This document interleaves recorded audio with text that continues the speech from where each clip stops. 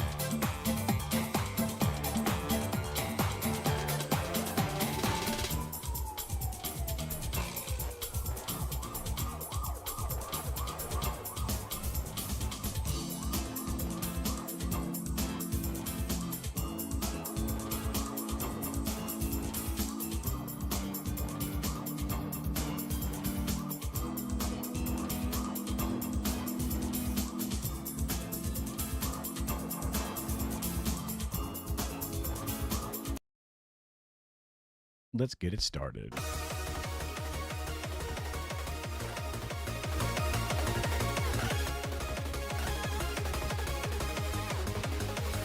جلست هناك أصغي لصوت المطر أفكر ما الذي حصل لحالي طوال سنوات مثل أناس كثر يضيع مني العمر ولا أبالي قد سئمت من التفكير قد حان وقت التغيير قد طال شوقي لغد لي مبتسم لنغني ما أجمل الحياة فكل شيء يحيا بالأمل فلننسى ما فات ونبني لنا مستقبلا أفضل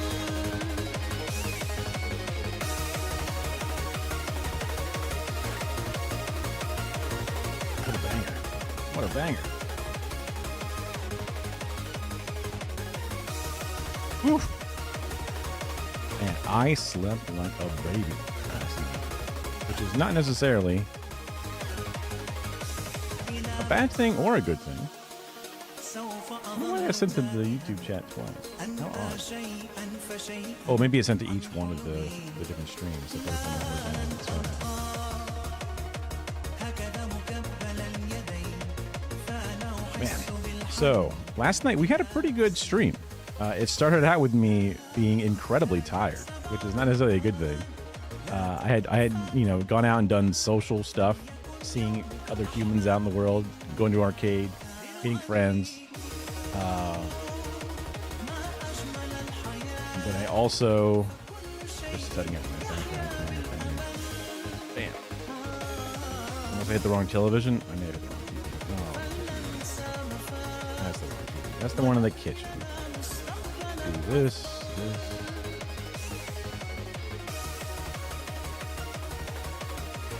There we go. Welcome in.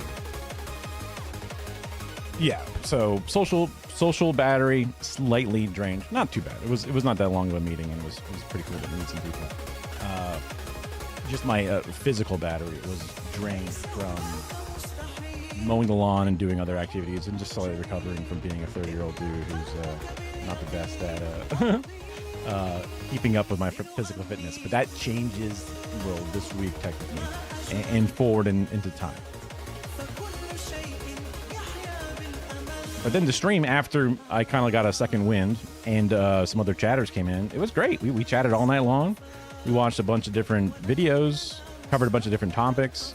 I even got suggested to some videos, things I've already sort of been aware of and knew I wanted to watch, but then kind of forgot about. So that's been added to the docket today on the later side, just because that's when that chatter came through. But we also had to catch up on some of the official news, as in like the things that happened while I was sleeping. But yeah, I woke up at like 10 p.m. or something. I'm like, oh shit, I've got to like still want to be able to do all the other things that I want to do, like finish some video edits. I still want to make my daily TikToks, all that stuff. My TikTok today was pretty milquetoast, pretty quick, just something I can bang out fast. I didn't want to be an hour late to stream again today, because that's not good. Don't be an hour late to stream. Nobody likes it when you're an hour late to stream. So this is the TikTok from today. I'm fucking annoyed. What is happening? Oh, let's just rewind it a little bit. It's just a Hassan clip that I was technically a part of. Wowee, I was on the stream. I'm so fucking annoyed. What is happening? Like, this is exactly the type of shit I don't want to see in my fucking chat. Twitch API is having problems. Wrong. I did the hide deleted messages gear thing. I did. That's me. Oh wait, never mind. All right, I think it should work now. All right, we're good. Real simple, real basic. Edited inside of the thing. But I also learned that my other banger video that got a whole bunch of likes and stuff, I didn't upload it with the ability to do comments, because I was like, why did I get more likes than I've ever gotten before but 0 comments? So if you're using DaVinci Resolve to do things, don't forget to check those checkboxes, because those checkboxes will be turned off naturally. I guess it's a safe thing to do, because if you were really afraid of comments, you would want it to default to be checked off. But I feel like most people aren't. So hello, Lisa. How you doing? Welcome in. Hopefully, I don't know if the Hassan bait, the himbo hook, you know, the Hassanabi refugees in style shit got you. Also, yeah, we were watching the Animal Planet thing at the very end of yesterday, so I should get rid of that. I'm doing all right. I'm also doing all right. Just starting my stream. And yesterday, we touched a little bit on the big, beautiful bill while I was half falling asleep, because not because the content's boring. I mean, you could argue maybe political shit's boring, but that was just my energy level problem. But we've got a thing about, so it definitely passed because of JD Vance. I guess I should look at the article first. What are you doing right now? I'm in my living room, streaming. Right? Senate passes Trump's big tax and spending cuts bill as Vance breaks a 50-50 tie, which obviously, as a vice president, the Senate tie. Harris did this a bunch, at least once or twice for sure, but a bunch under the Biden thing. The outcome capped an unusually tense weekend of work at the Capitol. The president's signature legislative priority teetering on the edge of approval or collapse. Let's get the size increased. Also, let's throw on the flashbang filter here. Boom. Take that down a notch. In the end, the tally was 50-50 with Vice President J.D. Vance casting the tie-breaking vote. In the U.S., yeah, I am U.S. Looking at American news right now, I'm interested. Yeah, it's definitely an interesting time, for sure, on American news. Just because Trump, right? Trump is always going to be a major thing. But also, this administration is very different than the first one. It's interesting because if he won a back-to-back from his first regime to the second regime, then it's possible that he would not have been so prepared for all this. But it seems like that 4 years off gave him time to lick his wounds, collect, circle his wagons, find his true believers, and get them in place, because now he seems to be doing things much more, I wouldn't say competently, but he's going through things with a much more clear plan, I guess. Combination with you combining the Project 2025 stuff that they totally thought was I never heard of it. Who knows what that is? I don't know what that is. And then immediately going through and trying to do all that stuff. But then also Stephen Miller doing more insane immigration stuff, all those different things. So it's interesting in the sense that a lot of unprecedented things are happening, and a lot of I mean, a lot of them are negative, obviously, but things are happening that normally would never happen. Breaking rules and seeing who will stop them, kind of shit. Which, as a former, I guess, true liberal Democrat, but now more of a leftist progressive, goes like, see, you can do stuff. You know, Senate parliamentarian tried to stop some stuff, and they said, get the fuck out of here.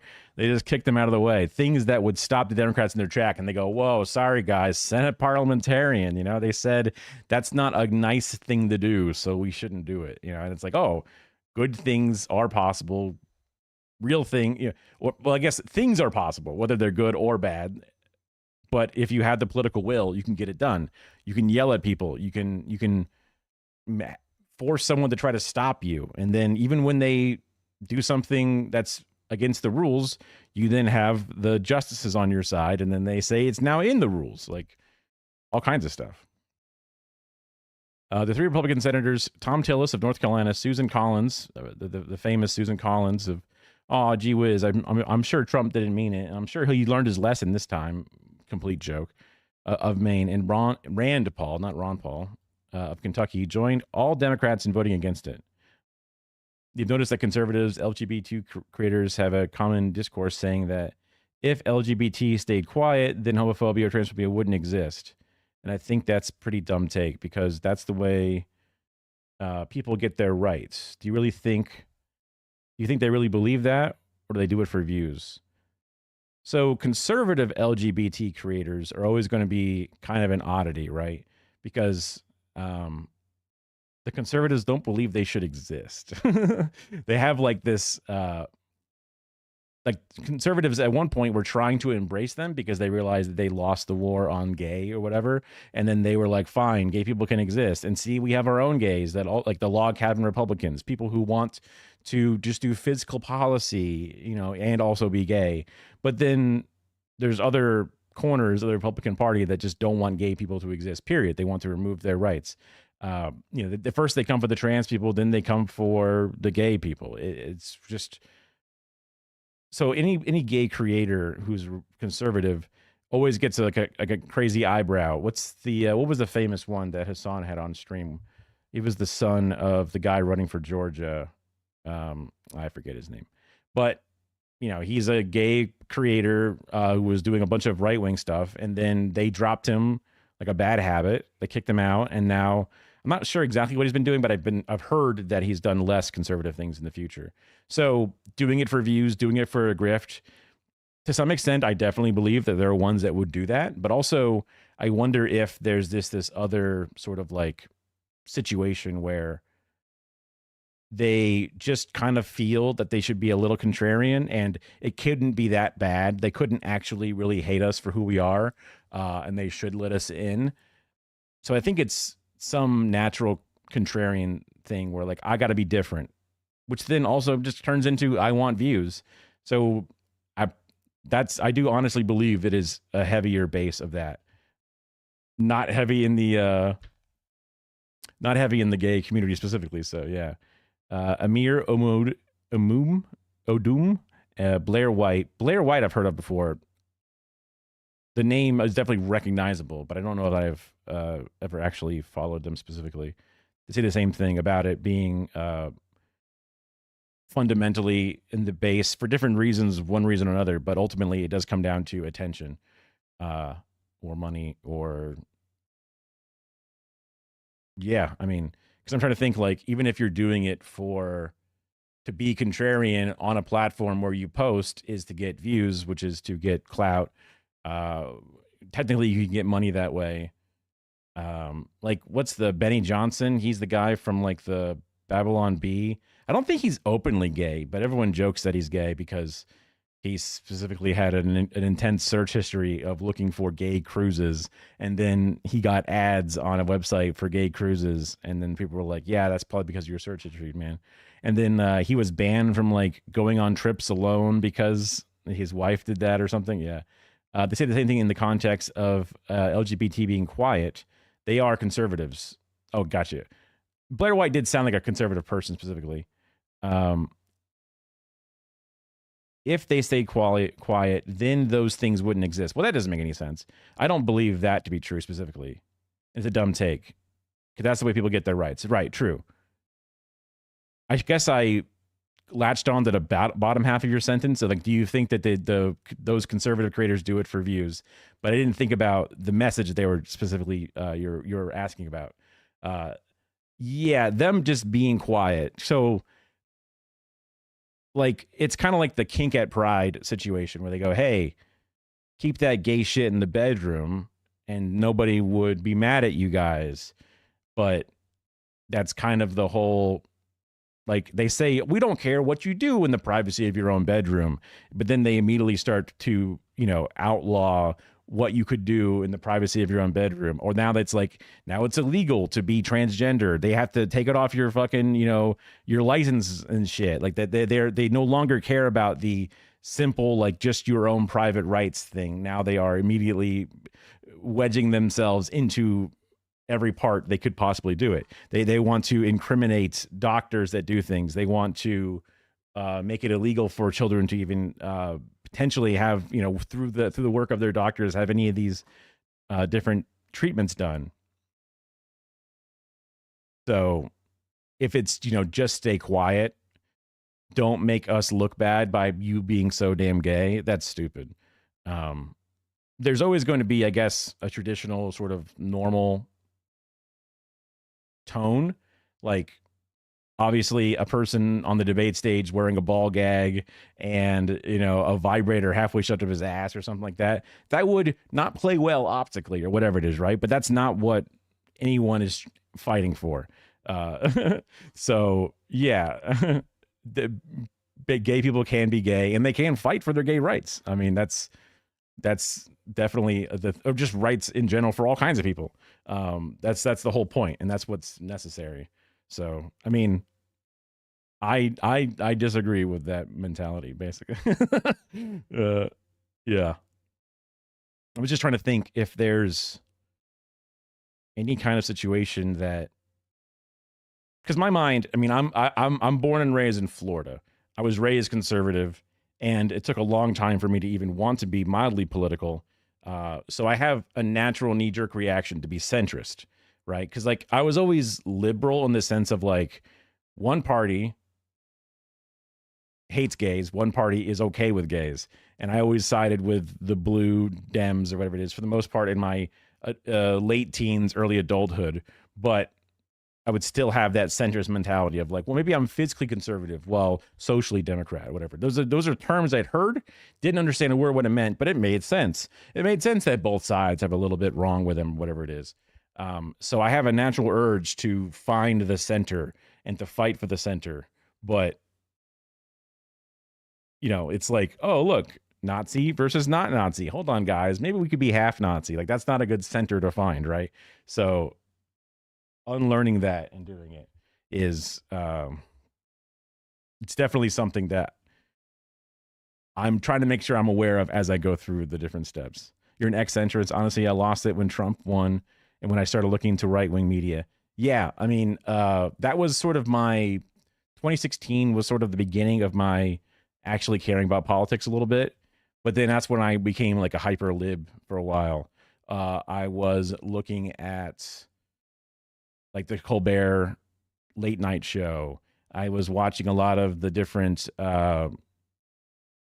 creators, sort of just a lot of the different late night hosts specifically, but then just that level of analysis, getting a little bit on Twitter, just kind of just reading through things and just scrolling, not really posting. I was never very good at posting, but I would see stuff, a bunch of different profiles that I could recognize by today's standards. And then that's where I ended up seeing Hassan's posts a lot. And I always thought he had interesting and good takes in his posts, specifically whenever I would come across them on Twitter. And then Bernie Sanders running in 2020. I mean, I remember I was a supporter of Bernie in 2016, but I was still so fresh to all of this that I was not as pissed off about it. But definitely in 2020, that's when I started to sour a bit on the Democratic Party for sure.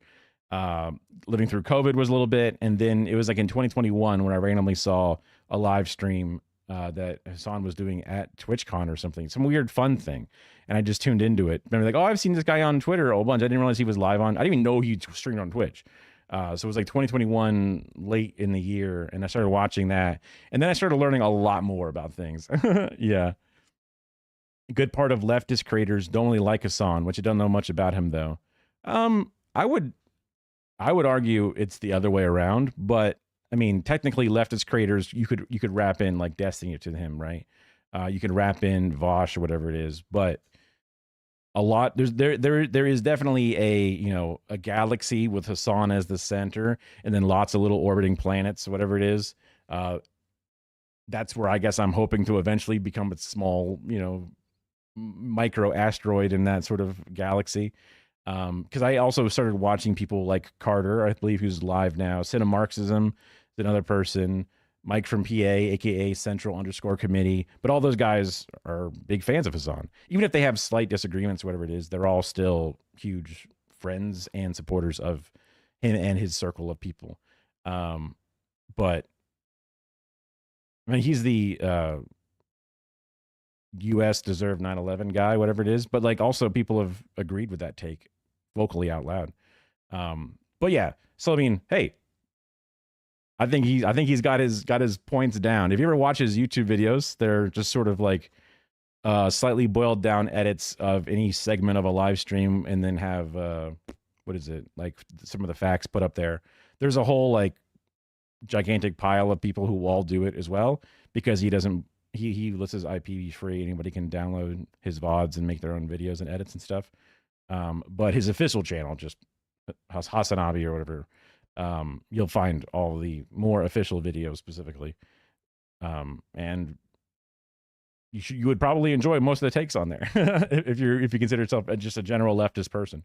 I know that he's had some big moments of dissent when like the Ukraine war started, or his defense of the Palestinians when the most recent version of the war in Gaza, war in Palestine stuff happened. War, aka genocide, whatever. So that can be where people start to create some divides, and they don't like that one policy, so then they paint a lot of other things as bad, which, it can happen. And also, some people only ever see out of context clips, or they only see not in good light attempts to minimize or make his content not seem accurate. The U.S. invaded the Middle East and caused 9/11, but it was to try of keeping its influence. So it's kind of weird to pinpoint who is right, because if they didn't enforce their influence, someone else would have done so.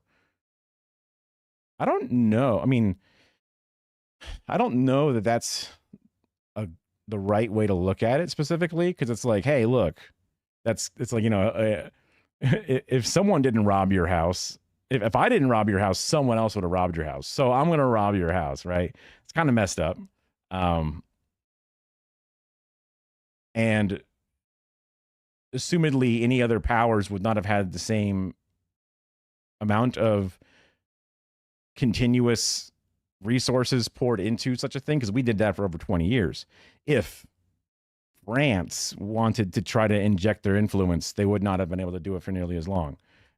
China, even back then, did not have that level of influence. And also, modernly, China's influence is doing Belt and Road Initiative, where they build people high-speed rail and hospitals and other infrastructure, give them the debt that comes along with it, but then a lot of the times even just completely wipe the debt away. They're probably going to get a good deal on whatever materials are inside of that facility, but they're also not colonizing it in a sense of like bringing in their own company laborers who then strip the place down. So yeah, I mean, the U.S.'s constant meddling in the Middle East has been a major problem, because it didn't even start in 2001. It started long before that, which is where the lead up to having it all happen is. Like the Soviets tried to invade Afghanistan, we armed the Mujahideen, right? That's our influence there. But also, the Russians were also trying to invade. So you can argue that's a bad thing specifically. So it makes sense to try to arm the other people. But it's just like when governments create their own, oh, look, we are a nation of individuals and we would like to nationalize this use of this oil. British Petroleum says, hey, wait a second, I don't like that. Let's work with the CIA and MI6 and get people to fake have a revolution and fake dissent and then train them to then try and assassinate this guy. And now we destabilize it. And now we need to work with people who are willing to destabilize what is normally a democratic process. The only people who are willing to do that are, let's say, oh, look, super conservative right-wing people of this nation. Oops, they happen to be religious fundamentalists as well, the same way you would see inside of America, for example. Okay, yeah, Christian nationalists here would be super right-wing and conservative. So then all of a sudden these nations get all the leftists killed, murdered, disincentivized, and then right-wing people are put to the surface who have fundamentalist views. And then we end up, many years later going, gee whiz, they don't let gay people kiss in public. Well, we don't like that, but we're the ones who put them in power. And then when they do wild shit, it's like, well, they had something much better planned. What the fuck? I wish that we didn't help facilitate that. I wish we didn't do that. I wish we didn't spend my tax dollars on that shit. Because then, I don't get health care, but then we're going over there to kill fucking children somewhere else. That fucking sucks. That sucks ass. That's no fun. That's no fun. Oh, I should do the thing where I can highlight. I feel like everyone has a bit of fault, not specifically a country, because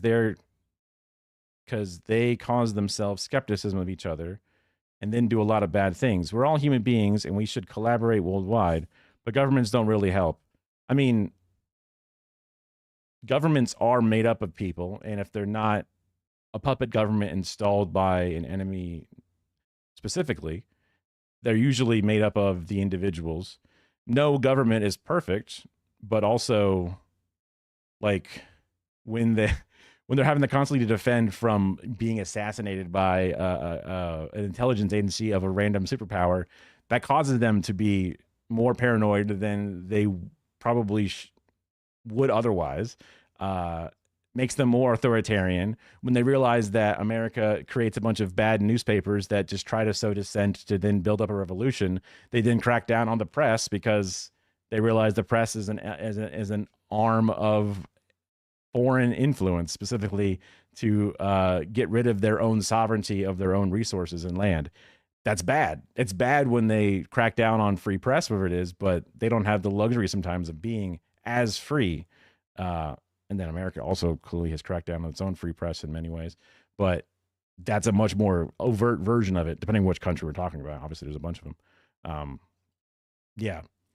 But I wouldn't go so, I wouldn't nowadays put it as it's everyone's fault, because it's 95% the fault of the United States specifically, or whatever percentage we would consider to be so heavy.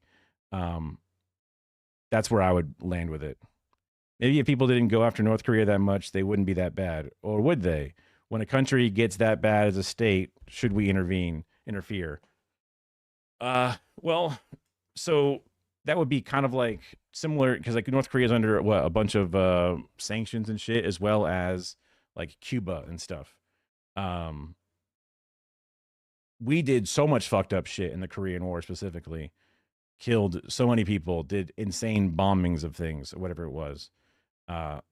Things that I would like to know more about. These are just little snippets that I've learned from here and there.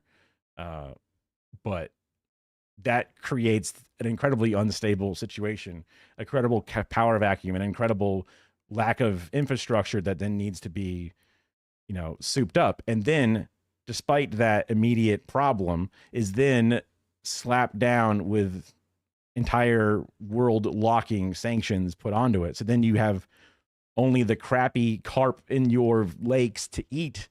You don't have the resources of an entire global economy. The turkey club that I could eat for lunch comes from 5 different continents, if you consider where all the origins of all the different materials come from. And yet now this one small little peninsula is now locked in, and it has the sanctions and every gun pointed at it possible.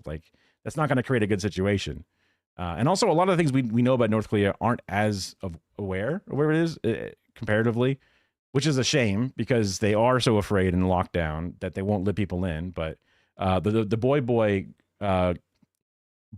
and his friend, I Did a Thing, if you think of the two YouTube channel names, they did that documentary called Haircut, where we all believe what we consider to be outrageous and true things about North Korea.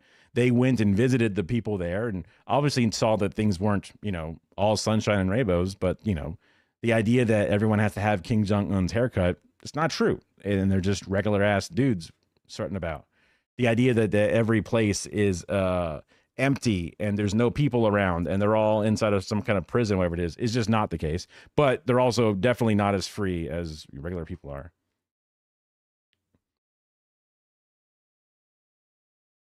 So we definitely have set that situation up. But what's the solution now in comparison to that? Because now they are doing bad things. But the solution would be lift sanctions. Let things be normal. If their government policy is so bad, then they will fail. Like right now, Cuba is under the boot of like world crushing sanctions to the point that the entire UN says, hey, America, stop the sanctions. And then only US and Israel vote against it. US vetoes it. Boom. It doesn't happen. Whatever it is, right? That's just fucked. If we are allowed North Korea to evolve without sanctions, would they eventually snap out of their horrible life? I do believe so. The government would be better. I do believe that because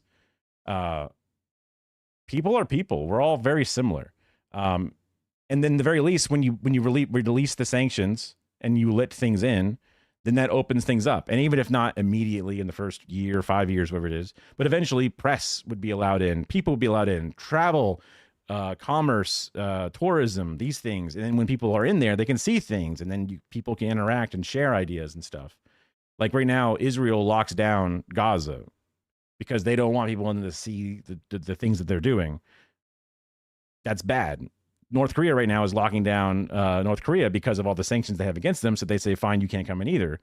Would they immediately open the doors? I don't know. I hope they would. But with time comes healing of wounds, whatever it is. So yeah, the world would be better if it was more equitable for sure. That's where I believe. I guess I could be wrong, but that is what I believe, and that's the way I speak about it, and that's the sort of message I try to put forward because that's where I land on things. I am definitely by all means just some guy in his living room.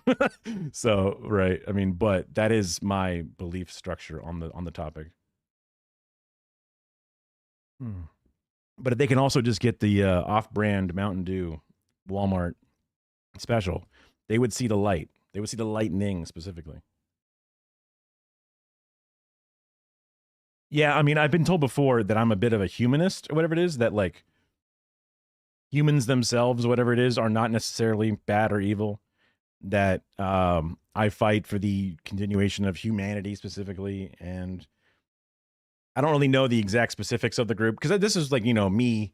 So like, I guess a little bit more backstory. I was working at Home Shopping Network for 15 years, but they just shut down the plant, if you will, the studio in this area because they got bought out and it wasn't as profitable. So now the whole plant got shut down, laid off, whatever.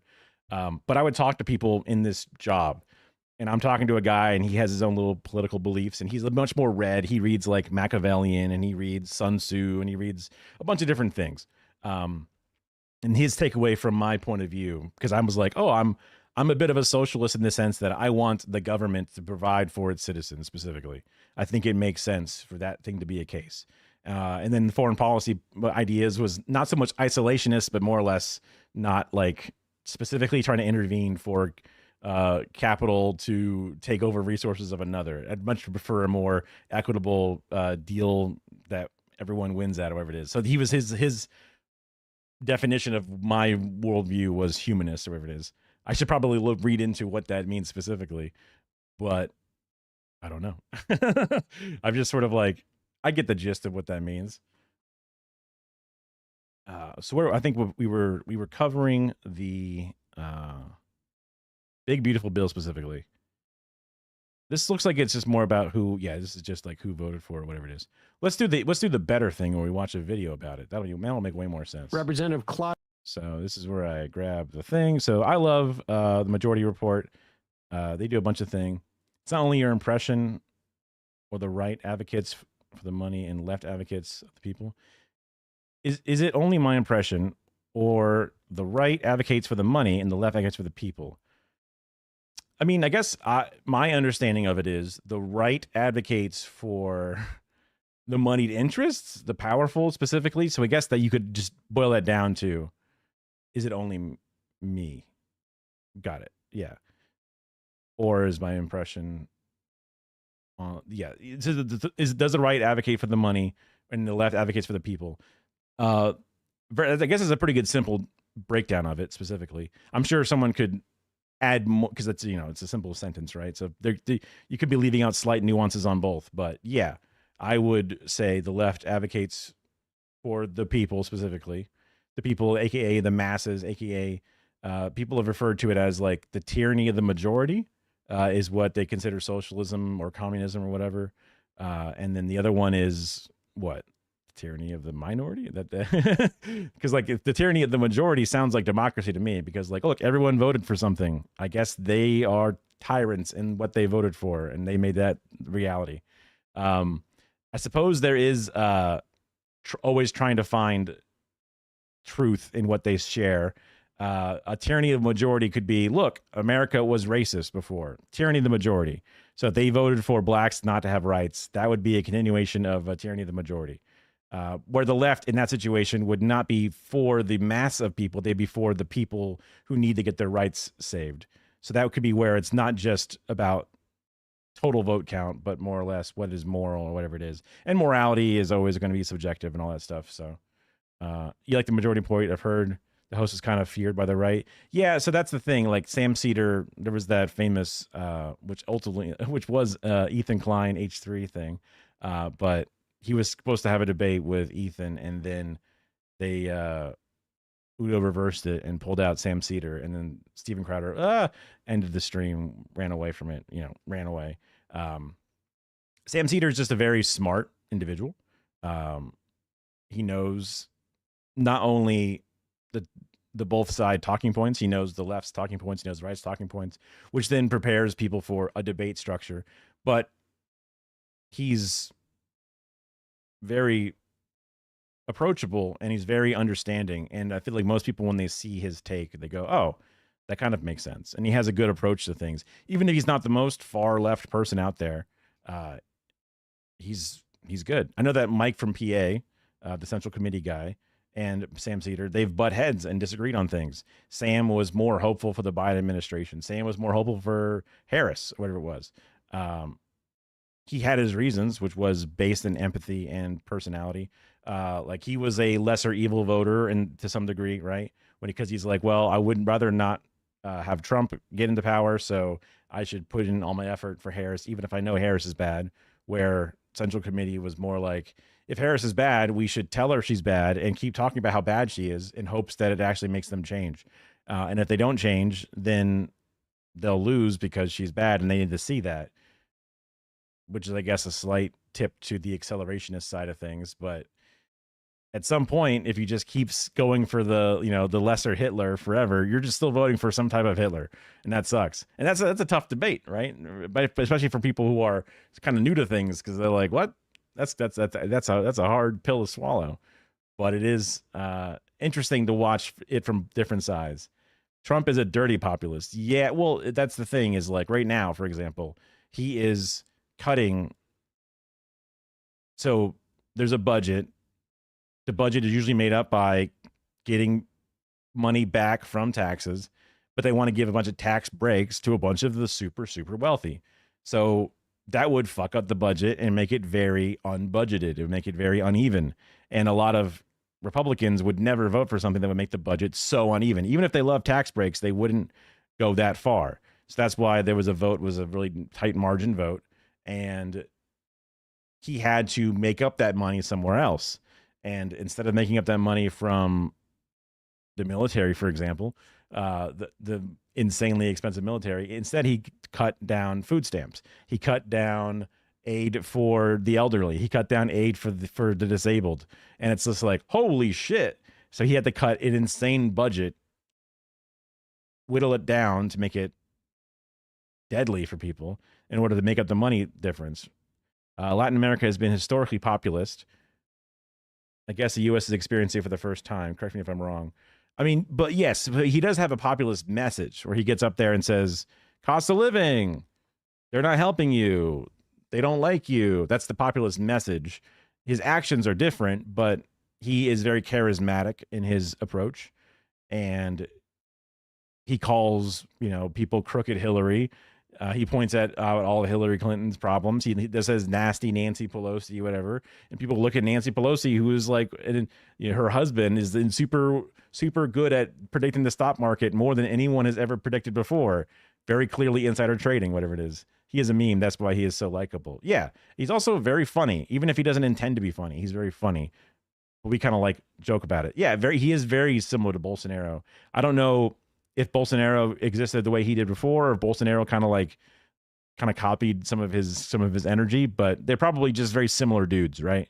I think Bolsonaro actually came to Florida when he got ran out of Brazil. But I'm sure there's always going to be a pocket of people who are strong supporters for Bolsonaro forever, no matter what.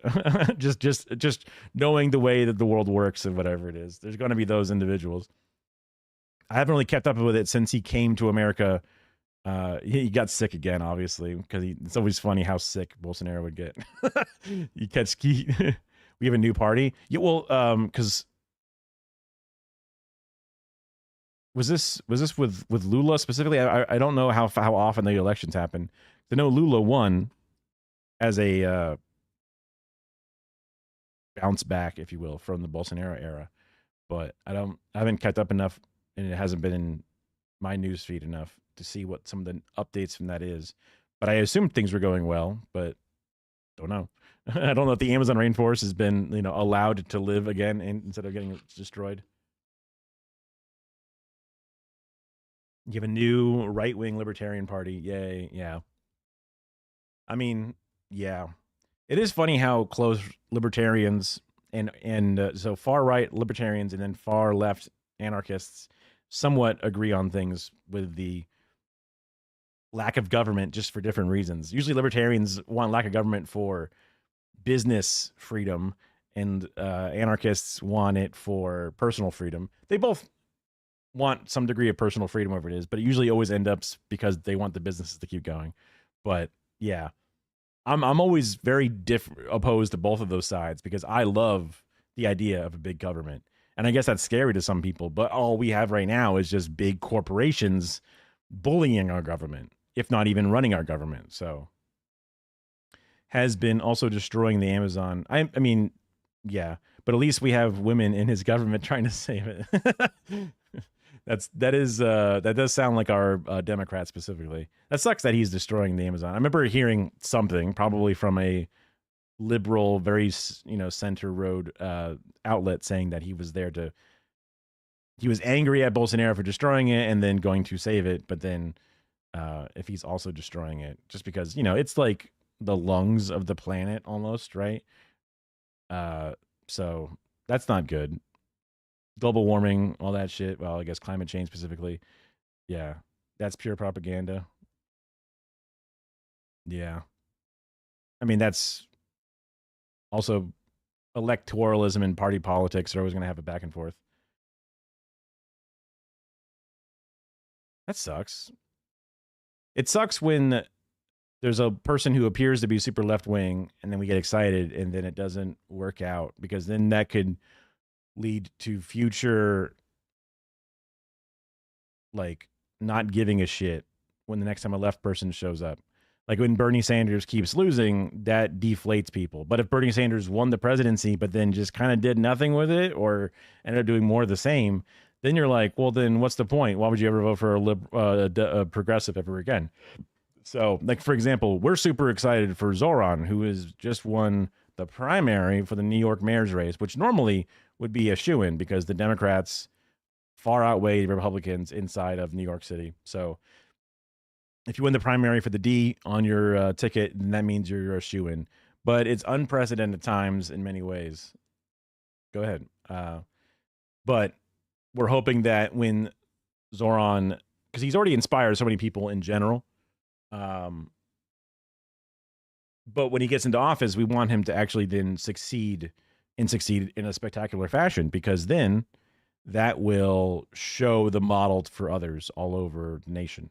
And he's also very much so in the public light, more so now than ever. So if he publicly fails, the CNNs, the MSNBCs, all that shit, they're going to be more than happy to shit on him specifically and say, look, you got to go back to the centrist Democrats instead of the left progressives. And so we want to do our best to support him and help him in every way possible. There was this woman. Oh, click. There was this woman who wanted to protect the Amazon. She had a plan. She is known globally. Then Lula, in his road for the election, he incorporated her into the advertisements. But I guess I'm not sure the PT is a party or whatever it is. But since she's been in power, she's been ridiculized, so they won't listen to her. Interesting. So they've said bad shit about her, or she's been under public fire. Maybe she got canceled for some old tweet or something, whatever it is, right? Whatever the public ridicule is. So they won't listen to her specifically.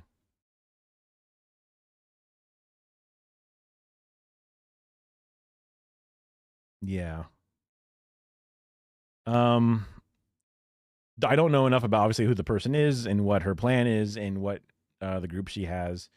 But if there's still consistent logging happening, whatever it is, that's destroying the Amazon or whatever. So even if, like, for example, you look at like, well, her plan actually is more centrist and doesn't work. But if you're just actively just mowing the thing down, then that's just the government ridiculized her, so they could just they could describalize her, discredit her maybe. Her name is Mariana. I can try to look up. Oh, I guess I have to.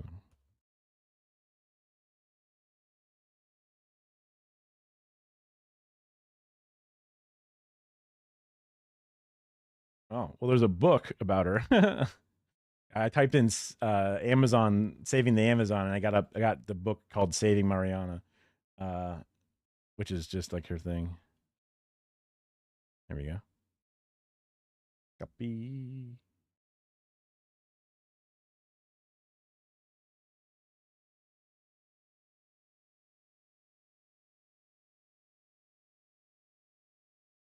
Let's see. I might have to I might have to translate the page because I don't know I don't know Spanish or Portuguese or a lot of languages I'm weak on. But you can see obviously they were together for some stuff. Yeah,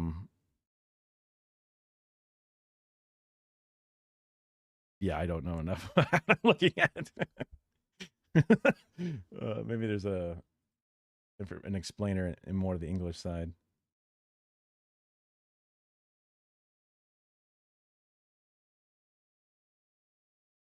English. Minister of the Environment is the title that she was given, I guess, based off of that direct translation of the terminology, which makes sense. Uh,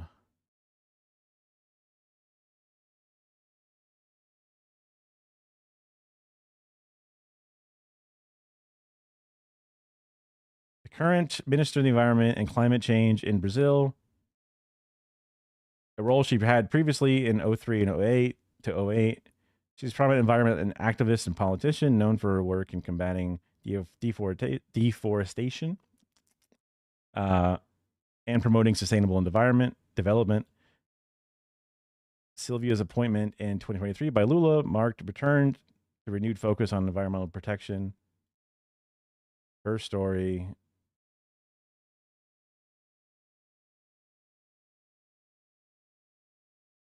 That is sort of an AI breakdown. So that's the progress since 2023.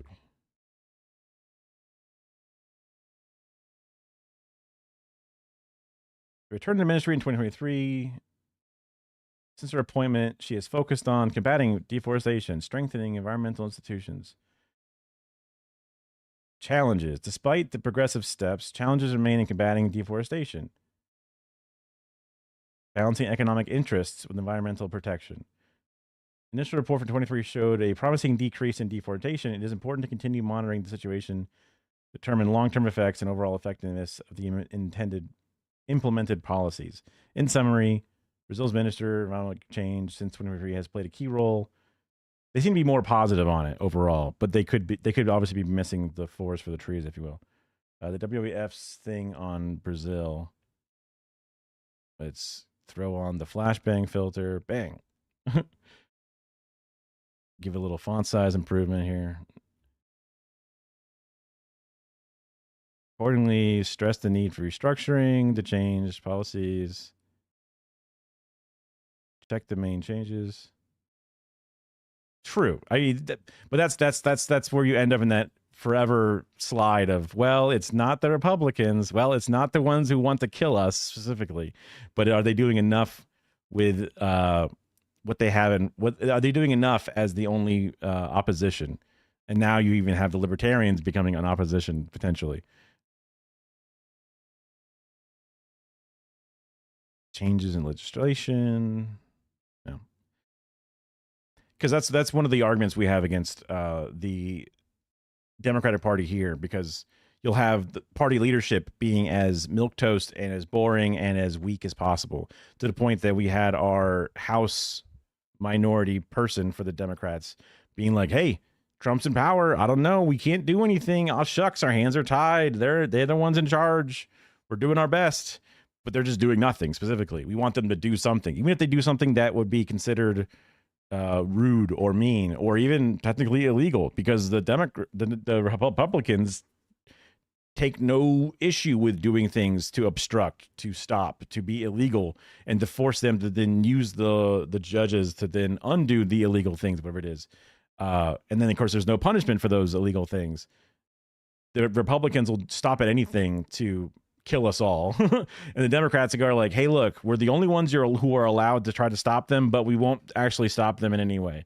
And it's like, you're in the way of you're basically defending the Nazi, and you're taking up the only slot that there is to do it. So that kind of makes you not only an accomplice, but you also suck all the air out of any potential resistance. So you make it a sure thing, which is also in its own way really bad. So speaking of really bad, let's see the things that Trump with his populism is specifically doing, or him and his party are doing. Claudia Tenney from New York. I think she's from the 24th district, if I'm not mistaken. That would be up near the Finger Lakes. And I got to imagine she's got a significant portion of people on Medicaid. So a little backstory, famously leading up to this election and any election prior, most likely, Democrats will point to Republicans and say they want to end Medicaid, they want to end Medicare, they want to end food stamps. And the Republicans are always like, whoa, whoa, whoa, we don't want to do that. No, no, no, that would be bad. All of our constituents, despite hating the nanny state, hating free handouts for people, we know that certain people rely on these things and they will die, including our own constituents. So we would never touch these very specific things: Social Security, money for old people, basically, Medicare, which is money, health for old people, Medicaid, which is help for disabled and injured people, and also the super poor people. And they always get caught on tape saying that we want to cut these programs, we want to save this money, we want to use this money to give us tax breaks, all these different things. But then they come out in public and say, whoa, whoa, whoa, that was like taken out of context. We would never. So I assume this is going to be some people now becoming very bold-faced from when they were on the campaign saying we would never touch it, to now on the floor saying we want to fucking kill it. Trying to justify the vote that she's going to have to take in the House probably over the next day or two. Which happened Right. Devastating. Right. So the bill passed in the House. They gave it to the Senate. The Senate now, instead of just passing it outright, made some changes to it. They made some amendments and some, reword some things. That passed in the Senate. So now, whoop, that has to go back to the House. That's what he's referring to by they have to vote for it real soon. Another political party being praised by younger people, despite the fact that there have been a lot of controversy surrounding it, such as its opinions and the way it operates behind closed doors. Then one of those right-wing libertarian parties, which are just going to pretend to be something useful with those shiny slogans and pseudo-intellectuals who are over. Oh man, the pseudo-intellectuals all over the internet. Yeah. It's we will get to this in a second, but so I've had to learn to understand that not everybody that I talk to, especially in Florida, which is a very red state overall, will be as left or as politically aligned with myself. So I can't be like, if you're not exactly like me as a purity test, then therefore you're my enemy, right? You have to have a bit of a tent, a bit of a big tent, a bit of an understanding that people are on their own journey and help them get there.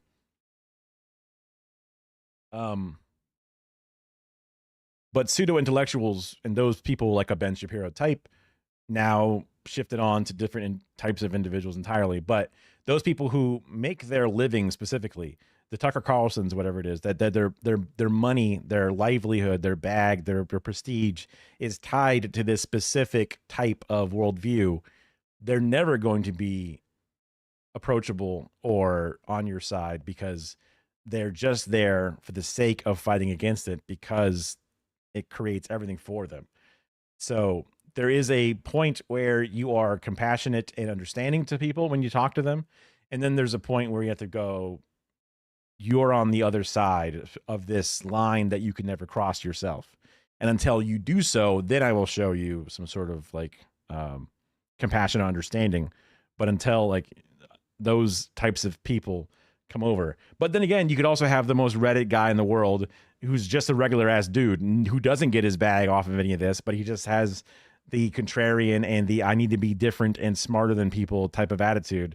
And they're incredibly difficult to talk to, even if they're not like a pseudo celebrity or a pseudo intellectual person out there.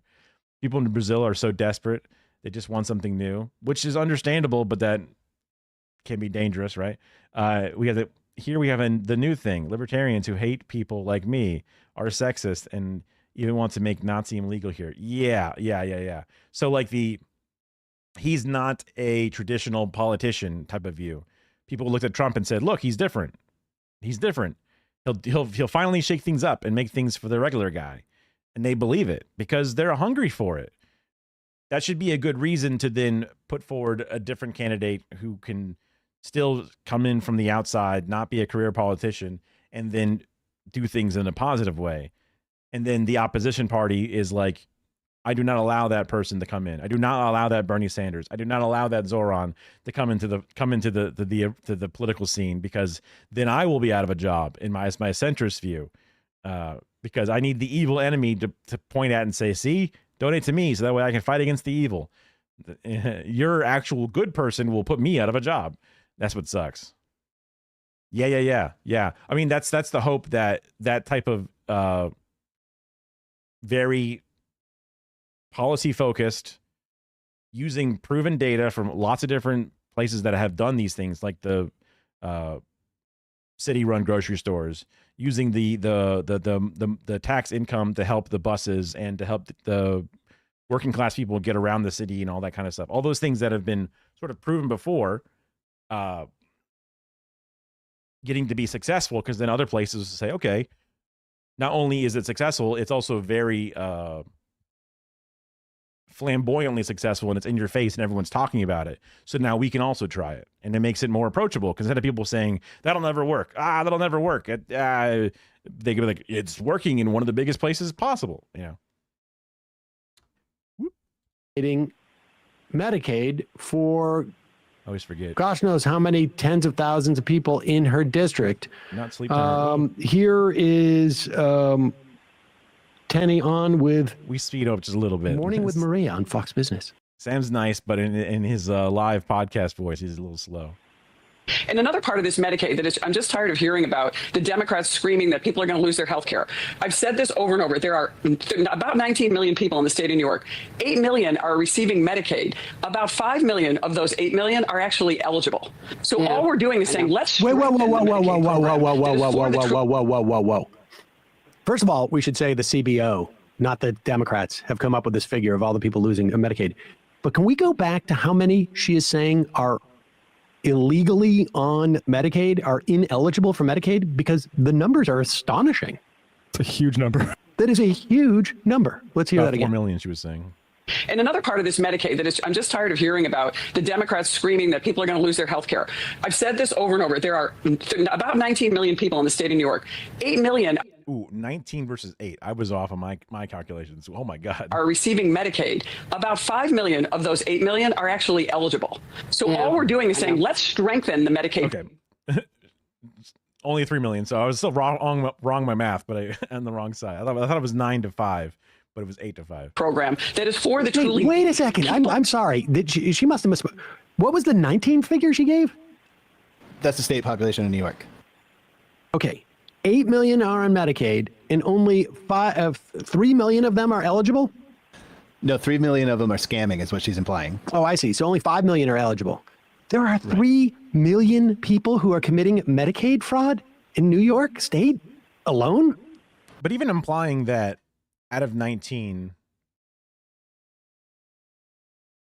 25% are on Medicaid, that doesn't even sound like accurate. Does she even know what she's saying? That's Oh, it's almost stunning. it's not quite in half, that case, we should definitely be. I mean, 3 million people scamming for healthcare. that feels like a concerted effort. I mean, that's pretty impressive. She's lying, of course. I mean, God knows where she got that figure. Like, I don't even know if we could find where that figure came from. Like Alex Jones, maybe, or something. I mean, I'm going to assume that the figure comes from. So one of the big provisions is if you want some of this government money, you have to prove attempted finding work. You have to jump through certain hoops in order to collect or be eligible to collect. So you could look at the current population of people and see who would now fulfill those new classifications. And you can look at that under the current basis and say, see, look, certain ones that are meeting today's classifications are this one, but these number would fall off if we have the new classification, but they would have an opportunity to then try to then prove their eligibility. So you don't even know if that money would drop off instantaneously, if that is where she's drawing that figure. But that would be the most reasonable way to look at that figure. But it would still be wrong because they would have a chance to look at it. I mean, this is complete insanity. People are going to die. Well, that was the one thing that she did. I don't know if that was her specifically, but people are going to die. Well, we're all going to die. Yeah, they had that. Like, I want to remind people that we'll all be going back to God. She took it in a religious tone as well. Insanity. And she's lying, and she's trying to justify her vote. But the people in her district are going to know it. This is the biggest cut. Almost 12 million are going to lose insurance because of these cuts. This is essentially a rollback of the best part of the ACA. And they're doing it in not so many words because they failed at it so many times in the past. Easier when you don't name it the takeaway healthcare thing and then just say, actually, we need to do this to make the government efficient and give Border Patrol bonuses. It's going to provide, I mean, let's go over again.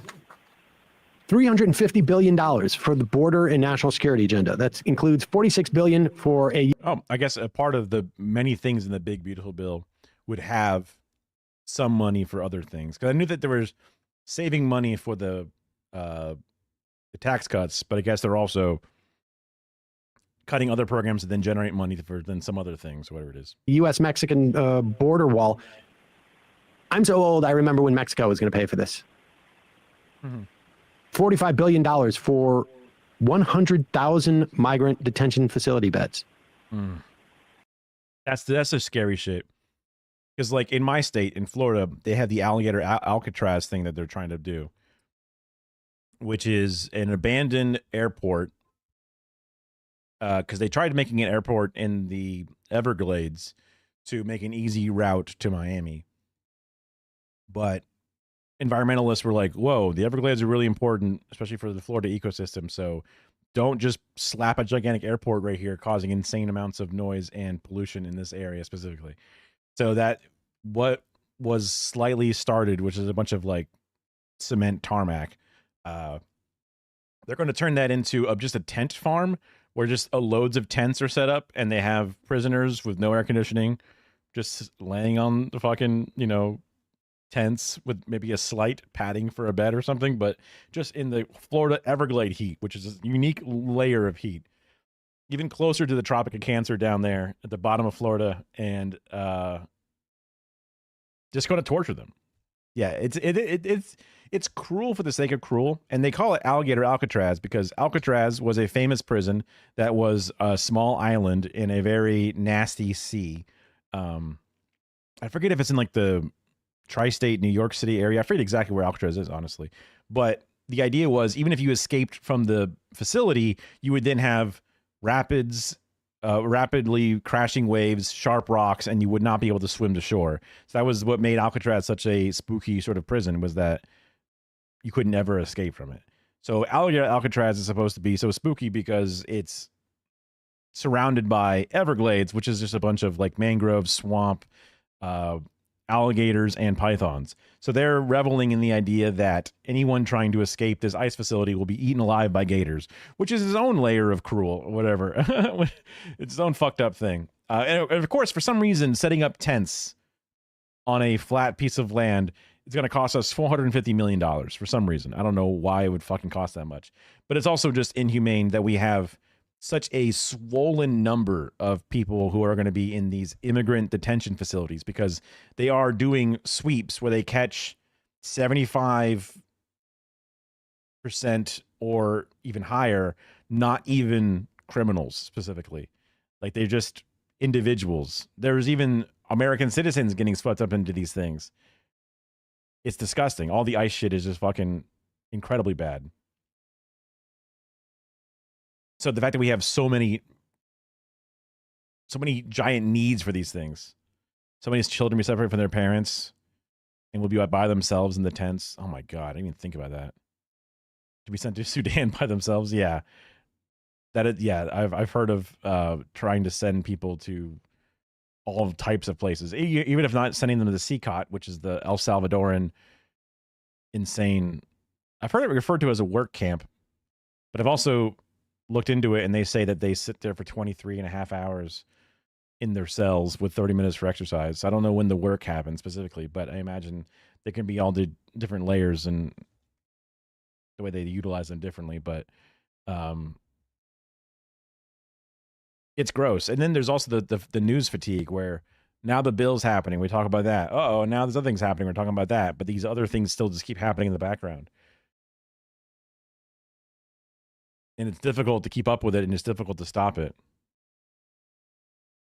What does that come per person? Can somebody do that math? What were those numbers again? 45 billion divided by 100,000. We're going to spend more on putting migrants in detention than...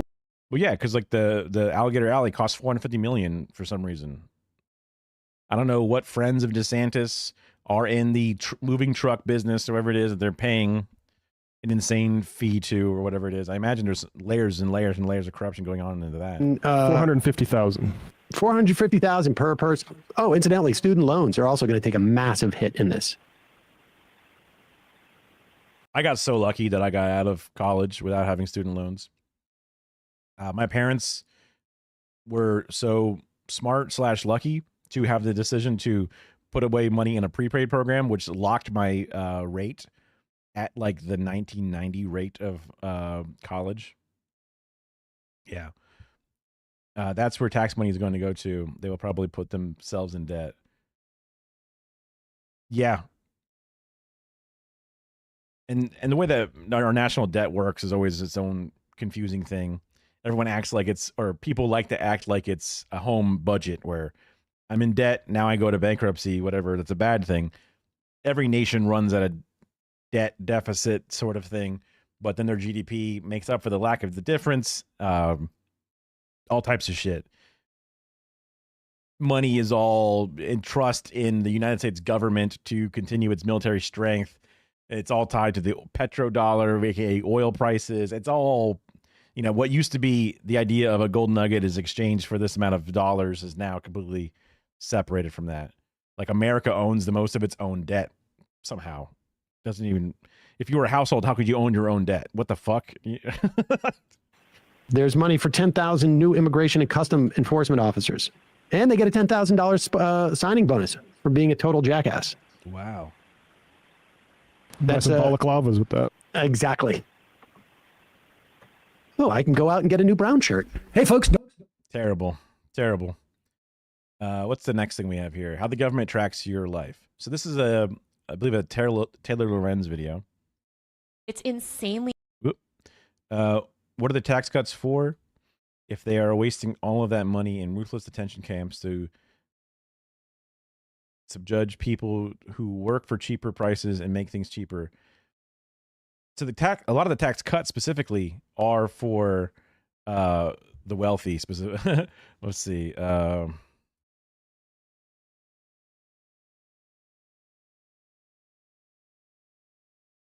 Let's see if we have any built-in graphs, wherever it is.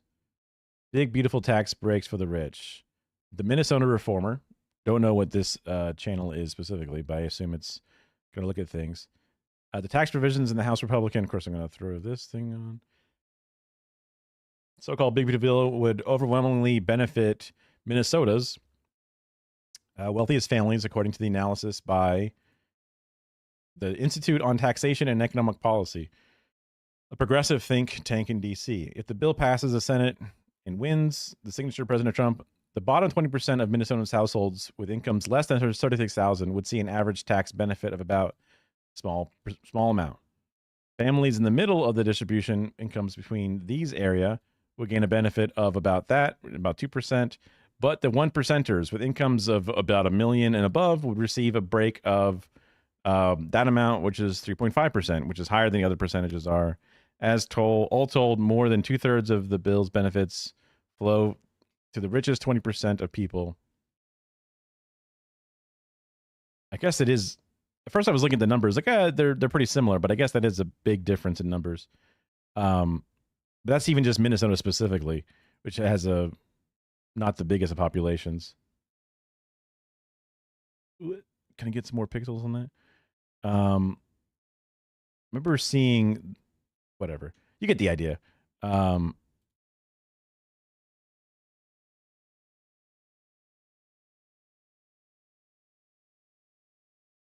The big, beautiful effects on income groups, original content.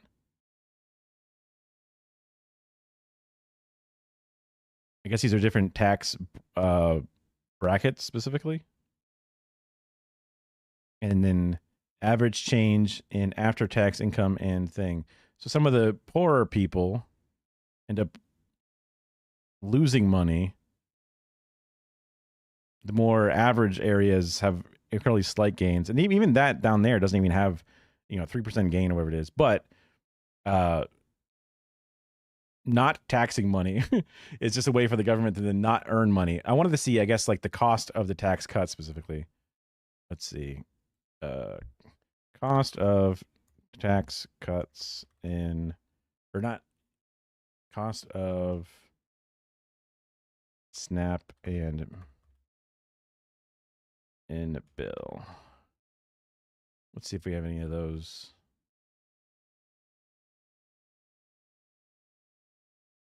Yeah, so like this is kind of the stuff that I was looking at, which is not normally a Facebook post, but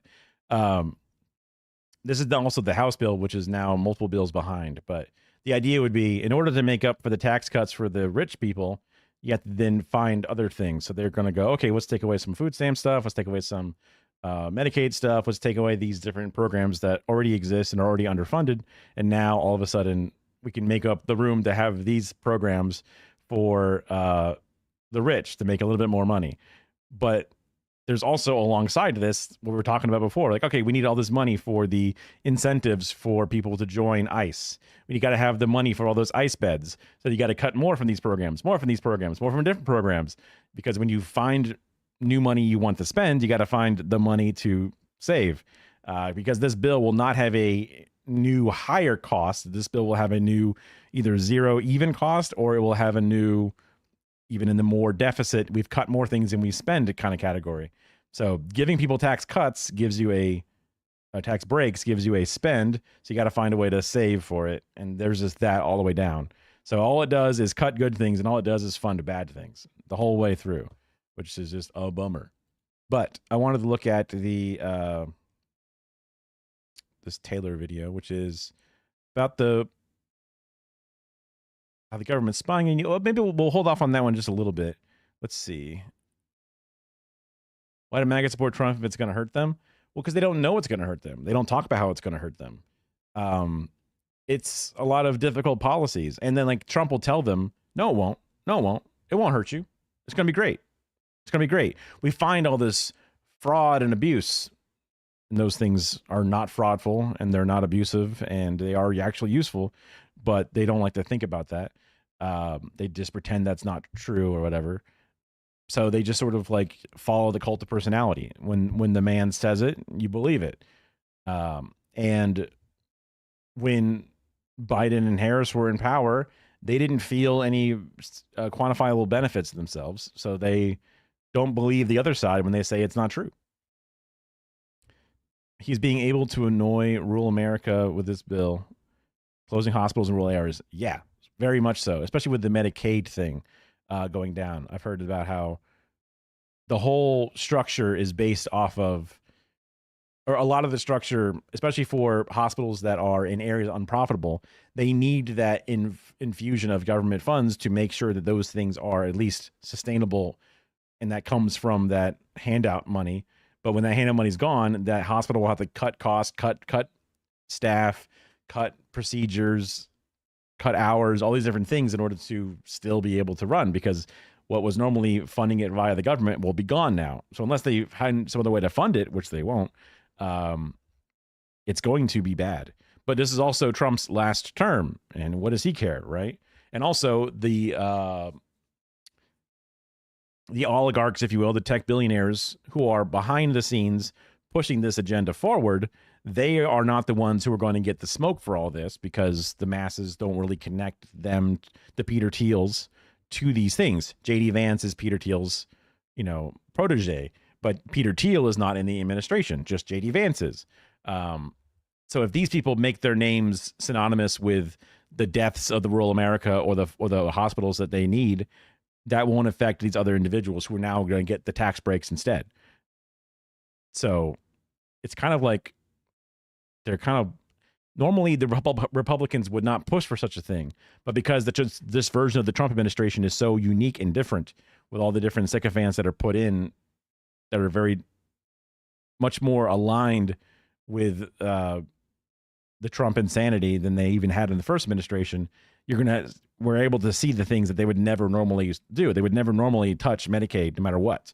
No matter how much they wanted to, they could never find a way to do it because it would be suicide. But this is a death cult specifically that's willing to be suicidal. It's kind of insane. And the bill passed the Senate and has to go back to the House now, but the House is much more in control of the Republicans, so we'll have to see.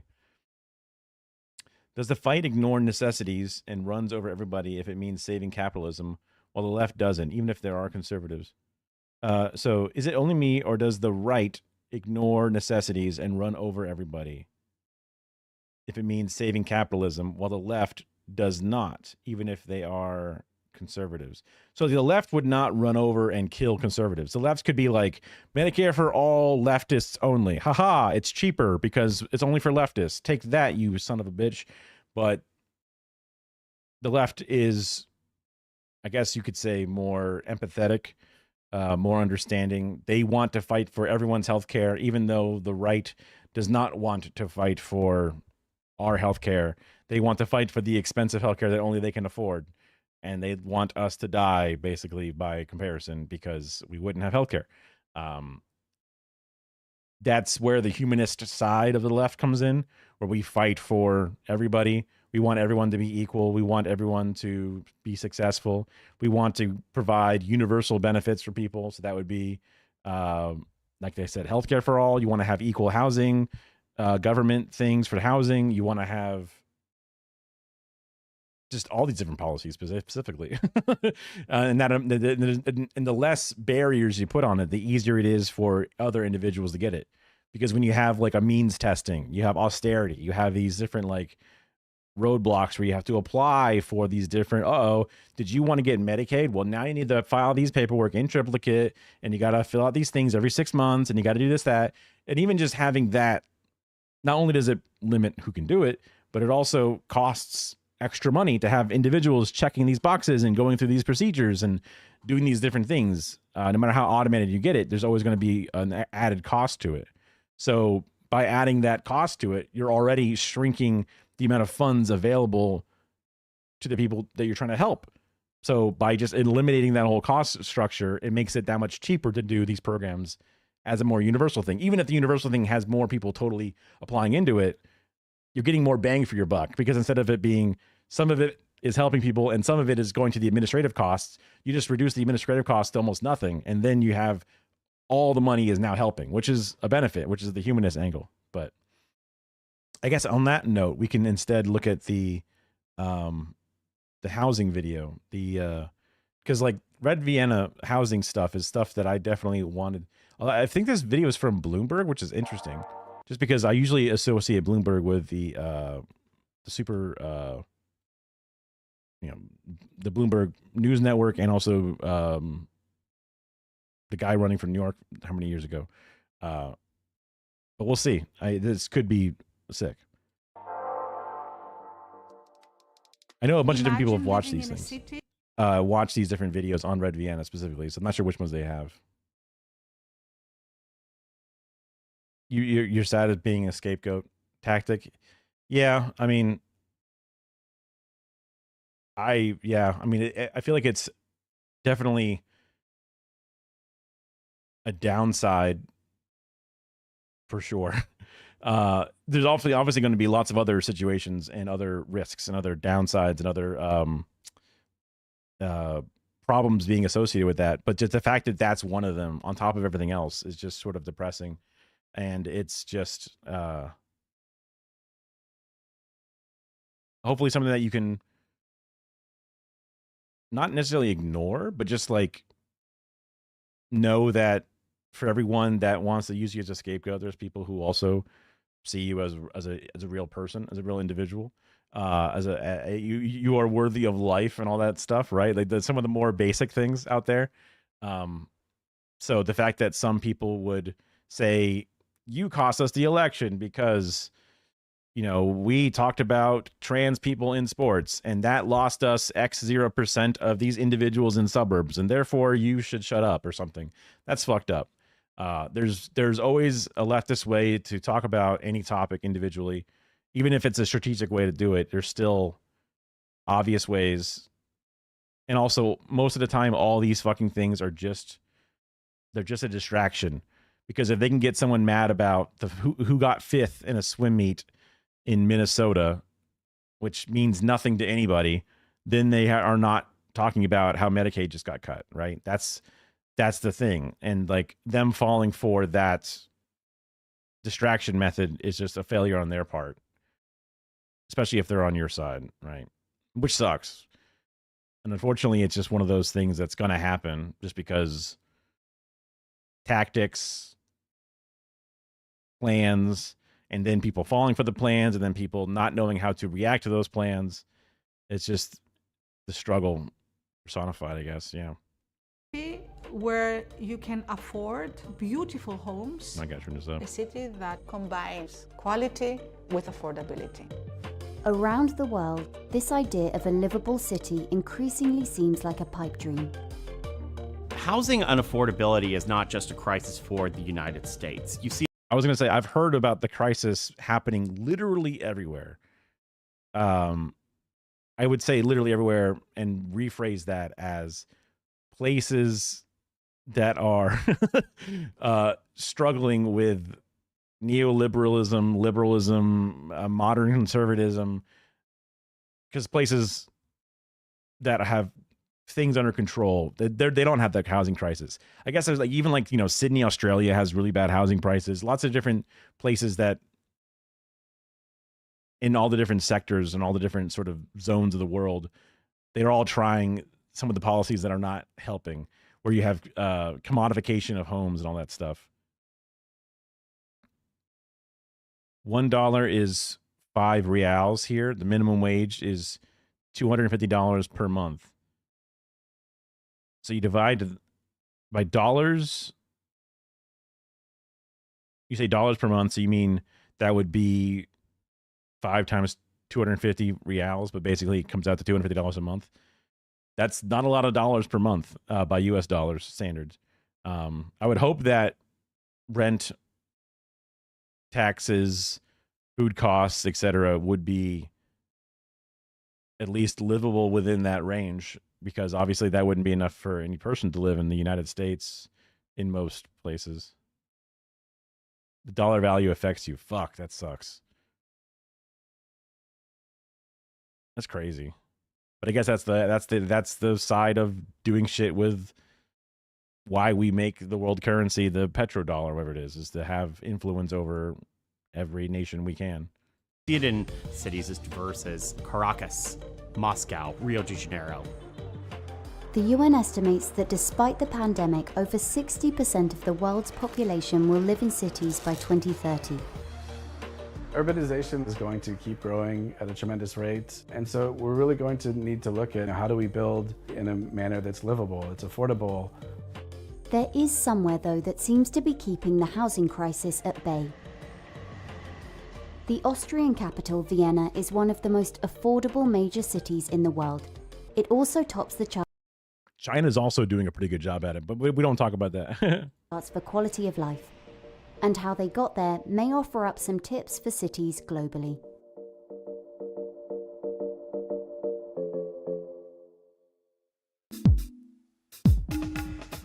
This is Aspern-Seestadt in the suburbs of Vienna. I don't know why I have such a gray color grade on this video. One of the largest new urban developments currently under construction in Europe. Seestadt is being built on a former airfield and has a man-made swimming lake at its centre. 60 to 70% of the apartments built here will be allocated to affordable housing, some of which are designed by their occupants. We all That's know crazy. how tough it is to bring new urban quarters to life, to make them feel like the old parts of the city that have this patina that we all love. So we introduce a new model of collaborative housing. Self-developed multifamily housing originated in Berlin and Freiburg, sort of emanating from the squatters movement. These are groups of people, and oftentimes families, or people who are organized around a certain ideology like the environment or living in solidarity. They will work to design and build their own multifamily housing. Collaborative housing is one of the innovative ways subsidized apartments are being built in Vienna. Now, apart from being something really for following. special, of having the opportunity to design your own apartment within a subsidized housing project, what is very important about these projects is that they think about so many things. They will introduce regularly co-working spaces, rooms for seminars, or a big kitchen that can be used by everybody. But the most important part is that these people that have worked together on designing their own apartments and their own building form a community, a lively community. So we have found out that they work as a community magnet, and they are the ones that will bring life to a new urban quarter. I guess I'm confused what they mean by designed by the people. I guess it's like the first tenants get like first dibs at the designing of it, because then I assume as time moves on, other people wouldn't be able to design it again because it's already designed. Also, the multifamily thing, I think these are like suites with like a common area specifically, which is still different than the original thing that I thought of, but... When it comes to affordability, Seestadt is not an exception. Vienna is growing rapidly, and to meet the demand, every year it builds at least 7,000 affordable housing units. Damn. About half of all the apartments built in the city. Every year. 62% of the Viennese population already live in this type of accommodation. Public housing blocks, which are apartments that belong entirely to the city of Vienna, are just one part of the affordable housing portfolio. The city I see. So there's different versions of things, which makes sense because you might not want one model, you may not want the other model, you might want a few different choices. He's been building them at a steady pace since the 1920s. Many other countries also tried to make this model work, but few have succeeded.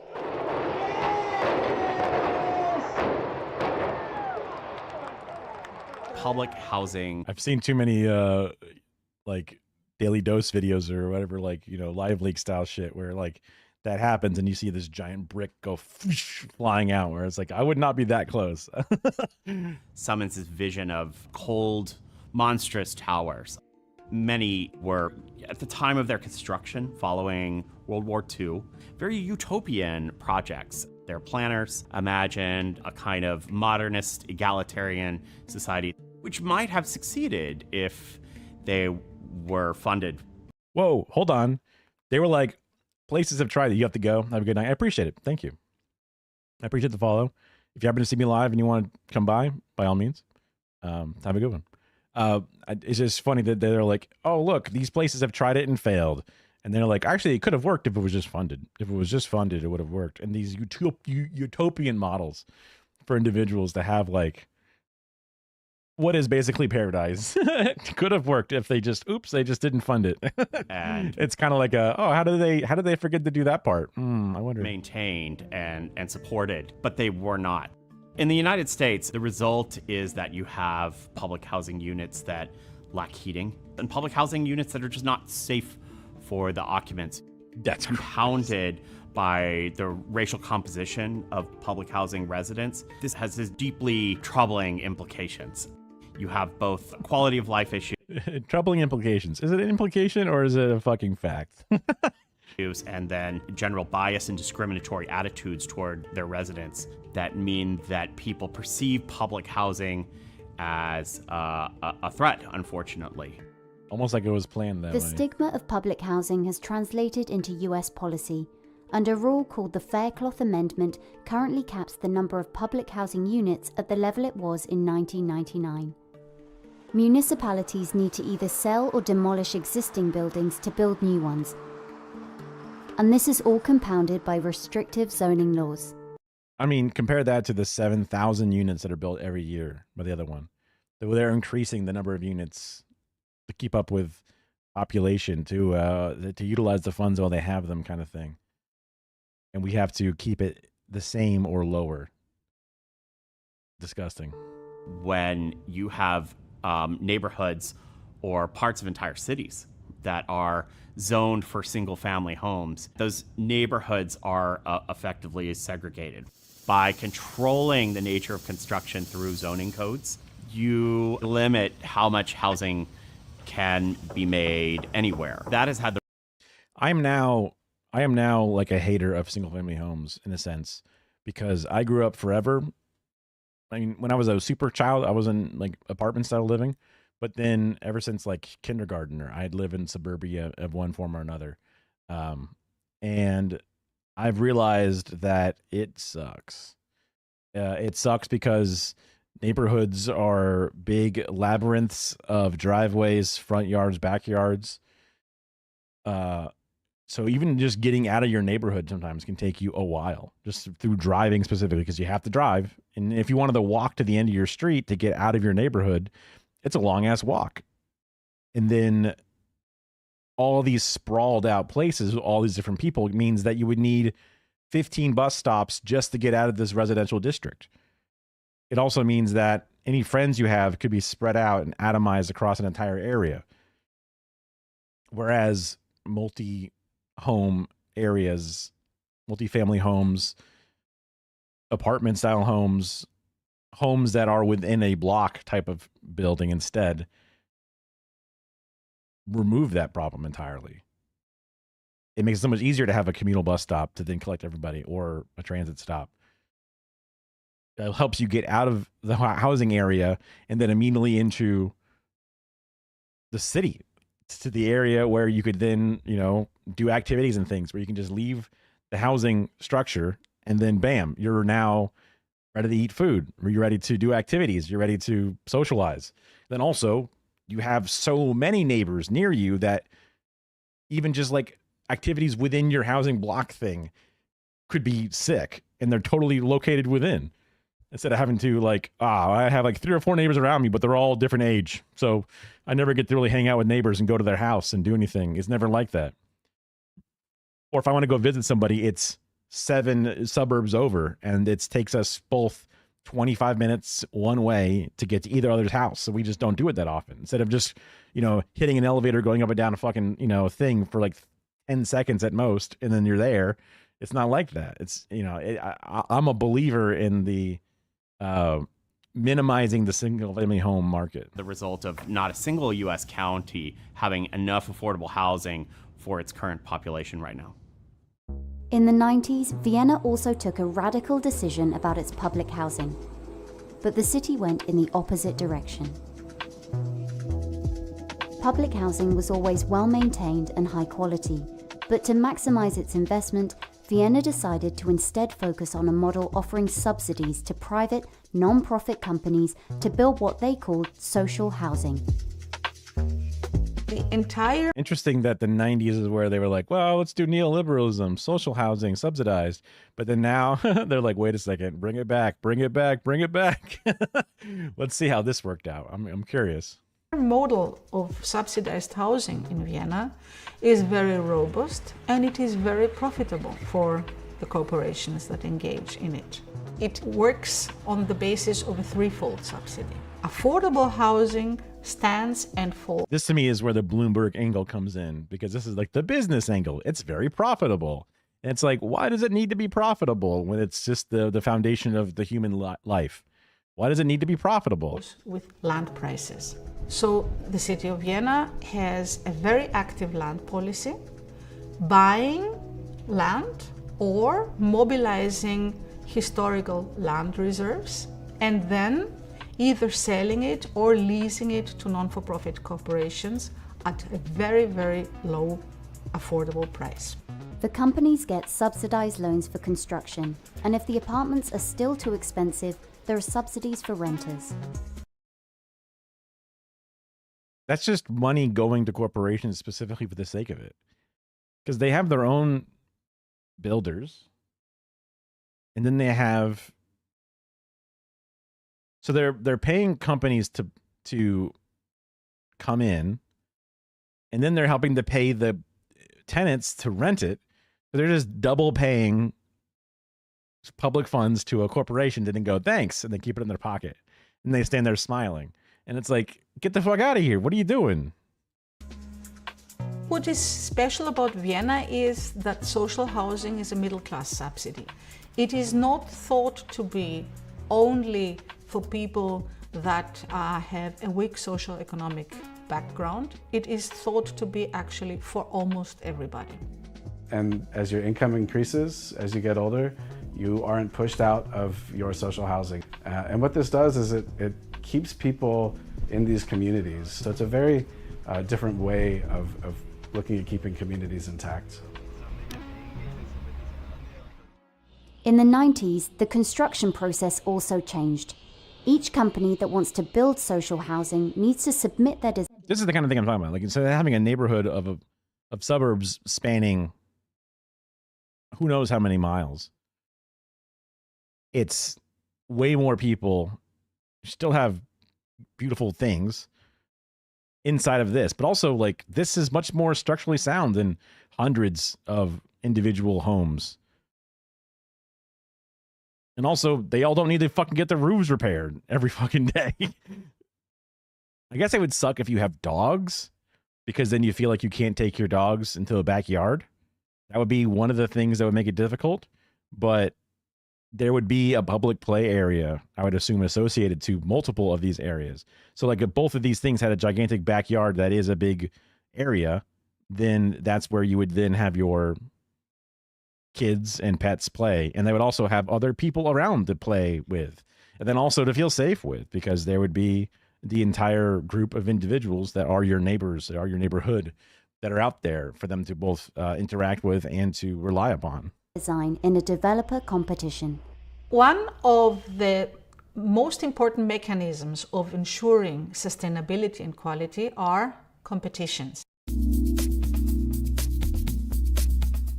The designs are judged based on the architectural quality of the development, the economic function of the building, so that's how affordably they can build it, the environmental performance of the building, as well as the social mix. And so this is just ensuring there's a diversity of unit types, so it's not just singles or couples, you get family.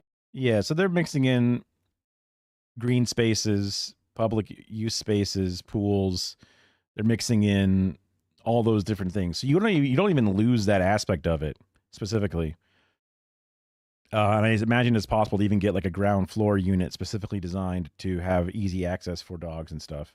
Whereas, you know, cats or petless people can live on the higher floors. And even people with dogs could just take their dogs out on a frequent basis. I feel like I want to find a different video just because this one is so profit based.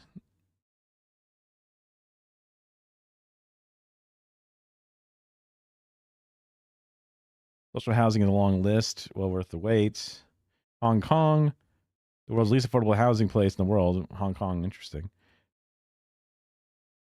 All cities I've been visiting have been Vienna's a pure gem, historic, modern masterpiece, urban planning. Not just public housing, but also communities. They build public transport, kindergartens, clinics, shops, parks, etc. Yeah, we definitely do not do that in the U.S. Excellent public transit system owned and managed by the city. Important thing to think about. What about the shareholders? You're building houses for people to live in. That's crazy talk. Well, this is specifically talking about for the shareholders. You have elderly residents. The competitive aspect of the developer competitions definitely pushes people to be more innovative on a number. I mean, I can understand that developers that want to come in would need to show off their safety, compatibility, environmental, all these different aspects of it. And that also removes the need for it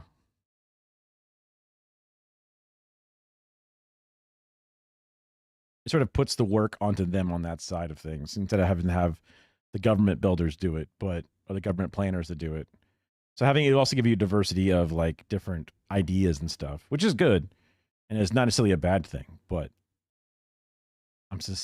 I'm so ready to be suspicious of capitalists coming in to do stuff like this. Fronts, they're really well designed, high quality buildings, low energy buildings, just wondrous amenities, saunas, kindergartens, clinics, libraries, community spaces. We almost always have balconies, and in many cases there are even swimming pools on the rooftops. That'd be kind of cool because like that would reduce the need. Like you wouldn't need a screen because there wouldn't be the insect problem because the insects don't get that high in that sense. Although maybe the green spaces coming up. The one I really wanted to find was the one with all the different balconies with the stuff. We used to have red.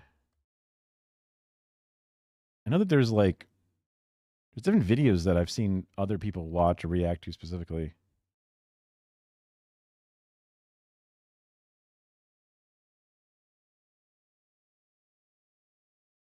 That shows a transit thing. The thumbnail of the video, that's an hour-long video. We do not have time for that. Showed off now I'm getting like weird stuff.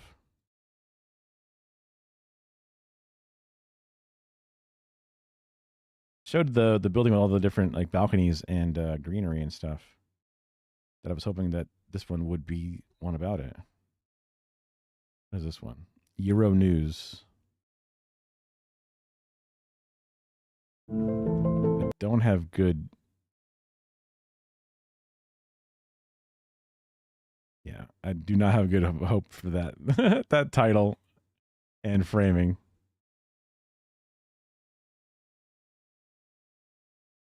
Let's see. These are obviously going to be articles about it specifically.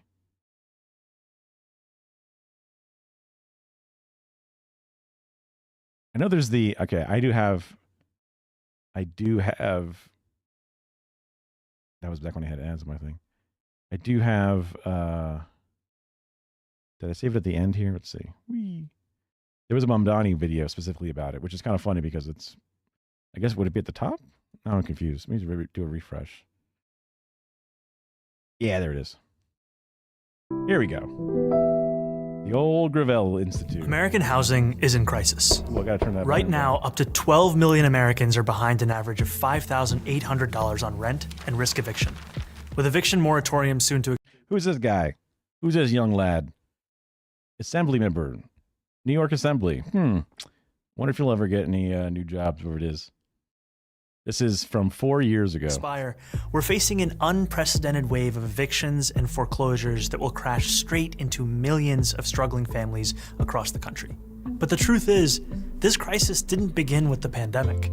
In fact, housing has been in crisis for a very long time. Even before the pandemic, in places like New York or Los Angeles or San Francisco, median rents for even one-bedroom apartments could approach $2,500 a month or more. About a third of people in Los Angeles spend a majority of their income on housing. In New York City, about 20%. I mean, bro, even in the Tampa Bay area, we were always spending half or more on rent, no matter what.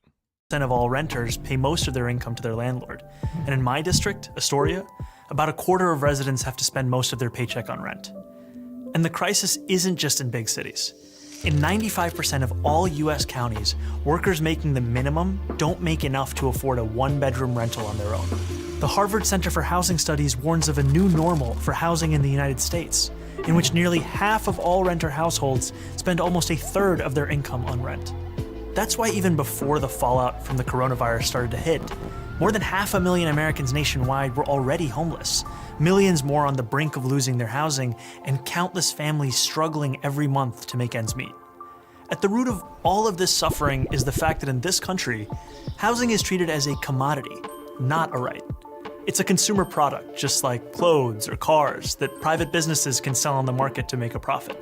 And if someone isn't able to pay, either because their landlord raised their rent or because they can't work for one reason or another, they're not able to stay in their homes.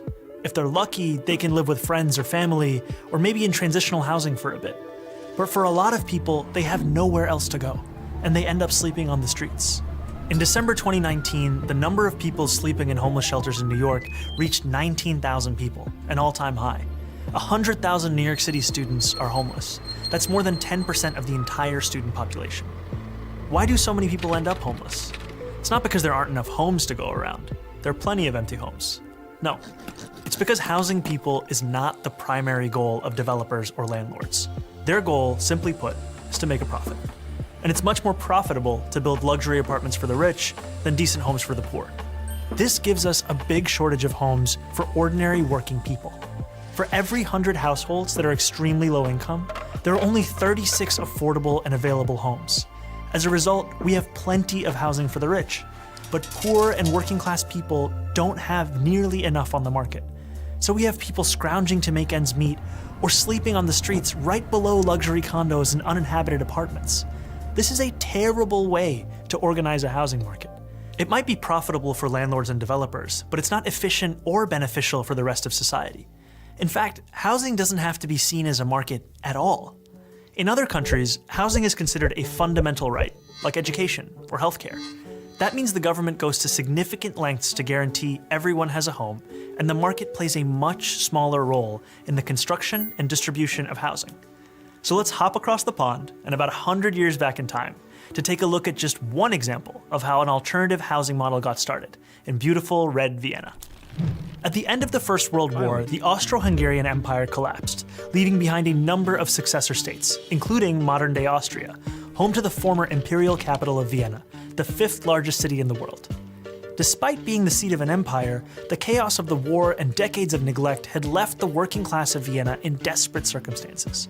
Inflation was rampant, jobs were scarce, social services were non-existent, and hundreds of thousands of people were crammed into decaying tenements where overcrowding, disease, and violence were rampant. So it's no surprise that in 1919, at the first elections ever held in Austria where all adult citizens could vote, the Social Democratic Party swept into power at the municipal level on the promise of dramatic social and economic reform. and they delivered. The new government of Vienna implemented a huge range of services, including public health care and public childcare. They built high-quality hospitals, schools, and recreational facilities. But their crowning achievement was an ambitious program of social housing, what Americans call public housing, that began in 1923 and saw 60,000 new apartments constructed in the first year of its existence, built by the government and financed by taxes on the rich. But these weren't the kinds of apartments you might picture when you think of public housing in the United States. Drab high-rises plagued by chronic neglect and underinvestment. Residents could enjoy leafy courtyards, wide-open spaces, and plenty of natural light. They had shared laundries, state-of-the-art kitchens, food co-ops, bathhouses, pharmacies, lecture halls, schools, and swimming pools. These apartments were designed to be both beautiful to look at and beautiful to live in, fostering a sense of shared community among the people who lived there. And the best part was that because the city didn't have to worry about making a profit, just about paying off their maintenance costs, these homes were both much nicer and much cheaper than what workers had previously known.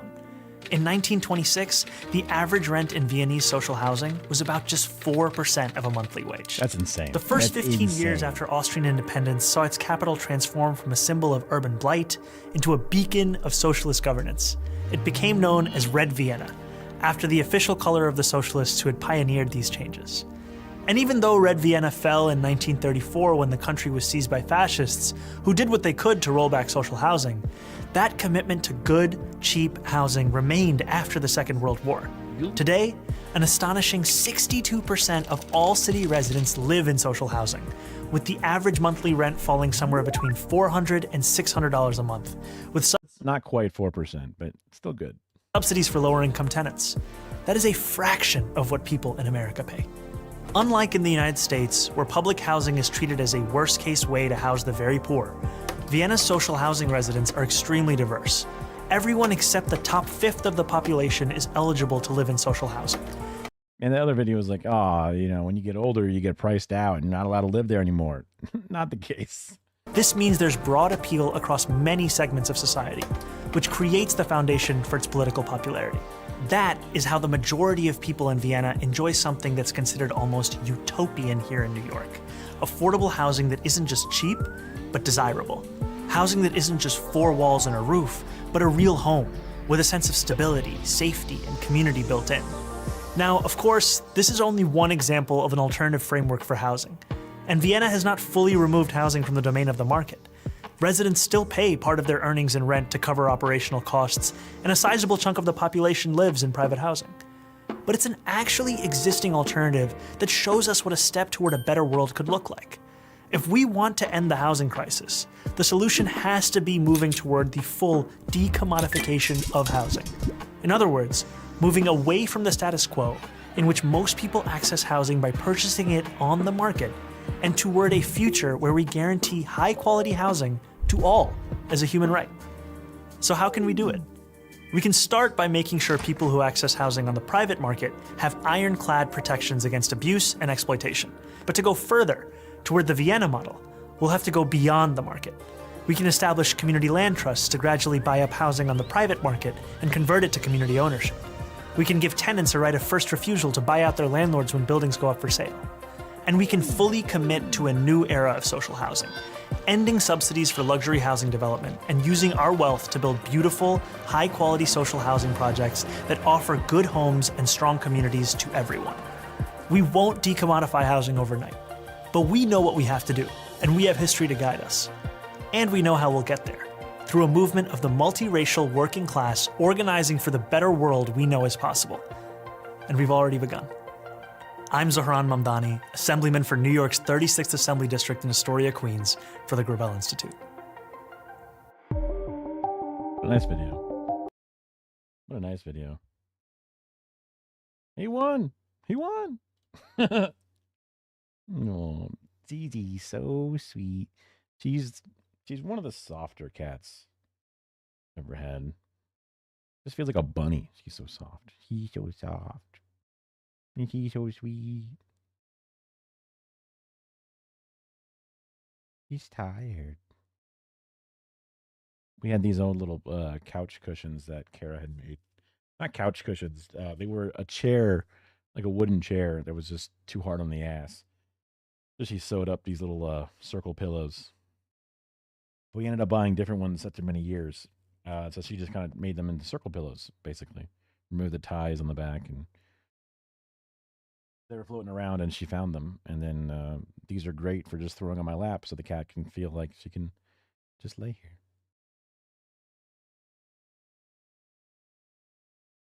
And she's our small cat. Good little ZZ. Okay. Let's do our next thing on the docket here. So I think now we can go into the how the government is spying on you stuff. So let me grab the title here. Whoop. Chat's calmed down just a little bit. We'll keep going though. We'll keep going. This is an interesting idea because I know that the Palantir is a thing coming out, but I'm curious what they already have in place. We watched a video the other day about Delete Me and data brokers. So I figured this would be a good pairing with that because this is about the government doing it, which is separate. Easy to procure extremely sensitive information about virtually anyone. I missed the very beginning. So It's insanely easy to procure extremely sensitive information about virtually anyone with an online presence or without one. Welcome back to Free Speech Friday. Every moment that you're online, you're feeding a vast invisible machine called the data harvesting industry. Every tiny action that you take generates a massive trail of data. Companies are tracking your eye movements, how long you linger on an image, and even your keystroke rhythms. The offline world has become just as invasive. Cameras in stores monitor your expressions and movements. Loyalty cards log your every purchase. Smart devices eavesdrop from your living room. Google collects over 72 million data points on a single user alone annually. The average American is being unknowingly recorded by over 75 digital tracking tools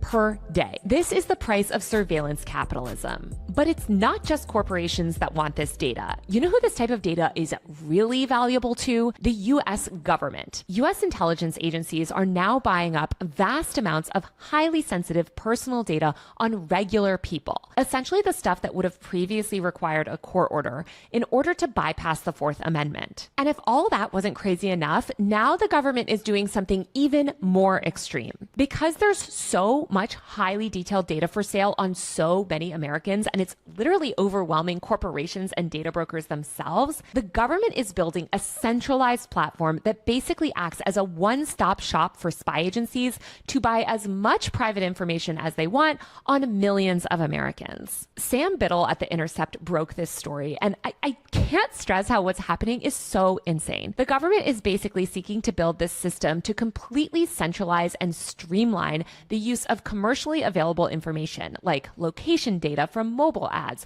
or social media posts. They want to take all of this information that corporations are collecting all day long on unsuspecting users, centralize it into this one government-controlled system, and then allow spy agencies to access it via a web portal. The government is also talking about allowing law enforcement to run the data through AI tools for analysis. Only sometimes. Did I do it to myself? Yes. And this isn't just your name and address. This is highly, highly, highly personal and sensitive data. This is the stuff that even the government itself acknowledges could, quote, be misused to cause substantial harm, embarrassment, and inconvenience to U.S. persons. Emily Ayub, a lawyer with the Brennan Center's Liberty and National Security Program, said, quote, in practice, the data consortium would provide a one-stop shop for government agencies to cheaply purchase access. She does this thing, ZZ, not Taylor Lorenz, where she just like, she just stares, she gets to a ledge, dips her head down, and then just stares down at the floor. She'll do it on the back of a chair. We have like an old copy recliner. Not that I'm aware of as possible, but we're just looking at how the government tracks your life, which is sort of linked off of the previous video from the other day about how data brokers and the private market was interested in your data.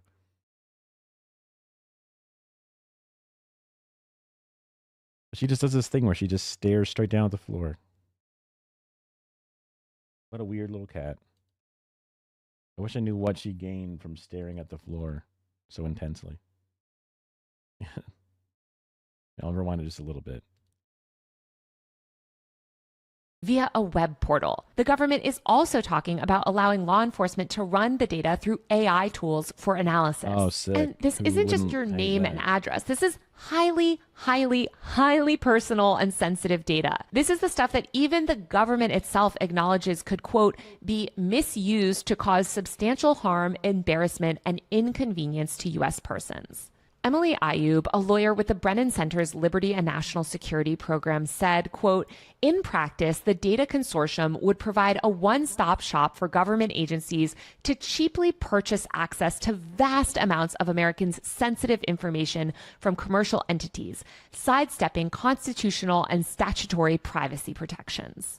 Spy agencies and military intelligence offices have freely purchased sensitive personal information for a long time. Buying information off data brokers is much easier than having to go through the process of obtaining a warrant and getting a judge's sign off to collect the data correctly. Because we have essentially zero data privacy laws in the US, unscrupulous advertisers and app makers are working in a regulatory vacuum. There's basically no oversight, and it's insanely easy to procure extremely sensitive information about virtually anyone, with an online presence or without one. Smartphones leave behind a vast trove of sensitive personal data, including detailed records of your exact movements that can be bought and sold by anyone willing to pay. This is information that the government has previously claimed, quote, could be used to cause harm to a person's reputation, emotional well-being, or physical safety. Documents reviewed by The Intercept But does that mean that they're buying that data specifically? make it clear that this government project is designed to provide access to the highest sensitive tier of data. These documents also reveal the type of data that the government is seeking to collect in more detail. They show that the government is looking to obtain things like smartphone location pings, real estate records, biometric data, and social media content. The document also laments how often various spy agencies are already buying the same data without realizing it. Callie Schroeder, senior counsel at the Electronic Privacy Information Project, told The Intercept, quote, the government is still adhering to the just grab it all and we'll find something to do with it mentality, rather than being remotely thoughtful about only collecting data that it needs or has a specific envisioned use for. Once this portal is up and running, the procurement materials say that the portal will eventually allow government agents to analyze the data using large language models. This is particularly horrifying given how AI-based text tools are so prone to major factual errors and complete fabrications. The portal will also allow the So it's going to like have an AI read and scan the entirety of your personal data and or surveillance information and say, yeah, he was doing this thing or whatever. Is that what it's supposed to imply? Or it's supposed to just give a summary of what your information means? feds to facilitate sentiment analysis, a pseudoscientific practice that claims to be able to deduce someone's opinion about any given topic using vague signals in their behavior, movement, or speech. The fact that the government wants to run this type of bogus analysis on private U.S. citizens is a huge cause for concern, according to Schroeder. She said, quote, you can always bet on, you can always hope for, if not bet on, the ineptitude of these people behind it. Even if like they have all this information in front of them, they still might fumble it. You know, you just got to hope that the other enemy team is going to fuck it up on their own side. quote, it means the intelligence community is still, to at least some degree, buying into the false promise of a constantly and continuously debunked practice. Let me be clear. Sentiment analysis not only does not work, it cannot work. Its only consistent success has been in perpetuating harmful discrimination of gender, culture, race, and neurodivergence, among others. Trying to use flawed and broken AI tools as a type of crystal ball into massive data sets poses serious risks. Ayub said, quote, AI tools make it easier to extract, re-identify, and infer sensitive information about people's identities, locations, ideologies, and habits. That would be really interesting if it's like supposed to, similar to the pool we saw yesterday, where it's like, okay, you're pro-fascist, don't forget that AI guys. That's right. That's right. Yeah, we're apolitical here, folks. Apolitical. If it goes, okay, so this is the type of person who lives in Atlanta, who likes dogs, who shops at Target, and they find one person left, and then the AI is trying to then link that with social media posts and says, we're pretty sure this is the guy. It could straight up just find some other guy who's just a completely different guy, and it's just hoping that it's the right person. Amplifying risks to Americans' privacy and freedoms of speech and association. On top of that, these tools are a black box with little insight into training data, metric, or reliability of outcomes. The intelligence community's use of these tools typically comes with high risk, questionable track records, and little accountability, especially now that AI policy safeguards were rescinded early in the Trump administration. In 2023, the Office of the Director of National Intelligence actually declassified a 37-page report detailing the vastly expanding use of consumer data by the U.S. intelligence community and the threat that this poses to millions of Americans. We are all having every single aspect of our lives tracked, cataloged, packaged, and sold by on the record a galaxy of unregulated data brokers. The report read, quote, today, in a way that far, far fewer Americans seem to understand and even fewer of them can avoid, commercially available information includes information on nearly everyone that is a type and level of sensitivity that historically could have been obtained, if at all, only through targeted and predicted collection. And this data could be used to cause harm to an individual's reputation, emotional well-being, or physical safety. In 2021, for instance, The Intercept reported on Anomaly 6, a startup that buys commercially available geolocation data leaked from smartphone apps.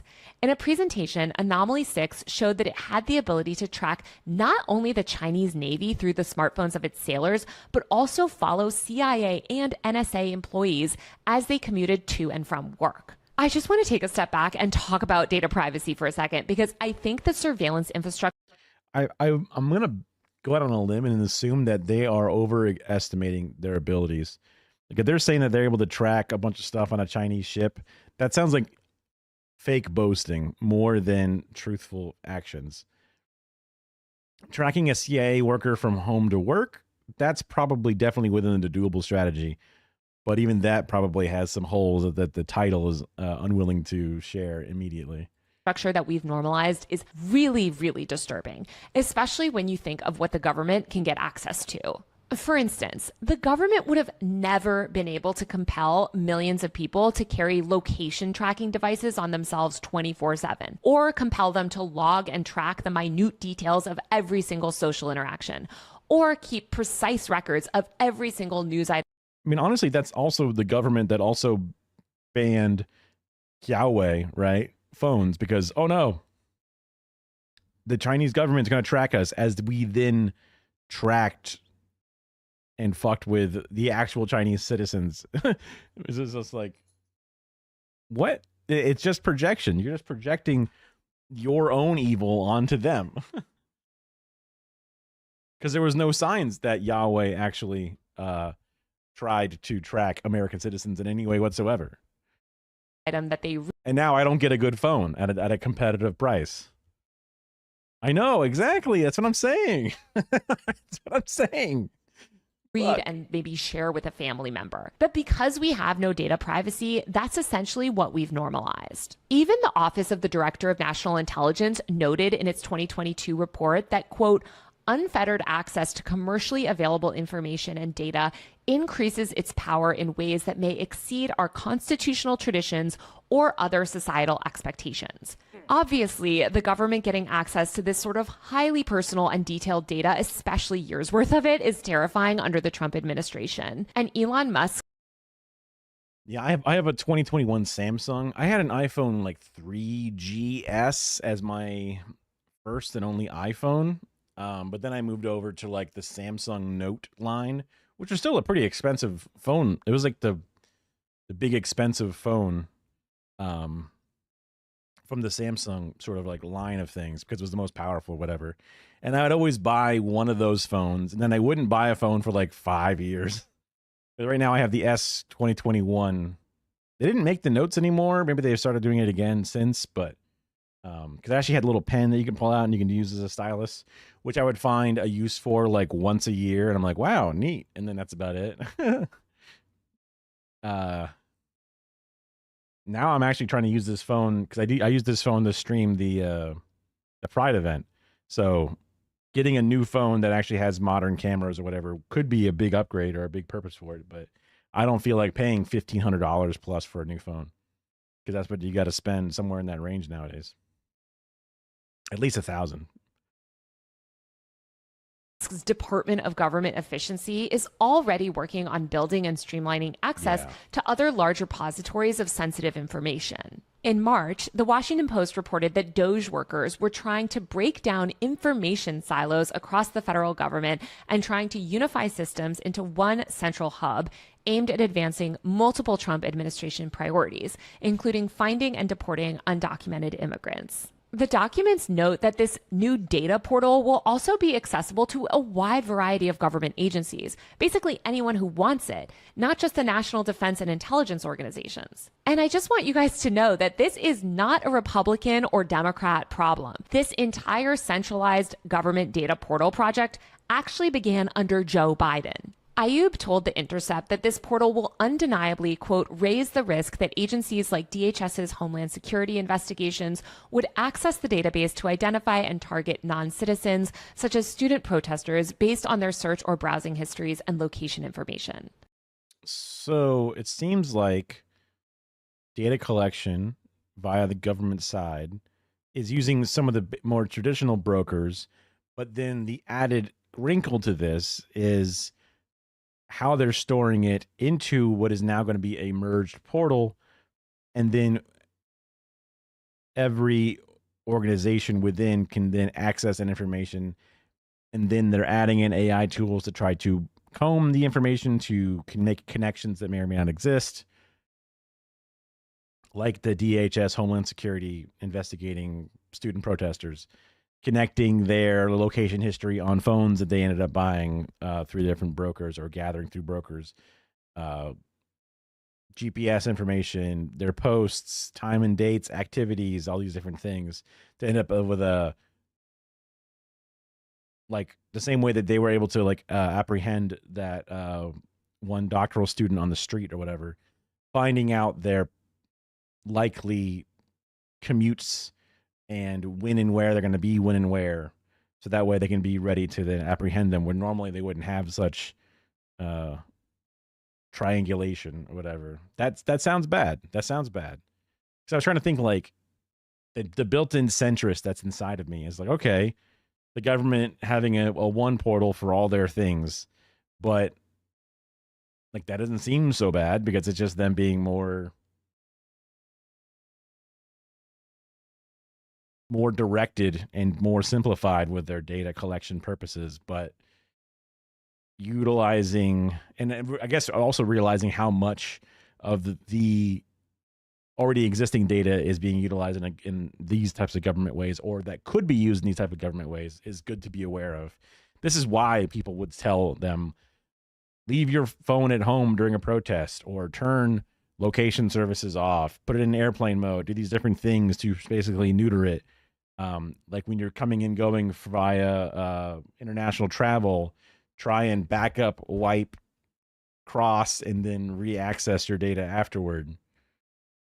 Just because of stuff like this. And all it takes is them actually going through with the step. Because if you're a student protester who's been in a few protests and they don't want you to be around anymore, you won't really get a warning that you need to then start taking precautions, because then bam, you're already snapped, right? You're already gobbled up.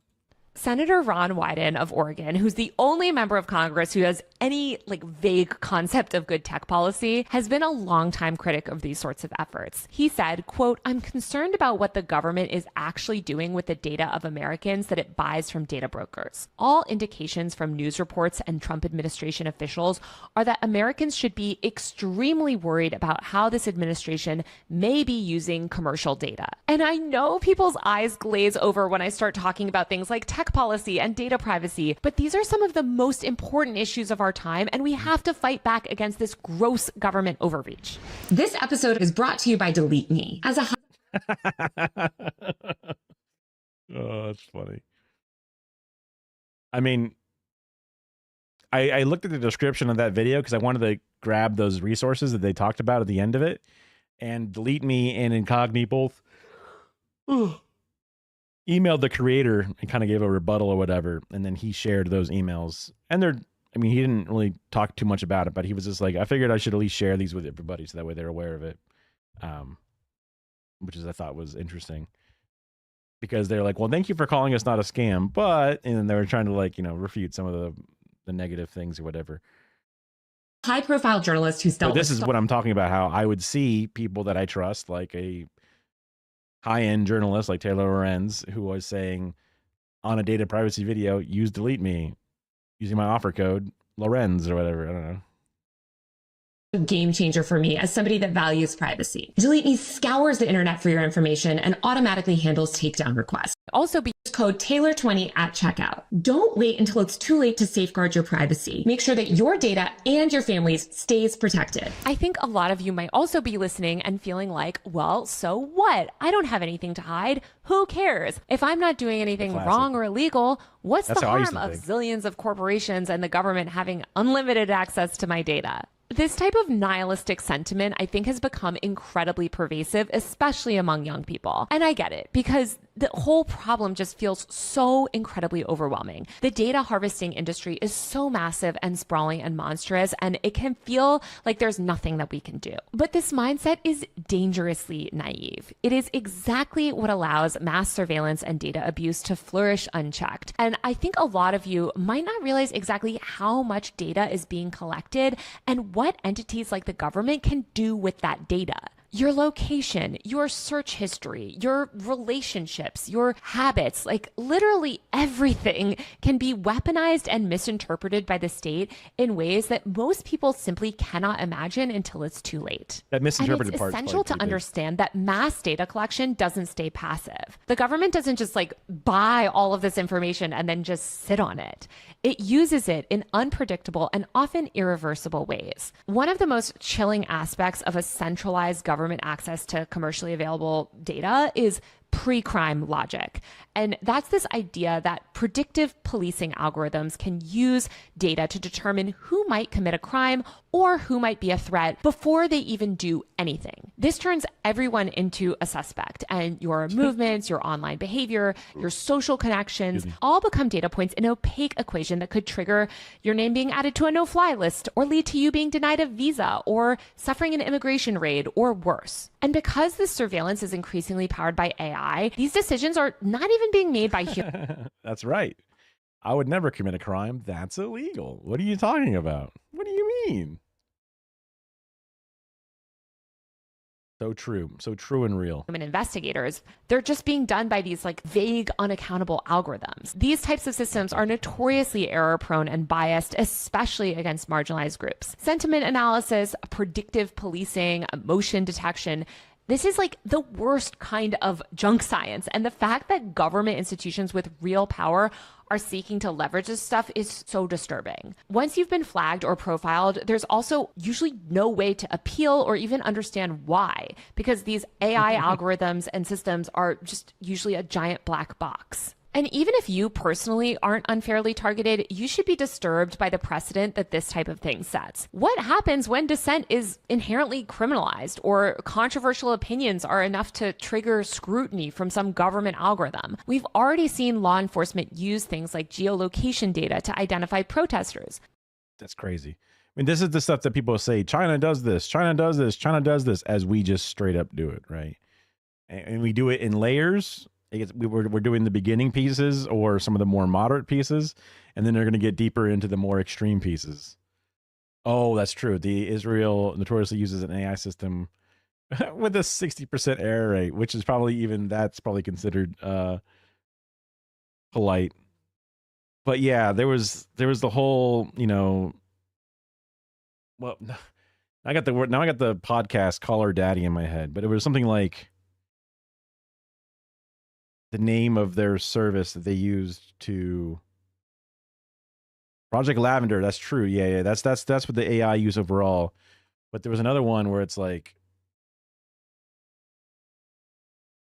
finding the homes of the soldiers or the Hamas people, and then which couldn't imply even just like regular civil workers. And then Daddy's Home. That's what it was. That's what it was called. Yeah. Yeah. That crazy ass shit. Yeah. And then finding out when they arrive at their home address and then using that as a clear shot to then attack the home, despite it being, straight Nazi shit. Yeah. I mean, yeah. Yeah. Yeah. But the Project Lavender being like because I remember there being, oh, we're the most moral military, et cetera, et cetera. We use data information to confirm that these are our actual targets. But in recent years, we've actually just started funneling that data into an AI, and the AI tells us when to pull the trigger. And it's like, that's not very moral. That's not very moral at all. That's and that's also using like the older AI models and all that shit. And it's just like, that's the most insane, awful shit I could ever think of. The level of despicable you have to be to think of something like that. Yeah, I mean,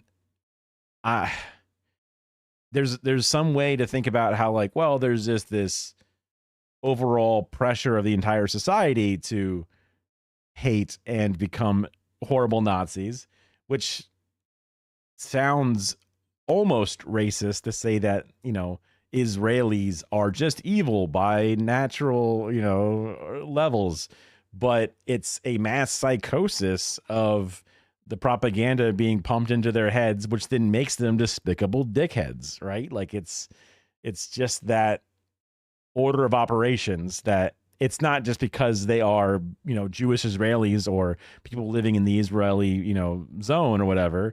It's just the ethno-supremacist ideology that then leads individuals to then manifest those thoughts and act out upon them.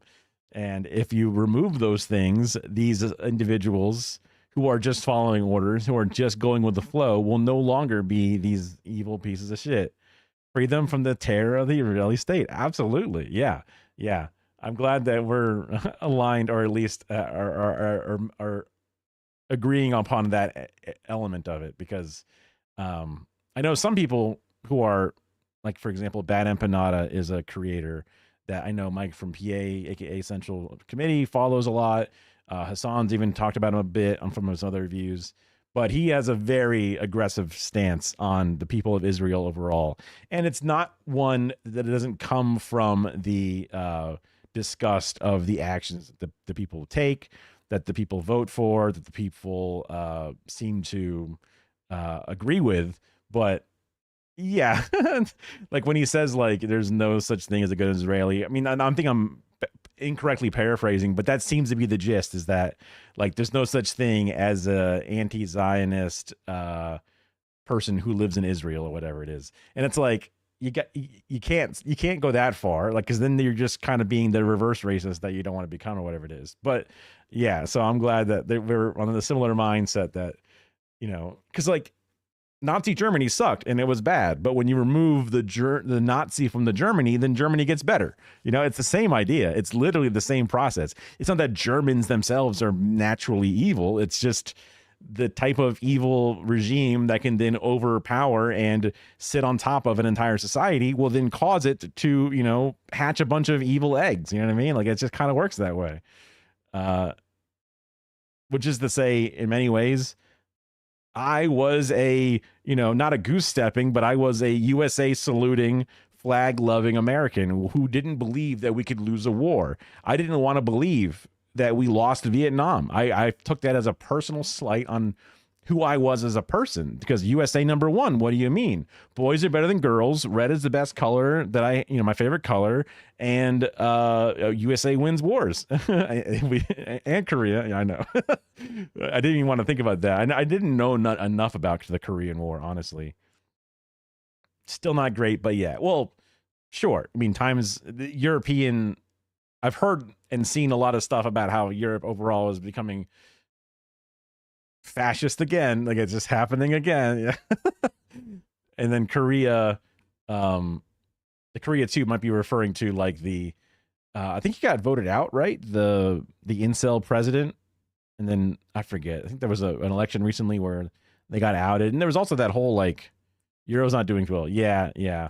I mean, well, it sucks because I used to be able to, like, point to a lot of the Nordic states and be like, see, they have social democracy that works. The Korean War. Okay, gotcha. But now they've started to peel back those policies because of the complete Islamophobia that has, like, gripped the entire subcontinent of Europe, which is just frustrating because it's like, God damn it. Like, you now you're defunding and shitting upon the programs that I'm trying to advocate for on our side. because now you just inshitted them into that way you can privatize them. But like because the Nordics or some part, I'm really bad at geography as well, aka Florida public schools, and then not having a natural interest in it. But like there are certain prison policies that treat prisoners like human beings and help them reacclimate to society. It gives them respect for themselves and others and property, and it gives them something to hope for, something to work for. It rehabilitates them, if I didn't already say that word, or it it reduces recidivism rates in general, and that's an incredibly interesting, because America has a horrible problem with prisons, a horrible problem with our criminal justice system, a horrible problem with all that different stuff. They think I don't know what they did to Samai. I'm not sure how to pronounce the enunciation of the specific character. They did this. Let's see. I can't click because that's a different chat thing. The best knowns for the livelihood of the semi-Nordic reindeer herding. As of 2007, about 10% of the Sami were connected to reindeer herding. Oh, so that's okay. A kind of like the indigenous individuals of that area. Sami, gotcha. Okay, well, okay. All I know about Nordic stuff is the. Now I can't remember it.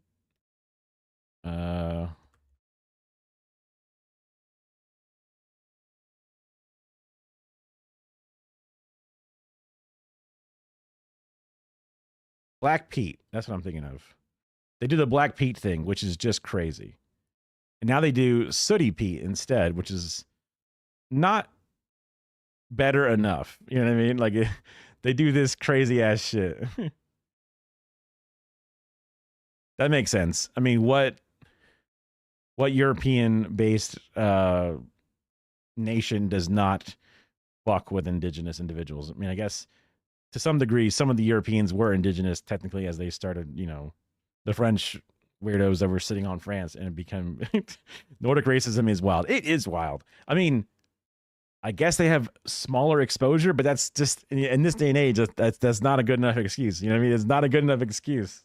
I mean, it can't be, right? I mean, maybe like, okay, I would, because just yesterday I was saying I accidentally referred to a people as the wrong name. So I guess that's my version of that. But I'm not going around doing blackface. You know what I mean? Come on. Yearly.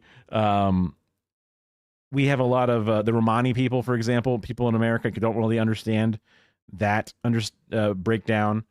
But then again, people in Europe just continue to be racist as fuck against them. So it's like, come on, guys. Come on. Yeah.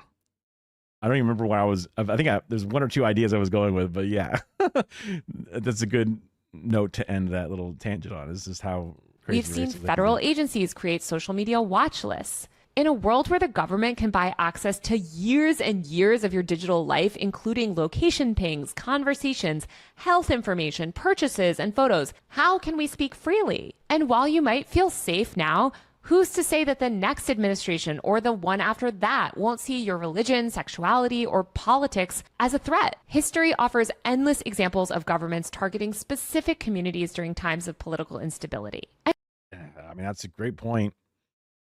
Because once that can of worms is open, it's never going to be able to get put back.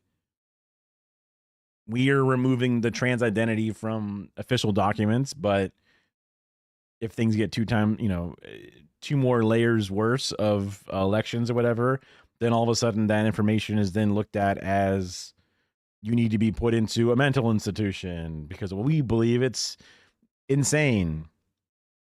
What do? When the Gestapo kicks your door down and says that, you have a warrant, and everyone goes like, well, you just don't commit crimes and you wouldn't have them kicking your door down. And then you don't even have like the people. Yeah, that's right. That's right. That's right. That's what I would like to believe, at least. Yeah.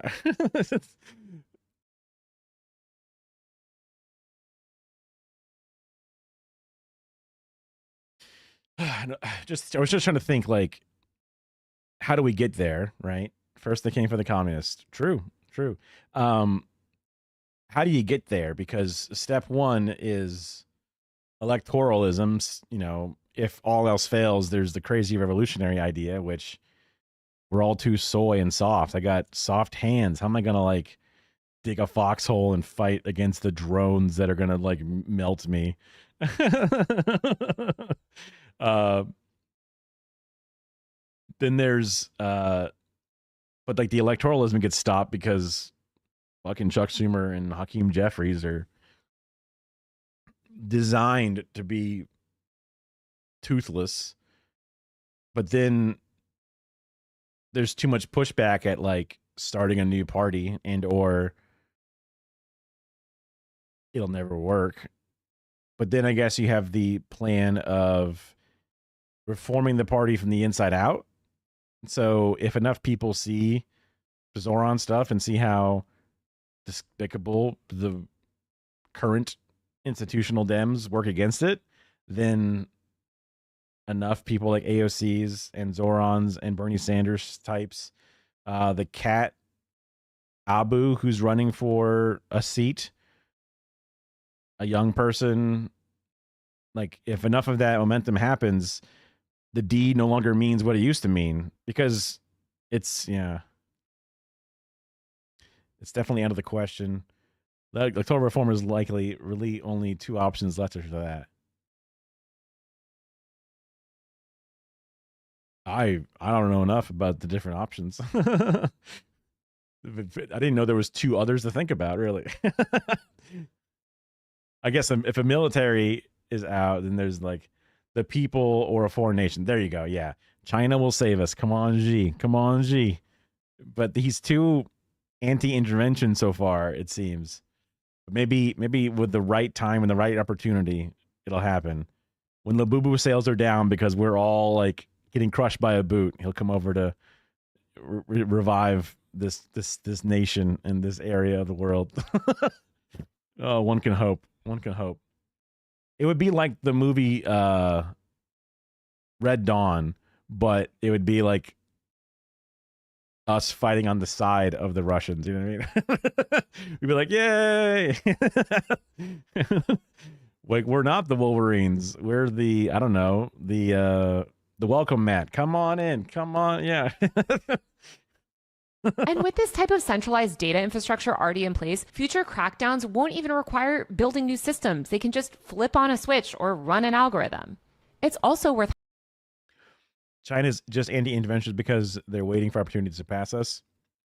That would be quite the opportunity. That is a king me situation where you just slide that little, like, I guess, checkers piece. I was thinking about the pawn, but they don't know what I guess they just call them a checkers. Yeah, upgrade big time. highlighting that even without malicious intent, mistakes happen. People are wrongly placed on watch lists all the time. The no-fly list is notoriously ensnared innocent travelers due to name similarities or algorithmic errors. Imagine the scale of damage when... I'm sorry, you were also brown. I did not see that coming. We just put you on the list. I don't know. millions of people are subjected to automated scrutiny using... That stuff seems fucked up to me. The face scan shit. I mean, I had to use a face scan app when I was at the airport, somewhat recently I forget when the last time I flew was, but they changed some things. Not every airport has every little thing. Wants global socialism. They don't want us to They just don't want to USSR us. I guess that would be implying like trying to set up a large group of states that then end up not working well together and falling apart, like the USSR did. USSR them. Right. No. Okay. Interesting. So you mean a bunch of independent communist states? Okay. That does seem more freeing. Although I guess you could. The fear would be that they would like be a couple of bad actors or taking advantage of hers or snakes that are trying to poison the pot or whatever, but when they're all separated, they can't poison the whole thing, I guess. Yeah. We did stoke the fires of the USSR's collapse. Yeah, for sure. I mean, even that is another slightly. I only know enough about it. Like even the Tetris movie taught me so much about what is and isn't about the USSR and how it worked, and some of the mistakes along the way.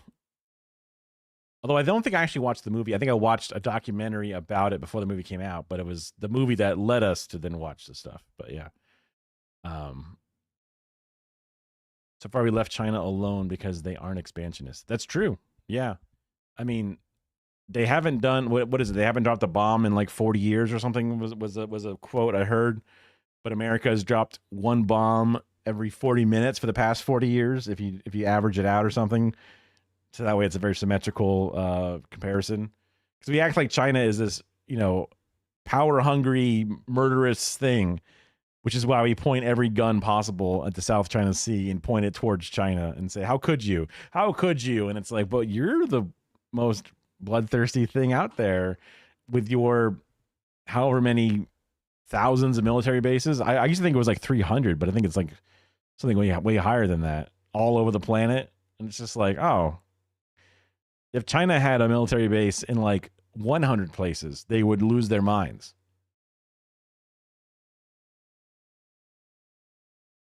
They don't want to decapitalize, and it pisses us off. Yeah, when I was looking at some of those Red Vienna videos, I was scrolling through, and somebody said, man, I'm watching from Hong Kong, and I'm so mad because our house prices are so bad. And I was like, ooh, from Hong Kong specifically, because I would never expect a comment like that coming from China, knowing that like 90-something% of people in China have home ownership and a bunch of other things, as well as giant, beautiful cities and awesome mass transit, et cetera, et cetera. So I wouldn't have expected a negative comment coming from China, but I was like, from Hong Kong. I see. I know that's a slightly different type of situation in that specific zone because of the, it's like a multi-year plan to slowly allow it to be retaken by China, but for a while it still has to be its own separate thing. Yeah. Yeah. Far more detailed, sensitive, and invasive data. There's no due process with algorithmic surveillance, by the way. Homeland Security doesn't just like. Yeah, but the people that play World of Warcraft or whatever it was, or StarCraft or Overwatch, they want to free Hong Kong, and it's not a non-empathetic way to look at things. It's just seems like it may have been more propagandized than we realized, and we didn't quite understand the exact. Because I think I've heard someone say that like even the protests weren't about China trying to take over more than we did, but it was more like their anger towards the people's Hong Kong style government, and they were mad against it, and we just assumed it was the China side that they were mad at or whatever. But I do know that at least at one point when Black Lives Matter came out after those Hong Kong protests, that the protesters try to help like send information and tips to the other protesters, be like, yo, be like water, this is what we did, and, trying to give them some advice, which is nice either way, because they were very good at protesting, something that we need to get better at. We need to be like the French and just like punch cops. Read you your Miranda rights before seizing your location history. In Minecraft or something. I don't know. Is that work? Is that required? I don't know.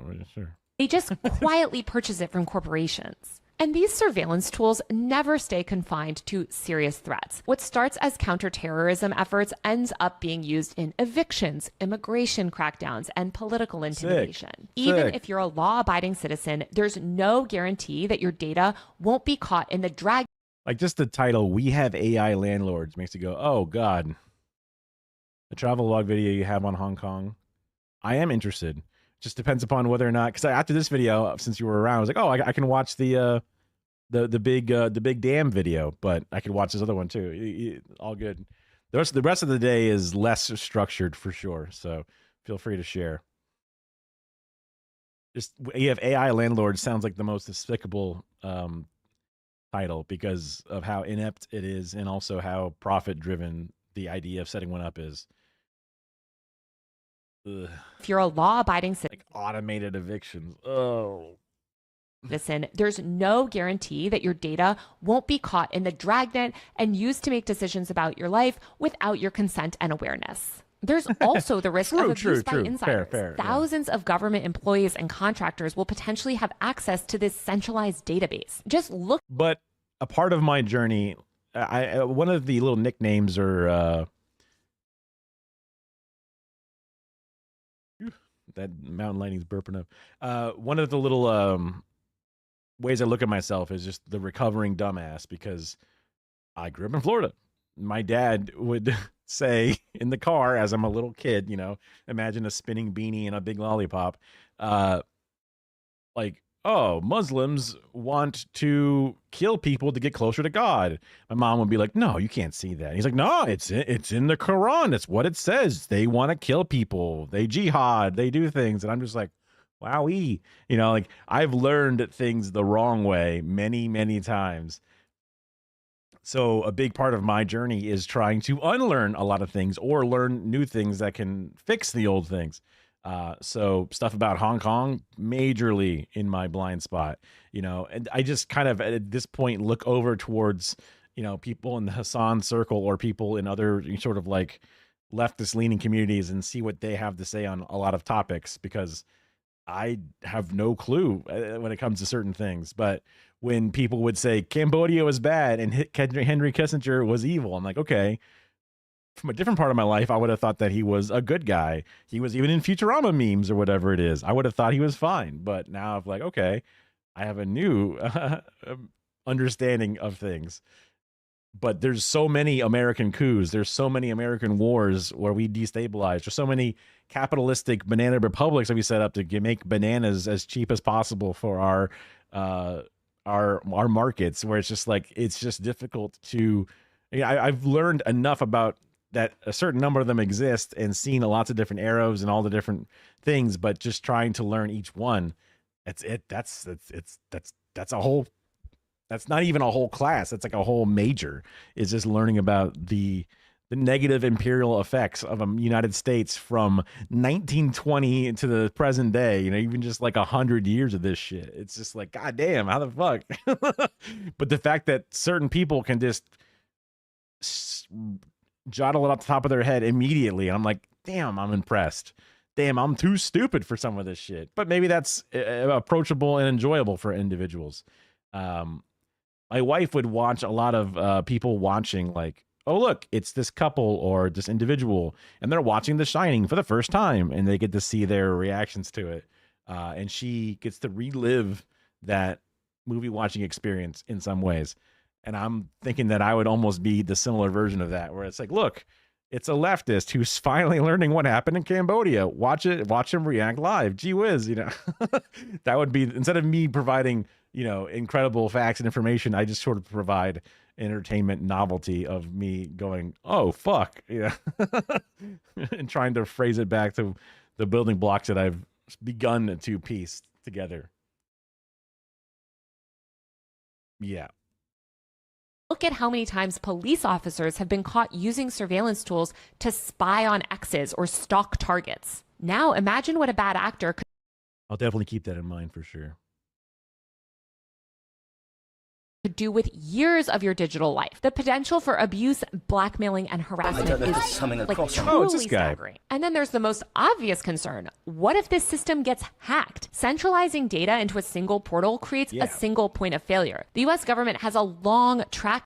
Carter watches a lot of these guys. Carter's another streamer, but he's definitely more knowledgeable than I am in a lot of things. He's read theory. He's read stuff. He's also way younger than me, which is threatening in its own way, but he watches a lot more of these vlog guys.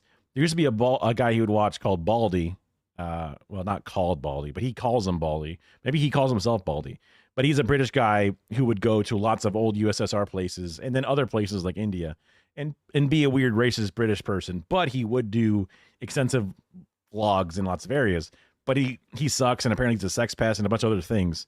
So it got difficult for him to watch those videos on stream. But this new guy, Mike OK, seems to be much more of a wholesome, genuine individual. And a few of the videos that he's watched, him covering both China or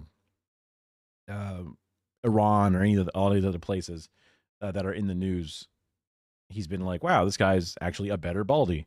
And it seems like he just watches this guy now. So it's cool that, I don't know if you're also a Carter watcher or if it's just a small world in some ways or not, but yeah, he seems like sick. Record of catastrophic data breaches. If this portal becomes a one-stop shop for some of the most sensitive information on Americans, it's literally only a matter of time before it gets breached. Data privacy is central to free speech and expression. Protecting our data and fighting surveillance capitalism is essential if we want to be able to... I was going to say, I didn't think at first, the very first, like the first frame, I was like, wait, he means Carter? And I was like, oh, no, he means Baldy. He means Baldy. Yeah. Read, speak, and protest freely. We should all be deeply concerned that the government is quietly creating the infrastructure for total surveillance. I mean, I guess at some point, I should be worried about shouting out these other creators because they're way more knowledgeable and also better at doing this kind of shit than I am. But that's fine. Whatever. He's another great leftist Twitch guy. I mean, technically he was doing it since he was like 14 years old. He's been doing it for back when this website was called, now I have the word kick stuck in my head. Justin TV. He was doing it since then. He was like a kid in school and he did a lot of music stuff. And I think he made a couple of songs that got like top whatever, but he's just kind of like a not industrial, but like a house music kind of like whatever stuff. But he'll do music on stream occasionally, but he's just very knowledgeable on a lot of things, political. He moved to Australia recently to be with his partner. Just a cool dude. Also friends of Hassan, friends of the whole circle of people. Sidestepping constitutional protections and using commercial loopholes to normalize this type of behavior. I'll be talking about all of this more soon in a series I have coming down the line, but in the meantime, I hope we can all push our lawmakers for real, comprehensive data privacy legislation. We should ban government purchases of commercial surveillance data without a warrant. I thought I would have thought that was already going to, like, I didn't realize the government could just buy commercial surveillance data. Like, I would think to yourself, like, why would you need that? Why would you just buy that just to have it? It's like, oh, what a deal. You know, it's on sale. Let's get it. You know, it's like, I feel like you shouldn't have that without a warrant, like she's saying, the very least, if not even not allow it at all. Because also, like, if you're buying commercial data, what's to say that data was collected ethically or even efficiently, or not efficiently, but even just like, was it even collected correctly? Are they attaching things to you that aren't even attached to you, but now the government's accepting that as the true data? Because if the government collected the data, at least then it was done through its own metrics. And then if it made its own mistake, then that's its own mistake. But that's separate from just trusting some random data broker to not accidentally attach an extra file to your identity. Because then that's going to be very difficult to then go through the government to say you made a mistake here, because it's not really a thing that they did. So it's like, it just privatizes that whole arm of it, you know. Warrant like, and insist on transparency and accountability for government AI tools. And instead of uniting to push dangerous censorship bills like the Kids Online Safety Act or age verification laws that mandate companies collect even more data, we need our lawmakers to join together and push for comprehensive data privacy laws now. Thanks again. Really, I think the easiest way to do this part of it, the pushing together for better laws that understand these things, it's just basically looking to the EU, because even if the EU is not perfect, they already have significantly more protections in this range of things, and we all know it's better than what we have. So instead of trying to come up with something from scratch, it should just be copy paste their bullshit over here. And also, all of these places that we utilize, Google, Amazon, Facebook, they all already have a model that works with the EU version. We should just require them to then apply that to the United States as well. Because go fuck off. What do you mean you can just fuck Americans more than you can any other European? It makes no sense. So, like, as a guy who is on the outside and knows not enough about these specifics and how they work, we should definitely just go with the European model as a baseline to start with. And I agree, it probably has things where it's not as complete and not as good as it should be, but it's a good starting point. For sure. Okay. Yeah. So earlier we looked at the big beautiful bill thing about how it passed, and JD Vance had to be the one to throw his winning vote on there as the vice president. This BBC article actually has. Oh, first off, it's bright as hell. I just looked over. I can see my face is getting like is glowing. I turned this off to be always on, and now I have to make it individually on. But I might put it back on to always on. It's this little. It's called Dark Reader. You can't quite see it because it's cut off my crop, but it's a free thing that has a neat little. It's just whenever I turn on the full actual dark mode, it's like it always makes the text wrong or like the pictures look weird. But just having a little bit of added gray to the white just helps it take the edge off and make it readable. And this is just talking about the back and forth, the different leaders and who voted for and who voted against it to eventually make it look like a 50-50.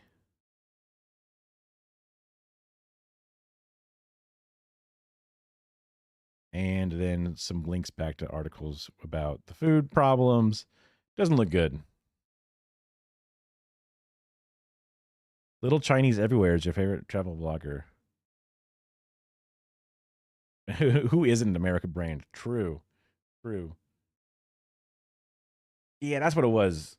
Just looking at the thing. His North Korea video, I think that's what I remember seeing recently from Mike OK.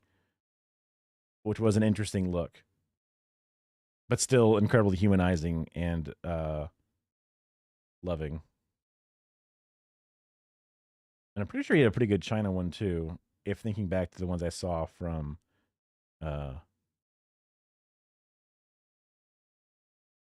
Carter's stream.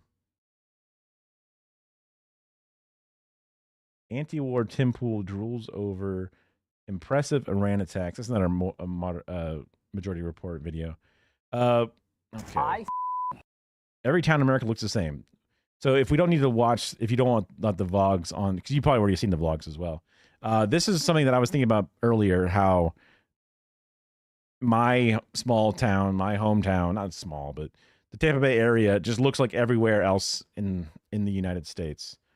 Because every town seems to look the same. And whenever I've visited other places that are not like the big cities, they just look the same. Whether it's in the South, the North. I haven't been to the West Coast yet, but every place seems to just look the same. I visited a place outside of the city of Chicago. I've been to Alabama for like a Magic the Gathering tournament. I've been in the DC metro area, but not necessarily in the actual city part, but more like the outer parts, which still look a little bit more downtowny than I would say the full-on Main Street look.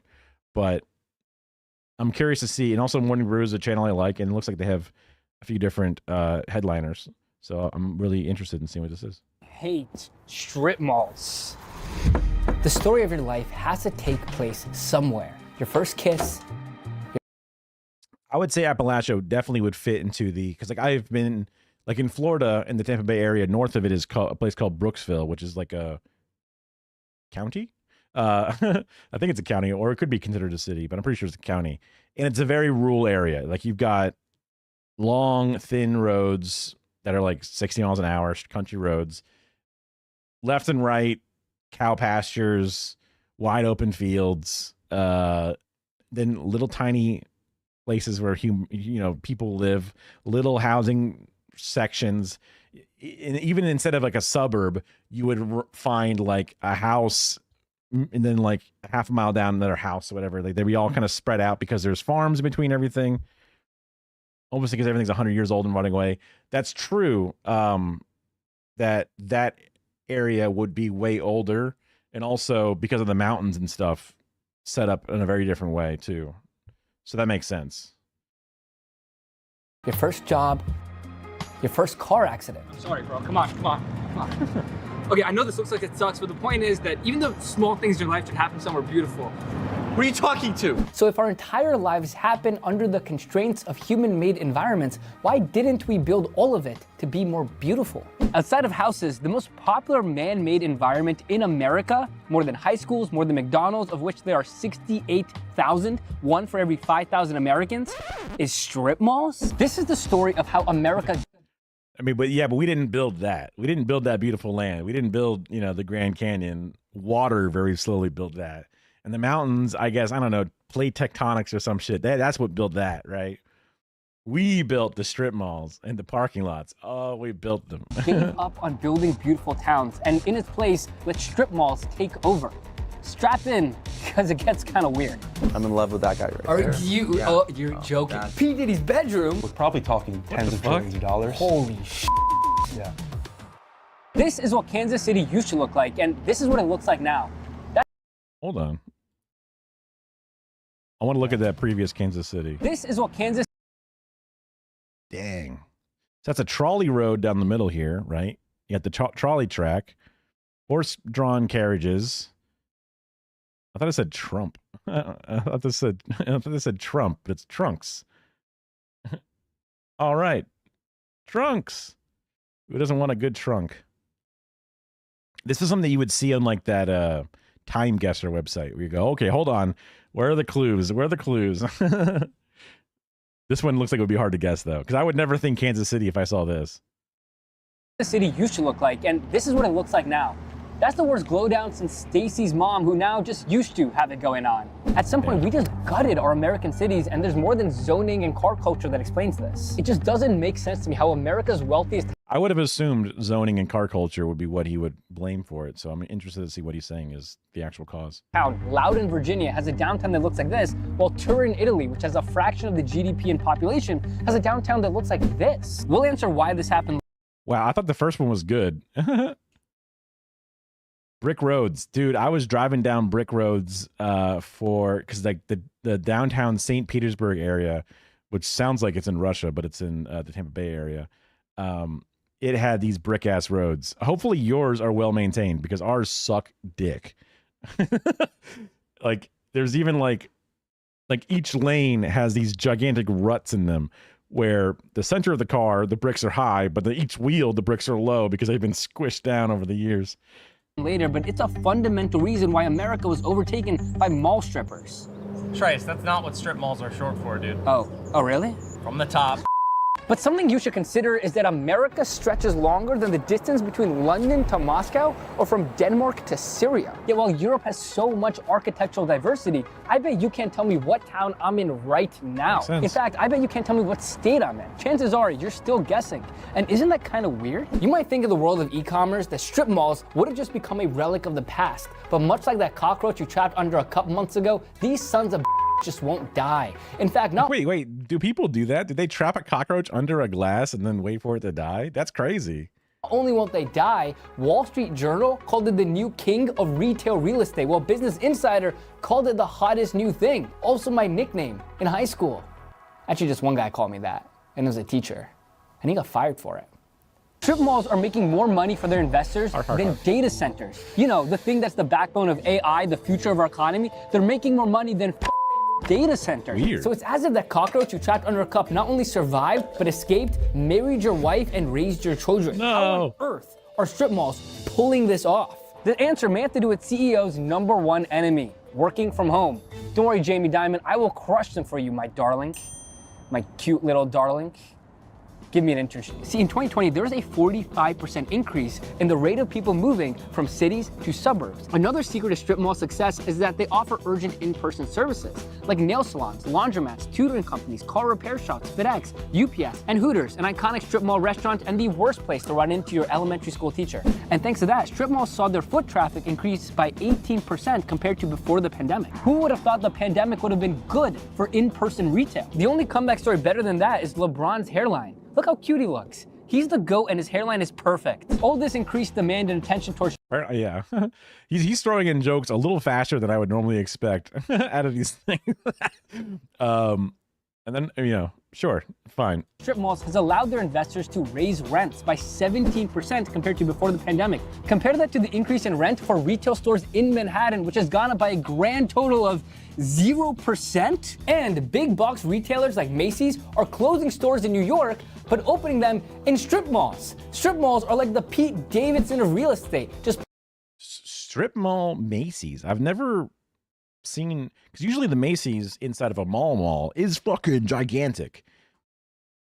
I guess there's always maybe one or two stores in the strip mall that is kind of deep and big. The boomer mind can't keep up. Yeah, I guess a little bit. Yeah. I just thought it was overpaced. Like the facts that were coming were smaller almost than the number of like little throwaway jokes mixed in with things. It went from like, look, Jamie Dimon, kiss me, love me. Here's a fact. Boom. The next one. I'm just like, I want more of the Oreo filling than just the cookie around it. pulling way out of their league. And honestly, ladies, I get it. No, Pete, no, not 19th century European urban design, no. To learn more about strip malls, I talked to someone who makes their living off of them. Strip malls are your life. Yes, they are.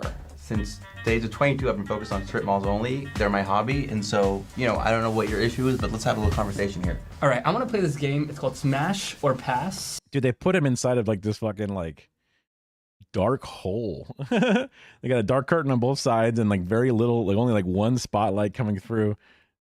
What? That's a terrifying interview setting. All right. Pass, smash. Are you serious? Totally. You're serious? Yeah. Okay, fine. Follow your heart with this one. Smash, pass. I don't know what that is. Are you kidding me? This looks like an Is that a Italian college? town. No, it's a downtown retail center in California. Smash or pass. I'm in love with that guy right Are there. you? Yeah. Oh, you're joking. That's a You're strip mall, joking. my You're messing friend. with me. Look at the beauty of Are the you strip paid mall. off by You like got- big strip mall? So in the 20th Oh, he is big strip mall, right? That's the idea based off the setup. century, we just built a ton of these, but not that many of these. Yeah. Why is that? Well, that's a boilerplate rectangle that contractors know how to build quickly. They're established. They're just cheap to build. I'm not going to build a building to lose money, right? So that makes money. That doesn't. So what has made strip malls succeed where sometimes outlet malls, shopping malls have been failing? Yeah, well, I think that customer is really sticky, right? There's folks that visit, twice a week, every day, once a week, whatever it is. So it's really this like beautiful ecosystem in the heart of the community. So basically, I would not. You could not have sex with the mall. No, I would never consider the strip malls to be the heart of the community because it's a giant parking lot outside, right? That's not what's not seen in these photos is like if the mall is long, then the parking lot is massive. Like that's how it's going to be. And it's just multiple exits with multiple street lights down a main street or one of the large stroads that exist. Everyone's zooming around their cars. There's little tiny, in my area, it would be these little palm tree medians with little shitty bushes peppered throughout. And everyone drives up to the nearest dollar store, nail salon, Subway, whatever's stuck in that strip mall that they want. They walk to it directly, they use it, and then they walk back out and they're gone. And that's all there is to it. There's never anything community-like at all mixed in with that. It's just brick and mortar retail and businesses. But sometimes I guess it's more brick and mortar like services, like the UPS store. There's going to be one in that strip mall for sure. There's going to be a Chinese food takeaway place that's in there. Occasionally there's a Warhammer 40K game store or a card store stuck in that thing. And then after 5 years, it'll have failed and some other thing would be in its place. And then a different card store opens up in a different mini mall 5 miles down the road. But again, never really a community thing. Each individual business is its own individual thing, and almost no business creates a community. The closest thing would be the Michaels, but that's just people coming in and out to buy with coupons. see, the economics will never let America look like this again. Strip malls' efficiency catapulted them to nationwide success in the 20th century. And as strip malls grew, they shaped the American urban landscape around them. For example, strip malls make sure that there's at least 5 parking spots for every 1,000 square feet of retail space. That's right. So much parking. Yeah. Wow, it's just a lot of strip malls. I mean, this town's pretty ugly. That's the I mean, because like there's strip mall, there's mini mall, there's outdoor mall. There's all these different words that all have slightly different meanings, but I associate all of them with these kinds of things, no matter how you slice it. It's always one of these things. And some of them are bigger than others. Like whenever there's a Best Buy or something in it, that'll be like the big store with a bunch of the other smaller ones around it. That'll be a much bigger intersection, a few different exits, but it still wouldn't be like in a traditional mall where there's one superstructure where all the businesses are roofed in inside of the one place. If only we had Soviet architecture. Yeah, I mean, the idea of having, that was what I was thinking of. He was like, look, these are blocks and squares that are easy to build and have things.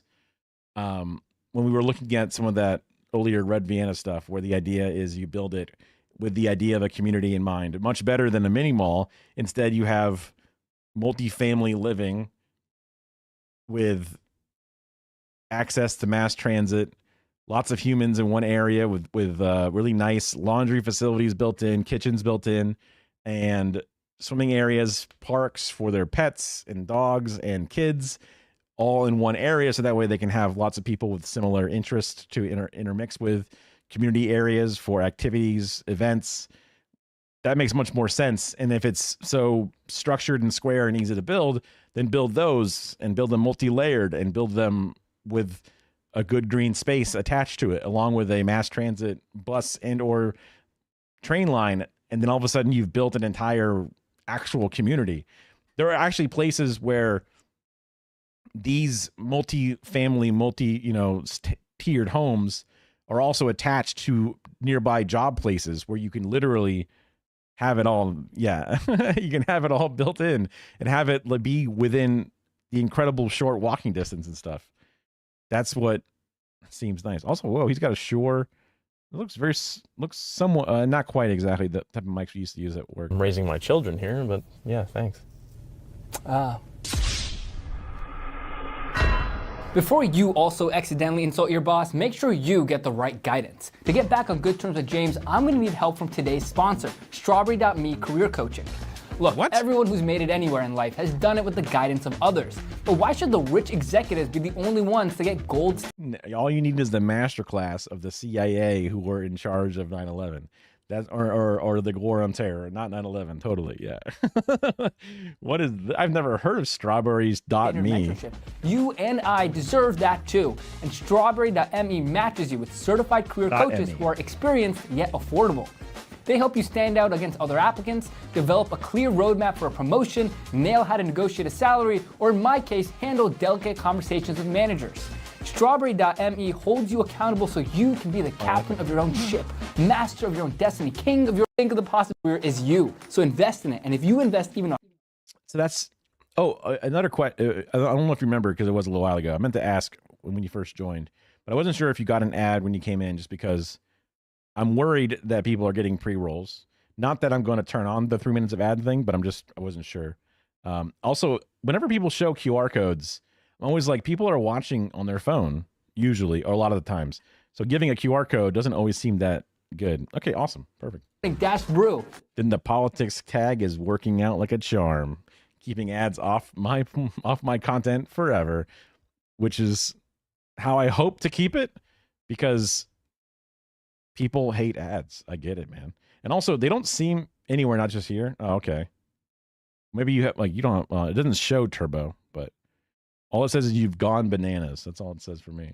The greatest asset in your career is you. So invest in it. And if you invest even a fraction of how much America invested in covering... Also heard that you don't make much money from ads. Imagine where you'll be. I mean, just think of the possibility. I am unemployed now. I am laid off. So eventually turning this into a profitable business is a goal, but you are a banana. I see. So if you've gone bananas, as in you've gone through the Rubicon and became a banana. I'm getting riled up thinking about it. Back to the show. See, to get to the final reason as to why there's 68 1,000 strip malls in America is hidden in the answer to a much deeper question. Why does every American town kind of look the same? See, what happened in Kansas City has happened to countless other cities. This is old Cincinnati, Minneapolis, Columbus, Dayton, Ohio, P. Diddy's bedroom, St. Louis. Why do you They do used to that? be walkable. They had a New York City Why vibe to did you them, do and that? now they're all gone. Why did we destroy them? I think I know someone who has an answer. I mean, I also try to inject jokes whenever I create standing content like this, or, you know, standalone content, I guess is the word I should have used. But it does make it difficult. If you wanted to send this to your mom, like, oh, mom, look, this is interesting. The P. Diddy bedroom thing can make it difficult for them to sit through because they're like, what? I guess they're just like me, the boomer jokes, like just hitting them too hard, you know. Or if it's just not the right type of humor, or if it's too cringe for somebody. What the happened to our American cities in the 20th century? In the post-war period, we messed up a lot of our cities. We subsidized them with tens of trillions of dollars. We ran infrastructure right through the middle of them. And then to make things worse, we took cars and we gave them dominion over all of our housing, commercial, and industrial tracts. So how much total forgot to money do did you this. spend on subsidizing? So oh geez.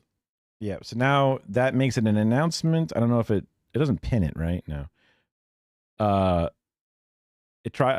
forgot there was a thing that I was doing just to keep track of all the different videos in case somebody's like, oh man, I remember seeing this video you watched, but I only got through half of it because I had to leave the stream, or I just want to see that video again to share with my mom. I wanted to keep a list of all the different videos. I'll have to go back in and retroactively add the ones I've watched a few days. Time in Town, yeah, that's a classic one. You said second thought is better for mom. I thought you meant like on second thought, the P. Diddy joke would be better for mom, but you mean this channel second thought, which makes complete sense now in the context of what you're saying. That makes complete sense, yeah. Building these suburbs. On an inflation-adjusted basis, we're probably talking tens of trillions of dollars. Holy shit. Yeah. So, this is Cincinnati in 1955. You can already see some of this urban renewal occurring in this part of the city. And in 2010, unfortunately, you can see highways running through the entirety of the city, choking off a lot of the access to the waterfront. Yeah, that's car infrastructure, this though. Extension of urban renewal. So where we had strong, fine-grained neighborhoods before, we now have empty patches of land. We have highways continuing all the way through, and we have vacant patches. That's like a 20-lane highway in the middle of the city. Upwards of 60% of the land in the downtown cores of these major American cities is dedicated to highways, roads, parking lots, and parking structures. 60%. 60%. So the city's just a highway with a bunch of buildings in the middle of it. Unfortunately, a lot of cities are. And that just spreads it all out. And then what was once a dense and rich thing is now watered down, diluted, and difficult and annoying to go through. This is a before and after of one neighborhood in Cincinnati. This is the same street. This is the same street. Kansas City, a very similar story. That's insane. These highways are going out to the suburbs, and instead of shopping downtown, much of the commercial space that people are going and using is out in the suburbs and in strip malls. Kobe, do it. Do it.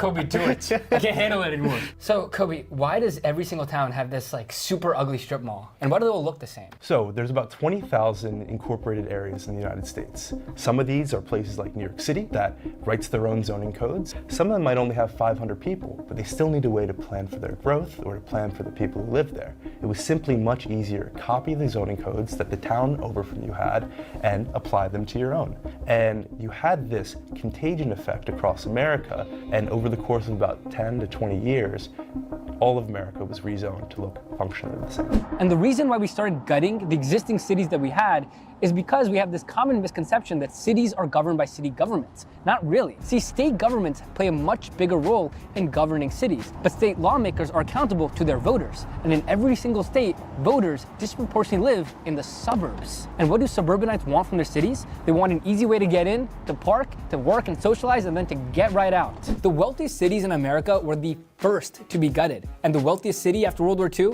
was Detroit. So it was the first to see a major highway just built right. I would have not have guessed this list at all when it comes down to what I thought was the most affluent areas in 1950.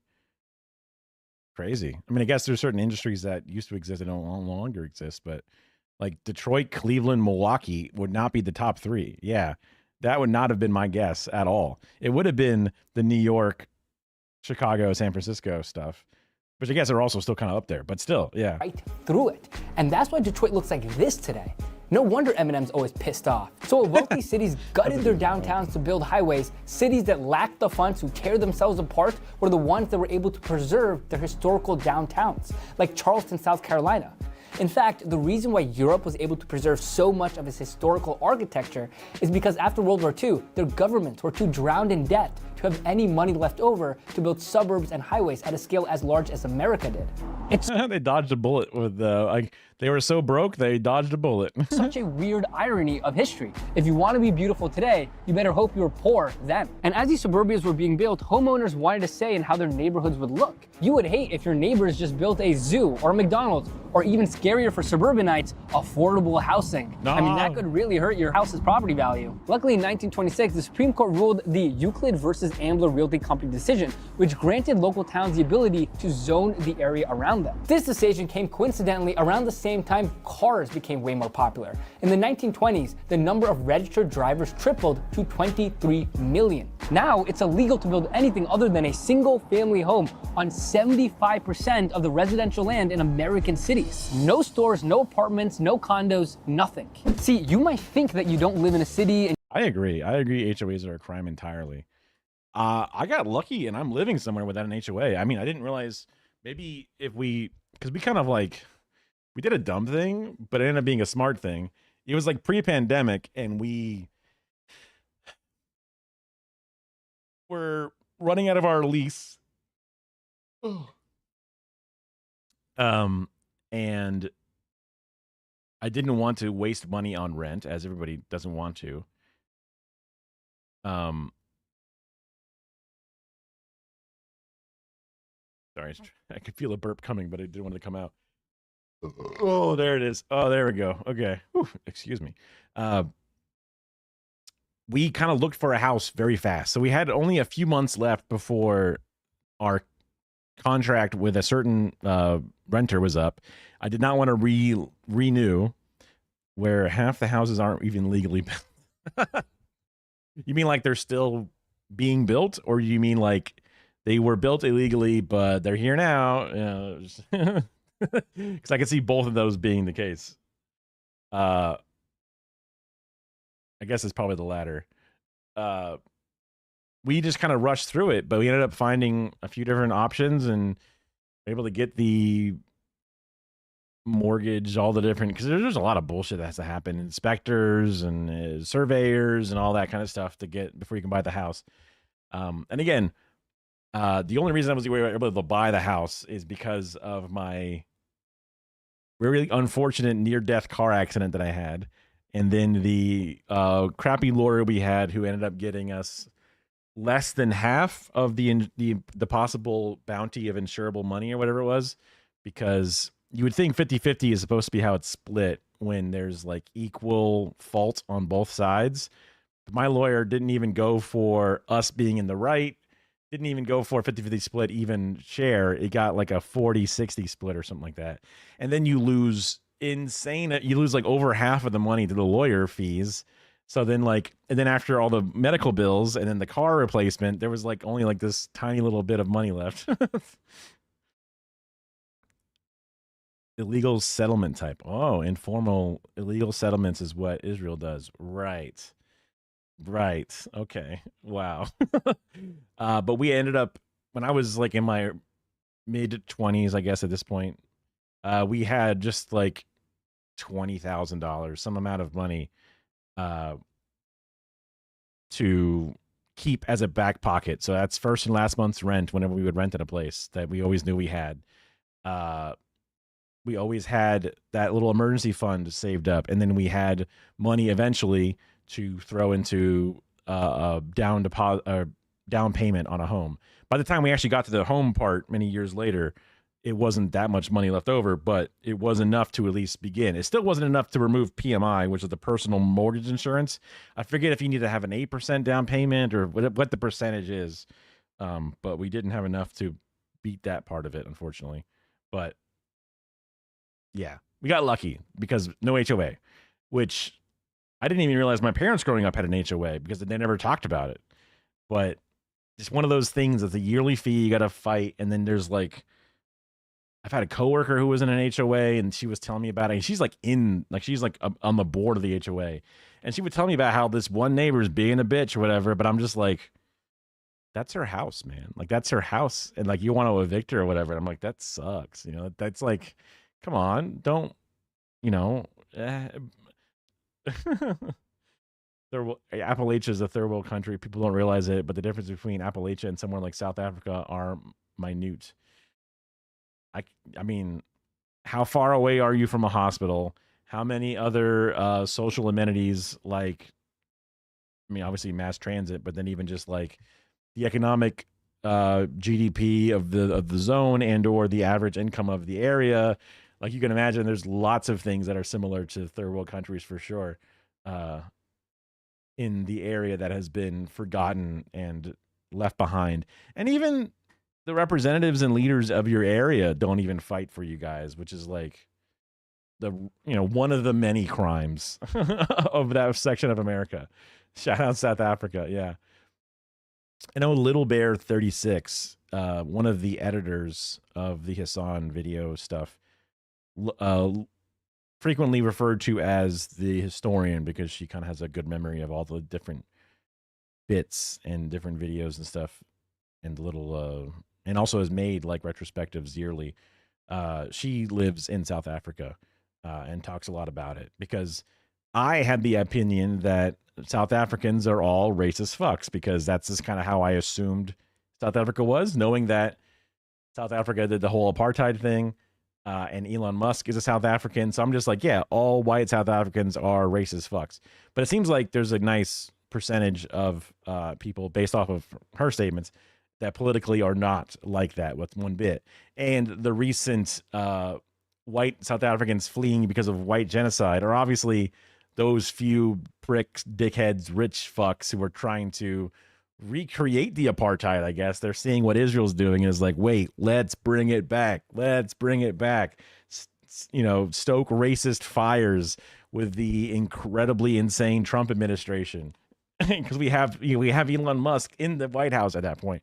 Let's go for it. And it's just like, ew. I'm glad that seems to have died off, or at least it's not in the public eye anymore. But yeah. You've befriended a few South Africans over the years, so you compared a lot. Yeah. Well, especially if you have, not a firsthand, but a secondhand association and more knowledge of the area specifically. I imagine South Africa has many lingering issues because of its beginning and its start. It started with, I think there's still like some like 80 plus, 90 plus % of the land is still owned by white individuals, despite them being a smaller portion of the population, which implies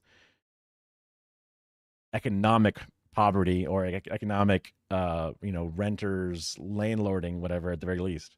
And you live in a little thing called a suburb, but in reality, 80% of the American population lives in just 3% of American land. So by every definition of the word, that 3% of land is urban. It's just that through zoning, that urban space has been turned into repetitive housing and retail space with little opportunity to build anything new. This is just what American cities look like now. And I mean, honestly, I believe it.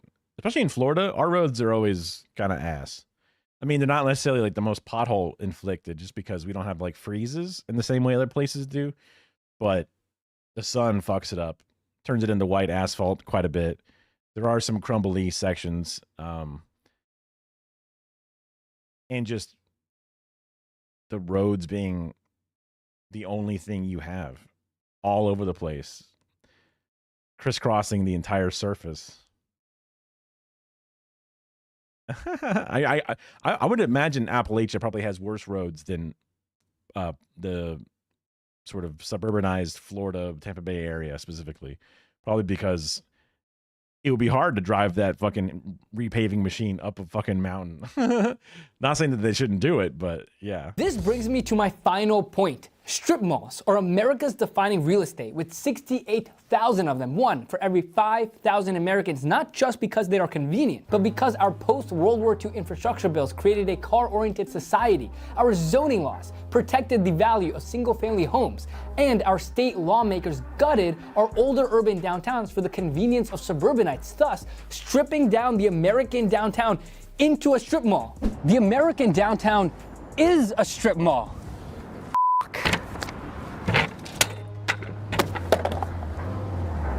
Oh my God, so strip malls are here to stay and there's nothing we can do about it?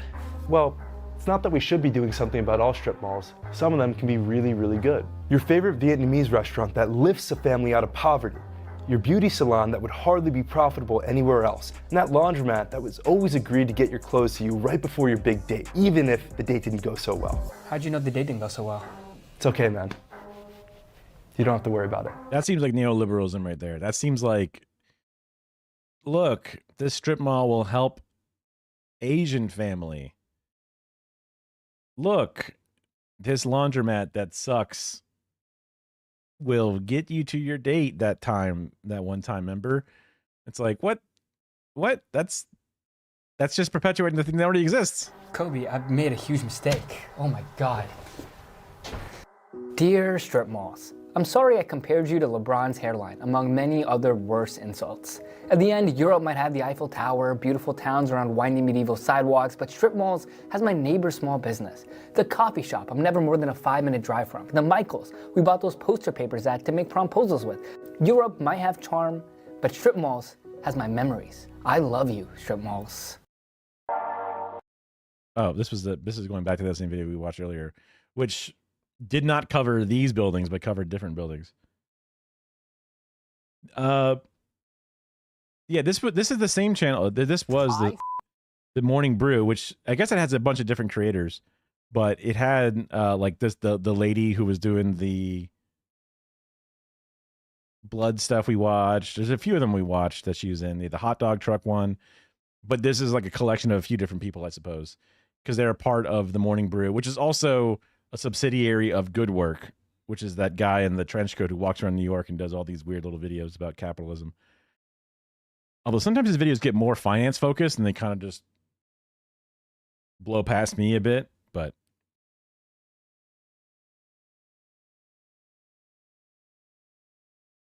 it's definitely an interesting channel overall. Even if he makes a love letter to strip malls at the end, I assume that's supposed to be tongue in cheek. I don't know. I think this lady, I don't remember her name because I'm bad with names. I think she will be good enough to ascend straight out of this channel and have her own stuff, assuming that she does her own stuff.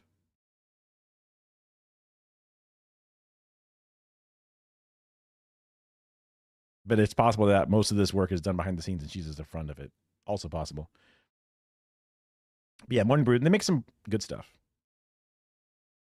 As a guy who's not making fucking anything, they make good stuff. For sure. Let's see. What else did I have on here? I got rid of that one. 7 Uber Drive. Ah, here we go. So More Perfect Union, another classic banger channel out there. We put 7 Uber drivers in one room because another one of the themes of the channel, at least at the beginning here, is I'm unemployed. Will I have to... What they did will shock you. What a clickbait ass title.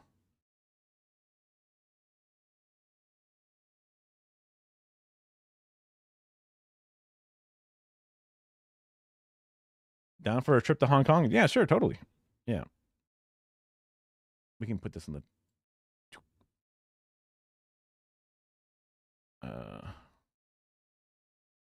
because I wanted to learn about Hong Kong. You're down for Malta specifically. Fair.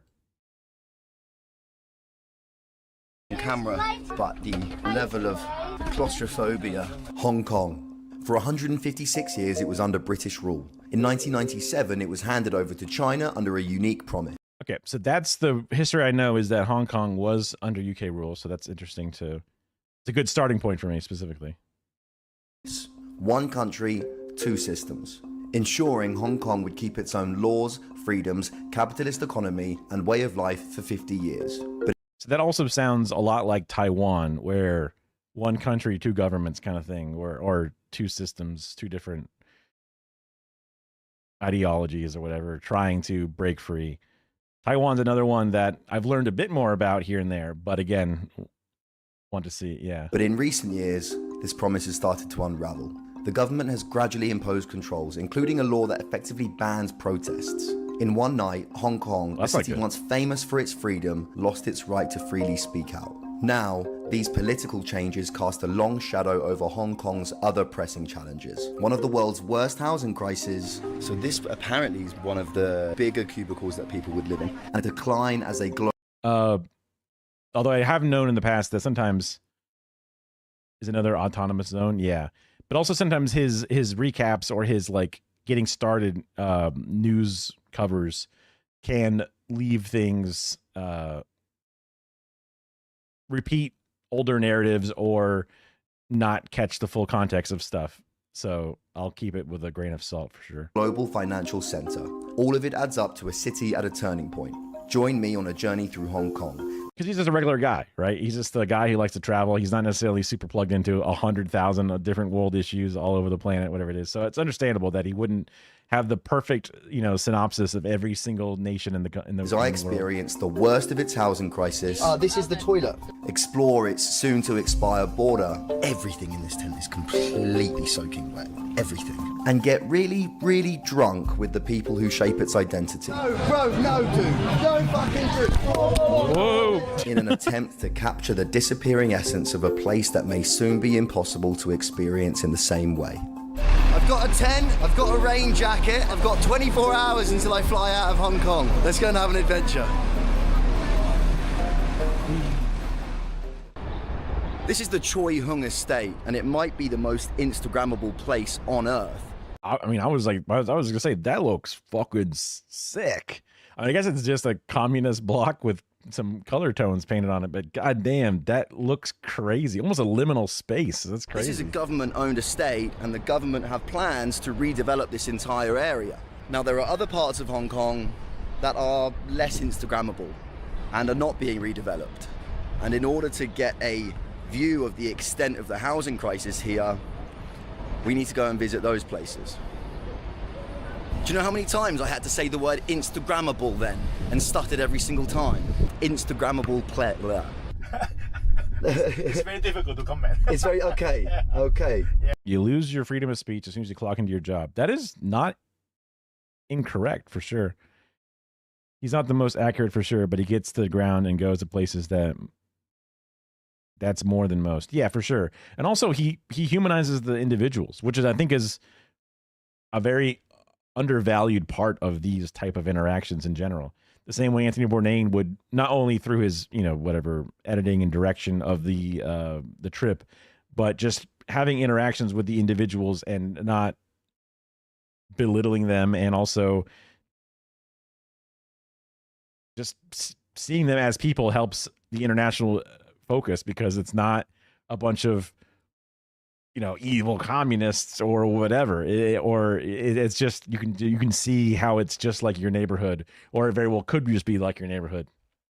But the freedom of speech, as soon as you clock in at your job, like there are things about, like they used to tell us like we couldn't post certain things on our social media. He has a smoke with the random dude in every video. That makes sense. It sounds like a British thing to do for sure. That and drink, which he also apparently has done.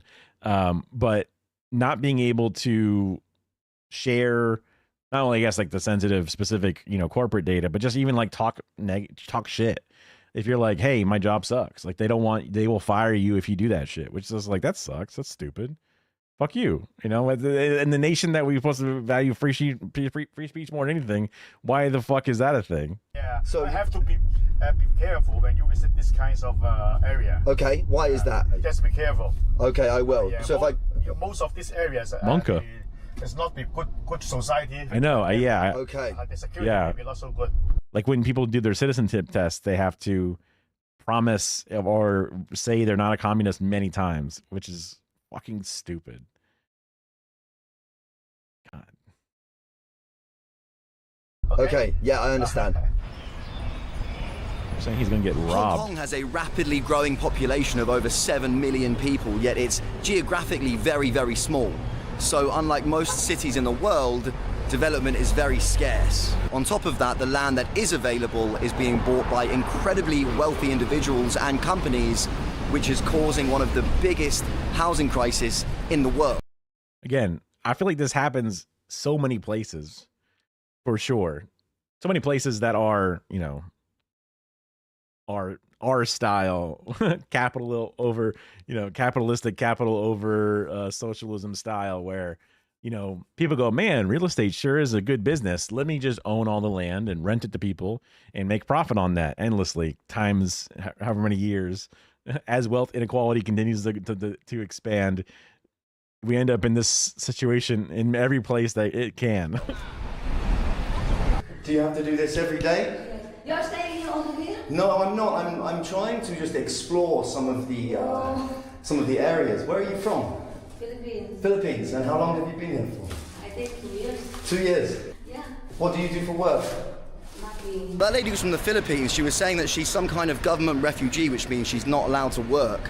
What? One of the things I've noticed about Hong Kong, I've been here for 3 days already, but the thing I've noticed is not in mainland China, though. Fancy that. I wonder why. Yeah, for sure. how, compared to China, how multicultural it is. People from all over the world, mainly Philippines, a lot of Indians, Pakistanis are staying here.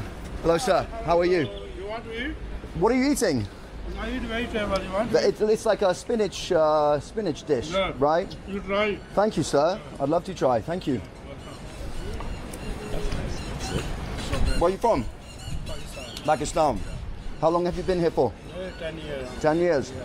Do you like it here? Where are you from? England, UK. England. England. Just exploring. Next month I go UK. You go to UK next month? To live? No. For visit only. For a visit. You have family there?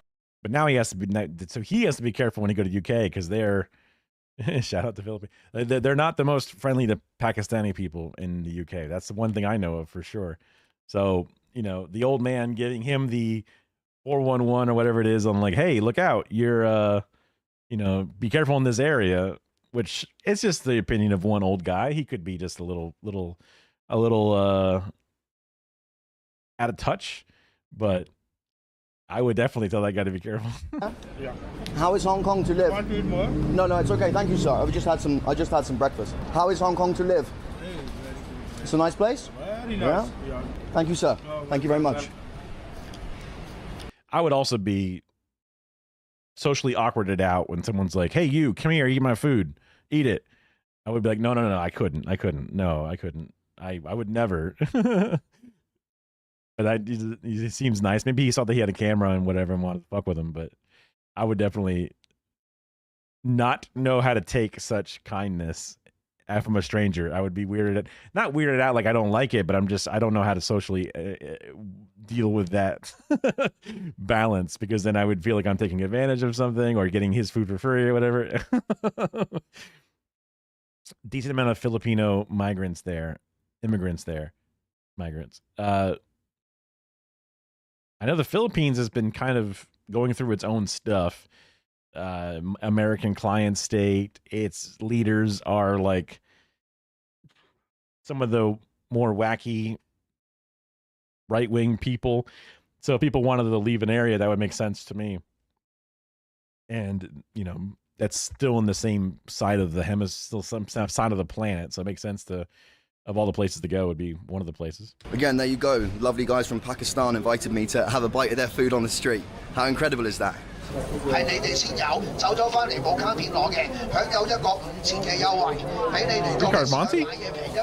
going on? Sharing food is normal in other countries. The colonial countries are just weird. Yeah, probably. But is that like every guy that's walked down the street? He's like, you, come here, eat this. You, come here, eat this. But true, it's more normal in general to share food. Whereas it's like everyone guards their own plate around here. Yeah. Bidding? Again? Bidding. Oh, bidding. For what? For an item? Ah. It's an auction. It's a street side auction here in Hong Kong. Whoa! 輕身，手指尾都攞到。Okay, he's just doing HSN out in the street. I mean, I've seen trade shows, not trade. Is that what they call? Like I've been at like a what is kind of like a flea market, and there's some guy like, check it out, guys, it's the Omega cut knife. Wowee, I can cut through this, that, the other. It's great. On sale now for only $5.99. Like, oh, you're talking about where you live specifically? What's the head crab? What? He's just chilling on the sofa, just having a good time. He's having a good time. But this guy's just doing QVC. He's there wearing his Nikes or his New York Yankees hat, you know, talking about his non-stick pot and trying to sell it to a bunch of rubes on the street. 我揾啲白頭髮嘅嚟試下，你有白頭髮就試得，你有白頭髮試下，手指尾 last one，OK？ It's so light. It's so light. 有啊得啦，冇白頭髮就唔得，又唔出，嬲到同老公點煲都唔得嘅，OK 嚇？答我一句靚唔靚？OK。Very cool. Hello, sir. How are you? You're fine, man. I'm in a place called Sham Shui Po right now. Shui Sham Po? Sham Shui Po? I don't know. Now, this is the poorest area of Hong Kong, and you'll find in these areas is the most vibrancy. People are the nicest. People are happy. You know, there's something to be said about that. I'm sure if I go to the very, very wealthy, expensive areas, you won't find this kind of vibe in the air. Hello, Missy. My name's Michael. I'm calling from your Quellen Street in Soco. Soco in Quellen Street. I've heard you're the person to talk to. I'm making a video that highlights the housing crisis in Hong Kong, and I've been told that you do some home visits. It's independent media. It's YouTube. Sure. You haven't got a WhatsApp number by any chance? The person I was on the phone to just then was the manager of an organisation called SOCO, Society for Community Organisation, and what they do is they go into some of these caged homes, some of these really dilapidated buildings where people are quite literally living in a 4x4 by 6 foot space. They go into some of these areas, they volunteer, they help them out, and I thought that would be the most respectful way for us to explore the housing crisis here in Hong Kong. So hopefully we can join them soon. What the hell? We can join them soon. Just like a person in a medical bed just sitting out in the street? That's crazy. I think that's a medical bed. Might just be a homeless person overall, which would lead you into the housing crisis.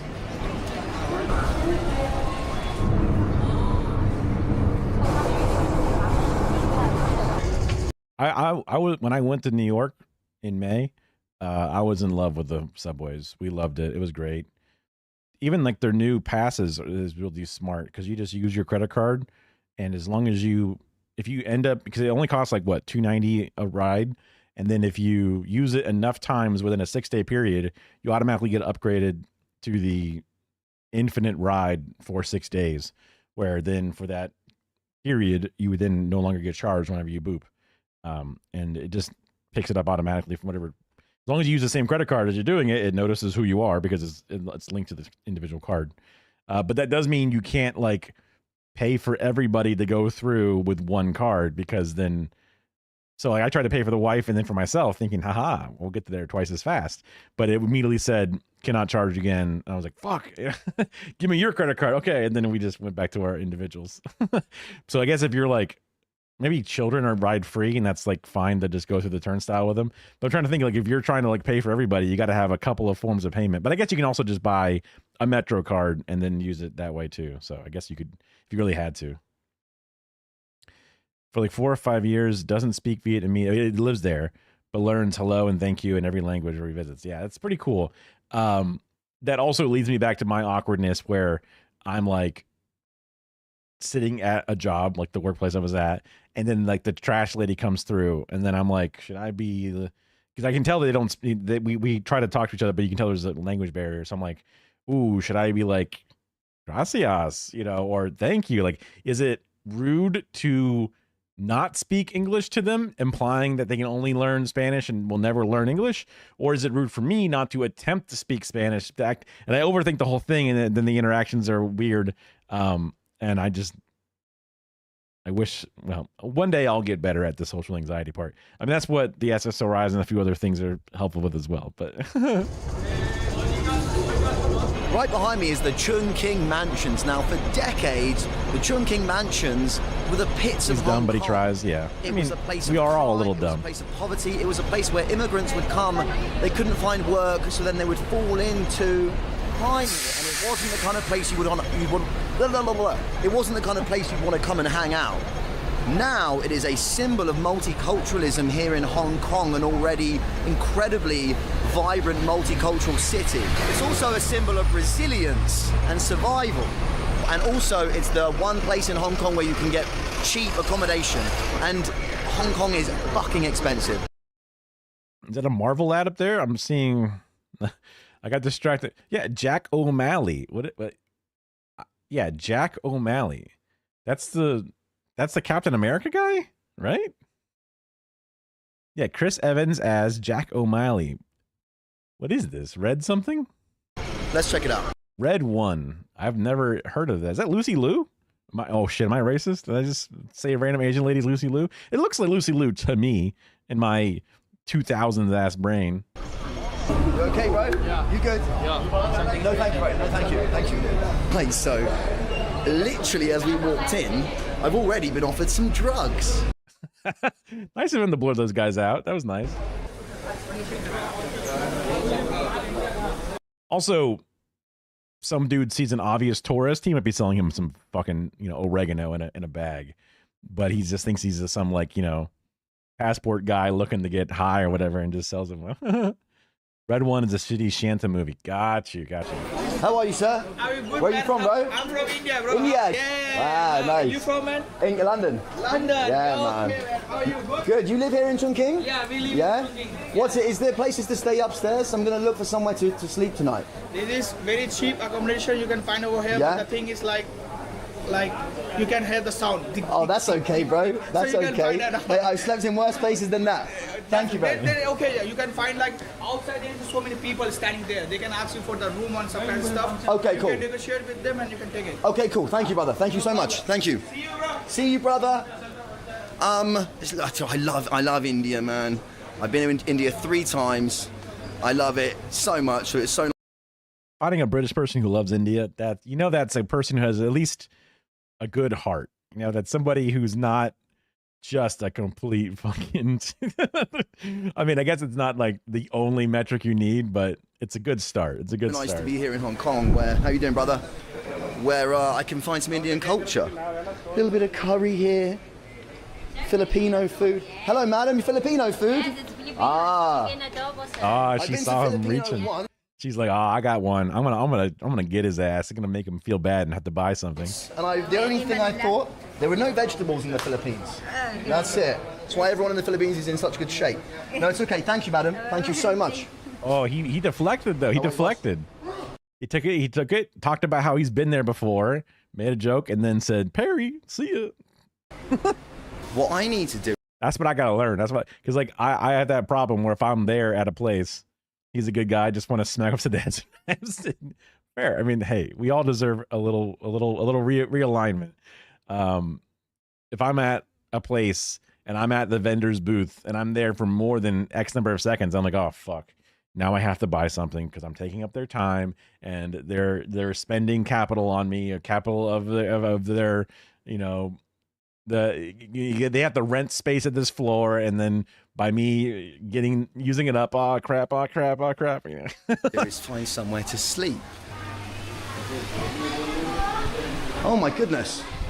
Nagaland Guest House. Nagaland in North India is one of my favorite places on earth. Let's go and check it out. That lady was looking at. Yeah, it's a freight elevator. Oi!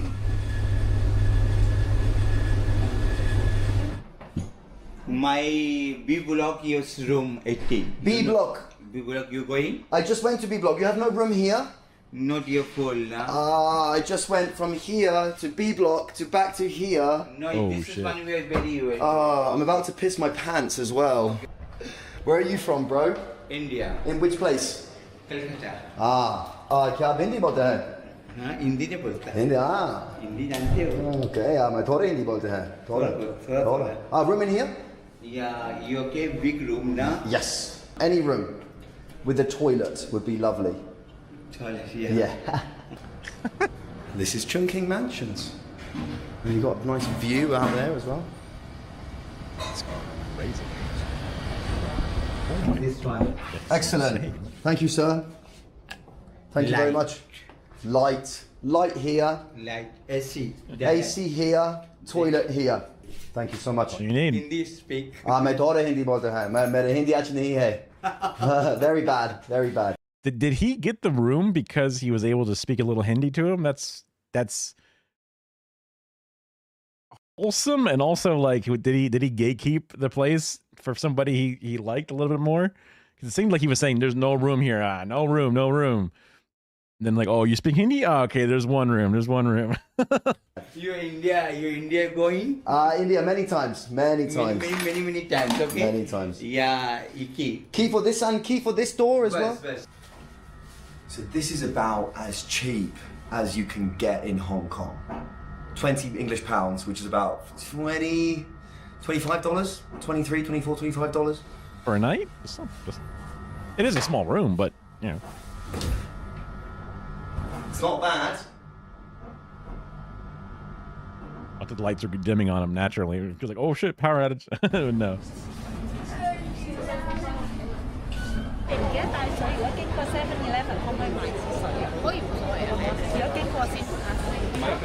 Yes. I heard you have a YouTube channel. I do. Yeah.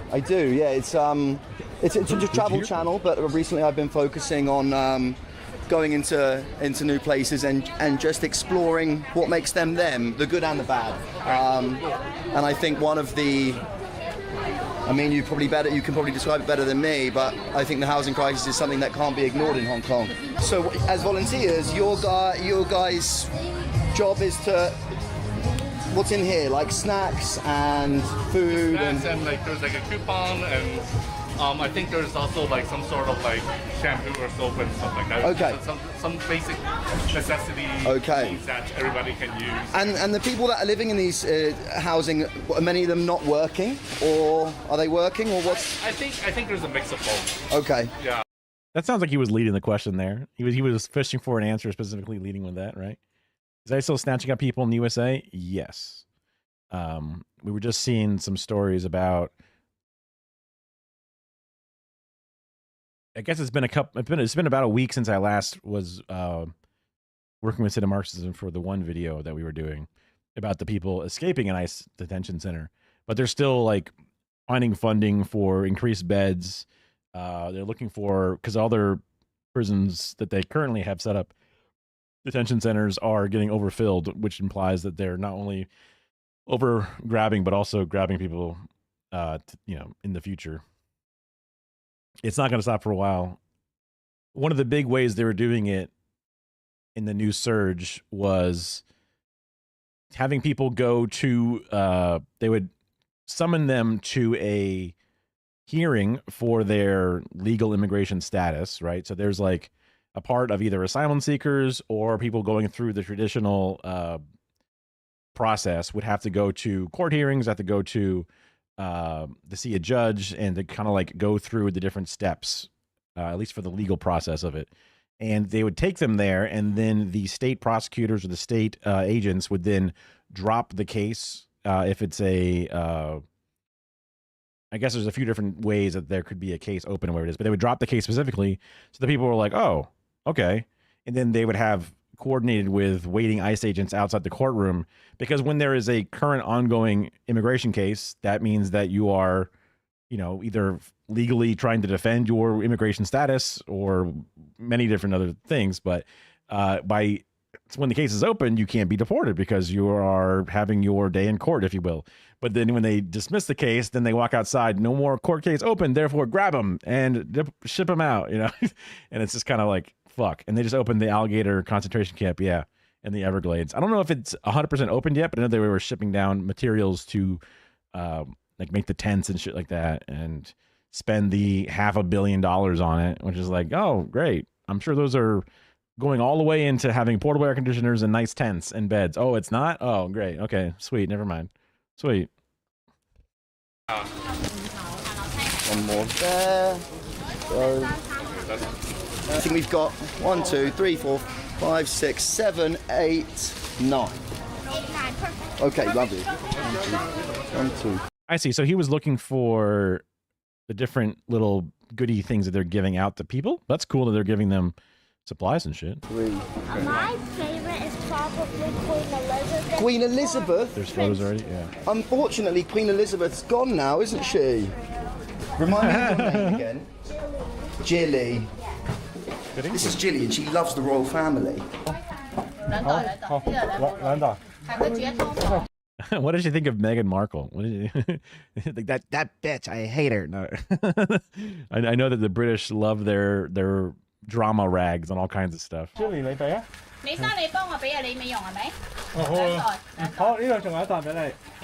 the biggest one. This is one of the bigger sizes. Okay. Okay.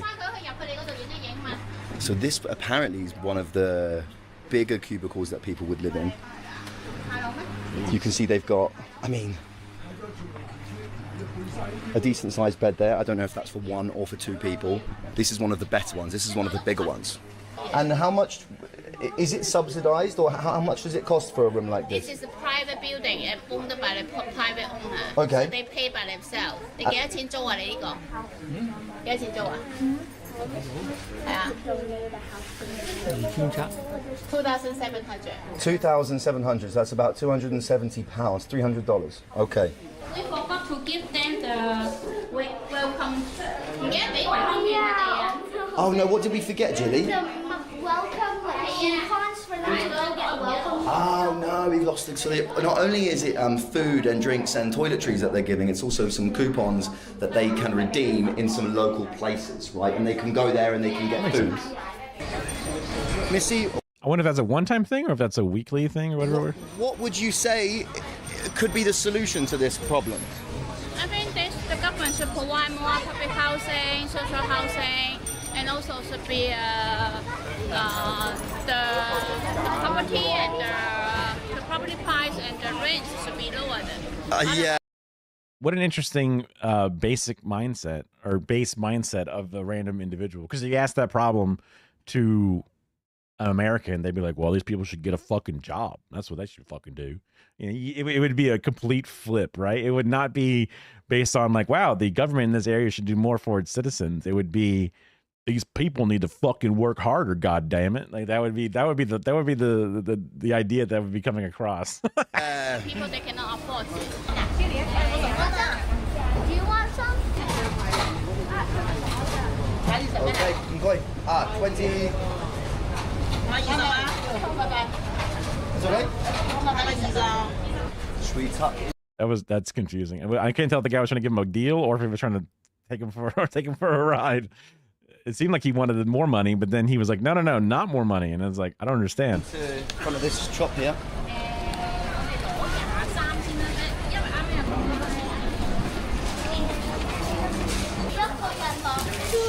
2 each. Okay, got it. When you say eliminate, what do you mean? They'll It's illegal. Really? This is an illegal living situation? Yeah. What is it about it that makes it dangerous? Do you know? I think this. Well, I guess so many people live in one. In one place, yeah. It could be dangerous, right? Yeah, of Look at course. all I mean, the- in terms of a fire hazard. Exactly. Right. That makes It's a sense. nightmare. And this It's a is nightmare. humanity, right? Yeah. Still China, even it's Hong Kong. Right. That's what I was thinking. Yeah. That's what I was thinking. Hello, how are you? On the other side of this door is quite literally, you can see where I'm standing now, is a couple of inches taller than me. The air's got to be so weirdly stale in these things where it's like those tight cramped spaces. Like when he ducked into that room that was full of little, like, container boxes and clothes hung up and then a small bed with a fan pointed at it because it's so stuffy in there. That's got to just be so, like, I would probably perish, trying to walk through those hallways with my wide ass and then also just sweating so profusely that I would become dehydrated. I would go into organ failure And that's not because this is like unlivable. It's because I am too, I am too like plumped up and weak. That's what I can. That's my concern seeing it specifically. And also, I would hope for a better living condition for those individuals in the space, clearly as well. But wow. And behind this door is a maybe 1 meter by 2 meter space that they live in. They don't just sleep in it; they live in it. Right. That's crazy. I mean, I guess you would have to just not live in your house most of the day and go out and find jobs, find work, find something, because you could not sit in such a small spot for so long. Construction quality, I can't remember, but it's mentioned in this video. But the government is rehoming them into better housing. That makes a lot of sense because, like she's saying, having so many humans shoved into such small accommodations creates trampling hazards, fire hazards. Also, when you have so many people living in what is an incredibly crowded, boxed up thing, one hot plate goes wrong, the whole thing is just a tinderbox because it's just stuffed tight, right? It's crazy. It's crazy. It's a next level version. And then disease, rampant spread, yeah. Of what London is now, we complain about the you can see the taped up electrical wiring going across the doorway, right? Like it's just like it's in London. This is on another level. Yeah, of course, there you are, sir. Yeah, I know. Hi, how are you? What's it? Again? No, I don't speak any Cantonese. I know. I little English. Your English is perfect. Your English is excellent. What's your name? I am Jackie Chan. Again? Jackie, my Jackie Chan. Oh, Jack, okay. I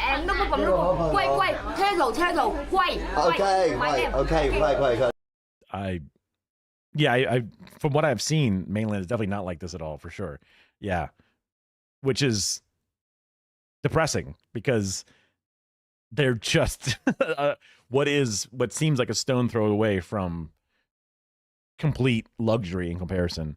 I've seen some of the iShow Speed videos where he's like, "This is China," and he's like, "Oh my god, looking at this incredible like cyberpunk future looking cities, but like not dystopian cyberpunk, but like kick-ass cyberpunk looking city." And it's like, oh my god, yeah, I thought they said Jackie Chan too, but I couldn't tell if they were just saying it because that's a name that they would think people would know. And then I'm Jokey Joe, and I'm like, okay. It would just be one of those like smile and nod, yep, as long as there's no follow-ups, you got it, that's right. Nice to meet you. What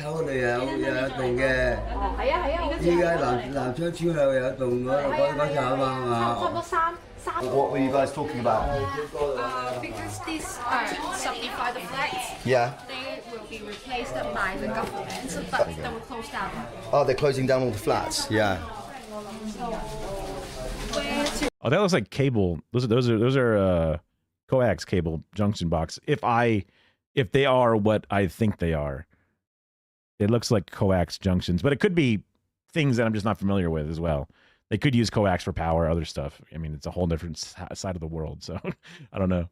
To relocate these people, they will be relocated to like temporary flats. Okay.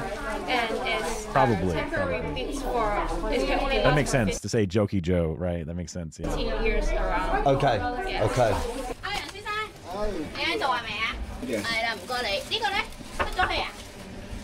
Like what the fuck? What the fuck? They put padding over, but there's obviously what looks like some type of piping and or oh my god, it's crazy. I mean, also a lot of the walls do look like they've been recently like just screwed up because there's like little pieces and exposed, and there's like they haven't mudded and painted up the drywall. It's just kind of like the pieces are ramshackled together in many ways. Hello, sir. It's definitely not a good place to be living in for sure. Thank you. Yeah, nice to meet you. Nice to meet you. You've lived in places like this? That's crazy. I mean, people will survive, people will endure, but it's just, I hope for better for all, obviously. Jesus. Living in a prison cell size space is not conducive to. Nice to meet you. And they deserve better. They can't even actually stand. Even the kids can't really stand in here. Imagine not being able to stand, not being able to stand in your own house.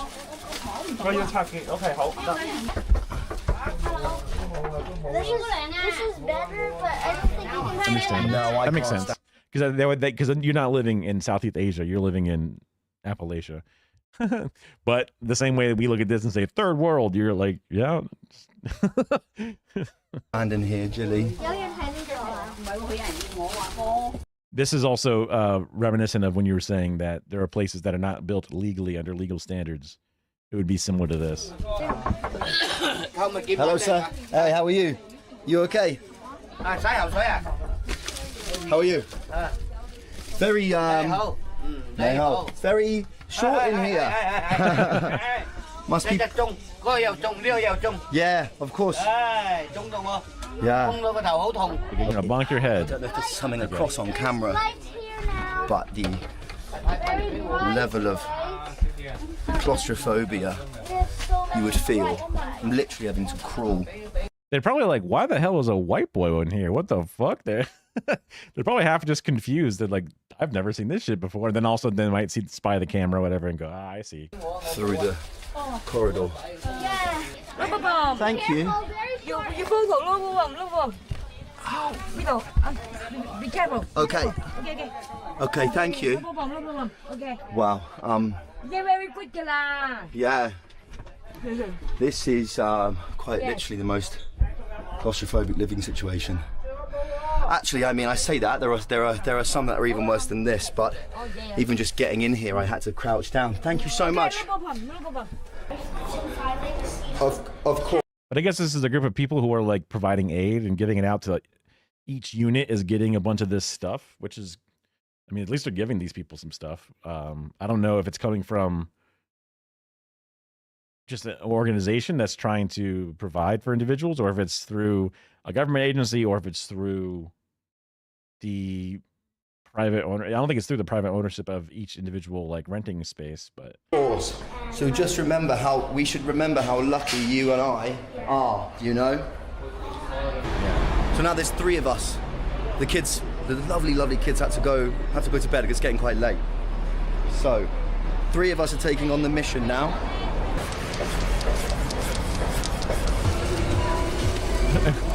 I couldn't tell if that was wood or if that was meat they were sawing through.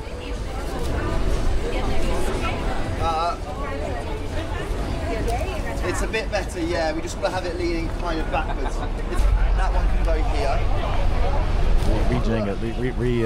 Tetris that one. This is the subdivided bed. Inside they have a toilet.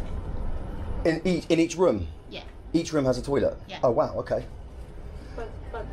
It's like a Omega studio apartment where it's just one room has got it all.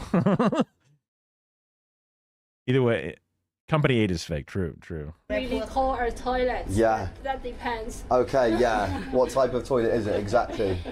Water sticking out of it. Oh, there's a door here. Yeah. Hello, madam. You're living poor and yet you have a Pikachu. You know, consider selling Pikachu. You think maybe that way, you know. Hey, you're the one that picked the Pikachu. You know, it's not my fault. Hello, madam. How are you? Is that Jesus? Is that Jesus? Do I spy Jesus? He's like, he's just like, oh, silly me, you know. You're welcome. You know, she's just playing her bets. You know, she's just playing. I'll bet on red and black. You know what I'm saying? she's covering the spread.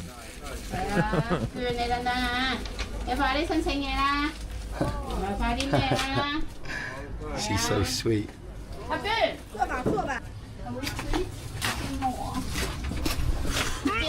God, it's claustrophobic in here, man.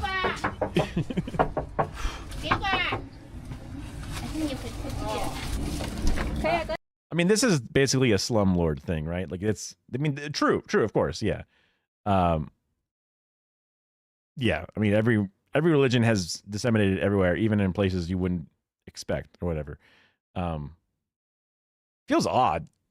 Does feel odd, but yeah.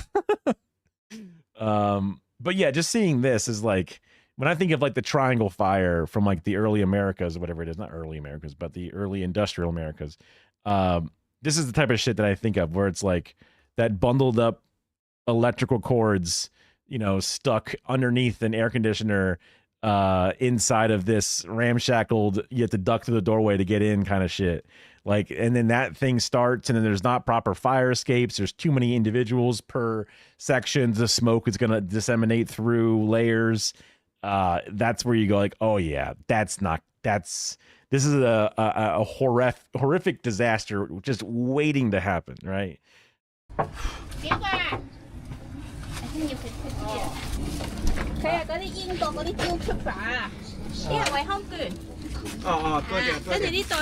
Hello. Like people living in what looks like bed frames supporting up walls, and then air conditioners tucked into places sort of randomly, which then is going to create condensation drips that may not have a flow, or the exhaust heat goes into a spot it's not supposed to go into. Just couldn't create just ludicrous issues. They're all government approved Chinese religions. There you go. There you go. I suppose that implies that there's some that are not, which is interesting. Sir, how are you? Good. Hi. Okay. Is Scientology an approved religion? It is. It is 100%. Yeah. Is it okay? Like they can't smell good. I mean, not to besmirch the human. It's just that living condition with a taped up fan and bags, and like this is the Ready Player One dystopia I imagine, and that's heartbreaking to see people in. It's okay. It's okay. The toilet is. This is the toilet. Could you translate for me, quick, Miss C? Just want to ask, how does he feel living in this environment?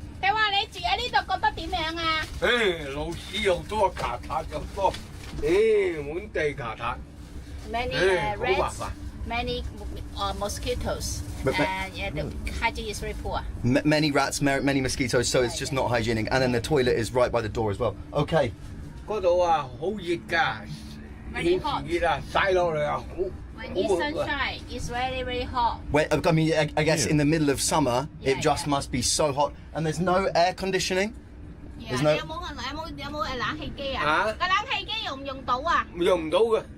air conditioner doesn't work. Air conditioner doesn't work. Ah, yes, this is the air conditioner. That doesn't work, so you just have a fan. When it's raining, you drop the rain. Yeah. Yeah, so it's inside even the rain. Okay. Yeah. Okay. The water. Okay. China invade now. China invade now. Thank you so much. I mean, what the fuck? How the fuck? I mean, like, if this is government aid, like, they need to be doing better than that. They need to be doing way more aid than that. I mean, they said that they're condemning the building and forcing them to go somewhere better. So I guess that is them doing it. I guess that is them taking advantage of it. Where will they go in the meantime, in between things? I can't imagine it being worse, right? That's one of those things. We all be living in pods. A pod seems nicer than this, dude. Fucking, give me a Neuralink zap, put me unconscious in a pod. I walk out 8 hours later after my body has reacclimated through a sleep cycle, and then put me back into the work pod or whatever. I don't know, but that seems better than this, because rats and mosquitoes in a place like that, what the fuck are you gonna do? Thank you. Okay. Bye-bye. Bye-bye. They have state-approved religious, but the reason they have state-approved religion is because CIA funding death cults that want to kill as many people as possible to bring China down. It's also now the world's largest cult. So, I mean, right. I forget who I was talking with earlier, but seeing how oppressive governments can become is usually balanced by the fact that other nations have caused them to be so paranoid, where there are CIA planned passing out newspapers to try to create a rebellion. So then they have to then crack down on journalism, but then that sucks because then there's no actual journalism, and then it's just this one thing that feeds into the other. But then people look over and say, no journalism. We should, continue to intervene in that country. And it's like, oh no. Oh, but how could you ever convince them? They're like, okay, we're going to stop. Handshake? All right. Go ahead. Stop being evil. Stop being, oppressive of your individuals. We'll stop. We promise. We promise. Like, they don't believe you. What the fuck? And then they have to have state sanctioned religions or whatever instead. And you're like, well, that sucks. That's not ideal. Okay, thank you guys. Thank you so much. So nice to meet you.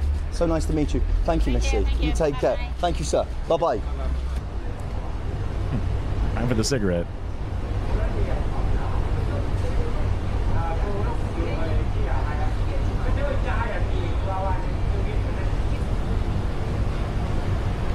Hong Kong is one of the richest cities in the world.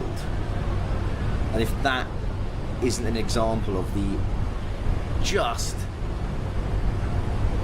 extreme... I think that may have been what he was referring to. Yeah, with the largest cult specifically.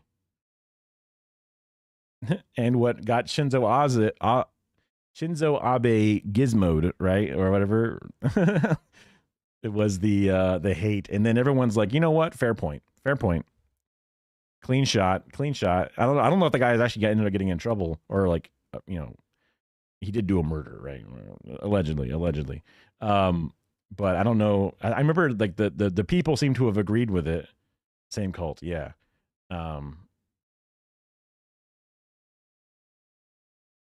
So I don't know if he ended up getting like charges dropped, or a small sentence considering the crime or whatever. Inequality, then I don't know what is. And we're so lucky to have people like Miss C and those volunteers and that organisation. Okay, so it's a separate bring organization. A tiny little basic necessity, food and soap, but a tiny little bit of kindness to their day. God, we're so lucky. And if it wasn't for those people, then the world would be an even scarier place than it already is. And that's true. And those people do beautiful things. It's just that I look at that and I see the day-to-day job of giving the aid out to people is what the organization's doing to keep these people alive, which is incredible good. But in order to have this problem fixed, no matter how many bags of food those individuals bring, it will not fix this ongoing problem. So mutual aid and stuff like that, I definitely see as the immediate response to situations like this, human atrocities like this.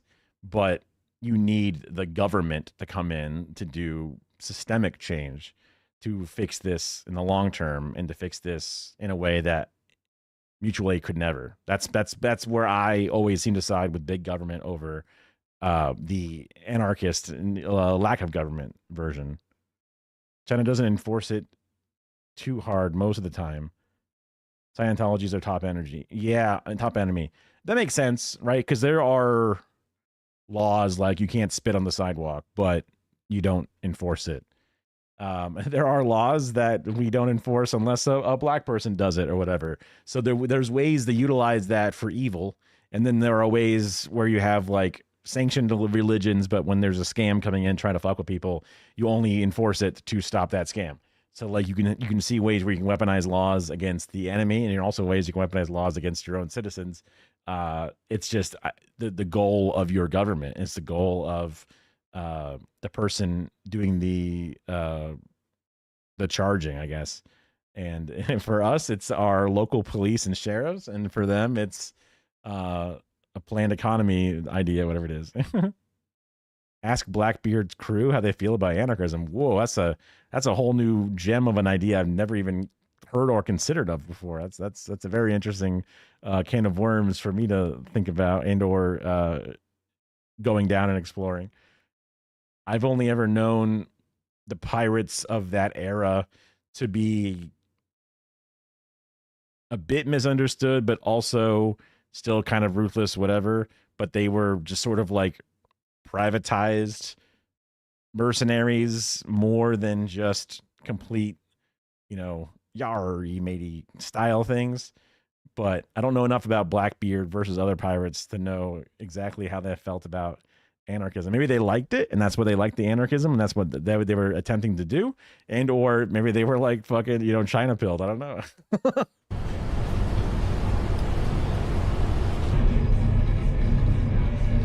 You are exploited every day so that the money you make can sustain the ongoing exploitation of your life. Whoa. Wait a minute. Whoa. Where's this at? Pirates are anarchists, and Blackbeard sold his entire crew into slavery. Oh, that's... Oh. Okay. That seems... Double checking my mind here. I was like, I don't think anarchists in general like slavery. Slavery would be more on the side of the libertarian lack of government, where like the free market of slaves will then decide whether slavery is good or not, right? That's where the libertarians end up on that side of the debate, where anarchists are like humans deserve all. So the fact that Blackbeard, I guess, fucking turned state witness or whatever it is and decided to go bananas is crazy. Maybe was that like he got caught by some thing and decided to like sell out his crew instead, and that's what got him off? Maybe that's what I would imagine that would come into play, because why the fuck else would he sell out his entire crew? That's crazy.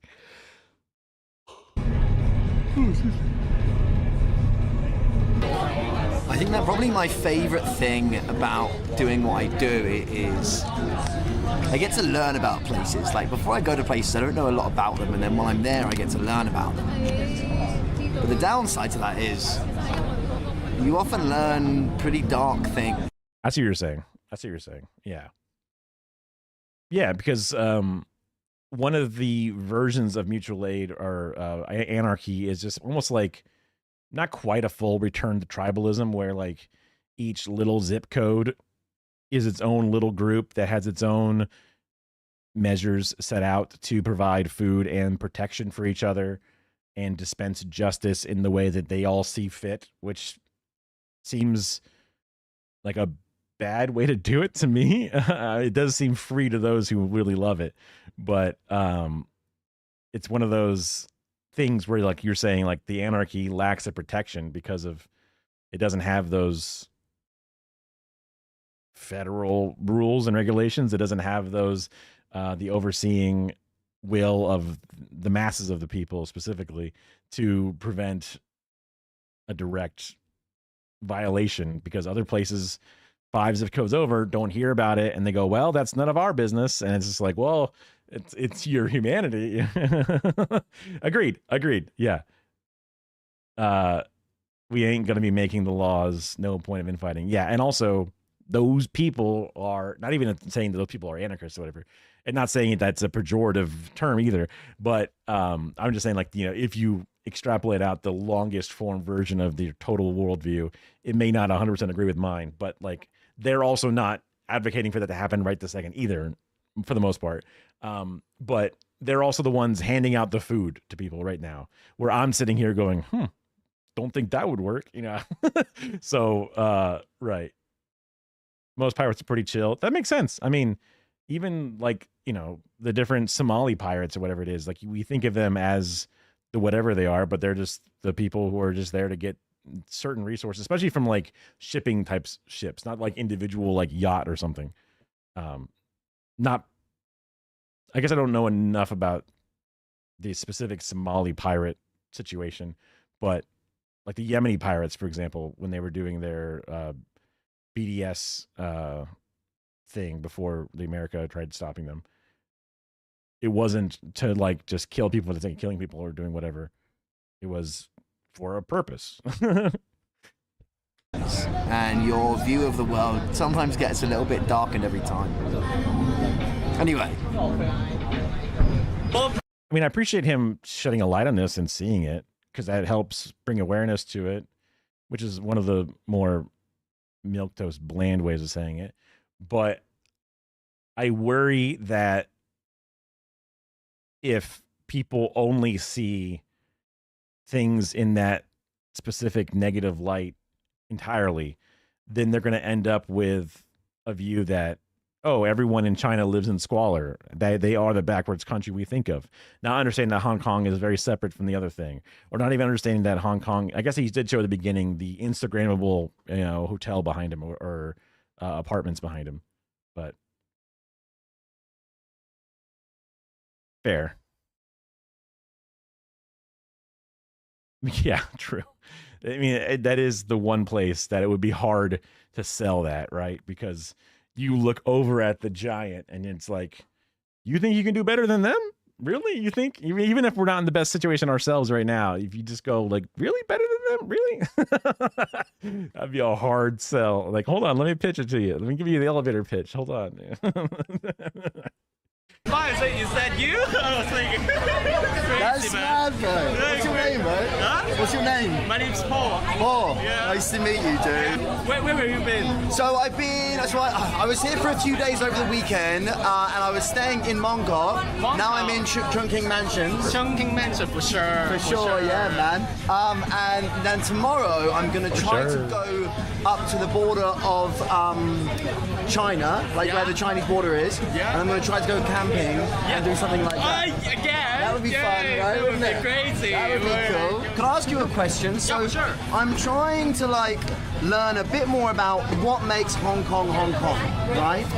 So would you really good question. Would you class yourself as a Hong Konger, or would you or as Chinese? Hong Kongers for sure. Yeah? Because I just back here for a month. Yeah. Right now, currently I'm in Toronto. You're in Toronto? Yes. Oh, cool. Studying or? I work and live over there. Okay. With my girlfriend. So we kind of, we just started right there last year. His girlfriend's from China. Okay, you wouldn't know her. She goes to a different school. His girlfriend lives in China. Okay, it's different. Okay. Yeah. And then when I was in Toronto, folks they ask me, "Are you Chinese?" Right? Yeah. I always say, kind of, but I'm Hong Kongese. Yeah. In the Cambridge dictionary, there is a word. Oh, of course. Hong Kongese. I've only been here for 1 week. Okay, I did not know that. The thing that I like. I was laughing at Hong Kongese because I didn't think that was right, but Have learned, that is so obvious to me is that, Hong Kong, especially this bar, has a cool scene of punk scene or rocker scene, fusion of it's like east meets west kind of. The best example. Gotta be like 100,000. Well, during COVID, 100,000 people left Hong Kong. Yeah. That's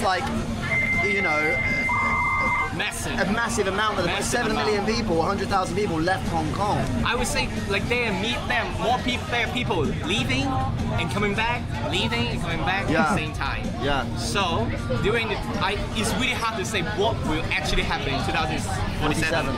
But I believe no matter how the rules change, people with the spirit of Hong Kong, in everywhere of the world, they will keep maintaining mix the cultures living, Yeah. Okay, you guys all study social science together. Yes. I think it's really cool to just sort of just have a guy come up and just talk to him. And it's not even necessarily they're going to give you the truth. It's just a guy. Because if you imagine yourself traveling through your city or town and you're at a bar or at a gas station and you find one guy and you get a quick interview out of him right there, in the Cheetos aisle or wherever it is, you're just going to get not the truth, but you're going to get a representation of the thought process of the individual there, which is valuable for itself. But you don't want to accidentally take it beyond what it is useful for or you want to make it like it's this prophetic individual gospel of what that person saying is accurate. Because you could have a person saying they're eating the cats and the dogs, or you have a person saying, we need a revolution now. You could just have two completely different views, and neither one of them are happening, or at least not happening right now. And it's just it's just kind of cool though, because in the end, you do see the humanity, especially when they're speaking English or whatever it is. But you see just that type of how you could imagine you meeting that same person in a different scenario, specifically, even where you are, despite it being the other side of the world, I read that like the #1 goal for young people in Hong Kong is to work in finance. Yeah. Is that true? Like investment banking? Tons of 60% of the university place is for finance. It's for finance. Yeah. Fuck. Okay. Try the icons. Is this the what's this? Is this heated tobacco? Heated tobacco. Yeah. Why is it? It's vibrating. Did you put a cigarette inside here? I already put it. Yes. When is the typhoon coming? Now. Right now. I thought it was a vape, but it looked like you said you put a cigarette in it. Is it like a cigarette lighter? Like one of like those little coiled, but then it was vibrating. That's weird. Oh, fucking where's that time? Where is it? There should be cars flying in the sky right now. You know the typhoon signal of Hong Kong? You know? No. What's the typhoon signal of Hong Kong? So maybe after 11 o'clock they will turn. 11 o'clock, 1 hour later. 1 hour later we will turn to the number 8 signal. Number 8? What does that mean?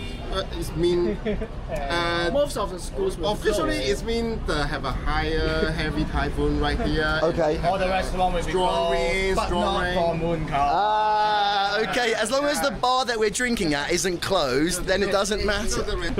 Some people make it. It sounds like it's like, you know, oh, this is a watch, this is a warning, this is the different stages of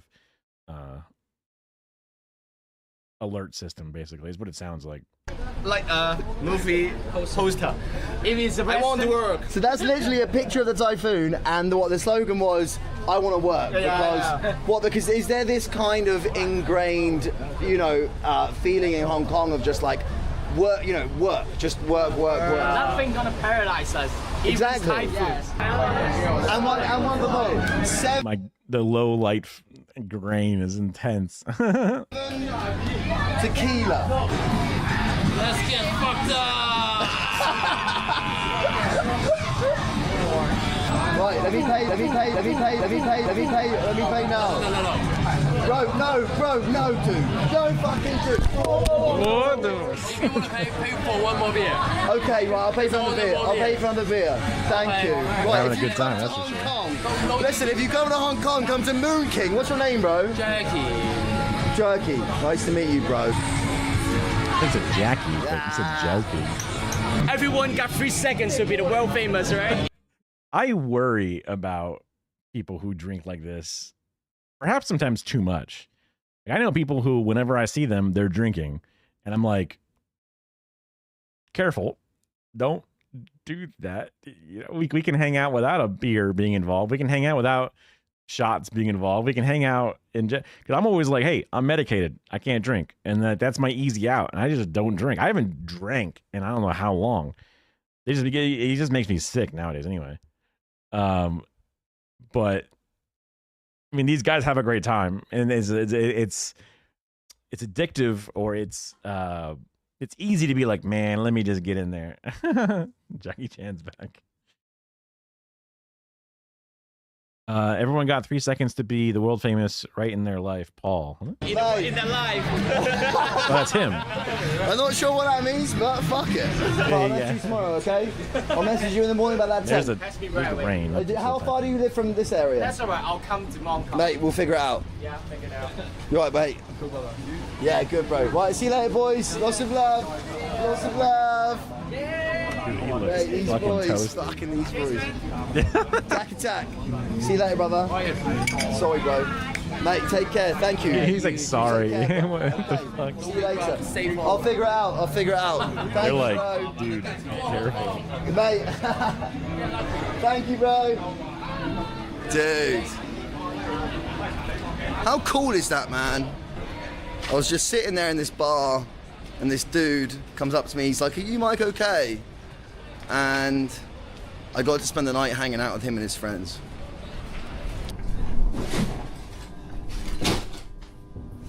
Today, he kind of sobered up a bit. Going there. on an adventure up to the Chinese border. At this point, you know as much about Hong Kong as I do, so I don't know what's going to happen. But what I do know is that it's a little bit restricted up there. We're going to try and check out some abandoned villages on the way. I don't know. We're going to figure it out. A couple of bottles of water. The weather could be a problem. Everything in this tent is completely soaking wet. Everything. I'm leaving Hong Kong tomorrow. Oh, because he wanted to go to It's the only camp. opportunity I have to do this, but it's shitting it down with rain. It's okay. It was the typhoon he was never talking about. So, I don't have a waterproof anything. But the guy I met last night, Paul his name is, he's gonna bring me a tent. Bro. So Billy. Dude, no, Dude, thank you that's so how you- much, man. Don't worry about it. Thank you so much. It Really. doesn't end up working, but still. It saved me money, and it was just a whole hassle. Thank you, Paul. More like a symbolic meaning as a gift for you. You Really? know? Yeah, like it's like I'm not just tan. I brought some more stuff. Oh, cool. Let's have a look. Check it out. Let's have a look. The tent's been years, so probably it's fully functional. Mate, as long as it has something just covering me when I sleep, I don't care. Meanwhile, I know it's like the coating's kind of off. You know, the water, okay. but it's raining, so Yeah. I got this for you. Waterproof spray, Paul, man. Thank you, dude. Let's set overnight. Oops. Wait it. Yeah, and wait for probably 15 minutes. And I it's might good. spray it on my body because I have Body is as well, shoes, everything. I think you bring it along the trip. Okay, yeah. You go on your shoes. Yeah, if you ever cross North America, let me know as well. Yeah, oh yeah, of course you're going to be in Toronto. Fuck yeah, man. Listen, bro, thank you so much. I appreciate it. I've got a tent, I've got a rain jacket, and I've got 24 hours until I fly out of Hong Kong. Let's go and have an adventure. I don't know what would give him the urge to camp for some reason, but I guess he wants to.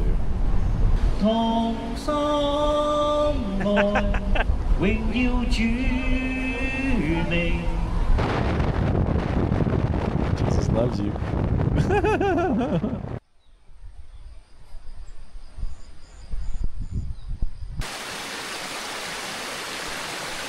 Somewhere in that... Dude, he loves camping. He's a camping guy. Like, this looks crazy.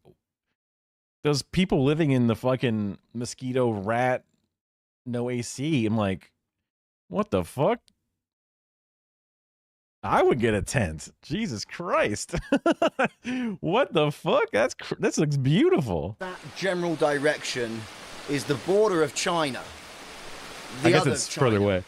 And to get there, we need to pass through Not just around the corner, the obviously. Hong He Kong took a train. countryside, including The Appalachia, some- yeah. Like there's that little tiny little brook, the little stones and the bridge. Like, oh, the sweet little trees, just enough. And it's like, oh. apparently abandoned villages. Now, the time is 4 o'clock. There's no chance we're going to get to the border today, which is why I've got a tent and I bought a raincoat and all that stuff. And we're just going to try to camp somewhere along the way. And we'll get there tomorrow.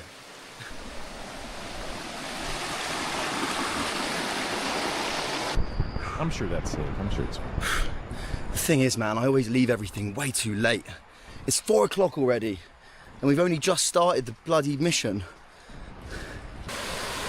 That's me. Only difference is I would not plan to do what he's doing right now. Oh my god, that he's literally in the fucking middle of nowhere in the jungle. Holy shit. These are the kind of things you get to see when you come out the city. When you think about, look at this, man. When you think about Hong Kong, you think about hotels, skyscrapers, people living in tiny little fucking boxes. But you don't really think of like countryside. I've gone the complete fucking wrong way. The complete wrong way. I'm the biggest moron. I came up here and then I went that way instead of that way. I didn't even see it. I didn't even see it, and I'm so screwed because it's now 4:30. Sun's gonna go down in an hour, and I've got bloody no idea how long it is to get to this village. So he has a plane ticket, return trip. He has a return trip to go from some airport in some small village. For fuck's sake. 24 hours? Less now? These warning signs say something. Not sure what, but danger. No access. I got that one. Disposal of landmine works in program. There's disposal of landmine? Is that what he said? Just no way around. I mean, that's the whole path is gone. I guess there was a landslide. Oh, let's go back to the main road. See if we can get a car.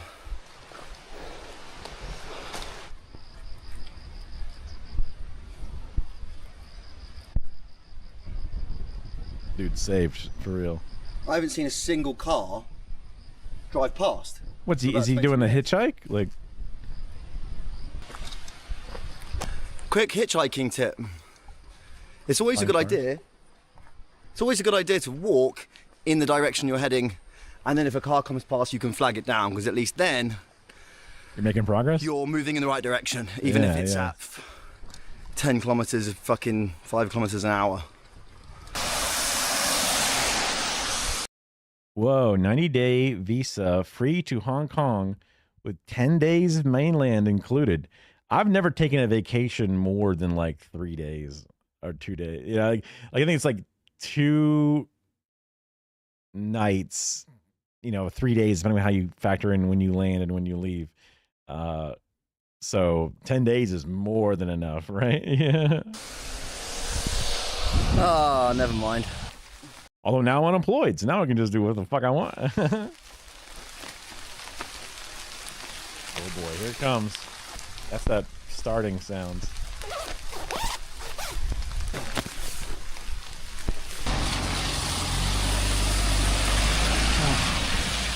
Sure. That's how I'd break it up. If I even went to Hong Kong at all, honestly. I'm sure it's nice in some places, but there's so much to see in China, I could never see it all. The worst thing is when it's like raining a little bit and it's freaking hot. So you're just sweating bullets underneath. That sucks. The fucking rain jacket.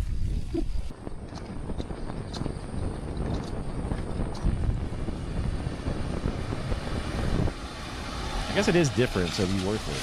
This is right there. What Hello, the sir. fuck? That's crazy. Can I get a lift with you this way? Okay, thank you so much. What the fuck? That's insane. Language guys. That's I mean, it's beautiful, but it's insane. Yes, I'll have a cigarette, thank you. What the fuck? Where are you going? I guess that makes sense. People bum cigarettes all the time. Okay. Don't know. Yeah, trying to maybe find somewhere to set up my tent. Oh, okay. Somewhere to sleep. Ah. Thank you, bye-bye. Thank you, sir. Give me 1 minute, I will be careful. Thank you. Thank you, sir. I forgot to close the door. Thank you. Bye-bye. Damn, he did him dirty. Cool. I've had a look at the old Google Maps, and it looks like there is a campsite nearby. I did want to try and sleep on the beach, but it's shitting it down with rain, or it will be very. Hey. Trying to make sure I can actually sock now. Hey, what's up? Thanks for the follow. We had a bit of a journey today, but we're right now looking at the end of this Hong Kong journey. Soon. Right, this is the campsite. I've already checked it out. The other day I was trying to read boomerang, and I got it I was like, oh, boomer ag, and I was just like, as soon as the person left, I was like, oh wait, boomerang. What the hell is wrong with me? I can see like teepees over there, but it's all locked up and I can't see any. How are you? I found you in a leftist tag. Oh, I'm doing well. Got laid off from my job, but I got 6 months of severance, so I'm trying out some stuff to see if I can make it work. And if not, I'll then put the fries in the bag next year. Always had a love for content making and or TV production, video editing, all that kind of shit. So trying to pump out TikToks every day, doing some editing for some other creators in the background. So I'm not sure if you're familiar with Cinemarxism, but I've done a couple of edits for him. I have one on the docket that I need to get finished. Yeah, it must be difficult. We'll see. One way to find out. They pop up in streams you mod. Oh, that's awesome. That's awesome. Small world, I guess. Too small. Dang. Hopefully the leftist tag gets bigger, so that way it's not quite so small. But yeah.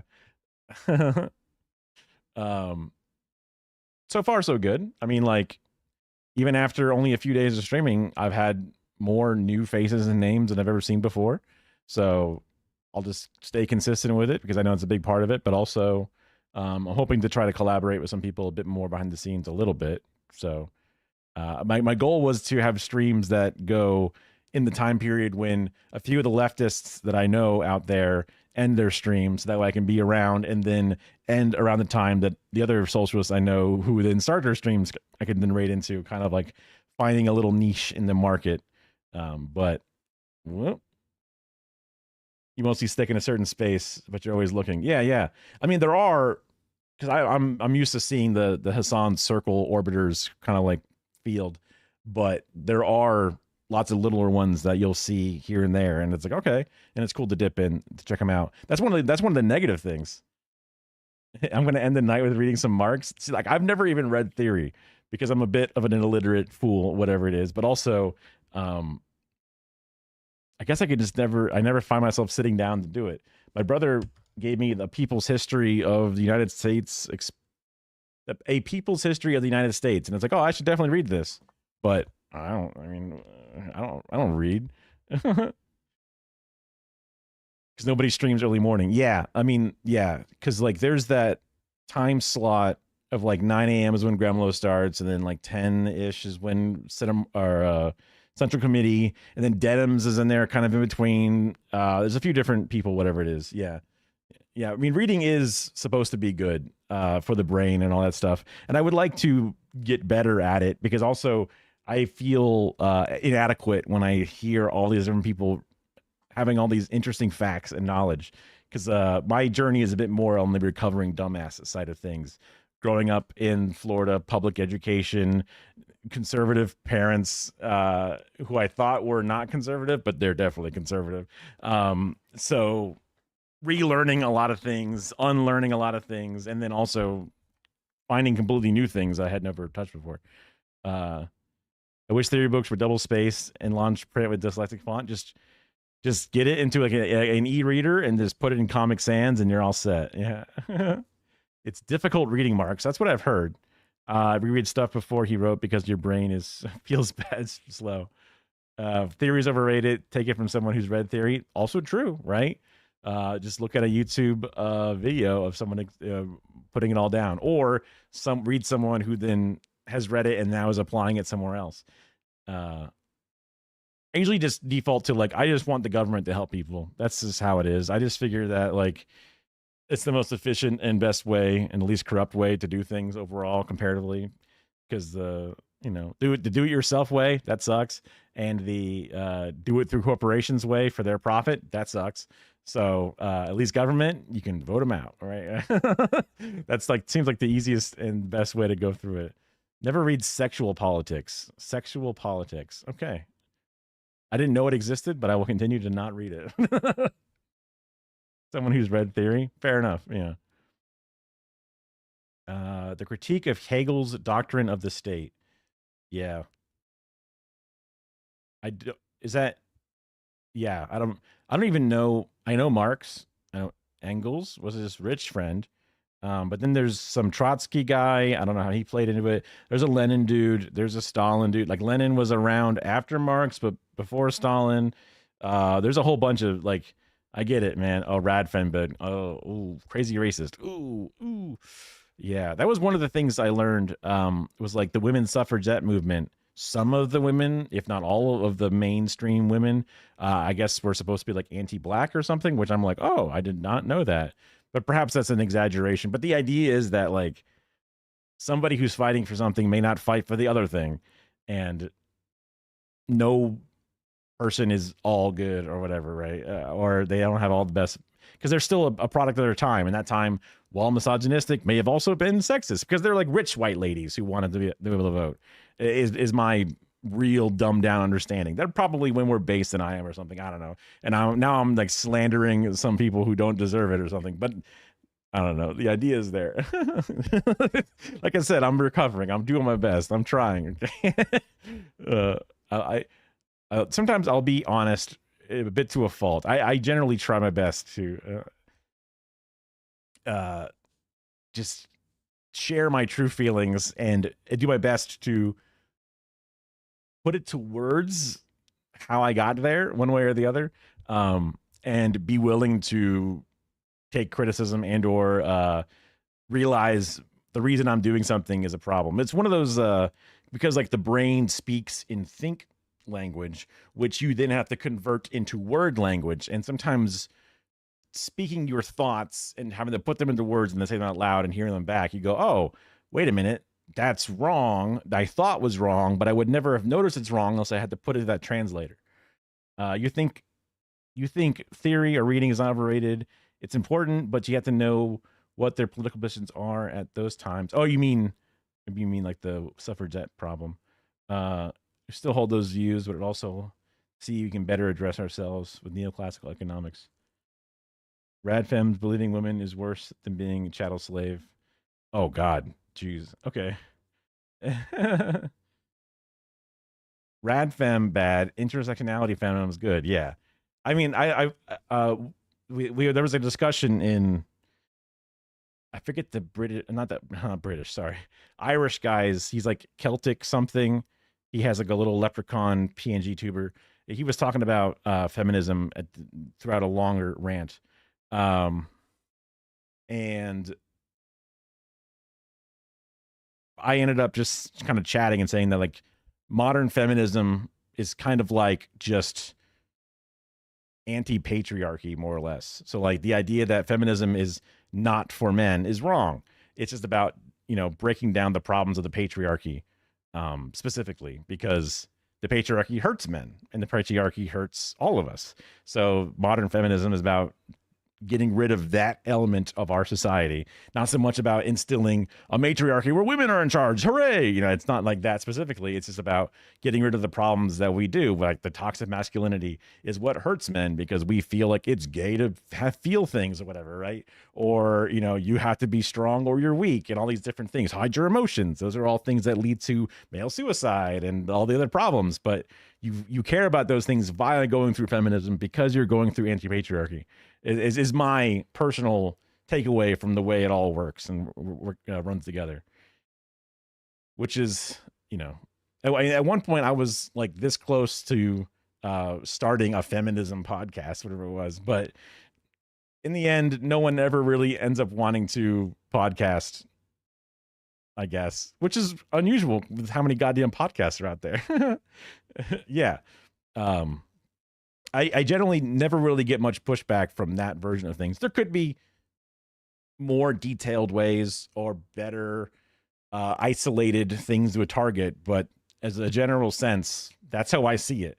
So, I mean, like this also comes from the recovering fool that I am, where I grew up being like team sports, men are better than girls, battle of the sexes, let's do it. And my favorite thing to say back then was women got the right to vote without the ability to vote. So like, how could they be considered unpowerful? What do you mean? That was just my like immediate contrarian, just find a reason to argue and argue it for the sake of it kind of bullshit. I didn't even really know how they got the right to vote, but I knew they couldn't vote because that's what they were fighting for. So therefore, right? Like that was just my little like, Ben Shapiro ass, Steven Crowder shit. Just for the sake of it. I didn't even really have like a horse in the fight other than the fact that I'm a dude and I like dudes. Let's fight for dudes. Hooray. It was just out of the worst reasons. I was definitely the worst version of myself right after high school. Like that was whoops, So hopefully it's interesting to see the turnabout, but also the learning process that comes from it. I mean, I have obviously made quite a few steps since those times, but like I have a lot of holes in my knowledge space, like with Hong Kong, which is what we were sort of watching here. So although this is a bit more of a camping video now, but we might as well finish it out. And if you ever watched Carter streams, Mike OK, you would have recognized him from there. We're gonna go and see if there is a beach, if the beach exists, and He just got a ride from he hitchhiked and got a ride away from the Hong Kong area. He's trying to get to the border of China specifically. There. So I'm curious what that's going to be like. I haven't got high hopes. The water level looks pretty high. Oh, I haven't got high hopes for this one, dudes. He's foreshadowed that he's about to get very wet in the rain very soon, so that's... Can I camp here? Do we just fuck off this whole camping thing and go to some town and get a room for the night? That sounds like the answer he should do. I just don't really know what to do. If it was that like would be 2 me, o'clock in though. the afternoon, it would be sweet. It's why so many rad femmes are TERFs without intersectionality. Any leftist movement is doomed to fail. So intersectionality, that's a term that I've heard many a times, and I should probably Google it because I have a feeling, a contextual feeling is like incorporating all the different groups, the intersections, right? That would be the my guess, but it's one of those things that after a while I should not just kind of context clue it. I should definitely know what it means. Well, the AI thinks it's a framework for understanding how various aspects of a person's identity, like race, gender, class, sexual orientation, combine to create unique experiences of discrimination or privilege.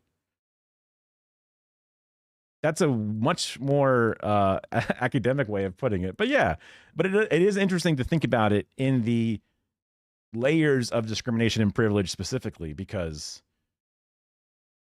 that can have shades mixed in with it. Ah, you're white. Ah, but you're a woman. Ah, but you're gay. Ah, but you're, I don't know, a top. You know, you can have all these layers that can create different layers of discrimination and privilege all within it. But by looking at those different layers, you can understand to not poo-poo one side of an issue where you may have otherwise, because you have the understanding throughout all the different layers. Yeah. In recent times, the AI overview on Google has been better than it was in the past, but I do try to, as always, go down to this and then find the link specifically and then follow through into the article. But usually when it goes to the article, the same exact highlighted section is this highlighted from that. So that's probably why it's gotten better, because it's just directly quoting more than it used to. Because before it used to try to make a guess, and now it's like, oh, now I'll just directly quote. But it's a good habit to not use the AI thing overall. I mean, yeah, just because, just use the Wikipedia version or whatever it is. It's a bad habit that I have gotten into slightly. But it's 6 o'clock. And the whole plan, I planned this whole route to go to these abandoned villages and camp in the abandoned villages. Ah, that's right, the abandoned villages angle. That's not possible anymore, because it's like they're over there, they're on that side. Swim. Oh, okay. I really, really, really, really wanted to camp.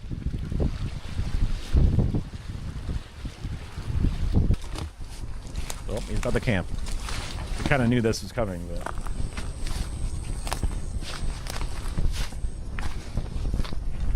Hello?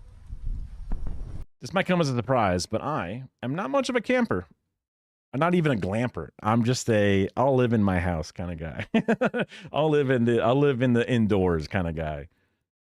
I like power and air conditioning. Although I do live in Florida. I've been born and raised in Florida, so the humidity in the outdoors has been considered an enemy at all times. So I've jokingly said many times that I could live in a submarine if it had good internet access, because honestly, I'm a creature who just doesn't get out. Although nowadays I have gotten out significantly more. I've, joined my local DSA. We do a lot of canvassing. They run their own DSA candidates, like their own members will run for city council, at least in the St. Pete area, which I'm not even technically within the city of. So it's like, oh, well, shit, I don't even get to see the benefits of it. But we go out and do canvassing, and I was terrified to like knock on doors in Florida and be like, hello, I'm here with the socialists. Like, I'm getting ready to get shot or something. But it's actually it was a lot better than I thought it was. Let's see. With Radfems, being woman is worse than being black. It fails to account for black women, and also tries to compare oppression, which is just not possible. True. Yeah. I mean, yeah, because those are two. They both have different experiences at different layers with different sections of the society for different reasons. So trying to compare them definitely would be a place to who's better than the other, whatever. It would just create, or who's got more press than the other is just not useful for at all. Yeah. Just trying to think, like, because I could see them trying to bring it up in a situation where it's like, look, we want to make this an issue, and they go, no, we should make this an issue, and like, I guess both should be an issue, right? Not to just omega centrist it, but to specifically, it's like, I suppose not to give credit to that. If somebody was at like a women's rally and then someone's like, yeah, but black people need help more, that would be kind of like doing like a, you say Black Lives Matter, but I say, Asian lives matter or all lives matter, instead trying to take it the steam away from the matter at hand. And that would be a bad thing, which I don't think is what they're necessarily referring to specifically, because there's reasons to have solidarity amongst each other and to have the intersectionality as a focus, and also work as a coalition as a focus, which gives you more room to work with. Although, yeah, I mean, I don't remember the exact suffragette period specifically. It's spoiler activity. That makes sense. Yeah. And then I was talking about how I like living in submarines or not going outside. Yeah, bugs also fly around me a lot. Maybe because I'm sweaty, or because I have very specific types of blood or something. I don't know. I just hate it. I hate outdoors. So I would never be trying to do this specifically. Hello. Oh, and then also knocking on doors in Florida, getting outside. I do get outside more. It's good for me. You need vitamin D from the sun, but you also don't want to get sun cancer. So you got to you got to take that in waves. And see, my trick to getting just enough vitamin D is I apply a sunscreen and then go outside. You're supposed to wait 15 minutes to 30 minutes for the sunscreen to block the UV, but I use that gradual 15-30 minutes of UV being blocked to be my daily dose of vitamin D. And then, depending on how long you're out, a reapplication period would then commence as it wears down, allowing you to get vitamin D again. So it's kind of like a guy who preheats the oven and then puts the pizza in kind of thing. It's the same idea. Yeah, he'd be shot. Yes. If he walked up to a place like, yo, hello, with a camera or whatever in the middle of the night or whatever. Yeah. Hello. Yeah. Nehal? I think I'm just going to sleep in here. I mean, there's literally no one around, but sleep in here until someone comes. There's lights. There's a truck. Someone's there. It's pretty unnerving. It's going to be a pretty unnerving sleep, knowing that at any moment someone could come in and be like, why have you broken into my campsite? Yeah. That fucking scared me. It's this flappy thing. Hi, sorry.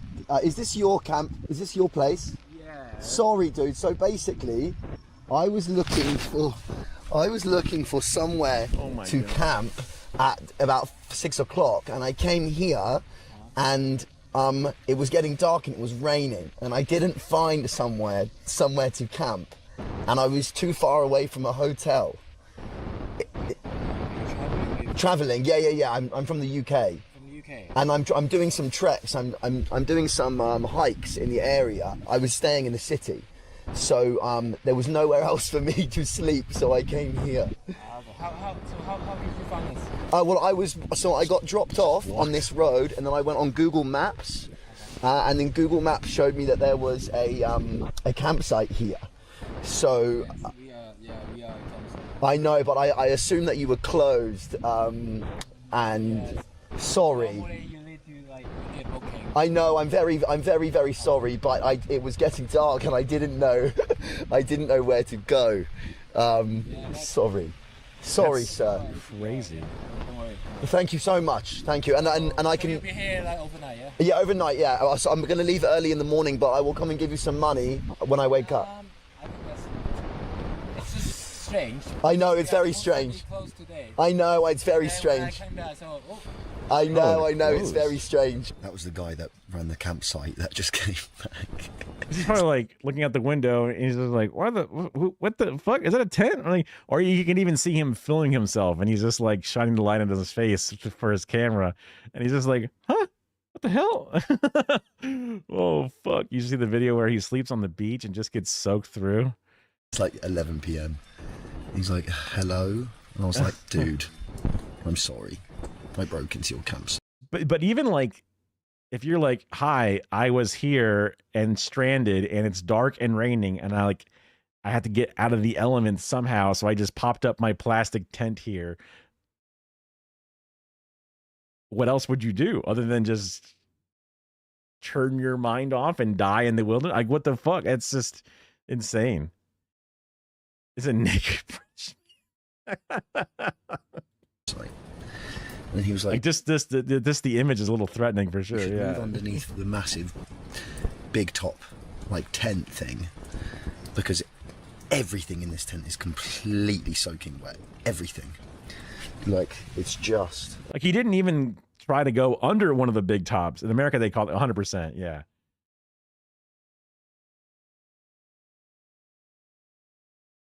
I mean, honestly, it's brave of the dude to go, hello? Hello? Hello?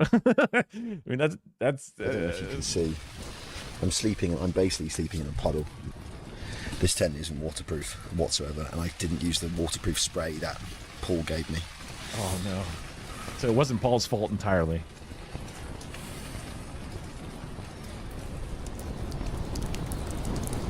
But he was in a rush in the last few moments. Yeah, these are the things that would make sense to sit underneath. The worst night's sleeps I've ever had in a tent. Just water pouring. This is the underwear I was wearing. I slept in. Wow. Impressive.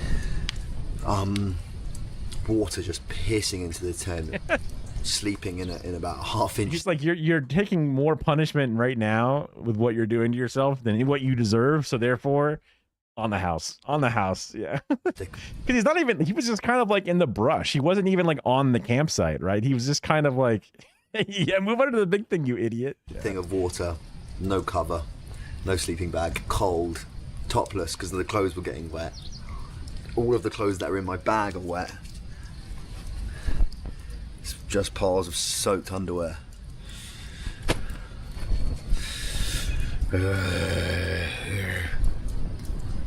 Everything's soaking wet. Everything's soaking wet.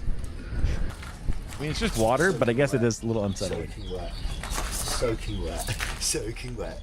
Soaking wet. Soaking wet.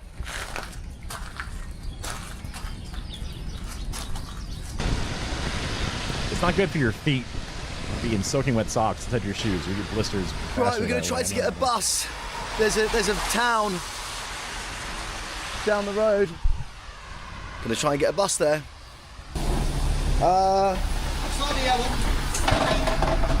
Okay.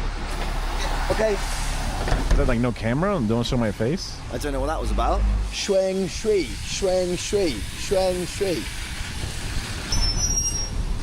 Hello, madam. Shuang Shui. How much to Shuang Shui? Okay. No, I don't have. This is what a bus in Hong Kong looks like. It's like, nope, I don't got it.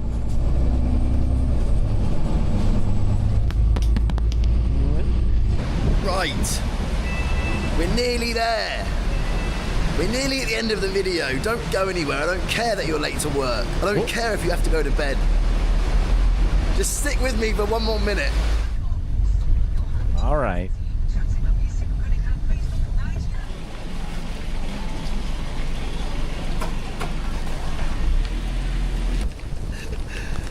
It's pissing it down with rain. I want to see that border. My foot that I injured on that motorbike crash a few weeks ago is starting to cause me a lot of pain. But we will finish this mission and take a good look at the country. Still does. That will soon be completely consuming Hong Kong. He says it with like a He says it like a verb, not like it was already planned to happen with 50 years headway. I think that's where we're going. I think.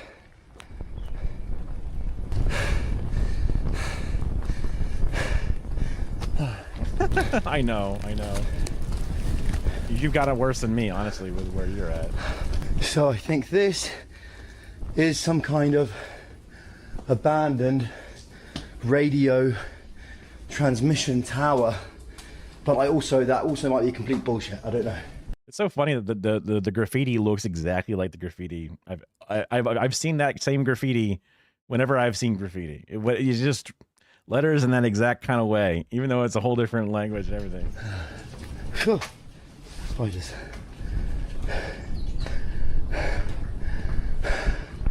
Well, he wasn't kidding when he said abandoned. God damn. It was like it was burned out or something.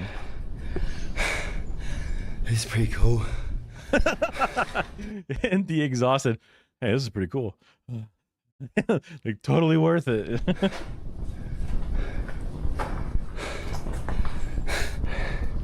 We did it. We did it. He finally got that abandoned city he was looking for.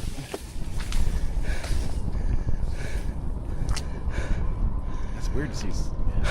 Must use like old signals. So I read online that this is the best place in the whole of Hong Kong to get a great view of China, Shenzhen. But now we can't see anything because it's so fucking misty! You can see it a little bit. That's a real city over there, man. Jesus Christ, see those buildings? Holy shit. Okay, you can kind of see it. This is China. The other China. Hong Kong, China. And in 22 years, 228 days, oh, damn, 2 we're some hours, ways away. 7 minutes, and 55 seconds, China and Hong Kong are going to be a whole lot the same. No one really knows what's going to happen in 2047. Things might get better. I would assume Things might so. get worse. I mean, yeah, I guess who knows what anything's going to look like in 2047. That's 20 years from now. Who the fuck knows? What China's done in the last 20 years is insane. But it also, I guess, could implode for some reason.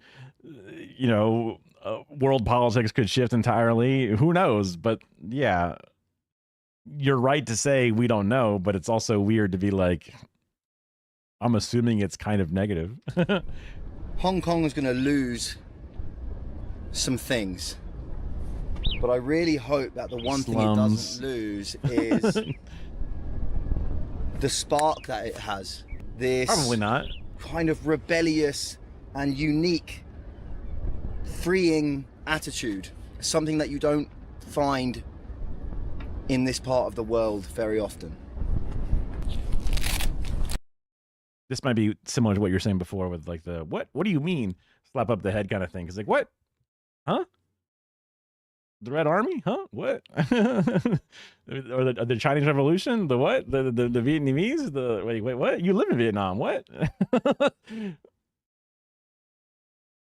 I don't know. I mean, I guess seeing it from individuals is different than seeing it from the lens of history. But yeah. Oh, he has an umbrella.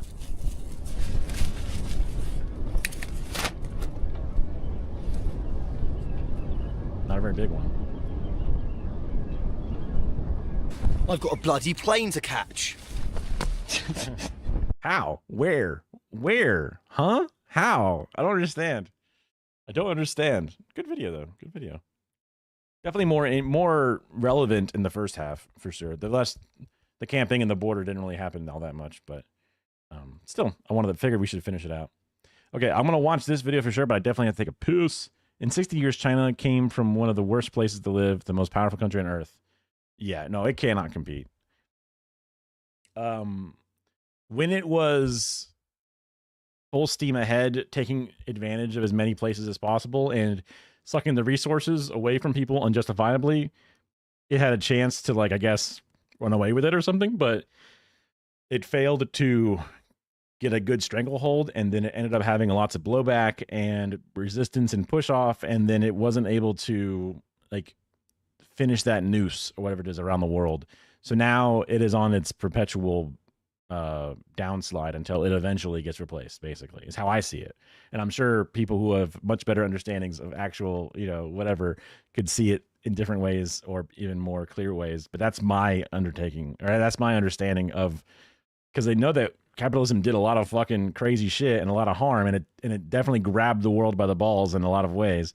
But I guess maybe because it was separated across a bunch of different nations, and capitalism is naturally individualistic and egotistical, where like each nation wants to have its own best use out of each individual piece, and then they keep bickering and fighting with one another. That's what's going to make it less likely to win versus a future space communism kind of shit that is opposing it. So there's some hope for us. There's a reason to maybe eventually one day have children. Wow, hey. Okay, so I'm gonna throw my little playlist of Apollo videos while I go take a pee. What are you doing? Well, we're not gonna go in the bathroom. Whoa!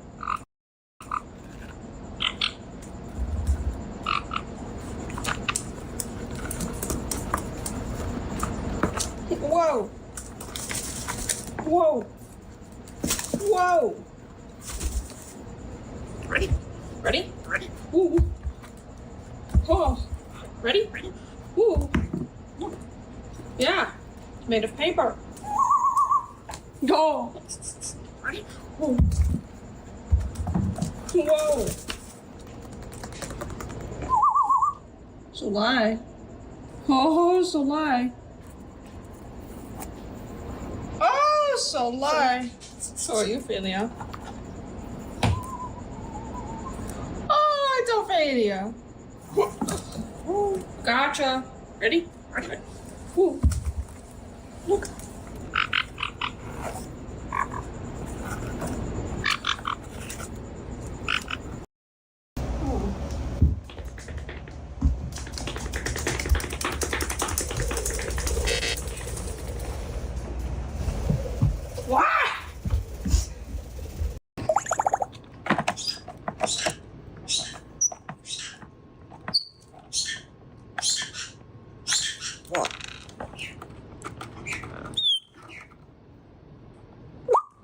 Nice. What?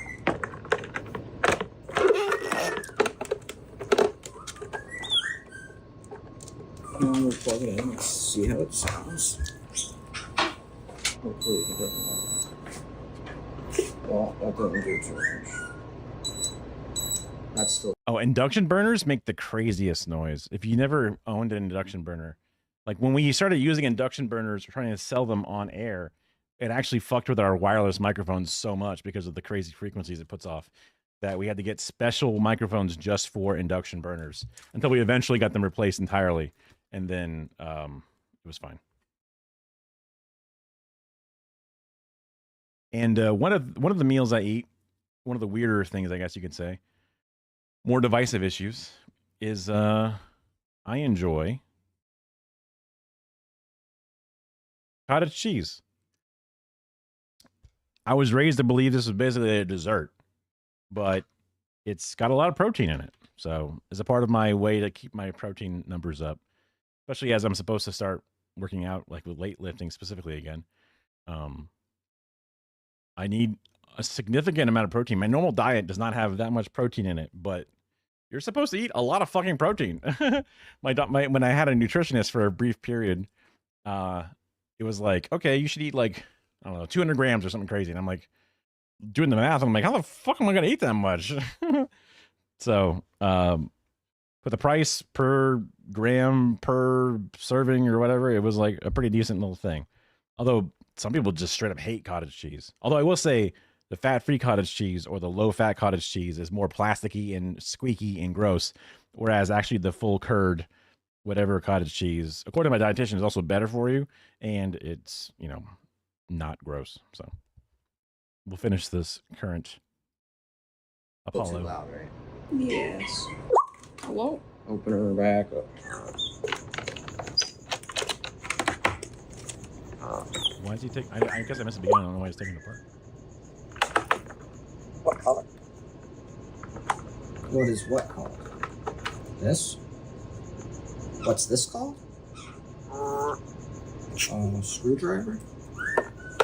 I don't know if screwdriver is enough because he can say wrench, which is cute, but I don't think he can say screwdriver. I don't think that's too much for him. What's that? I missed the capitalism dominated feudalism. Feudalism is dead now, and socialism has joined the game. Yeah. He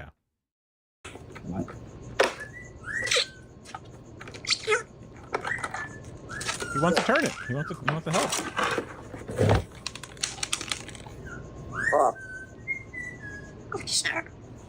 Bird.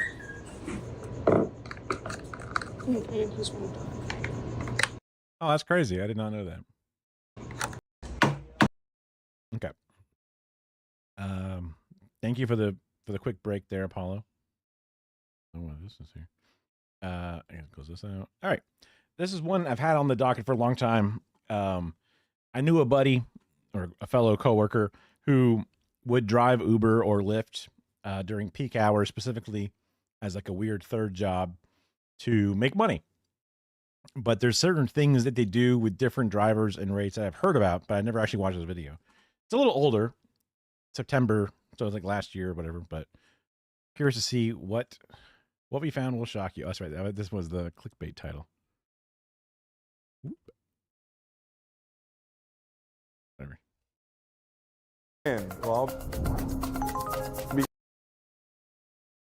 Yes, you have to cash again. I'm sorry, YouTube. Why does Uber win? Well, because it's rigged in their favor, right? In 2023, a law professor published a paper with shocking implications. Her research found that tech firms like Uber and Lyft were using secret algorithms to dictate what drivers earn, based on factors we can't even see. She called it algorithmic wage discrimination. And this technology, or revolution, isn't restricted to rideshare companies. Once that technology is in there, they can raise prices. On a hot summer day, I want a lot of ice cream, I want lemonade. They're running low, they can raise the price. The price of milk, even your paycheck, the very fabric of our economy, all controlled by invisible and unaccountable algorithms. So about a year ago, I started reaching out to the companies. They largely denied it, only to contradict themselves a few months later. Then I reached out to the academics, and one of the frustrating things was that the evidence seemed to be in the shadows. A single study. That makes a lot of sense to me, is that your job is to say this. So they do their best to say that thing. Even though it's a lie, they're told to say it. And then other reporters go, it's a fact. And they don't think to themselves, would this person be told a lie? Study, a hint in an earnings call, a story from a driver. It was mostly theoretical. Until a few months ago, when I got an email from a guy. I had published a video that argued Uber's newfound profitability came at the expense of drivers and riders. He said, we were at the tip of the iceberg. So I called him. We talked. 3 weeks later, I was on a flight to Los Angeles, looking to settle the question once and for all. Are rideshare companies offering drivers different rates for the same work? What I found put the legality of this whole tech revolution in question. Weird, I haven't really heard too much about this. You'd think that maybe there would be people pushing for this in legislative purposes, trying to stop the scamming, stealing, whatever. They have broken every single local, state, federal law when it comes to labor, when it comes to transportation. That you mean getting dicked down by Superman? Being a reporter used to mean something. I assume that she was doing good reporting. I don't really know enough about her reporting habits or whatever. Sergio Avedian. He sent me the email. He's an experienced driver and a senior contributor at The Rideshare Guy, an influential resource for gig economy workers. Interesting. We were used to something called a rate card. We were used to getting paid by time and distance. Then, overnight, the transparency vanished, replaced by a secret algorithm that takes into account potentially hundreds of different variables. They called it upfront pricing. Uber's losses turned to profits around that same time.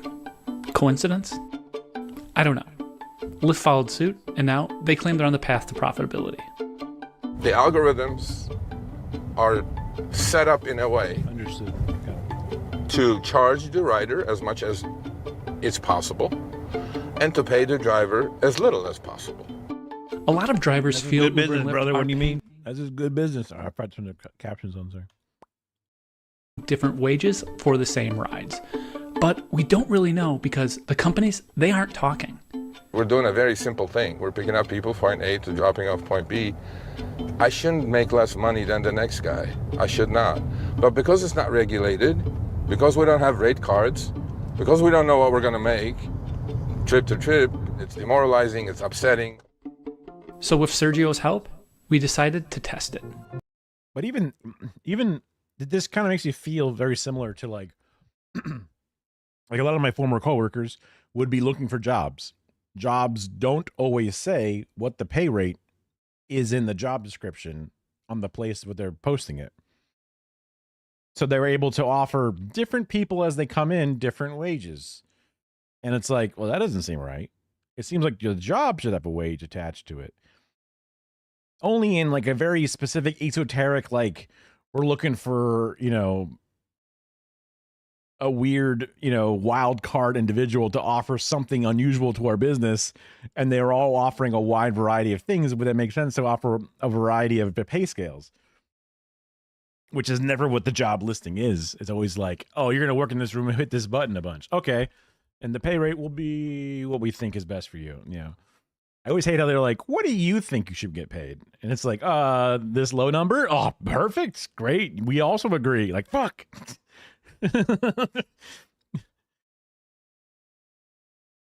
Like that should be illegal. And like not letting the drivers know how much they're going to get paid as a baseline seems wrong. And then also diversifying it and shifting it out and having an unseen algorithm make adjustments to it definitely seems fucked. And like we all know these algorithms, despite them being a black box, there's a fucking input. There's a fucking input. She fucking shot people. And the writers get confused. Like, wait, is she a cop or is she a PI or a journalist? What the fuck? Wait, the fuck? We called 7 experienced drivers to a high traffic area in Los Angeles with the sole purpose of testing if rideshare companies are paying different rates for the same rides. At the start, each driver will activate their screen capture software, open up the app, and place their phones on the table. Why the table? Sergio has done similar experiments, and the rate disparities were blamed on location differences. When the experiments are done, the drivers will send their screen recording to Sergio's team, who will then sync and analyze the fares. And then we're going to see what's really going on. What's back in the fridge?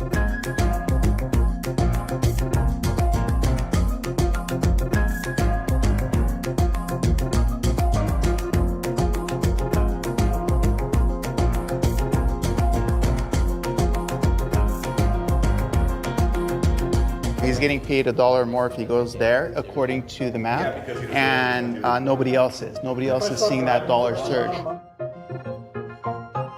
We found that Uber offered the same rides 46 times to multiple drivers. 63% of the time, one of the drivers was offered a bit less money for the exact same ride. They want to make few pennies difference, and few pennies on 2.7 billion trips a quarter, which is from the last earnings report, is millions, hundreds of millions of dollars. Lyft was even worse. The price gap wasn't just a little off, it was a lot off.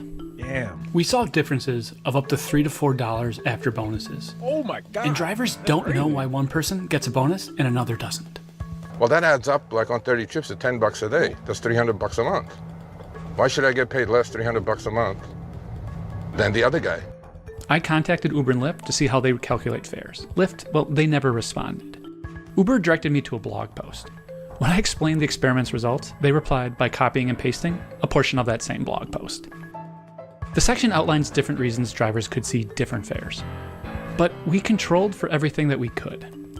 We called the drivers to the same space, placed their phones inches apart, had drivers monitoring incoming promotions and constantly refreshing their screen. The only thing we didn't account for was any secret test Uber could have been running at the time, which we couldn't because the fare algorithm is secret. And I'd be worried that they would say it's based off of past ride density, past, approval, star rating. We'll pay people who get 5 stars more consistently a higher price because they're probably a better driver overall. Like, I would be worried that they would be able to hide more of it through a smoke screen, right? the test is secret. There's a whole lot of questions here, like mainly, is this legal? And there's no laws against algorithmic wage discrimination. That article I mentioned at the start suggests that opaque algorithms can easily facilitate violations of anti-discrimination laws.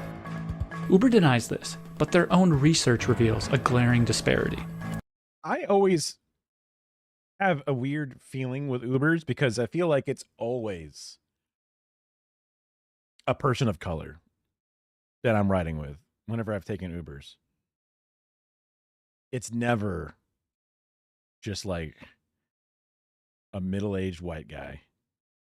And that's what makes me assume that it's fucked, right? Just because, like, statistically speaking, it should be at least half, or at least, you know, whatever, because it gets middle-aged white male. Like, you're going through different, you know, funnels, whatever it is, but it should be pretty frequently based off of the division. But it seems like maybe it's more of a combination of the society is that middle-aged white guys don't have to do gig work as much as people of color do, because those are people who are young, old, and you know, in a lot of different scenarios, generally speaking. But that's true that the journalist was seen more as almost like a PI, basically, is kind of how I sort of see it. But yeah, they were sort of. We should bring that shit back, honestly, because that's like the Ken Klippensteins out there. Let's get them going, you know? But just the fact that like I see it being pushed onto a certain section of society makes me go like, okay, always tip these dudes. Always help them out. Never give them a bad rating, even if they, you know, fuck up some shit or whatever. Because it's like, this is what they rely on, you know? Women drivers earn 7% less than men, potentially due to algorithmic wage setting. That was really funny. This is funny to me because it reminds me of my former job. It had a thing where they were like, they were like, we paid a company to come in and investigate, because it was like, I forget if it was like Women's History Month or something like that. And they're like, look, you know, the pay gap is a big issue. So we had someone come in and third party investigate our blah, blah, blah to make sure we're not have a pay gap. And then they were like, at the end of the thing, we noticed that we got the report back and it said that we pay men 100% and we pay women 99%. And the metric we were trying to beat was 95% or something. And they're like, so we did it. We succeeded. And then it moved on. But I'm like, why wouldn't you just fix that 1% problem? It's a very small problem. It's only 1% off. But why wouldn't you intentionally fix that immediately once being shown it? Why be like, oh, 1%, that's it. You don't need that 1%, right? Go fuck yourself, you know? And it's like 1% is something. It's literally noticeable, even by this, what I assume is friendly, you know, third-party service that you brought in because you weren't looking to get, you know, fucking canceled or whatever. And they were just like, it's good enough. Move on. You know, it's within the range. Okay, shut up. It's within the range. And this is like, that sucks. Like, why wouldn't you just immediately all women get 1% raise right now instantaneously? And like, no one can fucking bitch because it would be fair. It literally is. I was just like, what is going on?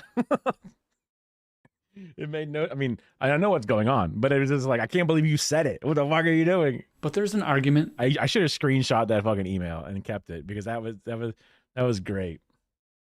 That was great. That the entire business model is illegal.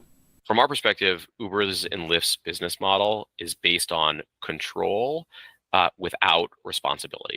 That's David Seligman. He's the executive director of Towards Justice, a legal nonprofit that defends workers from corporate overreach. In 2022, the organization helped lead a lawsuit on behalf of 3 rideshare drivers. The lawsuit says if you are not an employer subject to and accountable to your workers under the labor laws, then you are powerful firms that are abusing your power under state antitrust, competition law, and unfair and deceptive acts and practices laws. David is describing the cognitive dissonance rideshare operators have when classifying drivers. They want to have it both ways. Uber and Lyft classify drivers as independent contractors, not employers, a crucial distinction. As an employee, you're making money for someone else, which means benefits, protections, and a boss who can tell you what time to show up. But as an independent contractor, you're supposedly making money for yourself, with no benefits or protections, but freedom. You're your own boss. If these drivers are, as you say, independent, then they need to have true economic independence. We allege that the companies have denied them that economic independence, most importantly, by taking away their ability to set prices for themselves. But right now, Uber and Lyft set prices for riders and wages That's how you're qualified. for drivers to maximize one thing: their own profits. Drivers are left out. Uber and Lyft are saying we're not one company, right? We're just a platform, and all of our drivers are independent business people. Under our antitrust laws, they need to have and voted that way to stay in California specifically because they could have I forget which proposition it was, but there was something where like they were trying to force them to not do that, and then the liberal media goes out, fucking rails against it, says it's going to be bad, despite them being the ones that should be fighting for it. Have the economic independence to set their own prices. We heard something similar at our roundtable discussion after the experiment. Every participant wanted to be an independent contractor. They like the freedom.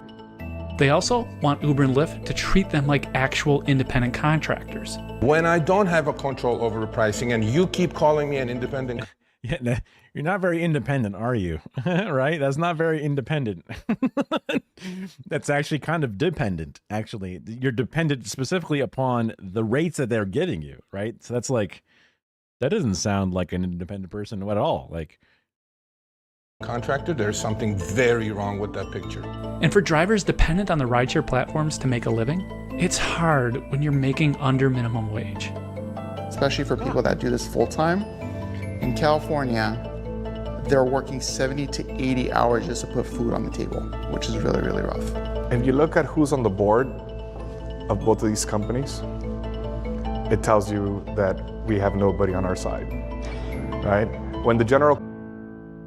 There's a reality where drivers could be actual independent contractors, set their own rates on these platforms, and compete for your business. But that's not our world. Yet.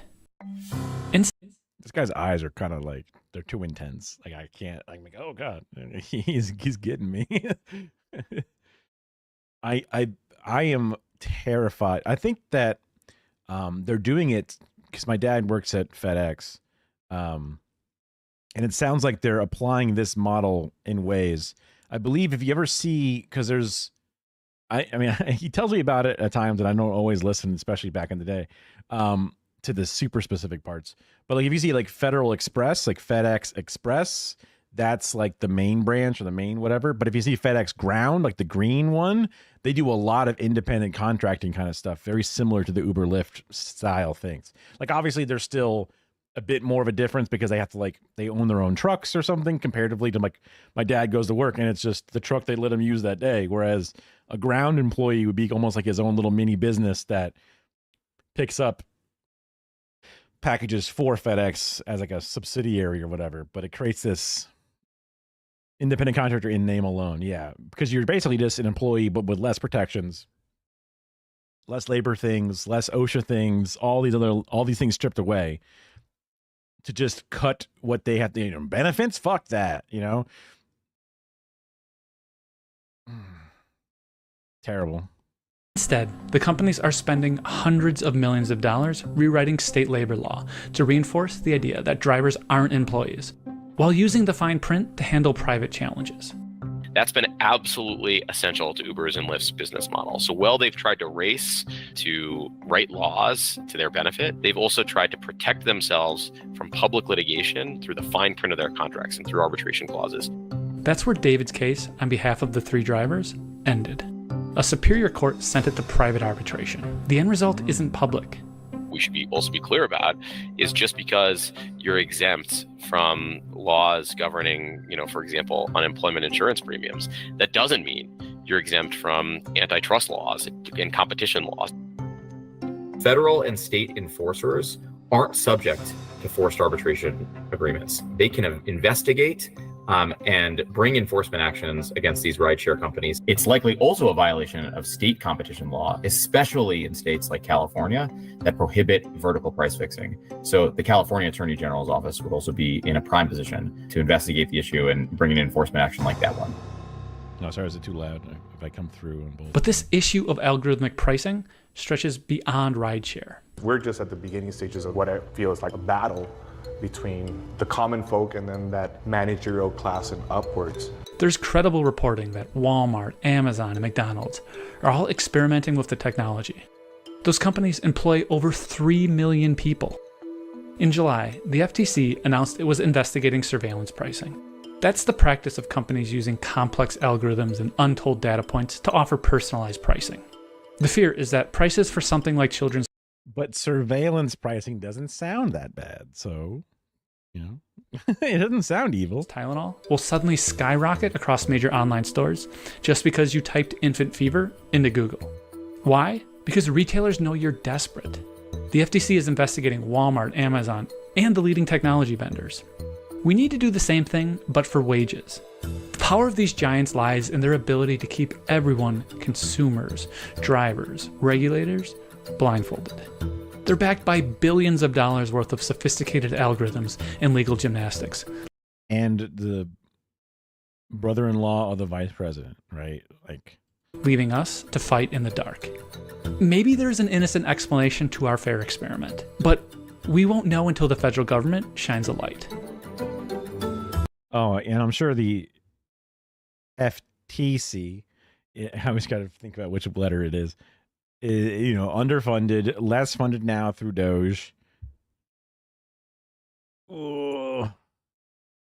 Then I think about China, where they fucking execute billionaires who fuck over people, and I'm like, one day. One day.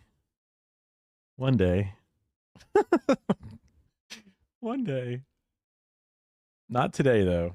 Not today. I think I need to feed the cats. So we'll put back on Apollo and his little adventures. I'll feed you, little girl. I'll feed you.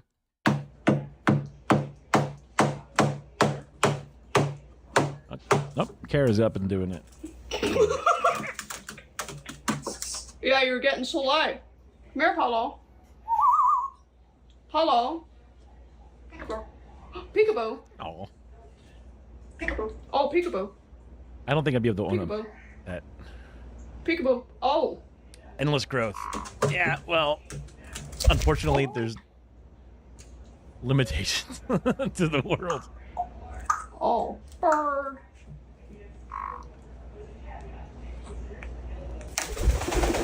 What are you? Ah! I think birds would just be too loud and annoying for me. I don't even know how you They're did cute that. otherwise, but the chirping and being weird drive me nuts. Ew. Cute little walk though.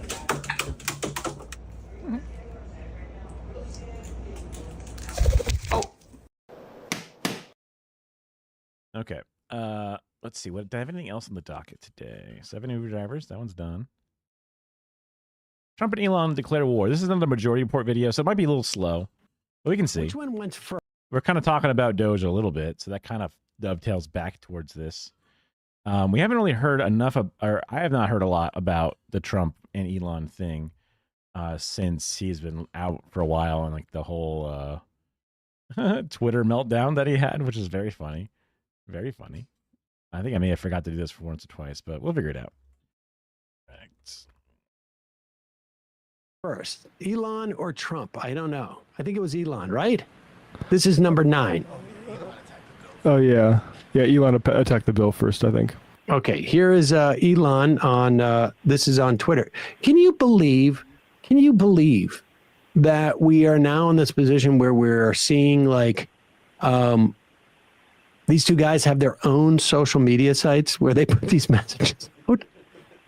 We are so effed as a country and maybe a world, but this is where we are. Here's Elon Musk threatening to primary everyone who campaigned to reduce government spending, which incidentally is every single Republican always pretend like they're going to do this. Every member of Congress who campaigned on reducing government spending and then immediately voted for the biggest debt increase in history should hang their head in shame. And they will lose their primary next year if it is the last thing I do on this earth. Now, I mean, they were already cutting so many things in that bill, but I guess it technically ended up with a positive cost because they were like funding the ICE agents and the beds and shit, I guess. Is that what he's saying? The biggest debt increase in history.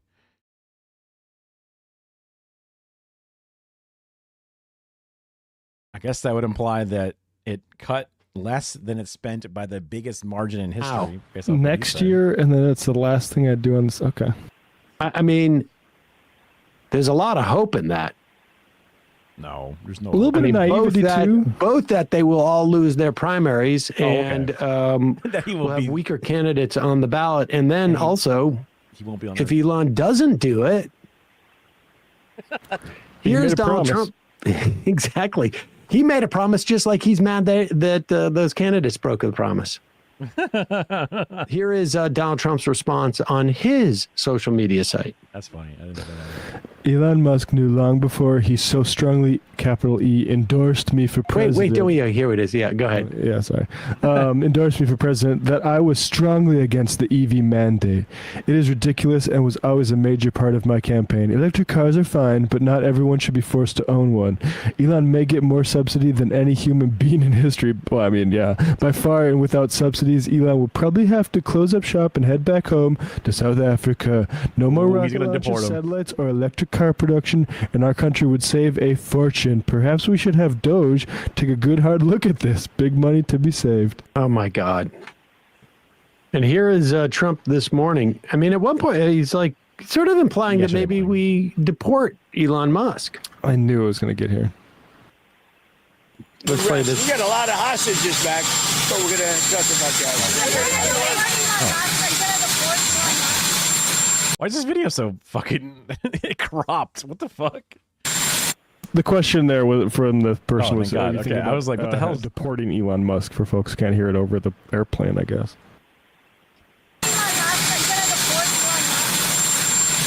I don't know. I think we'll have to take a look. We might have to put Doge on Elon.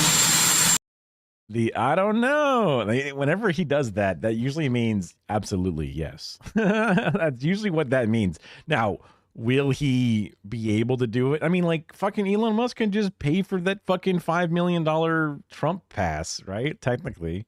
You know Doge is? Doge is the monster that might have to Oh, I go see back what and you're eat saying. Elon. Wouldn't that be terrible? That'll do it. That'll do it. There's a lot of subsidies, Peter. But Elon's very upset that the EV mandate is going to be terminated. And you know what? When you look at it, not everybody wants an electric car. I don't want an electric car. I want to have maybe gasoline, maybe electric, maybe a hybrid, maybe someday a hydrogen. I mean, he did give him that electric car that he's now selling or giving away as a promo or whatever. If you have a hydrogen car, Ah, God. Hold on. I have a pitch fixer. Let's see if this kills the high end here. problem if it blows up, you know? So I'm going to give that one to Peter. Going to let Peter test it out. A little better, not a lot. He literally did an ad for Tesla's. Like he literally said, "I just bought this electric car." Turn the Rose Garden into a car. This does feel like lib cope, and it's just kind of like silly, but it's fun to look at the girls fighting or whatever. Car dealership and said, "It's all computer. Look at that. It's amazing. Amazing. All computer. All computer." I got to work on my Trump accent. That way I can... it's one of the things that you have to do. It's one of the, if you're covering news in this day and age, you got to have a Trump accent that you do. It's just one of the things you have to do. How do you turn this computer on and off? I need my son here. He's very good at that. he needs to work on his too. I mean, I think there's value in this fight only to the extent that Musk may mess with Republican politics. Yeah, but as it's so when he tried to buy the Michigan or whichever election he was trying to work for and ended up backfiring, would he then try again knowing that he's a poison pill? Or would he try to go the other way and end up fucking up the Democrat instead? Like, what the hell? I mean, I sincerely hope there's no serious Democrat that would ever go, thank you, Elon Musk. I will work with you on this endeavor to win my election. Like, I fucking hope there's not someone dumb enough to do that shit. I assume that I mean, there definitely will be. There definitely will be. But I can't see that going well. Because anybody who actually cares would say, ew, gross, you're disgusting. I won't even get out to vote for you. I won't fight for you at all. Just like a Harris situation. And no Republican's going to like agree with it. No one would like that. stands, it's kind of like Trump benefited from Elon soaking up a lot of flack in the first part of his administration. And now that Elon is unpopular, he's getting to punch him around and get the benefit of that, of look at me fighting against this guy. Maybe it's hurting him. I don't know. I feel like people hate Elon more than they hate Trump, and that's kind of a problem. Yeah, I think so. It really is just a question of how much of Elon Musk's money. Oh, I'm making sure that the audio doesn't clip out or whatever. I'm seeing that the audio at least ends right around -7-ish dB on my browser thing, but it's so consistent. I'm worried that maybe it's flattening out or whatever. I can watch the VOD back to make sure that it's not doing something weird and compressing or something. Deploy out of spite, knowing that he got basically completely played by Donald Trump. The genius Rocket Man was surprised that Republicans were insincere about the budget and were mainly just concerned with cutting taxes. I guess, if a genius like that was didn't know what to expect, what hope is there for the rest of us? I know What it. hope is there for the rest? Hey, of folks. us? Ooh, I think I'm running out of stuff. I gotta bake in some more. Oh, come here. Ooh, we got this one, but this one's long. Kara usually gives me a few. Oh, I had one of these. Here we go. What is the future of art? Another AI slop video. Ooh, this one's also kind of long, but maybe we can let it go. Just because we got like another bit of time. This is on my thing. This also person seems to do a really good job of editing stuff. Based off what I've seen before. Oh, I got extra space in there. Answer in progress. Your title's short. I get to put your name in there. And then I'll grab the title or the actual video, do a little thing to make sure it gets put in Discord. Perfect. I have been a mediocre artist my whole life. It's not that I'm bad. My skill level is It does get just louder, good so enough it's to not be good. annoying at Pictionary, but there are plenty of things that I can't draw. Like horses. Ugh. I think it's their anatomy, or maybe Whoa, I was looking at the horse on the fucking. Okay. I missed the beginning basically because the volume. I've been thinking about the purpose of human art now that AI exists. I have been a mediocre artist my whole life. It's not that I'm bad. My skill level is just good That's a fine style. enough to be annoying at Pictionary, but there are plenty of things that I can't draw. Like horses. Ugh. I think it's their anatomy, or maybe their That was a decent horse. Oh, yeah, I did it again. aura, but I just cannot Oh, damn it. Now I didn't do it. Fuck. draw a horse no matter how hard I try. And I've tried. However, according to the internet, I don't need to try anymore. With generative AI, I can just take any idea in my head, write it out, and see it in minutes. It is genuinely like something out of science fiction. Oh boy, that modem noise fucking tripped me out.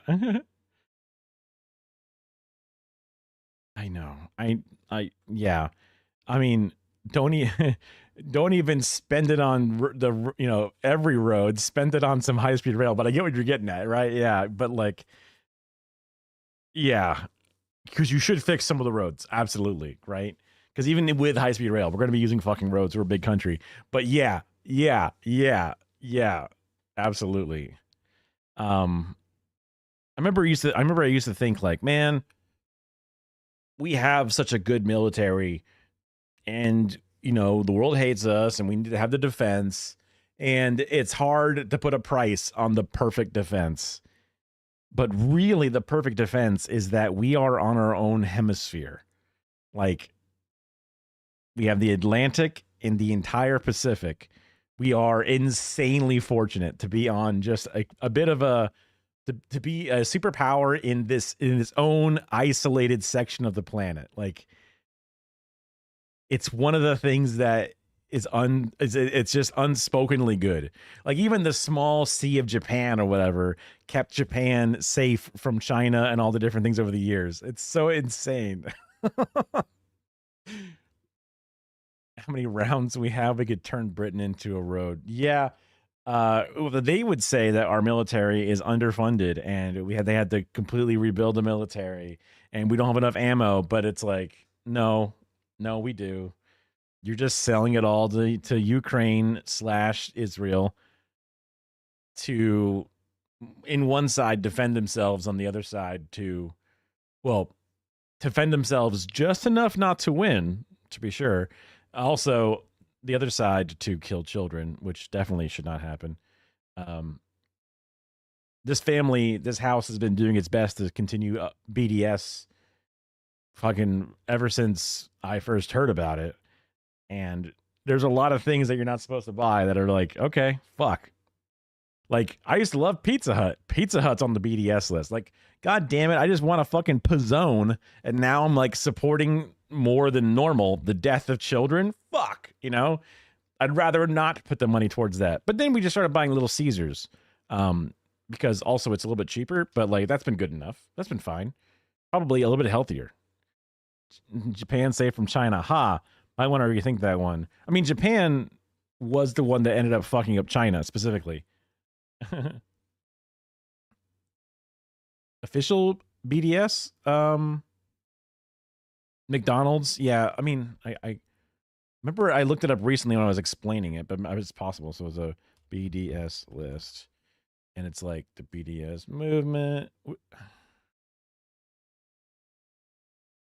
So there's targeted. So consumer priority targets. Because I guess, yeah, because that would be Pepsi, right? Maybe I was mistaken. There's targeted and then untargeted. SodaStream makes sense. Hewlett Packard, Simmons, but okay. I thought there was like opening it up to see more, but it's just like words. Grassroots, organic, Google, Amazon. Good luck. Yeah, I guess maybe it's not. Where did they? Maybe it was this thing. Yeah, I think it was this image. Wait, where's the image? I want to see the image. PDF?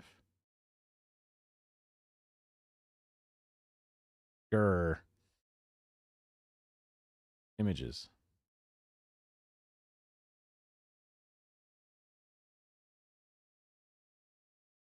Image new tab. So I guess it was organic boycott target. And I was like, look, it's the pizza joints that we could otherwise pick other than like local spots. But we're not really good at using local spots. And this image also could be old because maybe McDonald's has moved over into the consumer boycott side. But this was the image we were going off of by saying, oh shit, I guess we shouldn't use any of the big ones. Did I enlarge this?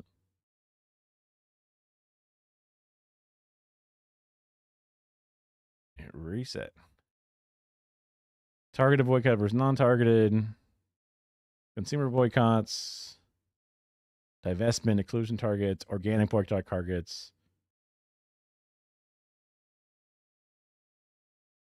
But is this article older? Let's see.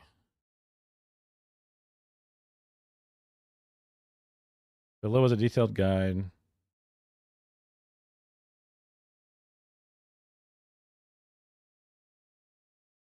Yeah. Definitely, I don't stop at any Texaco or Chevron stations for sure. Simmons, I don't buy like internet servers or whatever the fuck that would be utilized for. Remax, I don't do real estate.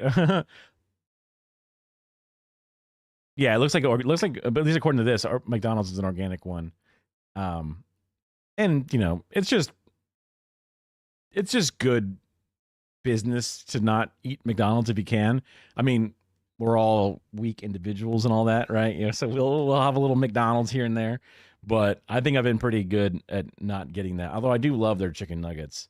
And we also have Chick-fil-A, obviously in the South, and it's homophobic chicken, but god damn, is it good?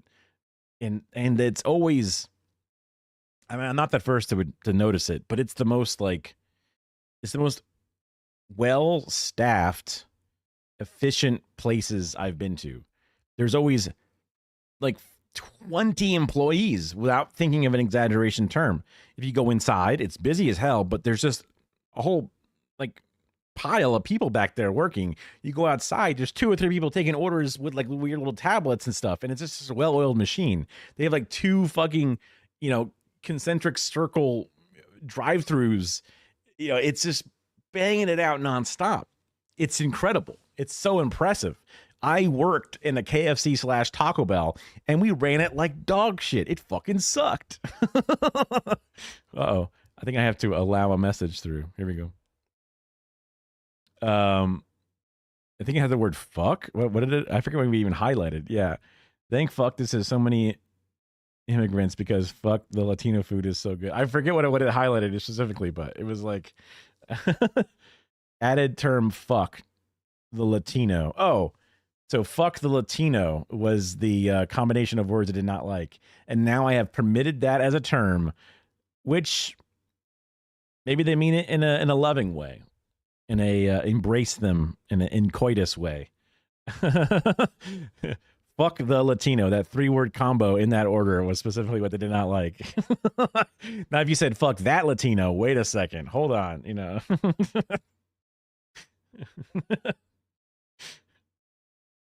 That is nice that your town has immigrants, because you could imagine a town in Appalachia, or I could imagine a town in Appalachia not having many immigrants, but perhaps that's not even the case because this is a country of immigrants and they are well distributed across the population and whatever. I'm not sure, but yeah.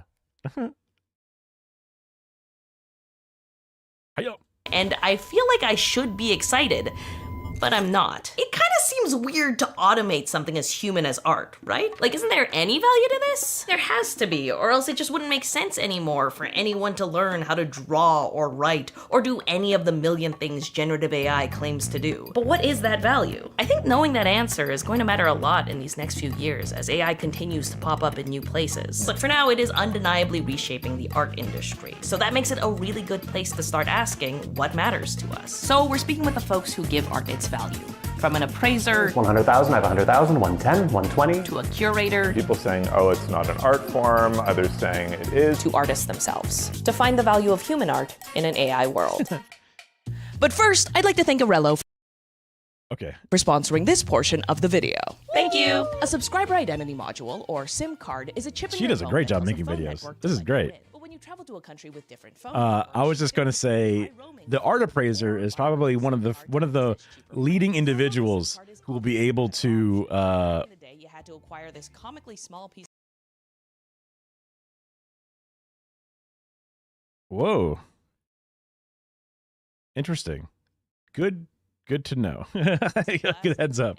Until you traveled. Or if you're a moderator, that makes sense how you can run into them. in a new place where you might not even Just letting the ad play while art appraisers seem to be the ones who would probably be the ones who help the rich hide their taxable income through art purchases, because that's one of the things I've heard about, especially certain like high value art is where they can definitely create and do that stuff. Worldwide. Install it and then activate it once you get to your destination. Our team uses Arello to stay connected when we travel, and you can too. Just click the link in the description and use. Okay, that gives me an incredible relief off my chest, because you said our team, which means she is not a solo creator, because she is doing.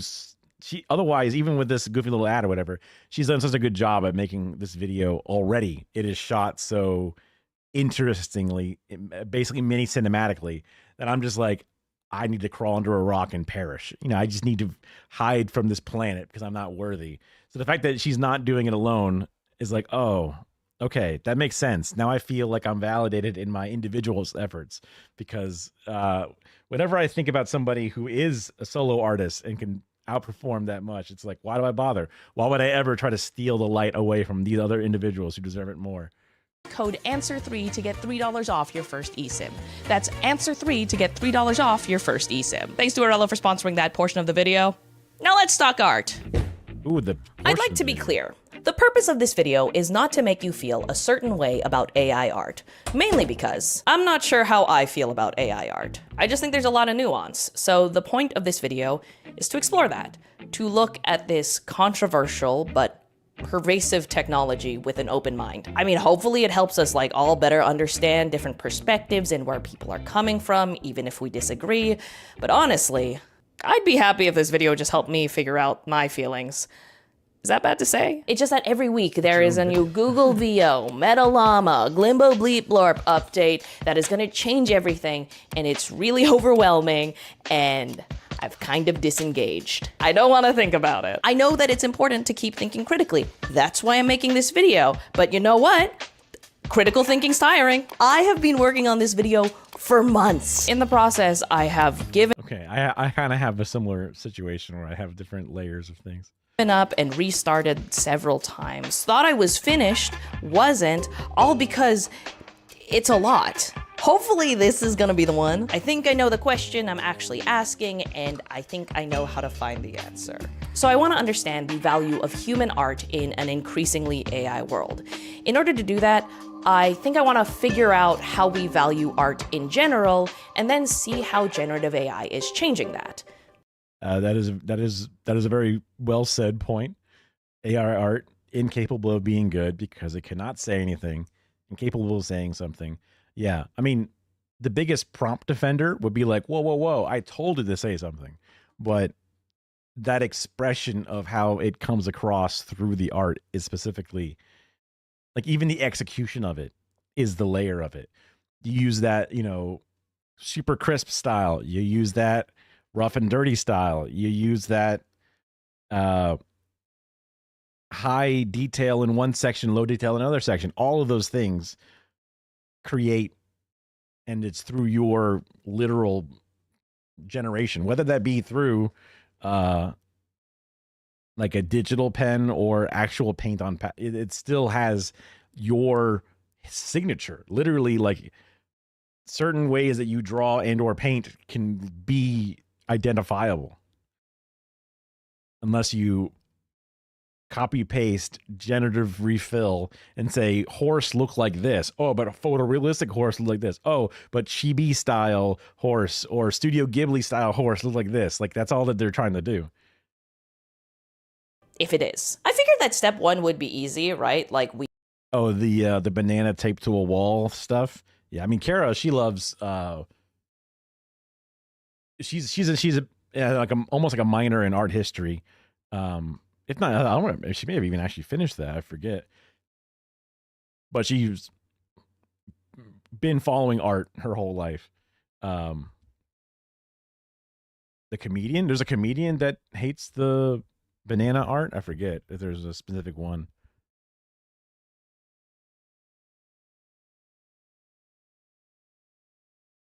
We've been valuing art for a while now. Then I remembered modern art. Have you ever looked at modern art and just realized how stupid it is? The color red. How do we go from hyper-realistic oil paintings to whatever this is? Check out this art gallery.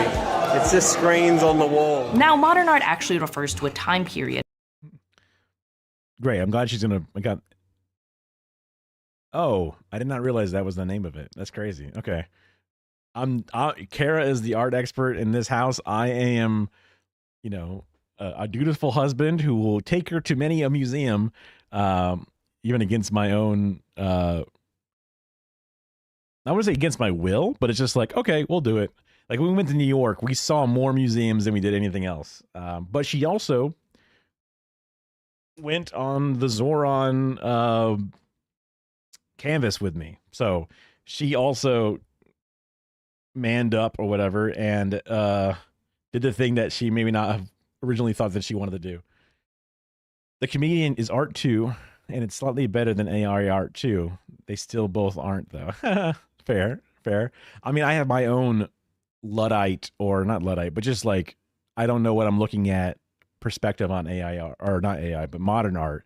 I used to have that very similar take that like, it's just a toilet sitting in a room. It doesn't mean anything, but it literally does mean something, right? It's not art in the traditional sense, in the sense of that it's a painting or whatever, but the message of putting a toilet in a room in an art gallery is itself a message. Now, is that worthy of being in an incredibly expensive museum and actually worth $10,000, whatever?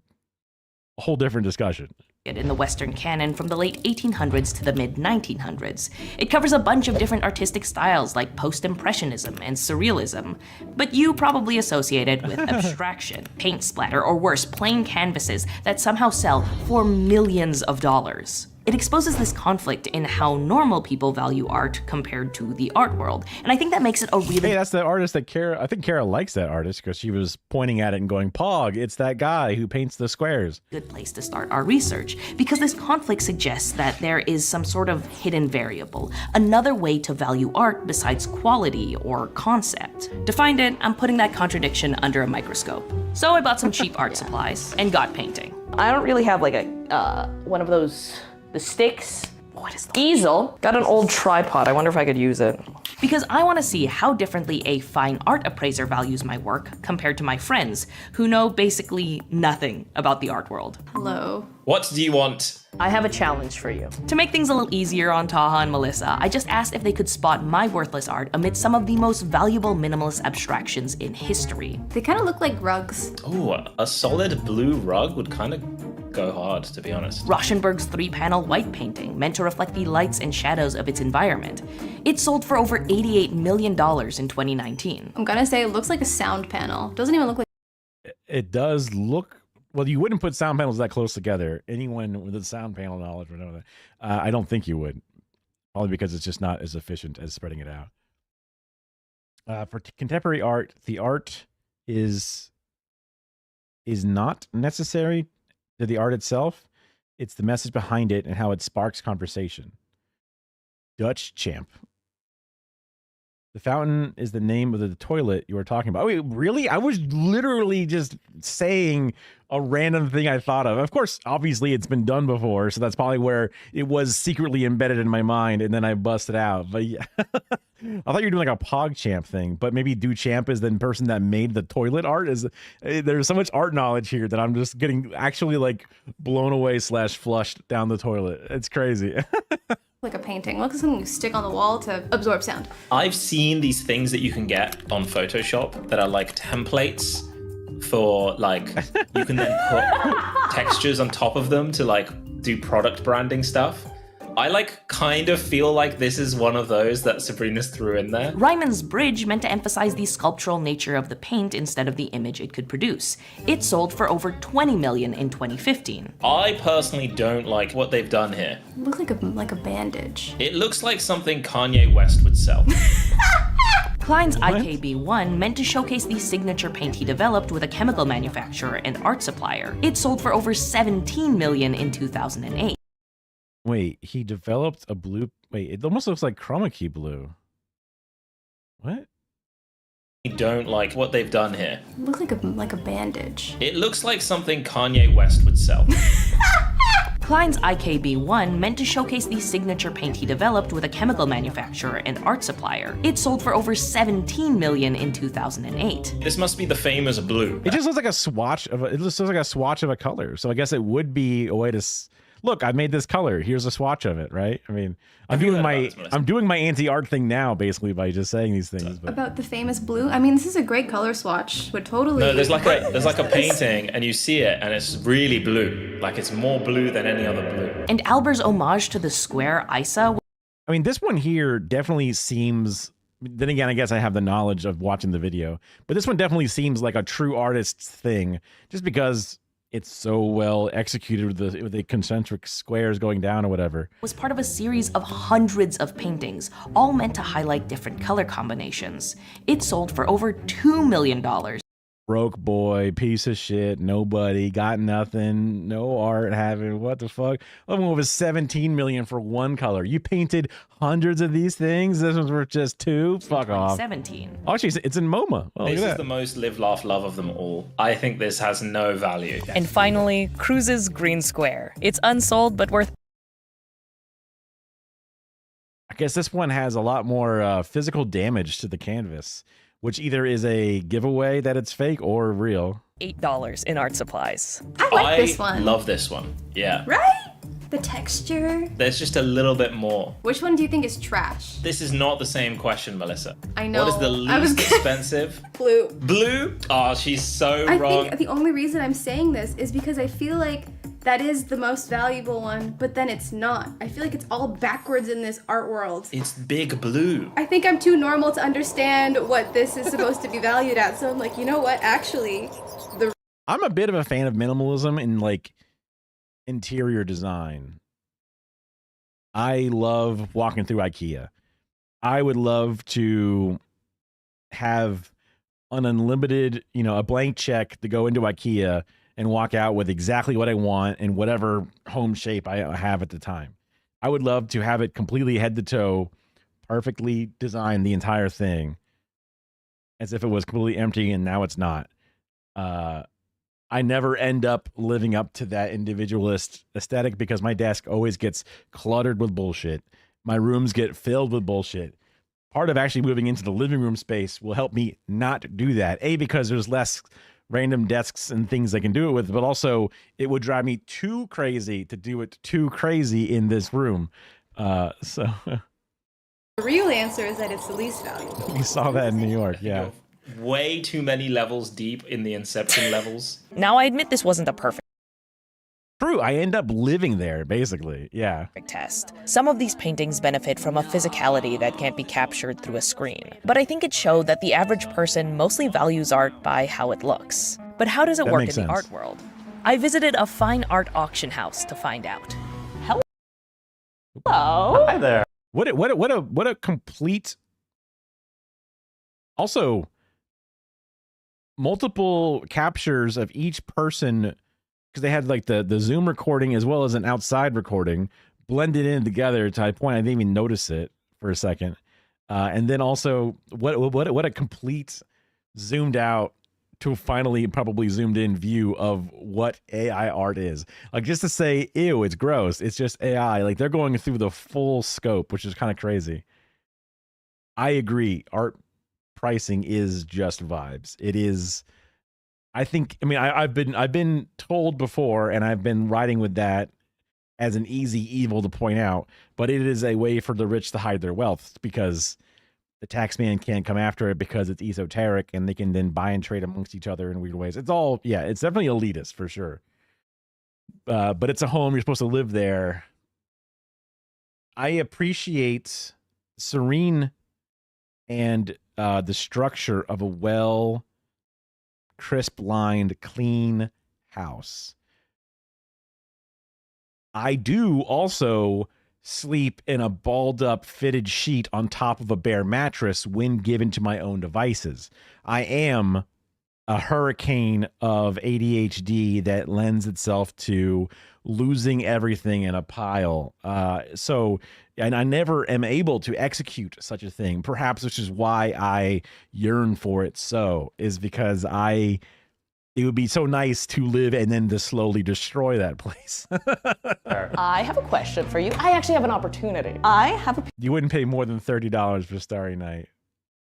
It is small. It's small. It's about. It looks like it's worth $30, if that. Honestly. Piece of art that I think belongs in a museum. Oh, okay. I think it's a masterpiece, and I'd like to ask you, how much do you think it's worth? Who's the artist? I'm Rob Cowley. I am a senior Canadian art specialist, and I am one of the owners of Cowley Abbey. I was going to say something, but I'll just not. In Toronto. We sell fine Canadian art as well as rare and important. Ooh, Canadian specific art. Ooh, I don't think we saw The Victorian library of the house. I mean, I could see that. I mean, oh, definitely, for sure. Well, who knows? Nowadays, you know, you can kind of like let it shine a bit more. You can bring out your femininity without needing to be a flaming homosexual or whatever. But like, who knows? He probably is. I was just gonna say, I don't think, Kara, we saw one piece of Canadian art in our recent trip to New York.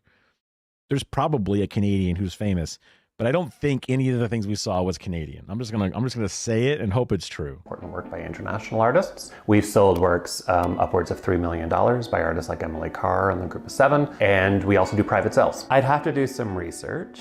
As of right now, without knowing. Perfect example of how art. He is an art appraiser. He should be able to look at this and be like, ah, yes, it has 85% of the qualities of art we are looking for. Therefore, it is worth X dollars. But he's like, I'll have to look up and see what everyone else says it's supposed to be worth. That's it. Anything, it's unsigned. Looking like the materials are quite new. But at this point, I would probably say decorative value. So somewhere in the under a couple $100 right now. Oh, under a couple hundred. So you're talking like 180, you know, right? Over $5? Potentially. The materials would be over $5. So there's that. It was $8. $8. There you go. I'd appraise it at, with them, I mean, let's say $10. You heard it here first. Labor value, value, there it is. Talking about valuation, the first determining factor of value is the artist. This means that a painting's value isn't primarily determined by what's on the canvas, but rather by the plaque at the side. This is because in I mean, that does make sense, right? That makes sense. I'm sure. I agree. I don't disagree one bit. Like, even as the video went on, I was like, okay, he's definitely like the gaydar I have is saying all signs point to yes, right? Like that is what's happening in my head, right? But he's Canadian. Who knows? He's just Canadian. He could just be Canadian, right? I was thinking that, okay, it does make sense that the person who made it, because normally the person who made something is a celebrity. So the same way that a used tissue is not worth it for the snot, but it's worth it for the snot because you care about the person who snotted into it. You know, the bath water, it's only valuable to whose bath it was, in a sense. You put it into gamers' terms, right? So people would buy Hassan's used underwear, but they would not buy my used underwear, despite what is left in the underwear is non-existent. That does not matter, you know? In the art market, artists are basically brands. Some are designer, others are on the rise, but most are basically insignificant, and their work is valued only by its visual appeal. I did not know that he was a jerk. I mean, I guess because there was that movie about him.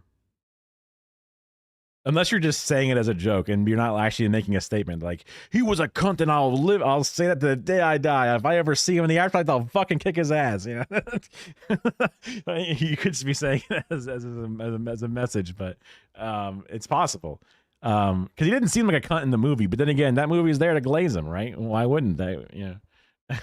The price someone would pay to hang it on their wall as decoration. If it's an artist that's had no history at auction or not had works at auction in the last 20 years, typically then you may put a conservative value on an artwork like that, and the market then will dictate kind of where the I had the same mental automatic click, but perhaps even a worse version, where if I think of a person or I'm told of a person's name, I immediately like fly through the fucking card catalog, the Rolodex, the Control F, and I find that one thing that they were canceled for that I can think of. And most of the time there's just an entry and it goes, oh, there's a reason they're canceled for something, and there's a reason I'm supposed to hate them for something, but I don't remember what it is. It's all faded off the card or whatever. And I'm like, I just know I'm supposed to hate them. I forget what for. It could even be for a thing that they've atoned for or a thing that I no longer think is bad, right? It could have been in my head back when I was like anti-feminist or something. And I'm like, I'm supposed to hate this person. Like my mind would do that even recently with like Al Sharpton, because my dad would say Al Sharpton's a piece of shit. And I'm thinking like, oh yeah, that piece of shit. I'm like, wait, My dad wrote this card. I don't trust my dad for these things anymore. He could still be a piece of shit. Totally to be true. But I'm just like, I should rewrite this card. I mean, is it wrong to assume that every man from 1960 and past has done some fuck shit for sure?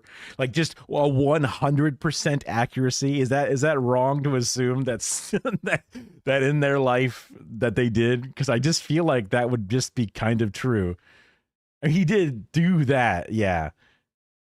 He did do that. That is, if you know, I would say you could never do that with consent, most likely. Well, you in his situation was very unlikely to have done it with consent, because it seems the person was not prepared for it when they got it. Yeah, that's true.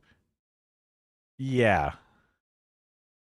which is definitely, I mean, that creates a weird, it's a weird bargaining chip to be like, don't you love me? I cut my ear off. And they go, well, now what am I supposed to say? Right? Because now that's kind of like emotional labor you're putting on me. What the fuck, man? You know, like that's obviously a little not gaslighty, but it's a little manipulative for sure. Yeah. So for an artist's work to transcend its decorative value, they need to catch the market's interest, which is usually done with the help of a really good story. Take Maud Lewis, a Canadian folk artist known for her bright, cheerful paintings, which are contrasted by a hard life of poverty. That looks like children's art to me. Not to be coming after Lewis over here, but he ate his own paint. Well, there you go. That's literally a major problem. A little extremely manipulative. Yes. Yeah. Well, you know, at some point you're free to talk about it because he can't hear you, right? Like at least on one side of his head, you can discuss it with others. I mean, of course, yeah, he was super deeply unwell. Was he the one that was shot to like defend his brother or something and then died of a bullet wound or whatever? That's the movie I'm thinking of, but it could be a different famous artist that I'm thinking back on, honestly. I'm so bad with like names and art history specifically that I'm pretty sure that's what I thought. Yeah, cadmium poisoning. I was literally what I was going to think about, because they talked about, because I paint Warhammer miniatures, at least at one point, definitely more actively as of about a year and a half ago for sure, in different degrees. But well, that was the movie supposedly was saying that instead of him shooting himself, he let himself die of the disease of the bullet or whatever, I forget, but he basically killed himself. It's kind of what the movie was getting to. But then maybe that's wrong, that I got the wrong thing. It was a bullet wound, whether or not it was someone else that shot him. Oh, that's right. He shot himself accidentally, but they were saying it was more of a robbery where he got shot, but he didn't want the person to get charged with the crime. Maybe it was a child that accidentally, you know, that got mixed up in a bet, whatever it was. That was the idea, but it was like a shot in the stomach or something. So it's like, who the fuck kills themselves by shooting themselves in the midsection? What a terrible way to go. I think that was the question that was being posed and then answered via the story.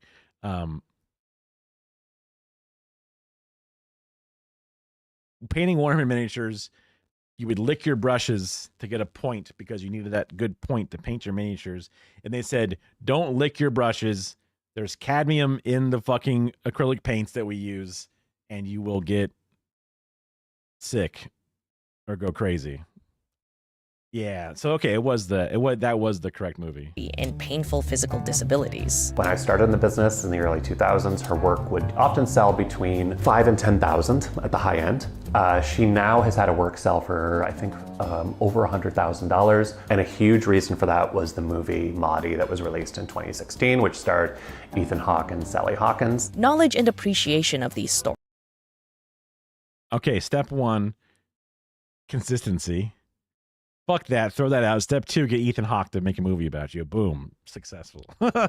These legacies are But she was still selling these things for fucking a good chunk of change. the difference in how an average person may value art compared to an insider. Fair It's point, evident in fair how the closer a piece is to legacy in name, time, and subject, the more it can be worth. Jean-Paul Riopel, a Quebec abstract painter and world renowned, his work, the early 1950s, carry the greatest value. Paintings have sold in excess of $5 million.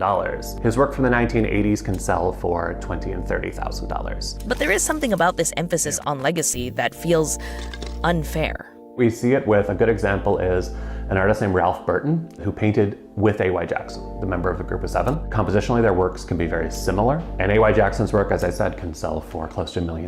Is 8.5, 10.5 inch sketches. Typically, they're gonna sell between 10,000 to 100,000. Ralph Burton's sketches of the same size are typically not even going to hit $10,000. That conversation helped me understand that there are two very different frameworks for valuing art. The average person, like Tahar Melissa, think about the decorative or practical value. This is a multi-purpose microphone. Now, sure, the price depends a bit on God, Zoomers and making microphones into weird things. personal preference, but the bulk of the value is bound by the cost of materials and technical labor. Think of it this way, it's like the difference between tailor-made clothes and fast fashion. The value comes from craftsmanship. Now, art collectors care about this, but they also care about context. Oh wait, context. With this framework, the price doesn't have an upper bound because its value depends on external factors like we learned from Rob. With the right legacy, a piece can be worth millions of dollars. Wow. But if we go back to the fashion analogy, think of it like buying a luxury brand over a generic option. What you value is what the product represents, sometimes more than the product itself. Now, I think both of these frameworks are perfectly valid ways to value art. In theory. I'm sure someone's already writing a comment about how the contextual framework is just a bunch of excuses rich people use to justify tax evasion. And honestly, that might be a fair point. In case you didn't know, when a person, primarily in North America, donates an object to a nonprofit organization like a museum, the loss functionally comes out of their taxable income. Now, this isn't necessarily a bad thing, right? It encourages collectors to share art with the public instead of locking it away in a vault or selling it to a private collection.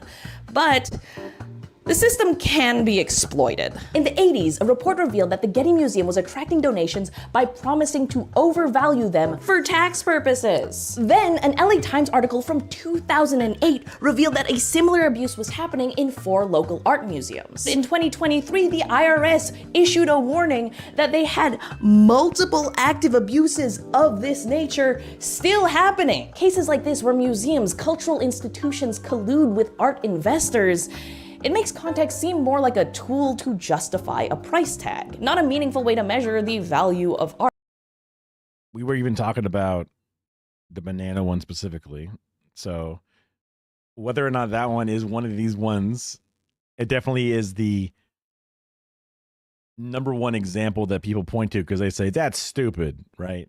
Art. That's a problem for this video because I think we need to agree on how to value art. We can't just be reactionary or else we can end up with logical inconsistencies, especially when we throw in outliers like AI art. I had to open Facebook for this. I will never forgive you. So we know about the practical value framework. I think that everyone can kind of agree on it, but thanks to Rob, we also know about contextual value. However, we need to see if it is valid for the purposes of this video. In order to do that, I think that context needs to be able to explain the value of modern art to the average person. That's me. I don't want to be disregarded. I don't want to hear, oh, you don't understand it. And that's the point, because that's circular.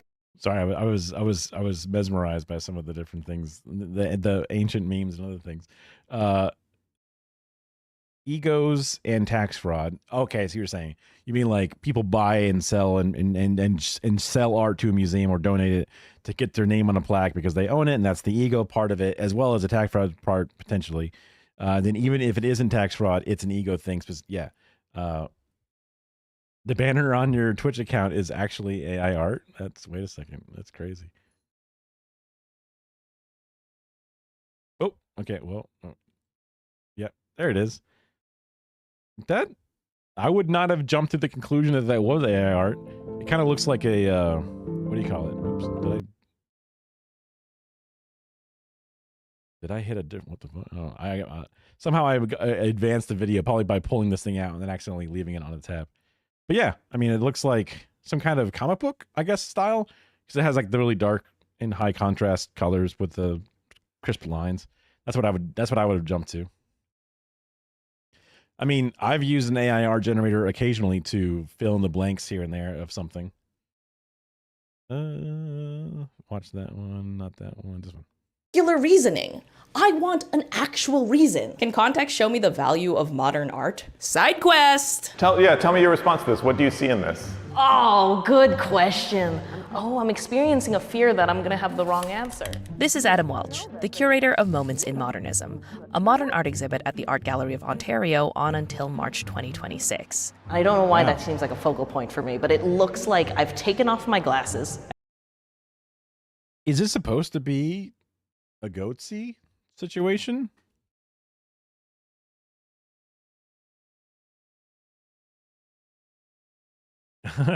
Fair enough. I mean, it's not like you were using that banner to insult clout or whatever, but so it was like anti-ego going on. But yeah, this, to me, I'm seeing a fist to the left, a fist to the right, the gaping anus, the two different legs. I don't know. I sincerely doubt my man is going to say it's a goatsy, but I'm curious. I have terrible Also, we nearsighted blurred vision. this art. Fucking and take that I'm art. seeing a silhouette of something. So what do you see when you see this picture? Speaking as a curator, I think about the history of abstract painting. So I think about how Richter is thinking about artists who came before him, artists who are working alongside him in Germany in the 1960s and 70s. Adam was the perfect person to ask if there was any context that could explain the value of modern art. Because where a normal person like me sees a painting, he sees history. So this painting is actually based off an image that he found in a newspaper.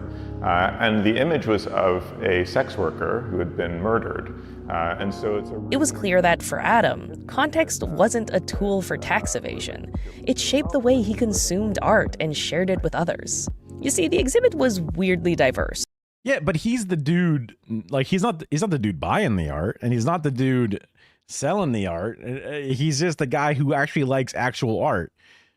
Because when the rich people buy art, they pretend to know what it is, but they're like, all right, what's the numbers? Let's figure it out. Get my accountant to talk to your accountant. But that variety was on purpose. Adam had curated a hint to help us see the value of modern art the way he does. Modern art begins after the Industrial Revolution in the 1850s. And around... That was definitely blurred. It was definitely blurred. But you know what? Maybe. Yeah, maybe. Yeah, definitely. He could not afford a single thing for sure. He's trying to afford his rent in the inner city, whatever, you know. Around that same time, the invention of photography happens, right? So photographs are invented, and artists, painters, are kind of freed from having to do representation. I was thinking, like, wait, that one might actually be pixelated inside the art. Invented an artist. That's kind of neat. Painters are kind of freed from having to do representations of the world. And you around weren't them. wrong. So They do like painters are making allowed to the explore all censored-looking different art. ways of engaging with the world, engaging with history, engaging with other artists. And remember, artists live like you and I in their time. They're thinking about technology as it appears. So lots of artists are looking for new ways of making artwork. And so you see artists who are looking at photography in the 1870s and 80s. Likewise, you see artists who are looking... We got to see that as well, I believe. That was also in... Well, no. There was the weird moon video with them landing. I don't think there was the horse one, but... At new materials and plastics in the 1960s and 70s who are going to take up those materials, those ways of working in their work. Okay, cool.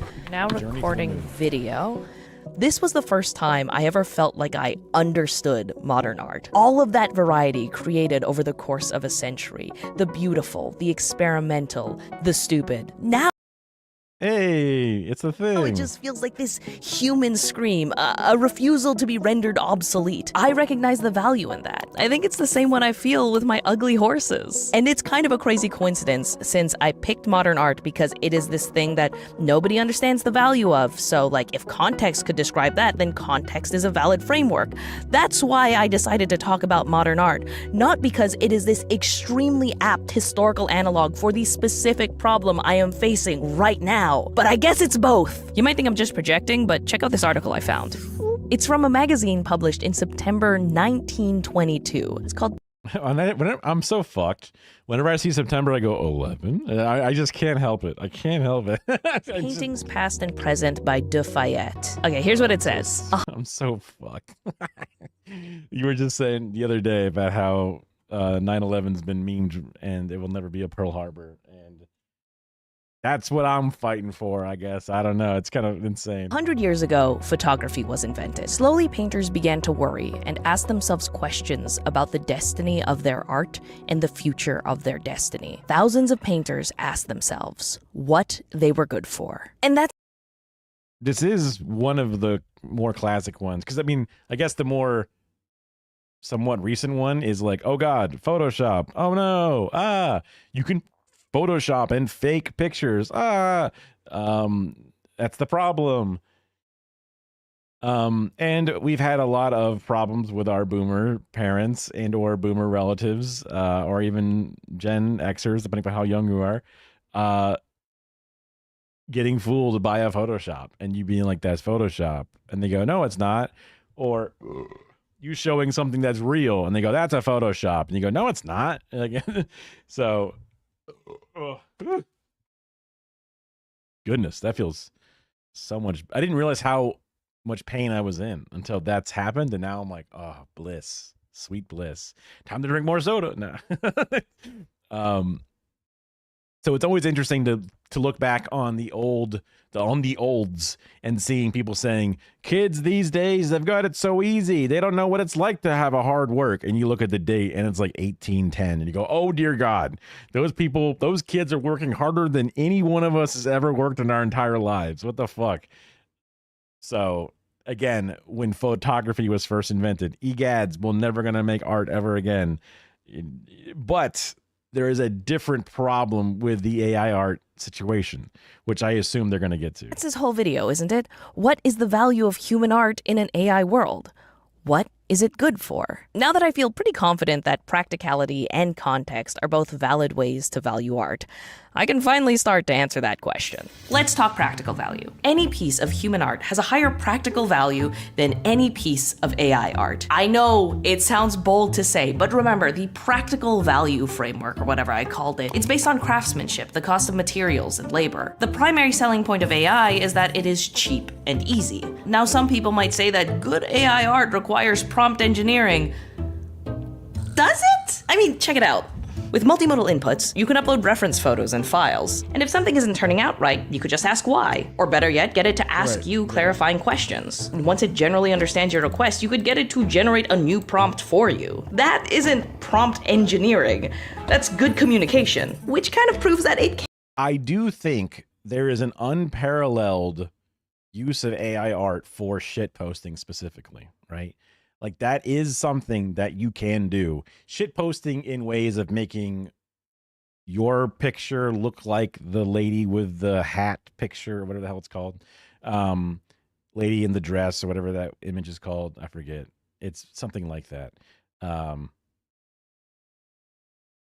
make a shit post, Trump post, to make a shit post, anything. It's useful for that. But then it does create a Pandora's box scenario deeper into the future. For sure. Can't be engineering because engineers can't communicate. Anyway, I'll admit that this process isn't particularly token efficient, but because all of these consumer-facing AI services don't actually charge a token usage fee, they charge a monthly fee, there isn't a real incentive to be efficient. So even if it can be a little bit frustrating, you can just spam a chatbot until you get something good enough.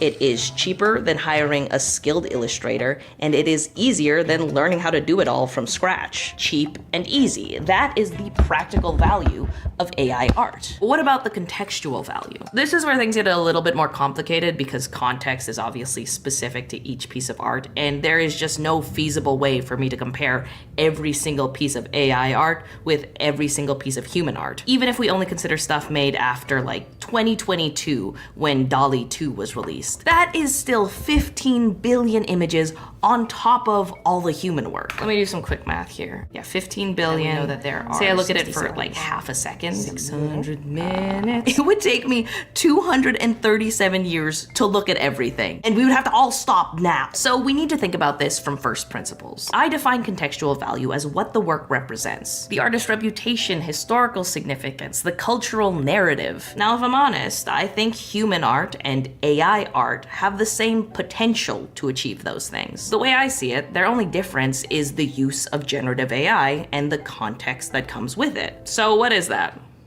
Well, I guess I gotta find out now. This question was weirdly difficult to answer, because generative AI is everywhere and it has a lot of potential, but very few known impacts. We don't know if AI makes people more productive. We don't even know how it actually works. So I want to focus on what we actually do know. There are two measurable changes that generative AI is almost exclusively responsible for: environmental harm and worker displacement. Let's start with the environmental harm. You mean like literally the straight line tool that you make beam between the two things? In digital art is not real art. It's a tool in art. Not an overly good one, but it is not an overly good tool, but it is a tool. And I would say that barring any modern art style context, someone who produced an art that said, check it out, straight lines, they'd be like, huh? But if you put those straight lines as a background behind a thing with a,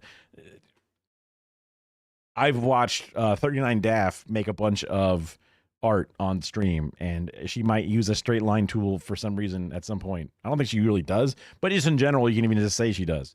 But the art she makes is definitely art. It's unequivocally art because color, lines she draws, shades, a bunch of stuff. But she also does a lot of digital things to it, even using digital brushes that will then randomize certain textures and patterns and things. It's not a physical use of her arm, but her arm is what is utilizing that tool.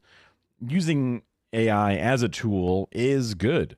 Using AI noise removal, AI as in like neural network learning models, whatever it is, because like a lot of the AI tools we use, banana is art. Yeah.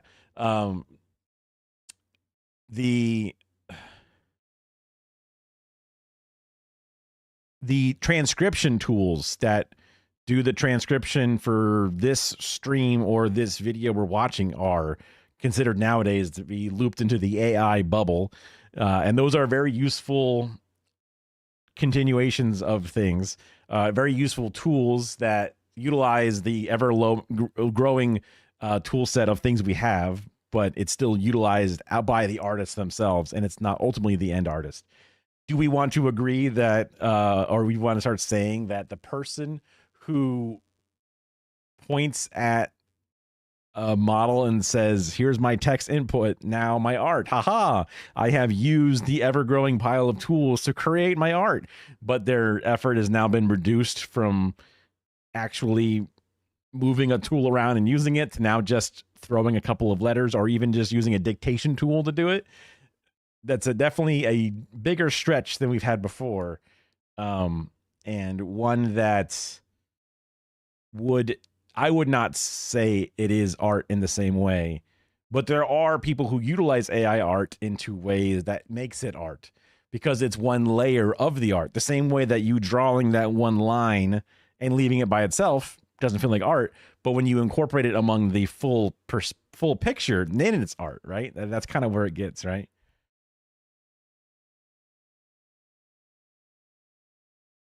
That's an interesting way to phrase it, because this thing is phrasing it based off of the context of the situation and the story behind the person, why they chose the things they chose. But you're just saying It's about the conversation, which ultimately the toilet in the room creates the conversation. So agreeably, I think under that definition, yes, it would. It would. And you agree that it's not good, but still technically qualifies. So that's a way to look at it. But like I'm just saying for my own personal understanding of things, I've watched, I forget the name of it. Yeah, I wouldn't be able to Google it around. Just not off the top of my head. But there's a guy who does these weird AI videos that have like aliens talking about people or something, and whatever it is, like street interview style. But you can tell it's not just AI input, but it's AI mixed with actual filming of things. Yeah. That is definitely a tool used in art compared to just being the tool itself and saying good enough. It's like the paint bucket tool being used instead of it being used inside of an entire artist thing. Yeah, AI art mixed with mocap, because a lot of the things that we currently use, a lot of the stupid, background removal tools, air quote AI, that's how you're using it as a tool in your art. That's how it, for me personally, I should say, for sure. That is where I draw the line, or that's where it makes more sense to me instantaneously. It is very good for uncanny shit, yes. Which is both a defense of it being art and also kind of a defense of it not being good art, right? But if you're able to manipulate that uncanniness into your art for effect, that's beautiful. That makes it good art, right? Yeah. AI image models rely on a bunch of computer chips that require a lot of resources to use and maintain. This volume of energy demand is often higher than current power grids can handle, leading some communities to rely more on fossil fuels to make up for the gap. But even if, hypothetically, we could get this whole operation running on renewable energy, there's a second problem. One of the most efficient ways to stop these chips from overheating involves transferring that energy to a water source. This causes some evaporation in the process. Now, often, the only infrastructure in place that can reliably provide the water necessary is a community's drinking water supply. And when 2/3 of data centers built or in development since 2022 are in places already facing water scarcity, this is a problem. The water isn't destroyed forever, but evaporation effectively takes it away from a community that relies on it. So images and videos are some of the most... Okay. I guess I never really thought of water cooling specifically evaporating water, because I'm used to closed loop evaporators. I guess there might be some major data center open air water coolers. That's news to me. But I have heard of the thing saying that AI, especially in the ingest form, where it's collecting as much to build a model, uses the majority of its energy. So that's where you end up with the water getting used up situation. But interesting about the evaporated water. I mean, maybe even a closed loop system technically evaporates some very small amount of water over time, but I that's what I'm also, I was like, I would assume that they have a closed loop system and whatever losses are more about time than usage. But yeah, so I'm like, I don't know, but I have heard that talking point before about how these things are using up the water. So it's like, because I mean, using up the energy is obviously a problem on its own, right? That's already a given. So I guess you can just take it from that point on and forget about that other part of it. Just because I'm like, I don't know if that's sharp just because of the closed loop, but maybe use it open, maybe. Energy-intensive calls you can make, and they are used at best for a meme, or at worst, to replace the workers who made this technology possible. To understand what I mean by that, you should probably know how AI image generation actually works. The most popular options use a diffusion model, which is a machine learning process that requires 2 steps. First, you take a bunch of images, your training data, and you gradually add noise to them. This is called forward diffusion. Then you challenge a neural network to find patterns in how to gradually remove noise until you end up with the original. This is called reverse diffusion. Once it can reliably do that, you can generate new images by applying this reversal process on new noise. If it helps, think about how humans are hardwired to recognize faces, even in random places, like on a grilled cheese or the surface of Mars. A diffusion model is hardwired to recognize its training data in random noise. The problem is that it might be a little too good at recognizing its training data. Memorization occurs when a model returns a nearly identical copy of something in its training data, and this study shows that the more powerful the diffusion model, the more often it memorizes. But that's a problem because copyrighted work regularly appears in training data. This is usually allowed either because it was scraped from the internet or licensed from a social media site that tucked their AI training clause into their terms and conditions. No matter how they get that data, they're generally only allowed to use it because the technology should be transformative. In theory, it should build on anything original in a really significant way, but in practice, it doesn't, at least not consistently. So, as of recording this clip on June 17th, the quirky freeform shooter style of like grabbing the camera and setting it down, it's confusing the shit out of me because I'm too much of literally a straight shooter. And I'm like trying to put gimbals on cameras and keep things as smooth and understandable as possible. So, even just from a cinematography angle, this video is kind of like throwing me for a loop a bit. But I am still impressed with the quality of it.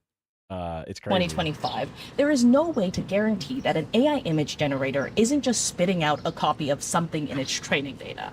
This is part of the current context of generative AI. Fortunately, it might not be for long. I'll explain. Let me just go grab lunch. Hey, could I grab a fish and chips combo? So researchers are working on ways to minimize memorization, like training on corrupted data so the machine never has a complete original to copy, or filtering out copyright based on spatial similarity. So that means that there could come a time where Oh God. Sick the fucking Disney Corporation on AI. Have them fight this fight for us. Come on, do it. every artist that is upset on Twitter about like AI stealing art of artists now has to turn to their biggest enemy ever, the Disney Corporation, to save them from the new big bully man, the big boogeyman. It's like the fucking Avengers having to turn to Thanos to save them from a fucking, galactic level threat. That's so fucking insane to think about. diffusion models aren't accidentally plagiarism machines. But does that matter if they're still used intentionally as plagiarism machines? OpenAI continues to let people generate images in broader studio styles. And while they claim to block attempts to mimic living artists, they aren't trying very hard. Like I said before, you can upload photos and get a prompt to emulate that they're bringing back the Concorde or whatever it's called, like the different super jet stuff.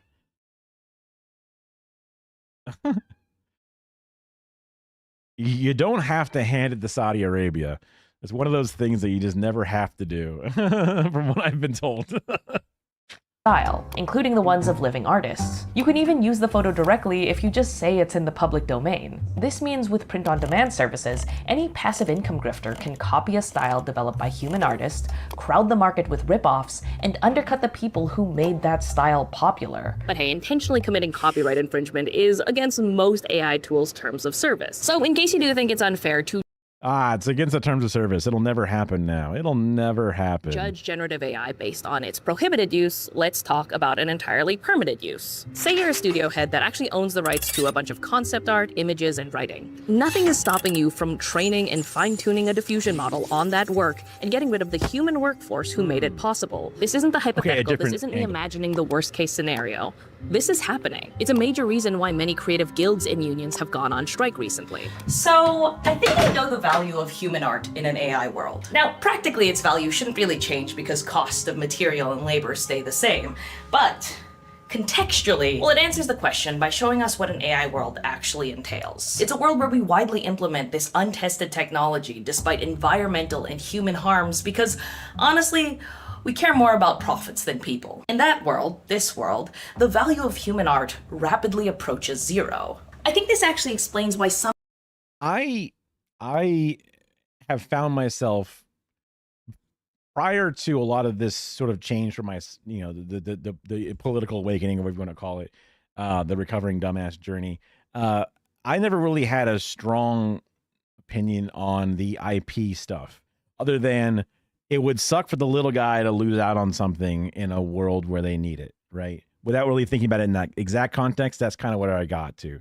But I've never been like a, man, Disney really needs to get their sales, or you know, those Etsy sellers that are selling Pokemon, you know, knitted plushies really deserve to get it fucking given to them. Now, some of the stuff where like the Homestuck guy would get mad at like people in Artist Alley selling a keychain with like a perler bead, you know, melted up thing or whatever, and it's just like, well, that seems a little overzealous. They're your fans. But he wanted to protect his IP and all that, and that's his own prerogative, I guess. So I agree copies are legal. I agree IP really should not be nearly as locked hard as it is, though I could see how it can be fucked and used in a negative way, where someone is using it in bad faith, or someone is intentionally trying to keep themselves as the top. And like, imagine if Disney, now allowed to say fuck IP, just rips all the other cool studio stuffs, throws it on their fucking Disney Plus app, and says, fuck you, bitch, I got mine, and I'm gonna be able to advertise it, and I'm gonna be able to get all the views for this thing. You'd be like, fuck, wait, that's actually kind of a nasty thing, and I don't like that could happen, you know. And so you're like, shit, you know. So the completely no IP law, I don't know, the version is what's been freed. Otherwise it's not. It's a weird little jitter I saw on the stream. It's odd. I think that's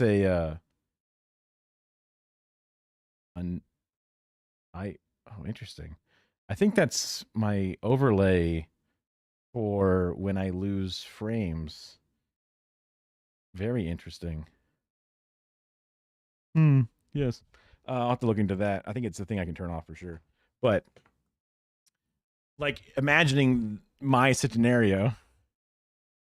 No, I agree. But imagine if I don't know, some cool homemade, you know, art studio makes an awesome thing. Like, we were talking about the movie Flow in Nandre's chat, and it's a, you know, basically a silent film, but with all sound effects and music for this cat thing. It's cute. But then imagine that Disney sees it and goes, oh, sick, I'll just yoink it, put it on Disney Plus behind my paywall, and say, I guess maybe paywalls wouldn't exist in this point. So maybe that would neuter it. But if I'm just worried that if we let everything be open, then some of the worst actors, or in this situation, another more smaller situations, this person, you know, Answers in Progress, makes this video, but then a much bigger bot channel finds it, uploads it, and gets it out into the algorithm, and it outcompetes this own video that made it entirely, and it's just a complete one-to-one rip, and then it just makes it not win out. So then it doesn't get the ad revenue from the ads or whatever. And you're like, fuck, that sucks. These people who worked on this thing actually should get it. And that's like the small creator version. And I don't know how you beat it, but I agree the way IP is done, it sucks. And I agree on a max 20 year, that should definitely cover the small people easily, you know, all that kind of stuff. It's publicly named what they gonna do with it. It's on YouTube. I guess it would be places that are able to weaponize their ability better than another place. So, like, if I put out a YouTube video, I'm not trying to defend it under my circumstances specifically, but if I put out a cool YouTube video and a channel that actually has subscribers and viewers sees it, then, and maliciously puts a similar title and thumbnail up to make sure it gets the views, and now mine doesn't, then that would be, what a shame for me, or whatever. That's an argument that I've heard that's been brought up, and I'm like, dang, I don't know that I have in my arsenal of ideas and things that fix the world a good thing to quell that fire of that question. I wish I did, because I agree things should be open and free. So, like, similar to the Hassan industrial complex, I would be fine with people making a clip channel of all the bullshit that I have, editing it up, whatever. I would only demonetize, or not demonetize, DMCA or ask for a takedown if people were intentionally editing things in bad faith to make me look like I say, like I eat poop, like I eat poop, I eat poop. And people took that part out and left that part all on its own and took it away from the other context of me saying I actually don't eat poop. It was just for effect. Then I'd be like, okay, you're clearly trying to make me look like I eat poop knowing that I don't because you edited this, you jerk. That would be where I would come after it, only in that situation. All of Disney movie being public is going to fuck Disney way more than any benefit putting Shrek on their site.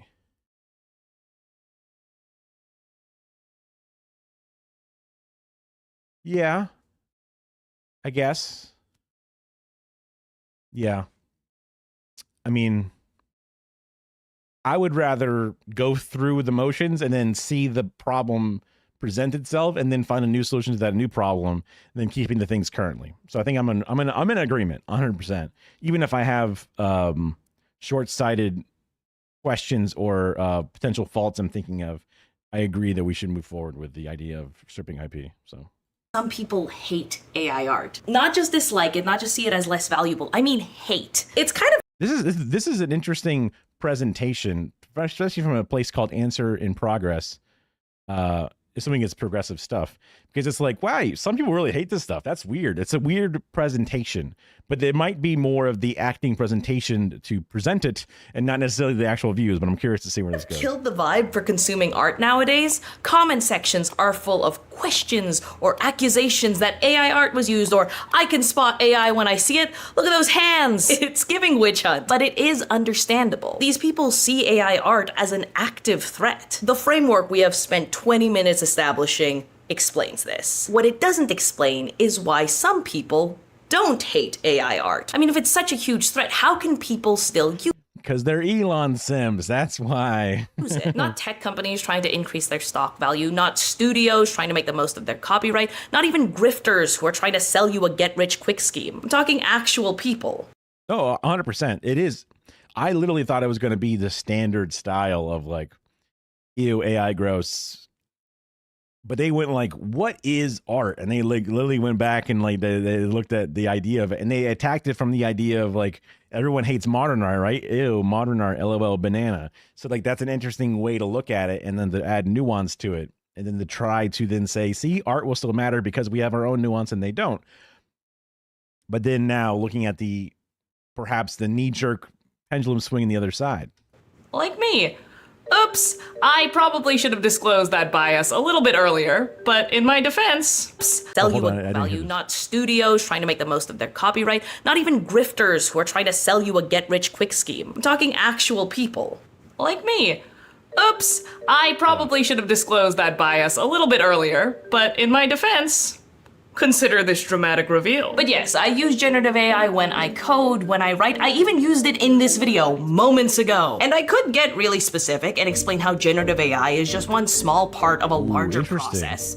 But I'm not going to, because I don't think it matters. I'm not looking for excuses. I'm admitting that I know about the context of generative AI, and Hold on, wait. She said that she used it to color grade enhanced speech. That's not AI.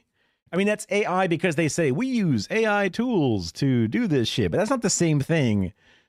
That's definitely not the same thing. I would not consider, I don't think most people would consider an AI tool to background remove around your camera or whatever to be like the AI. It's not an AI tool to remove your background in Zoom. That's not an artificial intelligence. None of these things are actually artificial intelligence, right? Like what? No. I mean, so if she wants to defend this, I'm like, you got it, 100%. And I could get really specific and explain how generative AI is just one small part of a larger process. I mean, that's literally what we were saying before with that guy who makes those weird street interview things, because it's one part of a larger process, which makes it 100% definitely art, no questions asked. Yes, but I'm not going to, because I don't think it matters. I'm not looking for excuses. I'm admitting that I know about the context of generative AI, and I still use it. I just don't know why. I do feel conflicted about this. I claim to love human art and craftsmanship and a livable planet, so I should hate AI art. But I don't. That's why this video has been so hard to make, because maybe there's more to her love of AI art than just that specifically.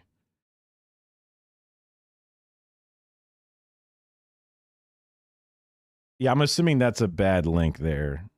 Anarchist NPT, first time chatter, just posting a link. I'm assuming that's a bot thing. Oops, I did not want to click on that. I did not want to click on. Usually when I click on something, it pulls it up in like a little box. I guess that's when I'm looking at things in native stream chats. So it's funny that when I did it in an OBS window, it did not do that. Which then I got some insane Joe Rogan thumbnail and then a person in Arab clothing screaming. And I'm like, I do not want to know what the fuck that is. That is the most terrifying thing. And I'm so happy it wasn't anything worse than that when I clicked on it. Holy balls. Holy balls. Okay. Memory is now, don't click on links inside my I mean, I can only hope it wasn't none. I was worried it was gonna be like, you know, Palestine gore or who the fuck know. I don't know what the fuck I was getting into. You know, it might have been based. I don't know. The person's name is Anarchist, but for them to just drop a fucking link instantaneously as their first message is also kind of sussy. I just haven't been. I did want to miss your comments before all that happened. That's just your normal POV. Normal POV. Oh, we were saying something specifically for a second.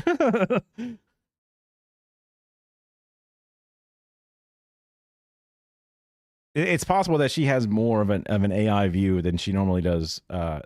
Instead of just using it, the AI enhance her voice, she could have a more intense AI appreciation. About this, I claim to love human art and craftsmanship and a livable planet, so I should hate AI art.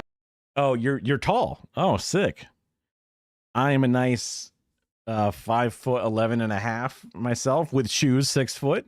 So under most circumstances, prior to this, everyone would see me as 6 foot, but now I live as an unemployed person in my house, so I'm going to be always barefoot probably. Once I have to be. You tall? Nice, yeah. I assume that she chose this camera angle to make herself appear less threatening and or submissive in this moment of being like, yo, you caught me. Don't kill me. Art. But I don't. That's why this video has been so hard to make, because I just haven't been convinced in either direction. I don't know what side of the AI art debate I stand on. Is it bad? Is it gonna destroy humanity? Or is it good? And these are just growing pains and a moral panic. I don't know. I still don't know how to feel. I feel unwell. But that's about it. So I think the last thing I'm gonna do to try and just like reconcile this paradox I've been living in, I'm just gonna talk to artists on opposite ends of the debate and then see who I agree with.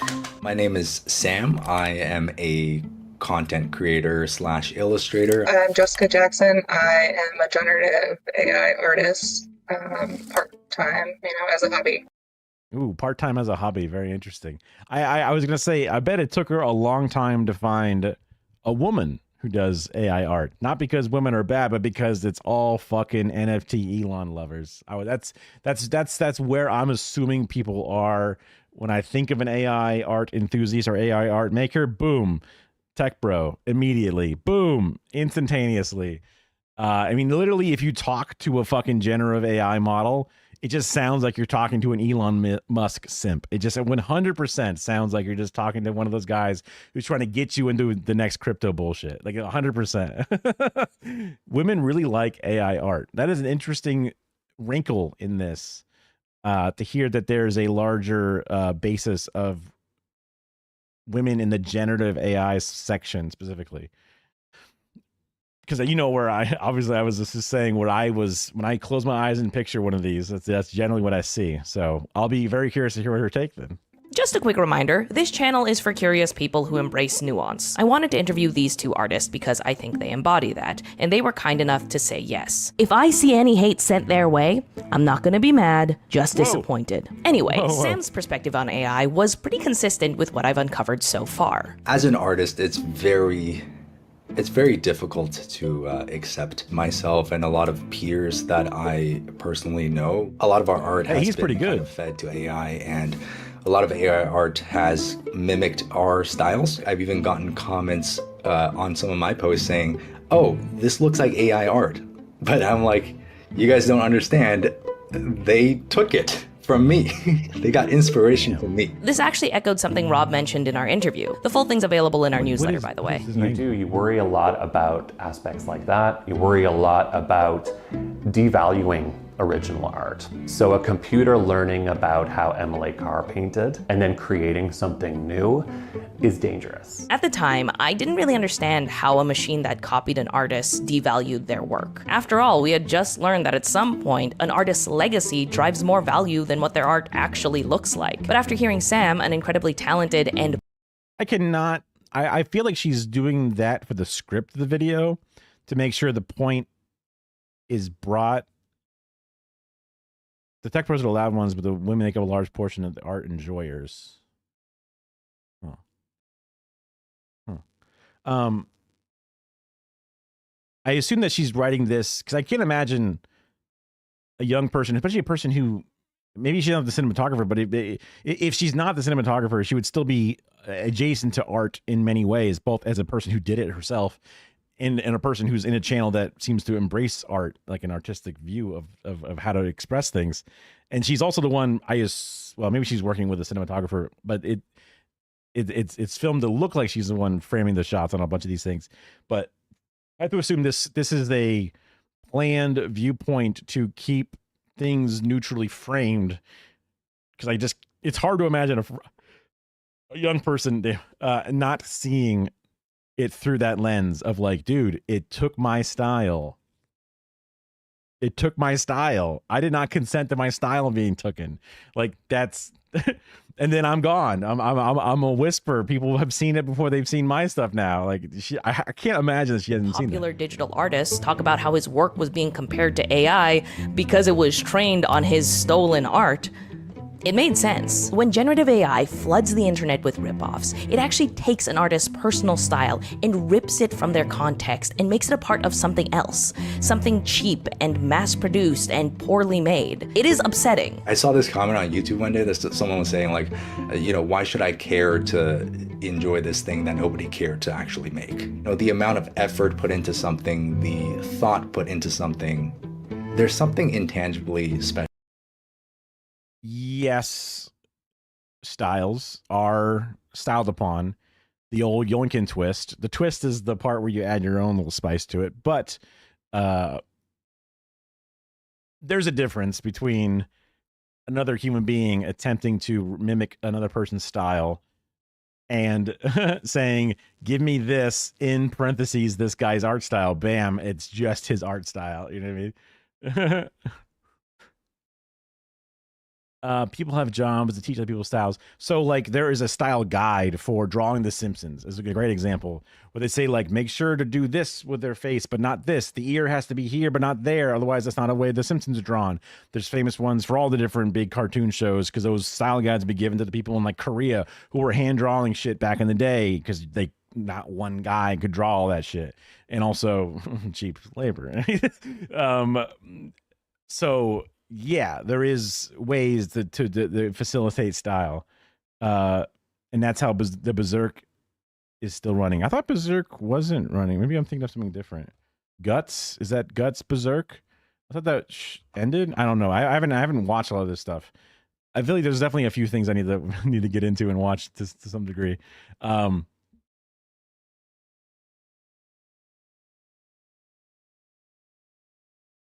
Yeah, I mean, this guy having his stuff ripped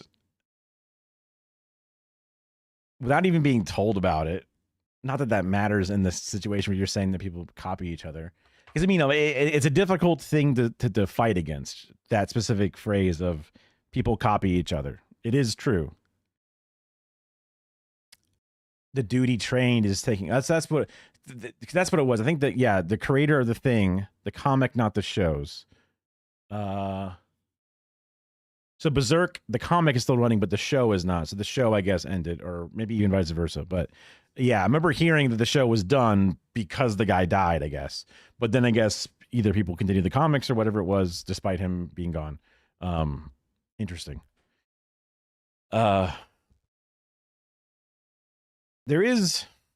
There's something that I guess is difficult for me to put into words, which is important to eventually find a way to do, because otherwise it's just an emotion that can't be properly shared.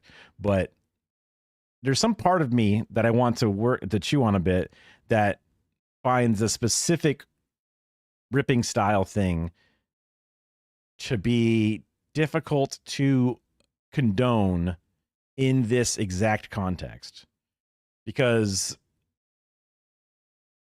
there's something that is off with it that otherwise, with my other previous viewpoints, I could not find an appropriate response to. But I'm curious. I guess we'll let this finish, and then I'll see if I can somehow find the correct defense, or at least the reason to dislike it. Whether or not there's a defense or a reason to attack it down, if there's a more concise reason to disapprove of it.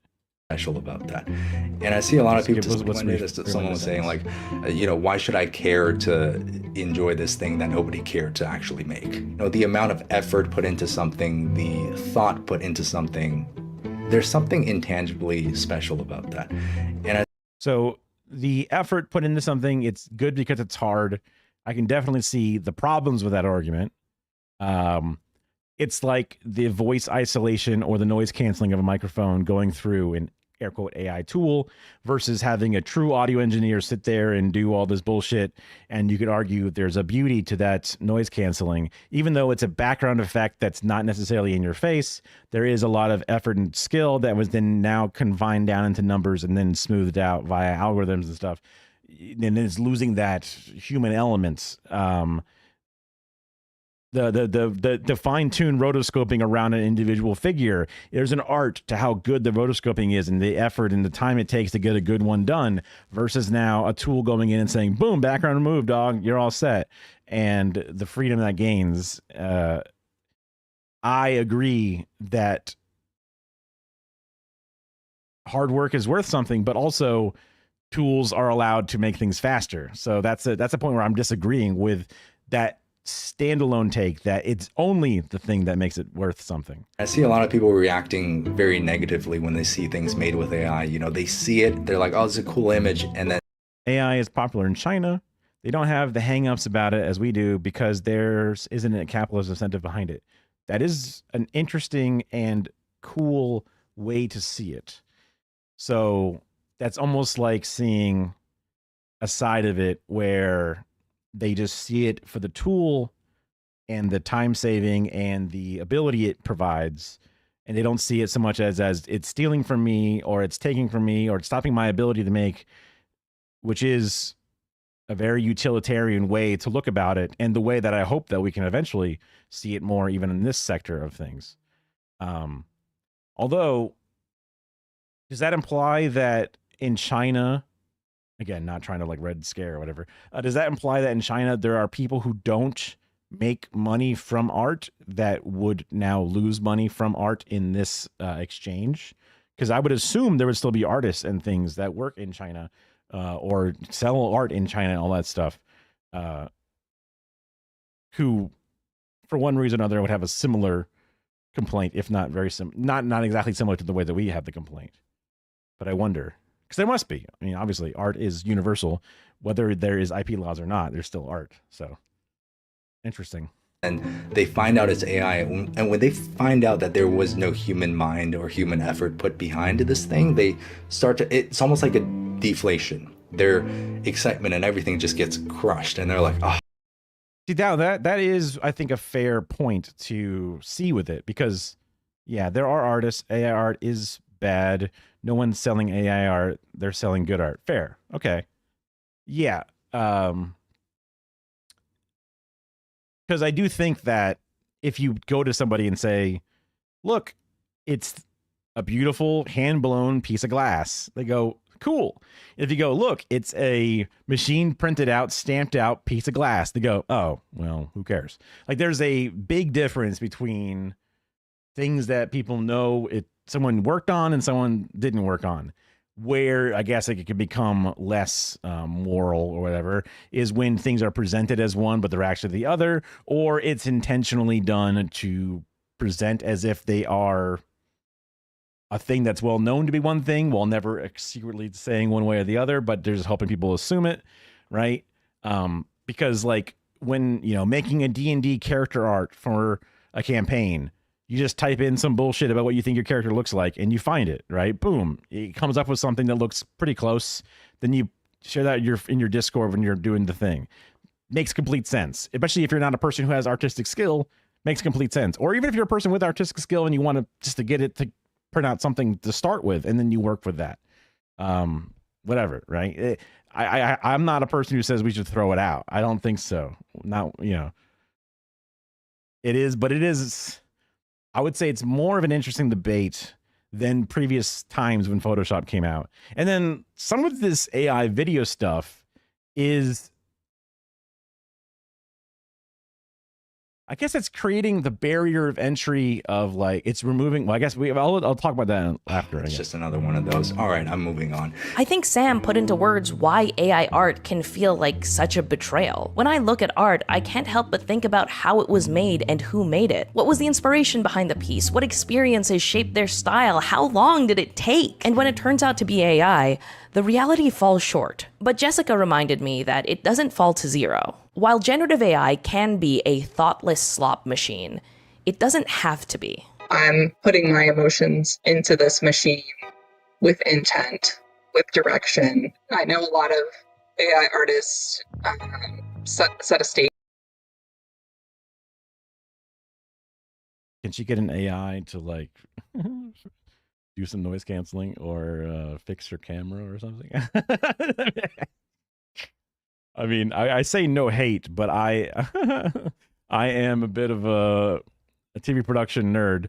I have an incredibly expensive camera that now gets blown out with the sunlight because it's optimized for this exact form of lighting, and that's supposed to be pitch black. But like I have way too nice. This is a $400 microphone, right? Given to me for my birthday. Whoa, he's out. Before I had a $20 microphone that sounded almost as good, I promise.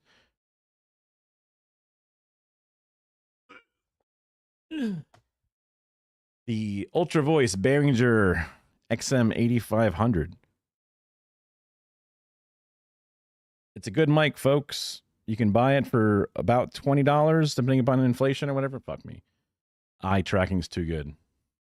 Socialist, but has microphone. It's a birthday present, I promise. Ooh. It was a birthday present. Because every man, you know, every guy and every podcaster, every YouTuber has this fucking mic.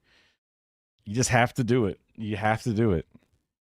It is, totally getting distracted. It is a gain hungry microphone. So make sure you have a audio interface and or a gain booster dedicated for it. Right now, my Evo 4 that I use for this is almost cranked to max. And I have to add a little extra gain on the back end. So I could be already missing out on some of the beauty of this microphone. But yeah, I care about video audio quality. I don't think... Now, maybe she doesn't have to do a lot of Zoom calls. Or she does not want to be a streamer. So, you know, no, everybody has to have a fucking beautiful camera. None of these words are in the Bible. None of those words are in the Bible. Hard equals good is literally the laziest art critique you can make. I agree. Birth of the Nation was hard to make. You're telling me the most racist movie ever to exist is good because it was hard. Damn. You as in the world. Yeah, of course. Yes. Yeah. Age kind of with their scene. Like, I don't do that. I use a lot of like pieces of a journal entry or a poem, photos that I might have taken, and things like that as references. They become more personal. When I have a vast SREF library, most of which are just Midjourney images that I have made over the years that I have just re-uploaded or smashed together. Since I reuse my own images as SREFs, I think that's where the cohesiveness. Reuse my own generative art as a generative art base, which means it's now mine, is an interesting argument to make, depending upon a couple of things that can matter. So, because you have a more lenient take than my immediate knee-jerk reaction, I'm curious about your definition of this. So, at one point, there was a person who was sharing... basically, it was a picture, but then it was like recolored I think she means from the photo she uses. Well, yeah, there was some photo references she talked about, true, which would definitely be 100%. No one would disagree with that. I assume because no one uses Midjourney anymore, because that was one of the first ones that she was referring to. But there's a person who had like images that were made, and then they kind of just did like a paint bucket recoloring kind of thing to them, and then they said those were now their images. And we were like, hey, we don't think those qualify as your images. And they're like, well, what if I had gone through and pixel by pixel redrew them by tracing over, but now have replaced them with my own pixels? Now it is my art. And I drew this, even though it was this other thing. That was another question. We were like, well, we still don't think that would necessarily qualify as your art. It's just someone else's. Like, you would be breaking the rules of entering into an art contest if you were to submit that.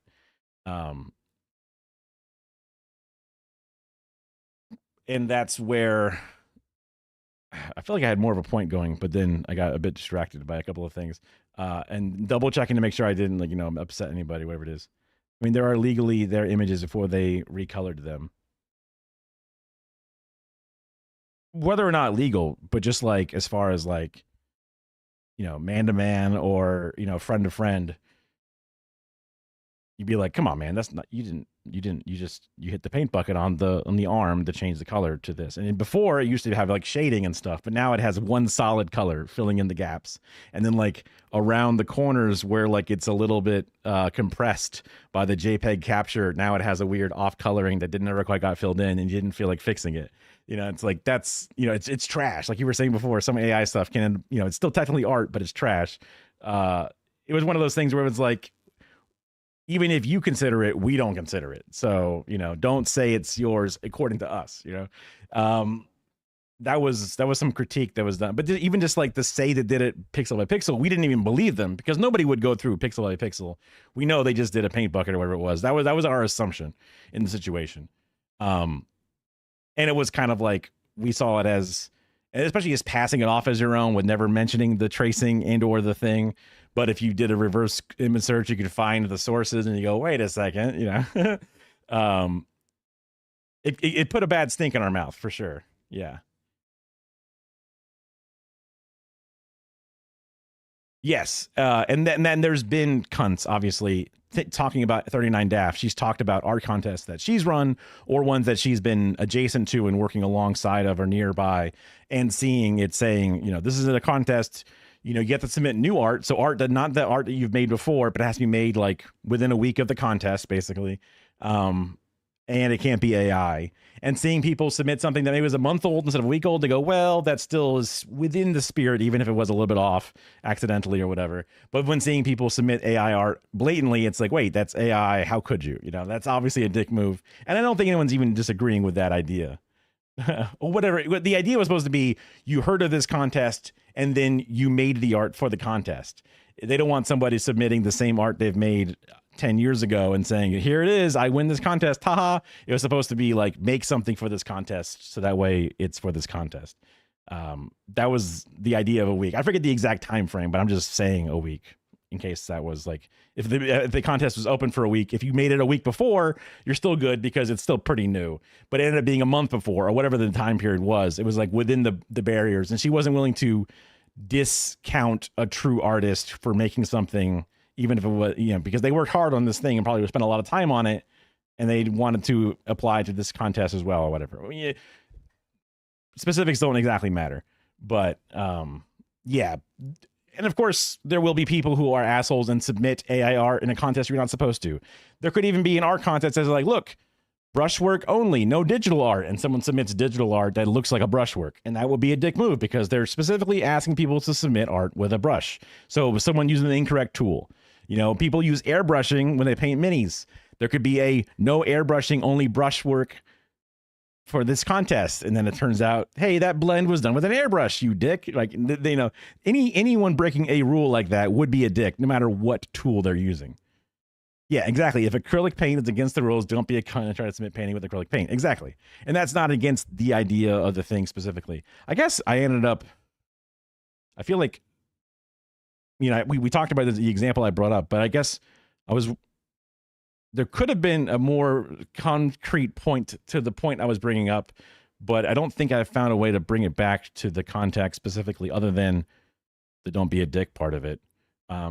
Like we had a channel, I guess, where art was supposed to be art that you made, and not supposed to be art that you retraced over, recolored. And they go, well, it's not technically tracing if I did every pixel. And it's just like, what, whatever, right? That's the dick move thing. So I guess that's not really a worthy, it's not a complete end argument of any of this stuff. So let's finish her side, because I'm very interested in seeing.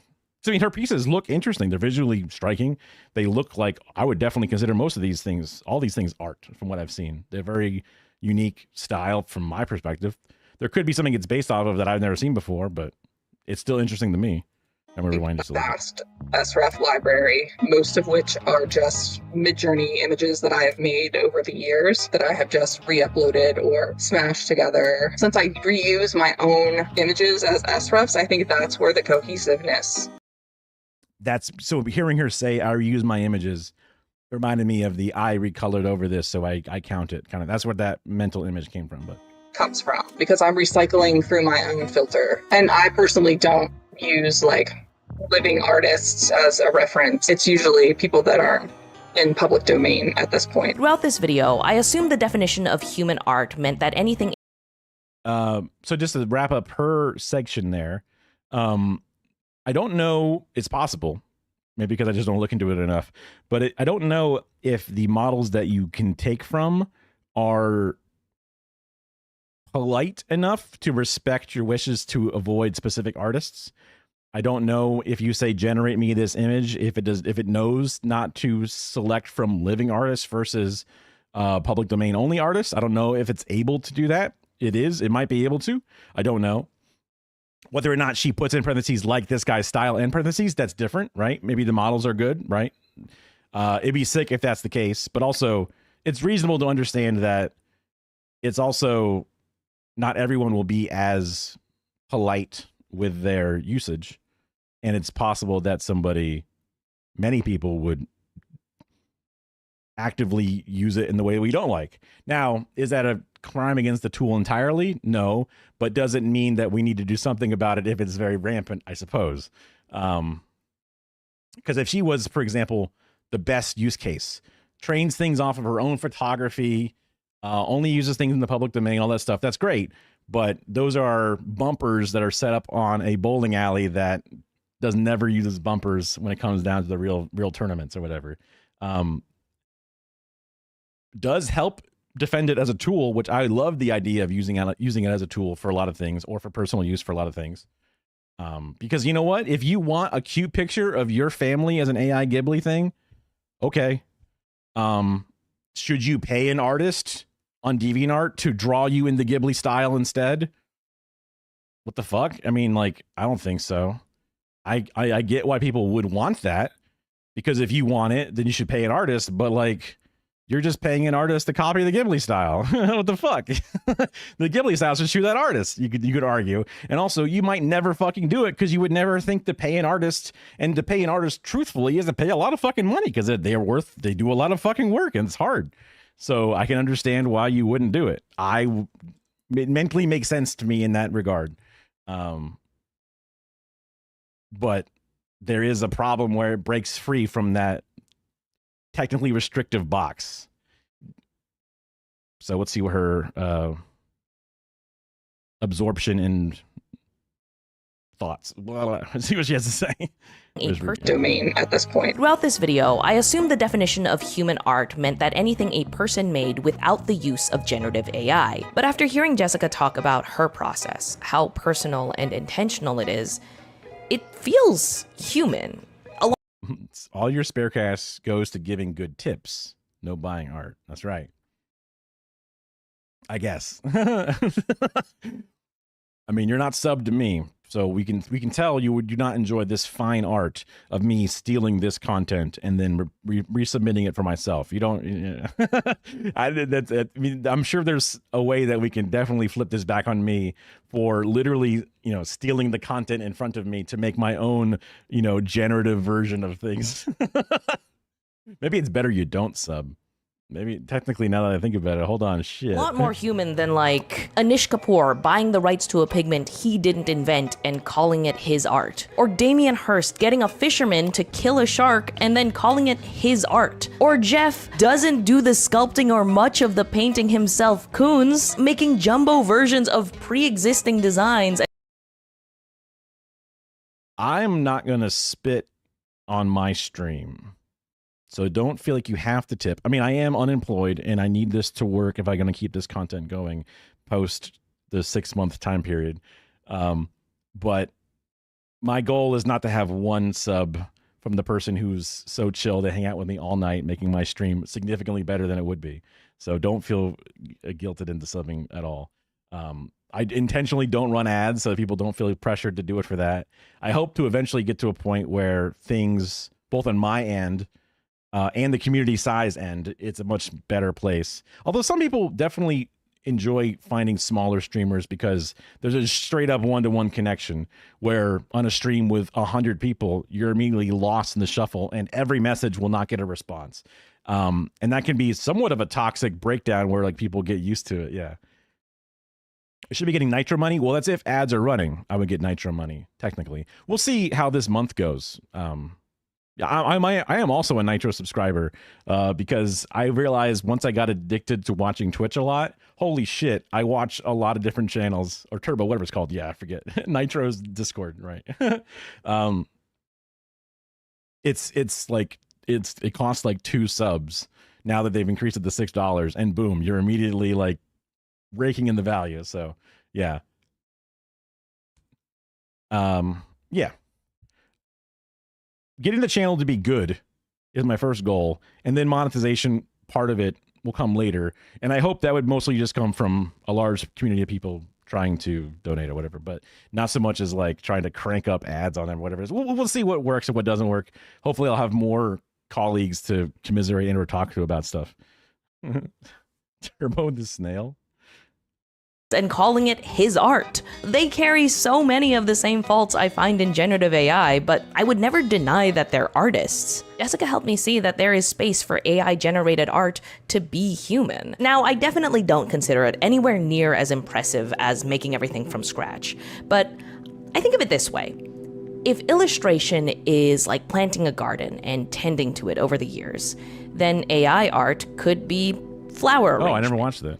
You aren't growing something from the ground up, but you can learn to express yourself with stuff that's already there, sometimes in a way that you couldn't do with a garden alone. I think for me, I've kind of integrated that into my workflow. The kind of art that I make lends itself really well to the improvisation that comes from the AI and the human melding together. This reminded me of something Adam said. You know, I think the interesting thing for me when I look back at how artists have made works of art in the past is that they're always picking up new technologies, right? So what interests me about AI is the fact that artists are beginning to learn how to work with it, right? They're beginning to think through these emerging technologies. Just like photography, you know, who could have anticipated that it would be such a defining feature of the way that we live now? Photographs exist and circulate in ways that people 150 years ago could never have anticipated. This was when something really clicked for me. Why I use. Yeah, I mean, I don't disagree with that. And I do think that this probably it was not good. Okay. I would probably see this as a bit of a shift. Are they trans? Be saying they? Oh, no. I just mean, I think I was spinning my wheels in my head a little bit there, but the world will have to look at this. This will be helpful in helping the world of art look at things a little bit differently than it has in the past, but it should be utilized as a part of it. I mean, like, I've definitely been time to play NB or Butch. I wasn't getting gay and or trans. I was assuming this was a cis woman, but who knows? My gaydar obviously is not the best. So I've been in a committed relationship for a long time, so I try to stay out of that stuff, I guess, a little bit. Not necessarily like, it's not like, she's like gonna hit me with a fucking rolling pin or whatever. But it's like, yeah, I guess I've been out of the loop enough or whatever. I don't know. Yeah. I was definitely more negatively looking at AI art as art, even before this video and before our conversation. Hey man, times have changed. That's all I know. Yeah. In that outfit, yeah. Does she have a keychain exposed on the outside of her hip? I've heard that's a very lesbian thing specifically. Does she drive a Subaru? That's another lesbian thing specifically. Let's see, what are some other tropes I've been hearing about from the gay and bi community specifically? But yeah, I agree with your positioning that most of the time it's bad art, though still art. That's an important way to look at it, and to try to console those who are not ready to call it art at all, because it's not good, but it's technically art the same way a child's drawing is art in the sense, right? Who can afford a car? Yeah, I mean, she looks like she's in a city. Also, she left her house to then go Google something as a part of the video. I wasn't going to really draw attention to it because setting change and style is a huge part of a lot of video pacing nowadays. That I, as a shut-in who built a shed to shoot all my videos in, is like, fuck, now I got to get out of the shed to shoot shit? What the fuck? So, fuck. But I was like, why would you leave your house to Google something? It makes no sense. But it's all for the video style. It's definitely part of the bit, yeah. Perhaps, yeah. Yeah, I mean, there are ways. I guess I've been a bit. I mean, this is probably one of the most like honest and worthy position changes I've seen myself go through, especially live on stream. Let alone on a topic that I feel normally very well set in. But AI art is art, in the same way that other tools have made other arts easier. It doesn't mean the art is good. In the same way that we look at art and say, does it look good on my wall? It's a real basic, simple value. And especially modern art, or our understanding of art value, goes so much more beyond that. Any AI generated art would be just like her painting worth $10 or whatever the fuck it's printed on. And real art is worth a lot more only because of the actual story, because Starry Night is a piece of shit. It looks like ass, right? It's like fucking finger paint, but it's only worth something because of the artist and the story and all the other parts that go into it. Because there's a million people who can paint 100 times better than that, but they'll never sell anywhere near to the price of it, because that's the only thing that makes that art worth something. And that's what makes it good. And what makes non-AI art good is the story that goes into it, because everyone can buy anything they want. They could have either photoshopped it before, but now they can generative AI it. But it's still technically art the same way. A finger paint is art the same way. A lot of the basic photoshops are art, all that stuff. It is a really interesting and nuanced way to look at it, for sure. So I want to back this up because I feel like my point may have had a couple of seconds. Photography. A little something extra. Who could have anticipated that it would be such a defining feature of the way that we live now? Photographs exist and circulate in ways that people 150 years ago could never have anticipated. This was when something really clicked for me. Why I use generative AI even when I know the context. It's because I'm a tech realist. I believe that technology is always evolving and that it's our responsibility to use it. We need to know what it can and can't do in order to prioritize applications that empower people instead of replacing them. This is a personal belief. I'm not saying that it is objectively true. You are allowed to Gen Z has a very post-ironic sense of humor. You mean like the part of the bit about leaving and then typing it into the Google thing? It looks amazing, thank you. What looks amazing? What did I fuck? Disagree with me, but I think this is how I use generative AI. For example, it doesn't help with research. I know freelance researchers who are better at that. It doesn't edit my scripts. Taha and Melissa are better at that. And it doesn't write my scripts because... Gotcha. Oh, you say like, it looks amazing. Thank you very much. I got what you're saying. Right. Yeah. Yeah.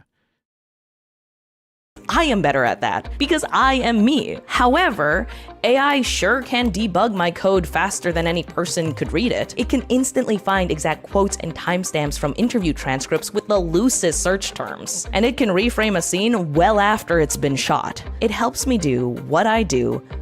Okay, in my opinion, a lot of those AI tools that she was saying, but there are some tools that you would consider AI by today's standards, but none of those are specifically generative AI for AI images or AI videos. Those are just learning model tools specifically. So I wonder if the overuse of the term AI has kind of fucked the basis of her understanding of it. Or maybe it's fucked the version of my understanding and those actually are AI or something. But I mean, reframe says what is a center of frame, what is not of a center of frame based off of images we know that are in frame and not in frame. That's all AI, artificial intelligence, but it's not actually an intelligence. It's just a neural network learning model that looks at previous data to get new data. But a reframe shot is not it saying, give me this picture in Starry Night style, right? To me, that's not AI in the sense of people saying, I hate AI art for what it does to the art world and hurting artists and all that stuff. To me, generative AI is, I want a picture, give me a picture, boom, I have a picture. I want a video, give me a video, boom, I have a video. That's not all of it's generative AI. I guess, so then, okay. I thought this video is about generative AI specifically in the context of artists are against generative AI. So calling the reframe tool generative AI is incorrect. But I guess calling it AI is correct. The reframe they used as an example was generative. You're saying that's generative, but it doesn't generate. It adjusts the value of the shot previously to put the silhouetted subject to the spot that it belongs in. It doesn't, it helps edit. It's like a filter or something, but it doesn't necessarily create a brand new shot. It doesn't say, take a look at my shot and now give me a new one that looks like it was framed. It expanded. Well, technically it zoomed in and then centered. Unless you're saying that it created a new background because it moved the full shot into where the center should be and then filled in the sides. Is that what you're saying? Let me see. Find exact quotes and timestamps from interview transcripts with the loosest search terms. And it can reframe a scene. Oh, you're right. It did. In fact, they did the other version they were talking about where you do that autofill, fill in as if there was a background. Well after it's been shot. It helps me do what I do better. It actually reminds me. It's definitely the loosest version of generative because it's using the frame that it's already in to generate it comparatively to give me an art in Van Gogh style. But I guess technically it's generative, right? I mean, you are right. You got me there. I don't think the Twitter artists are mad at that version where you have a shot framed and you want it to then repeat the tree texture upward and then make it look like it belongs there in a blurry half frame part of the thing. But that is technically a generative because it's generating those pixels based off the pixels you have near it in this frame compared to the learning model of learning everything else around it. Again, I would still put that in a different category despite it generating. Now I'm over here slicing this pie in so many ways it makes it difficult to create a nuanced thing. Twitter is a cesspool to some degree, definitely, especially the new Elon enjoyers, right? All the blue check people. I'm probably supposed to get on Twitter if I want these 6 months to be productive, to get my name out there and to be in the circle, in the orbiting galaxy of these individuals, to hopefully get one raid or something, to hopefully get an audience that, you know, I'm not even trying to compete with their time slot. I'm just trying to find my own little time slot amongst others. But yeah, I'm probably supposed to get on Twitter. I should be reposting all my TikToks on Twitter to get some extra eyes on it. I should be, you know, shouting out my own Twitch stream to my no followers, which is, you know, why I don't ever feel like doing it. But anyway, I have sympathy for artists because they are artists. You know, I have sympathy for them because I understand the artistic process, even if I am a bit of an analytical nerd side of things. You flatten my Philco. No, my flat cat. I am not a hoarder. Okay. I I have a very, you know, I appreciate the modern aesthetic. No. um, you stepped on it. Yeah. I mean, that's a worry. They like to sit sometimes around my chair. So before I can just naturally just wheel away, I'm worried I'm gonna like crush a foot of a cat or something, and just hurt my poor little kitties. I have sympathy for the artists who feel belittled and replaced, and all the smug Elon enjoyers who were like, "Haha, eat this AI art of my NFT ape." You know, pissing on you or something. I don't know. Like that sucks, and that art sucks, and it sucks that they feel like they win. Sometimes I get stuck with that, where like,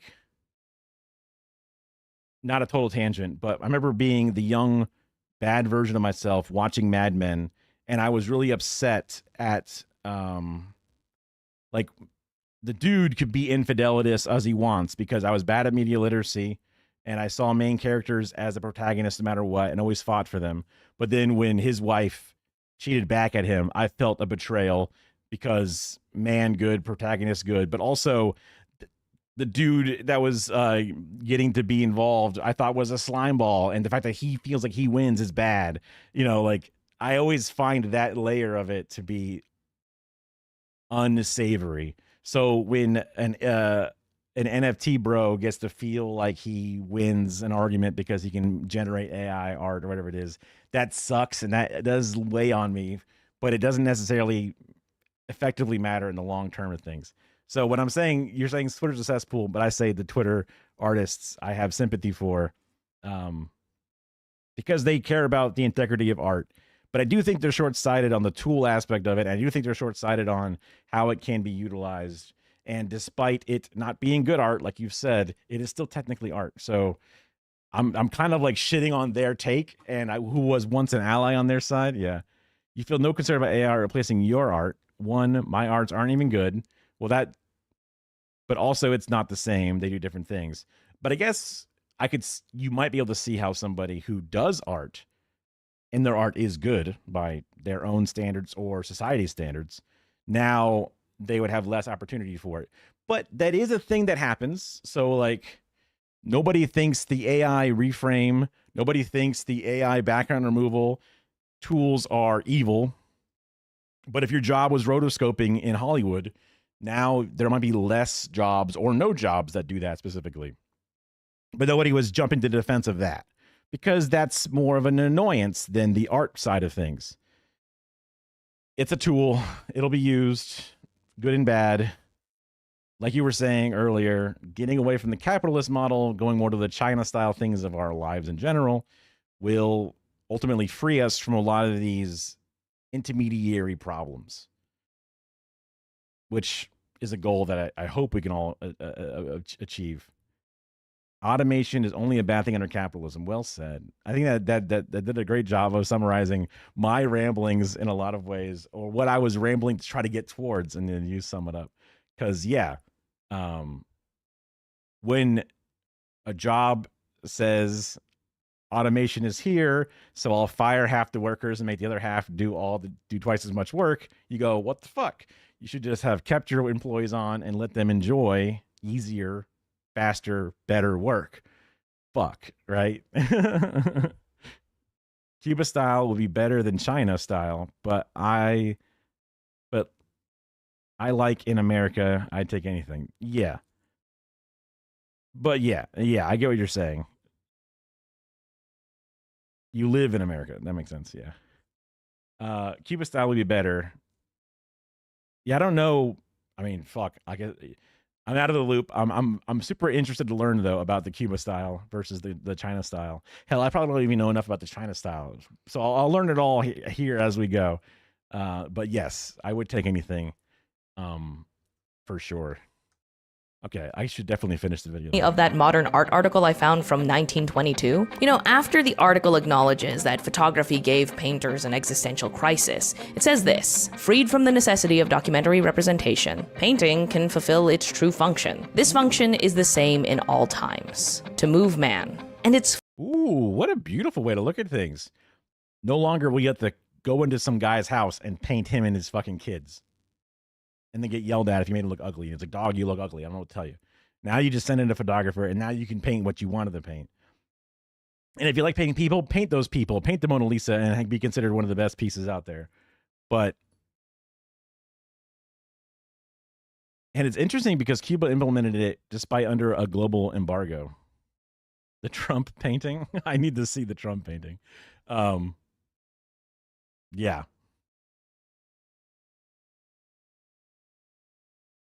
I think everyone's complaining about no longer being able to get paid to make that garbage art that they had to make. It's like people complaining that they had to paint the portrait of the rich, but now they can hopefully do the other things. Now, under capitalism, they're not actually properly paid for their labor, et cetera, but that's not the fault of the tool.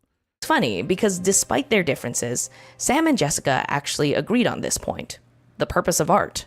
It elicits a response, which I think is the motive behind art, is to make you feel something, to make you think something, to make you have a different perspective on something. Art, in its essence, it's a form of human expression, and anybody can express themselves. You know, even if you don't have the most advanced, the most expensive tools, you just need something that can make a mark. I'd always felt more adept at expressing myself with words. My dad's a really great artist, so I kind of always grew up in the shadow of this, like, I'll never be as good as him. So I was kind of intimidated to even attempt. AI kind of reignited my passion for real physical art. Another dimension, I guess, to the idea of mixed media. It's like the act of, you know, having an idea in your head and put it onto paper, and to be able to like visualize it and turn it into a physical thing. I think there's something like super rewarding about that. It changed my mood almost immediately from a place of like, I'm unable to do the things that bring me joy, which were creative things. All of a sudden I had an outlet that was so accessible to me even when I was in like the darkest place. As long as you have an imagination, a will, and you have something to say, you have something to express, you have a... I wonder how he feels about his humanizing art as compared to her humanizing of art. I wonder, because I wonder if he feels that his definition transcends her definition through the medium and does not understand her version of the medium because her version is easier or simpler, or does not involve the exact skill of the art itself, but more or less utilizing that one tool to get to the end result. I wonder, because he might feel like, oh, wait, she's coming from the same way. I agree. Or there's a fundamental misunderstanding. Although it is interesting, again, because there's no way to separate the two. She uses it in a more ethical way, but there's a well-known non-ethical way that is, it is impossible to get out of the, you can no longer separate the two. So despite her doing it the ethical way, his concerns with the unethical way, by his definition, is not able to be solved. Damn. There's going to be, like, if she, as a person who enjoys making art, is ever put into a museum as an AI artist, or there's an art opening with AI art exhibit, there probably already has been some, but as it gets more pushed down, or you finally see it inside of MoMA or whatever, there is going to be a lot of complaining. There's going to be a lot of complaining. And the same way people really don't fucking vibe with modern art, there's going to be a lot of people who will not vibe with that AI style of art. And it will be so contentious that they will feel like they've won, and they will start putting that art into their museums more and more to get more and more fucking earned media and shit. God damn, that's going to be a thing if we're not all fucking killed by fascism by then. Memory, you have a human existence, you have had experiences. I think anybody can make art. How much harm are you willing to accept in order to make your art a little bit better, a little bit easier? After working on this video for too long, I think that is the heart of the AI art debate. It explains why things can get so messy. Right, yeah. I mean, it's kind of like, I mean, that was obviously, like you said, is part of the art. And there was also the famous Banksy that immediately fell into the shredder and it got shredded after being sold. Huge commentary on art. It is art itself. Like when the guys paid $5 million or whatever he paid for the Banksy, and then it went to the shredder, he's like, bro, I just, made so much more money because now it's worth so much more because of this spectacle. Holy fuck, I just made an amazing purchase. You might think he'd be like, oh no, I'm ruined, it's gone. But no, this is even better than ever before. Yeah. Because it is so easy to speak past each other. Things are evolving and it's messy. There isn't a clear answer that works in every context. The harm is so tremendous that it feels clear to say, stop, just don't use it. We were fine without it. But the potential is so enticing that it feels equally obvious to say, look at how this can help, look at what it can do. I spoke with Sam and Jessica because I wanted to get some clarity and finally pick a side. Well, I got my clarity and I realized I don't need to pick a side. You see, I think everyone involved in the AI art debate cares about art. The ones who don't, the soulless corporations, Okay, hold on. She's getting to them. I was like, what do you mean? Hold on, wait a second. and grifters are the ones taking advantage of this technology to exploit people. They always have. But the artists, the ones who use generative AI, and the ones who would never touch it, they want human art to be valuable in an AI world. They just don't agree on what counts as human art or what an AI world can be. Dude, that's shifting. Dude, what the fuck? That's a sick ass emote. Look at him go. That's like gun kata, but like with a manual. Because those definitions have always and will always be changing. But just like with photography all those years ago, we're gonna keep encountering new ways to create. And we're gonna keep grappling with what that means for the future of art. And all I can hope is that this video has given you some tools to help you navigate that a little bit better. I don't know. Is this a video about how there's way too much fucking blog posts mixed within a recipe? Where it's like, all right, my perfect chocolate chip recipe. It was a rainy evening. My grandmother had died. What should I do next? And it's like this long fucking story, and it's like, just get to how much sugar I fucking need, right? Is that what that's supposed to be? Internet recipes suck. Yeah, I think that's what it's about. I'm gonna add this to my list. Also, these videos are shot so fucking beautifully. Sure, I'll give them a subscribe. I watched their video on stream. It's the least I owe them. I'm just adding this to the individual video to my watch later list, which I then eventually add to my daily playlist when I plan on having a daily playlist. What is this creator? So this creator is Answer in Progress. And I think, like, yeah, these are people who also work on the channel. 7 months ago. Wow, they were way ahead of the Boo Boo thing. I haven't even fucking heard about it until recently. Oh, it was a very recent thing. Yeah, they seem to have some pretty cool stuff. And they seem to have a really big fucking team because, holy shit.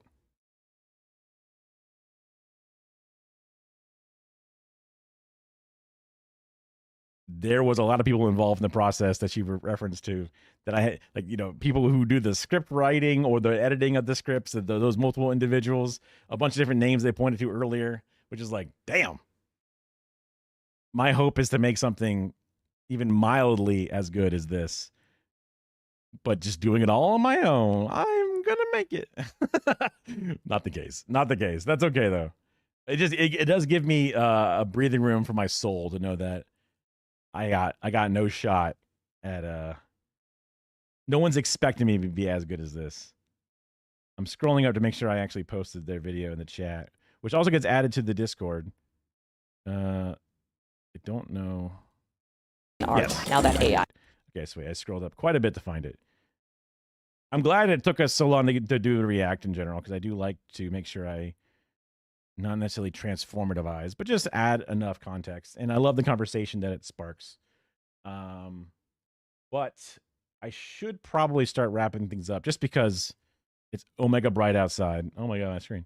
And I need to do some background stuff. Finish a video for Cinemarxism, and then try to make sure I have my next TikTok lined up, a bunch of other things. So let me double check who I'm following. Let's throw on some tune skis while I find some stuff. I would appreciate it if you're able to stick around for a raid, just because we only have like stuff. The 2 editors, a producer, and themselves. That's not bad. It was like, I thought it was a few more than that, but honestly, I forget. we'll watch more of their stuff and see it in practice. Okay. We can try Gremlo again. Did you stick around for the Gremlo thing? Did you appreciate the Gremlo stuff? Or you might have your own day you have to go about to, which is also totally fine. It looks like he's the only one that I can recognize. I guess MHUD's also doing stuff. He's more of a GeoGuessr guy. That's the only other leftist in this circle of people that I'm trying to rub elbows with. Jason D100, a little different. Looks like Carter's actually online as well. Interesting. There's a whole bunch of individuals. Okay. /raid. Let's try Carter. Anyway, I'll be on tonight as well, 1 a.m. my time, which is approximately 8 hours ago your time. And I guess your time's the same as my time. But anyway, in case anybody else is watching, thanks for coming. I'll have another TikTok out. Trying to get some more things going off in the background. And the fact checkers, but they are fired per video. Not part of the team. Oh, they're like individual contractors. We're all individual contractors, even for those YouTube videos. Okay. Oh, he said do not raid him. Wow, what a dick. Okay, fine. I don't like doing the same guy twice, but yes. Okay, 2 viewers. Dude, I'm blowing him up. He's gonna be literally annoyed by me constantly hitting him up. But anyway, see you tomorrow, and thanks for being here, etc. Free Palestine. Yeah, I said it.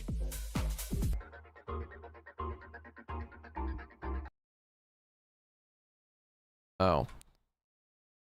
Dems confront their own. Sniffin' J, thank you for the raid. Dems confront their own racism and more. Okay. Why does it go twice? Oh, that's a little loud. I need to turn that down.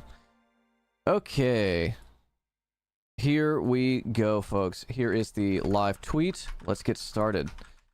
I do want to give everybody a little update since I ended stream a little early yesterday, like half an hour early. It's not that crazy or anything, but I ended stream a little bit early because you have now entered Grimlow Station Raiders. Yeah, yeah, I'm alive. I ended stream a little bit early because I wasn't feeling good. I was in some pain. And yeah, typical half day. Went to the ER, got it checked out, full checkup. And